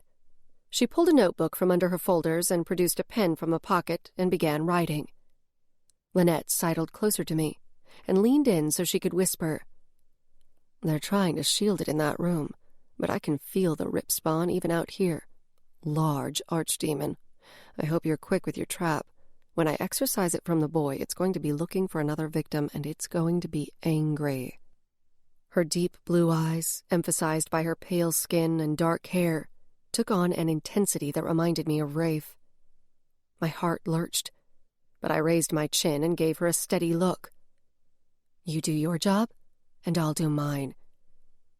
She grinned like a cat about to pounce on a mouse, and I realized she was actually enjoying this. "Ever performed a separation on a gargoyle before?" I asked. "No, but it shouldn't be a problem. Species separation is all about the same when you boil it down." "Gotcha." Actually, I didn't really know exactly what she meant, but as long as she had the exorcism part of our mission under control, that was all I cared about. "Any sense about how Nathan's doing in there?" "Alive. That's about all I can tell." She peered at me with her intense, coal-lined eyes. "Have you ever considered joining a coven?" I pulled my head back in surprise. "Me? Seriously?" I almost forgot to whisper. She opened her mouth to respond, but Mishti seemed to have gotten all she needed from the panel readouts. "Please let us in to inspect the specimen," she said to Dr. Smith. The lady in the lab coat went to another panel next to the doorframe and palmed it. It flashed green, and the door mechanism made a metallic thwacking noise. "By international agreement, you have up to 30 minutes to perform your inspection." She reached for the door handle and gave us a slight smirk. "I'm assuming that you won't be taking the additional 30 minutes allowed for interviewing the human subject, seeing as how that would be impossible in his current state." She opened the door and Mishti went in. For a split second, my urge to grab the doctor's bun and try to twist it off her head was almost uncontrollable. The sudden, frantic movement of the shadows in my periphery helped distract me from any tempting violence. I clamped my teeth and drew in a breath through flared nostrils, forcing my focus to the task at hand. Lynette, Johnny, Damien, and I followed Mishti, and the door closed behind us. I grabbed Damien's arm and pulled him close. "Lynette's going to do an exorcism," I whispered rapidly. "Sorry to spring this on you, but we need your magic." I didn't have a chance to say more as Lynette's magic flared through the air, rushing around me like a sudden gale. The smoky shapes framing my vision were stirring in response, flapping like windsocks in a storm. "Doors locked and warded. They won't get in until I release the ward. I'm going to begin the separation in a few seconds," Lynette said to me in a low voice. "Get her to back up." She flicked a glance ahead at Mishti. Lynette gave me one final look, and I nodded once, trying not to get distracted by the shadows and the pulse of the other in my forehead. Lynette closed her eyes, focusing within. Mishti hadn't noticed that Lynette had stopped, and of course hadn't felt the magic Lynette had used to ward the door. The small Indian woman had continued on to the gargoyle and was looking it up and down. The room seemed to fill with a million buzzing hot points of magic that bounced off my skin like gnats. I couldn't see them, but the air felt alive with energy. "Ella?" Johnny took a couple of steps toward me, his brows drawn in confusion. Damien intercepted him and spoke to him in a low voice. I went up to the G-Show inspector and grasped her arm gently but firmly. "I'm sorry, Ms. Gupta, but I need you to get away from the gargoyle." She turned to me, her mouth half open in surprise, and then her gaze went past me to Lynette, who was swaying slightly, already deep in trance. "What?" Mishti's eyes whipped up to mine. "What exactly is going on? What is she doing?" "There's been a little change in our plans," I said, more forcibly tugging her away from the statue. "For your own safety, you need to get out of the way."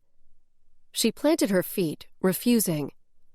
Movement caught my eye, and I looked past Mishti at the gargoyle, which seemed to shift, as if surrounded by the heat shimmer of a hot flame.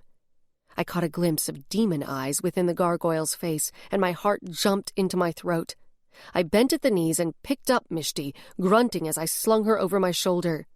She protested more loudly as I carried her to the corner of the room, set her on her feet, and simultaneously whipped the demon can off my belt and whirled around. I mentally reached downward for earth magic. "Stay back!" I yelled at the inspector. Damn, I wished I had my whip. I watched in fascinated horror as the gargoyle animated, a living, breathing stone creature. It was surrounded in writhing strands of multicolored magic and glowed as if it were on fire. It thrashed, spreading its wings, and then arched and screamed, and the sound was like a cat's screech combined with claws across a chalkboard. Cracks illuminated along its surface, and angry red hellfire shone through. I wasn't sure how Nathan could be surviving this, but Lynette had seemed confident she could separate Nathan from the two creatures without killing him. Blue smoke began to seep from the glowing cracks in the gargoyle. The smoke was thick, almost opaque. "Johnny?" I glanced behind me. He already had his tablet powered up. "You'll have to be our eyes if the smoke gets bad."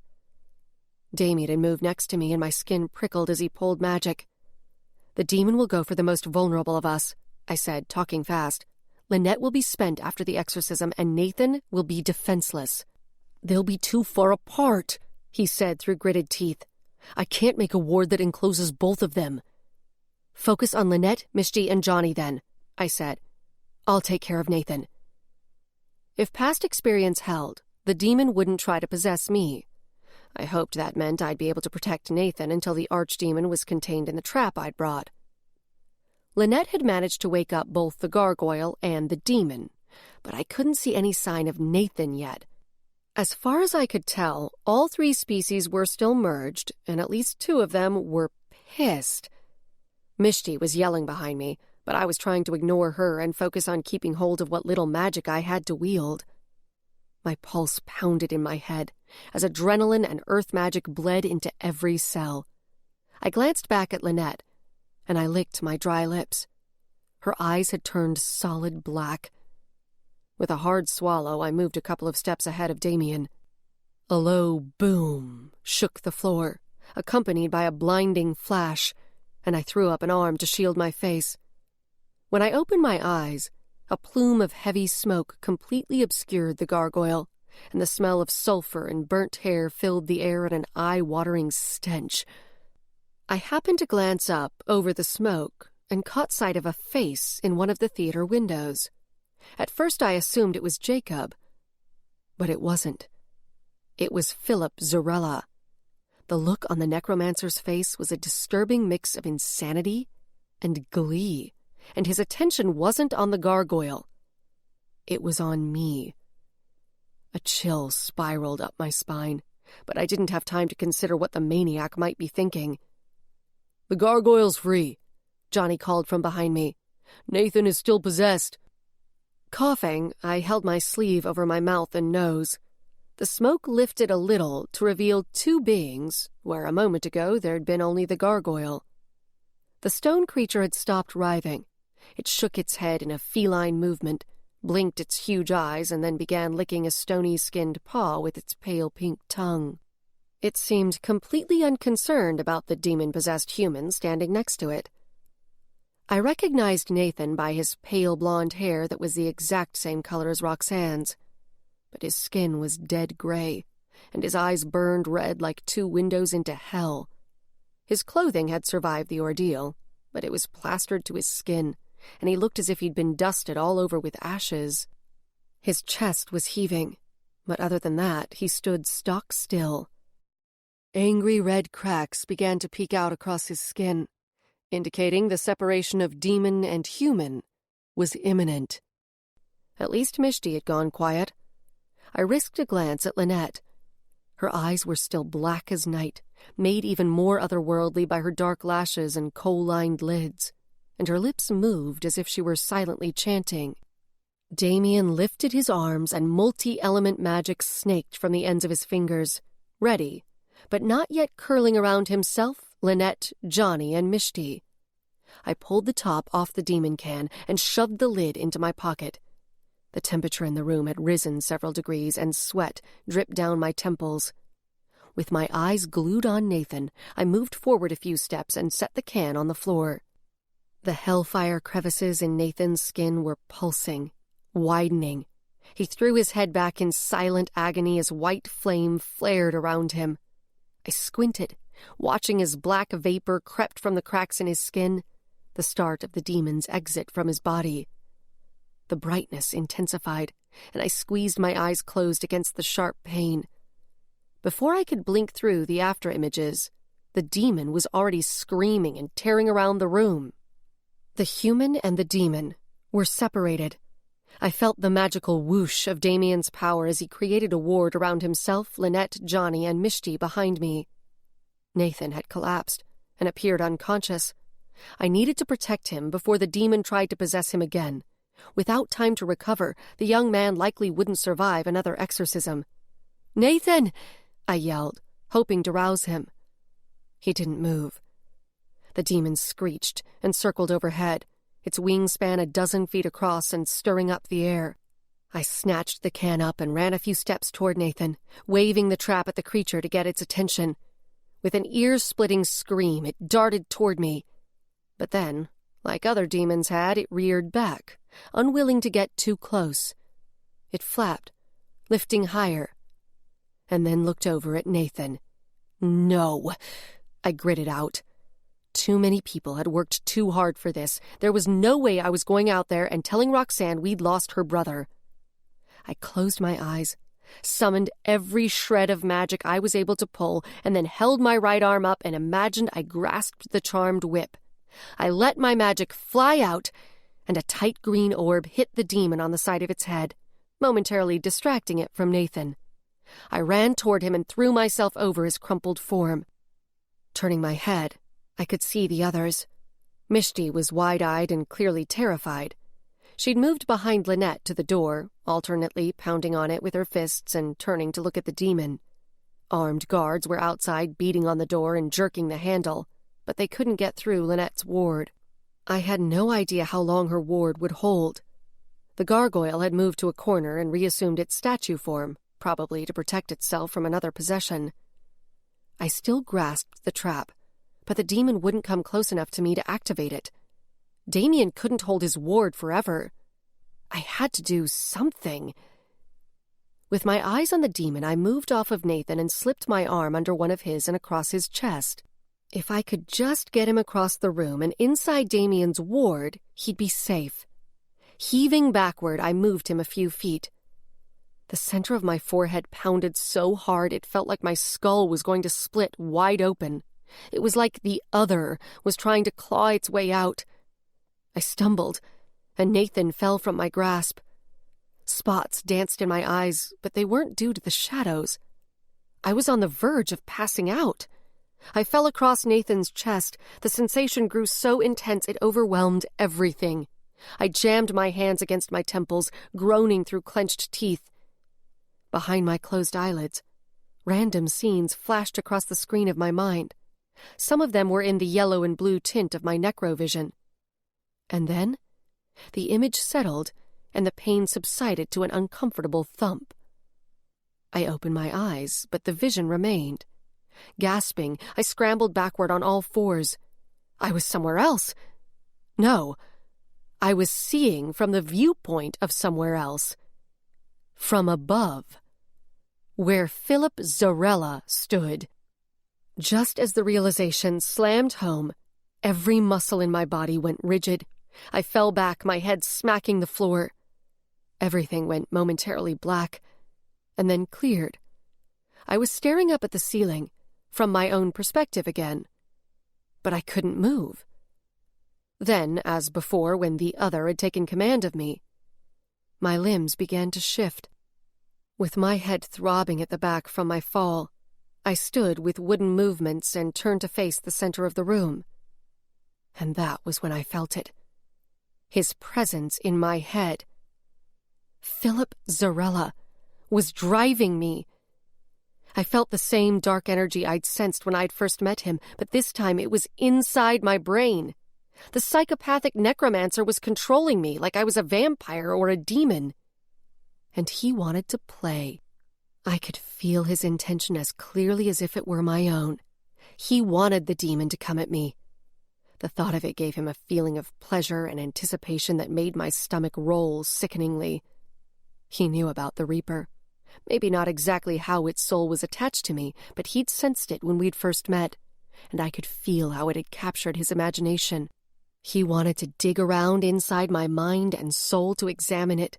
He wanted to see what would happen if its host, me, became possessed. He was driving the archdemon, too. I wasn't sure how I knew it, but I could sense the creature's apprehension, its unwillingness to come too close to me despite Zarella's telepathic order, and I almost felt a fleeting wisp of pity for it. But I had my own problems. Zarella forced me forward, stopped me when I got to the dropped demon trap, and drew my foot back. My movements were becoming more natural, as if he were getting the hang of manipulating me, and the realization brought bile up my throat.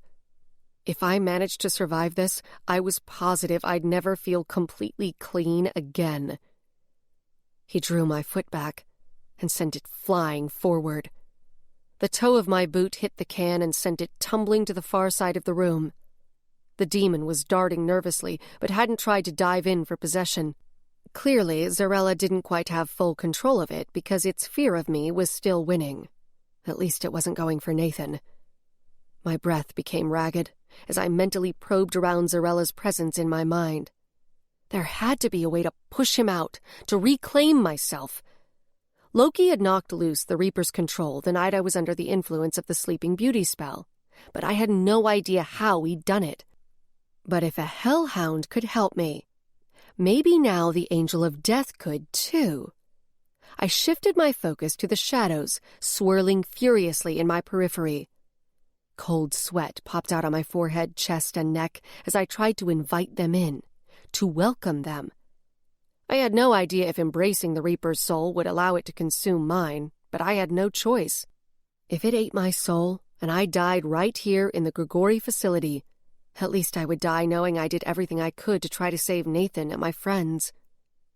My pulse slowed as the smoky shapes crowded in, drifting across my eyes and partially obscuring my vision. I felt the presence of the Reaper and pushed past my dread, turning to it instead of cringing from it. I probed around inside myself, looking for where the other was centered, and my attention sank to a point just below my breastbone, and then I pulled my own will aside, making room for the Reaper. The deep cold I'd felt during my session with Jennifer, when I'd seen the face of the Angel of Death in the glass, bloomed in my core as if I'd swallowed a chunk of dry ice. Through the Reaper, I felt the jagged darkness of chaos the archdemon emanated, and I sensed the black fascination, no, more like kinship, with death within Philip Zarella. I turned my attention to the other and tried to convey that I needed help pushing Zarella out of my mind, that together the Reaper and I had to overpower him. I could sense Zarella's confusion, but his hold on me wasn't changing, wasn't weakening. Through our telepathic connection, I realized Zarella knew what I was doing, and it excited him. Shit. A fresh wave of dread flooded through me as Zarella's grasp on my mind seemed to tighten. I'd miscalculated. Instead of the Reaper and me standing against Zarella, letting the Reaper emerge within me had only made it easier for Zarella to control me. Us. If Zarella got his wish and the demon possessed me, I'd go after one of the humans in the room. I'd kill. And then there would be no saving me. Exorcism would no longer be possible. The demon and I would be permanently fused, and I'd be euthanized. Or maybe the angel of death would devour my soul first. I decided I preferred that to subjecting myself to Zarella's sick entertainment. I mentally bore down, trying to shove Zarella aside. The shadows closed in, and for a moment it seemed as if the Reaper and I were finally pushing in tandem against the madman. I was so focused on my internal battle, I became almost completely unaware of anything happening around me. But then there was a screech, a loud crash, and the tinkle of falling glass. I jerked in surprise. I glanced up just in time to see the gargoyle, circling overhead and a large pane smashed out. It must have flown into the window at Zarella. The distraction was enough to break his hold on my mind. The shadows receded to the edges of my vision and my head cleared. I sped across the room, snatched the demon trap, and wheeled around. But the demon was faster. It was already diving for Nathan. "No!" I yelled. I pumped my arms, racing toward him. He was still in an unmoving heap where I'd left him. I stopped and sucked up some earth magic and hurled a malformed wad of it at the demon. It burst weakly against one leathery wing, and the demon twisted its head to look at me, but then turned back to its prey. It reared back, and I recognized the beginning of a possession dive. I reached for my magic again, but I was too drained to pull any more. Beyond Nathan's crumpled form, Damien was still holding his ward around the others. Stumbling forward, I stretched out the can, irrationally hoping I could somehow intercept the demon as it plunged. I flung myself forward like a shortstop diving for a hard hit in the gap, knowing even as I did it that I wasn't going to get there in time. The next few seconds stretched out, happening in exquisitely painful slow motion. With a flash of multicolored magic, Damien shifted his ward to Nathan. Lynette stirred just as I hit the floor with a grunt. She blinked and then looked up at the demon. She raised her hand and sent a small burst of fire magic from her palm. It hit the demon in the face and stopped its dive, but didn't do any real damage. She clenched her fists, trying to recharge, but I could see she was still too weak from the exorcism. But it was enough. I scrambled forward on all fours under the demon, turned, and rose to one knee. The creature began its dive, opening its beaky mouth wide in a hellish scream. I pulled my arm back and threw the trap at its yawning maw. Throwing the can was a last-ditch tactic, and maybe not the brightest thing to do. But the can hit its target. The demon let out a surprised squeal, and then it seemed to turn in on itself, morphing and shrinking as it appeared to get sucked into the vortex of its own mouth. There was a pop and a flash, and then the can fell to the floor with a solid thunk. I pushed to my feet and pulled the lid from my pocket as I went to retrieve the smoking trap. I snapped the cap on. I gripped the can in my fist, coughing on the trap vapors. When I looked up through watering eyes searching for Zarella, he was no longer there. My attention swung over to the gargoyle, which once again sat serenely in the corner. Then I swiveled around, giving the other a glance as I bent to check Nathan, who was right where I'd left him, and still breathing. I lifted one of his limp hands and felt the weak tap of his pulse in his wrist. Damien had released his magic and fallen to one knee, taking some deep breaths. Lynette was trying to stand on shaky legs, and Johnny sprang to her side to help her up. Behind them, near the wall, Mishti sat huddled in a ball with her face tucked against her knees. I started to turn back to Nathan when I caught sight of Jacob. He stood watching through the window in the door. On a wave of anger and new adrenaline, I strode to the door, staring straight into my uncle's eyes. Dr. Smith was behind him in the hallway, pressed up against the opposite wall. A breeze of magic whirled through the room as Lynette removed her ward. I tried the handle, but someone had locked it from the outside. "Let us out of here now, or I'm going to get the gargoyle to bust us out," I hollered, banging on the door with my fist. I didn't know if Jacob or his researcher could hear me, but I was sure they got the gist of my demand. He opened the door. I strode out and got in Jacob's face, stretching to my full height. The armed guys surrounded me, but didn't approach. "There's an ambulance outside the front gate," I said. "Let the medics up here immediately." I held up the demon trap, and just then the creature knocked around against the inner walls. "You have to the count of 3, or I'll shove you into that room, uncork this can, and toss it in there with you." It wasn't possible to free a demon from a trap, not with my bare hands anyway, but my threat worked. He flipped his fingers at Dr. Smith, giving her a silent signal, and she reached into her lab coat pocket and produced a phone. With wide, dazed eyes, she made a quick call. "Were you just going to stand there while we were trapped with an archdemon? Or were you waiting for Zarella to carry out his little cage match fantasy?"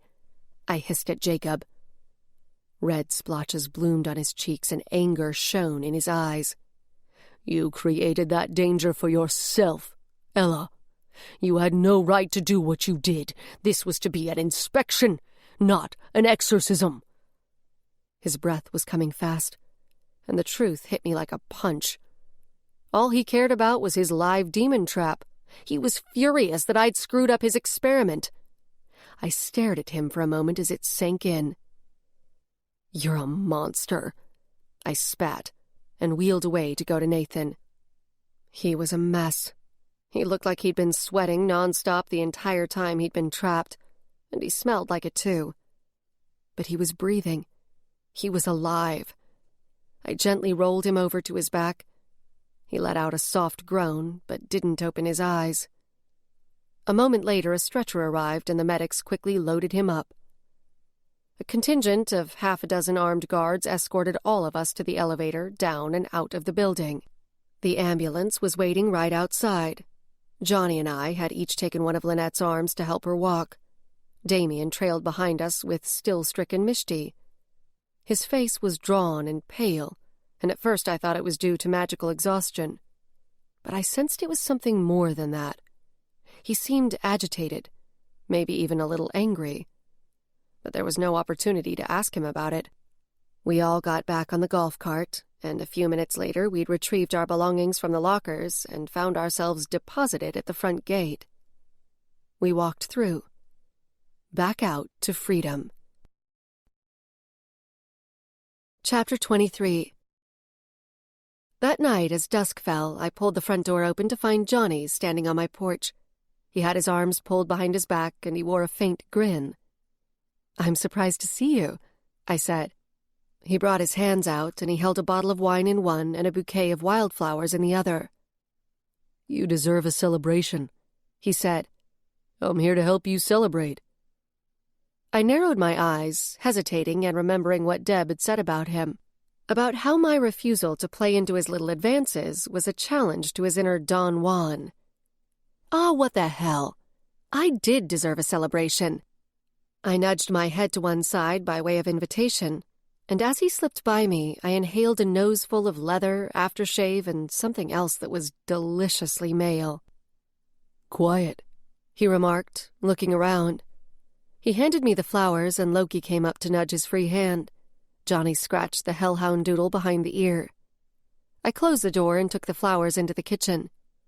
"Yeah," I said over my shoulder. "Roxanne is spending the night with Nathan in the hospital." "What about Deb?" I hadn't realized Johnny had caught on to the fact that Deb had stayed with me for a couple of nights. "She's back home." She'd realized she couldn't avoid Keith any longer, and regardless of what she decided to do long-term, she was going to have to talk to him at some point. I found a wine bottle opener in a drawer and pulled 2 of my 3 wine glasses from a cupboard. I had no idea why I only owned 3, but I couldn't even remember the last time I'd used them. And the last time a man brought me flowers, the only time that I could recall, was back in Demon Patrol training. Brady had done or said something stupid and brought flowers to apologize. Apology flowers kind of sucked. Regardless of Johnny's underlying intentions, the flowers were a nice gesture. I rummaged around in the cabinets, but couldn't come up with a proper vase, so I filled a water glass halfway and stuck the bouquet into the glass. With the bottle opener shoved in my pocket, the wine glasses clutched between the fingers of one hand and the makeshift vase in the other, I returned to the living room. Johnny had taken off his jacket, and he sat forward on the edge of the sofa. I caught his face in profile for a moment before he saw me. There was a faint smile on his lips that widened when I came into his view. I set the glasses down and handed him the opener. He uncorked the bottle while I centered the flowers on the coffee table. "This was awfully nice of you," I said, sitting down on the sofa and curling my legs under me. Johnny filled the 2 glasses with generous pours of white wine and handed me one of them. He held his up. "To a big win for the good guys." We clinked, and I took a long sip. I wasn't usually a wine drinker, but I could tell it wasn't a bargain bottle, a Pinot Grigio according to the label. Smooth, with the perfect balance of sweet and dry. "How's Nathan doing?" Johnny asked. All of us, Damien, Johnny, Deb, Rafe, Lynette, and I, had stayed at the hospital for several hours with Roxanne until her brother regained consciousness and the doctors declared he was out of danger. They were keeping him overnight for observation and treatment for mild dehydration. I couldn't fathom how he was trapped in that gargoyle for days without suffering much worse effects. But then I didn't completely understand how a giant demon could fit into a trap the size of a soup can either. Supernatural phenomena had their own set of rules. Roxanne texted an hour ago and said he ate some toast, which the doctor seemed pleased about. He should be able to go home tomorrow. "That's great to hear. What about Rafe?" I grimaced. Rafe hadn't known that I'd basically planned to use our humanitarian entry into Grigori as a cover to free Nathan. He had pulled me aside while we were at the hospital, and our discussion had become heated. He's got some explaining to do with G-Show, because we used their authority to get into the Grigori campus, I said. I was being loose with the word we. I was the one who'd broken the rules. But the Human Protection Organization was actually thrilled that we came out with Nathan, so... I held out my hands and lifted each palm in turn in a weigh this against that motion. "Is he pissed at you?" Johnny asked. "Yeah, but it looks like the whole thing is going to generate so much more attention than he'd expected. I'm pretty sure he'll get over it." I went silent for a moment, feeling my brows draw together as I recalled how withdrawn Damien had been at the hospital. I tried to ask him what was wrong, but he'd just muttered something about how he should have kept a low profile, and he brushed off my further attempts at getting him to explain his mood. Johnny looked down for a moment and gave his head a slight shake. "Kinda hard to believe all that's happened in the past few days." I thought back to when I'd entered Roxanne's apartment and she'd shown me the gargoyle, and how my first instinct was to call Johnny. He'd shown up, known who to call, and he'd stuck with us every step of the way through the entire ordeal. He was a playboy, sure, but he had a good heart. And damn, he was easy on the eyes. He angled his body toward me, and I could feel the increased intensity of his focus. "I've wanted to sit here with you like this since the first time we met," he said. My first instinct was to laugh at what had to be a line, but instead my heart bumped. There was sincerity behind his words, even if they were a little cheesy. I cocked my head, narrowing my eyes and giving him a considering look. "That was, what, 2 years ago? By my estimation, you haven't been too lonely since then." He dipped his chin, a tiny acknowledgement. "Yes and no." "It's just because I resisted your charms and you like the pursuit," I said. "Oh, so you do find me charming?" He gave a low chuckle, but then shook his head. "It's more than that. You've got an edge, a rawness that's rare. Lots of people try to come off as edgy, but you're the real thing." It was my turn to laugh. If you want edge, you should go after Lynette. Unless, of course, you've already made that conquest. He'd moved closer, his arm across the back of the sofa and lightly touching my shoulder blade. He set his wine glass down and then turned to me, his dark eyes drilling into mine. "I'm not interested in Lynette. he said. He was leaning in, and he was close enough for me to feel the faint heat of his skin and the gentle current of his breaths. For a moment, I wavered. It would be so easy to give in, to enjoy a couple of hours of company in my now too quiet house. But my mind jumped ahead to the emptiness I'd feel after Johnny made his exit. I reached up and patted his cheek. I don't kiss on the first date. He sat back a little and gave me a bemused arch of his brow.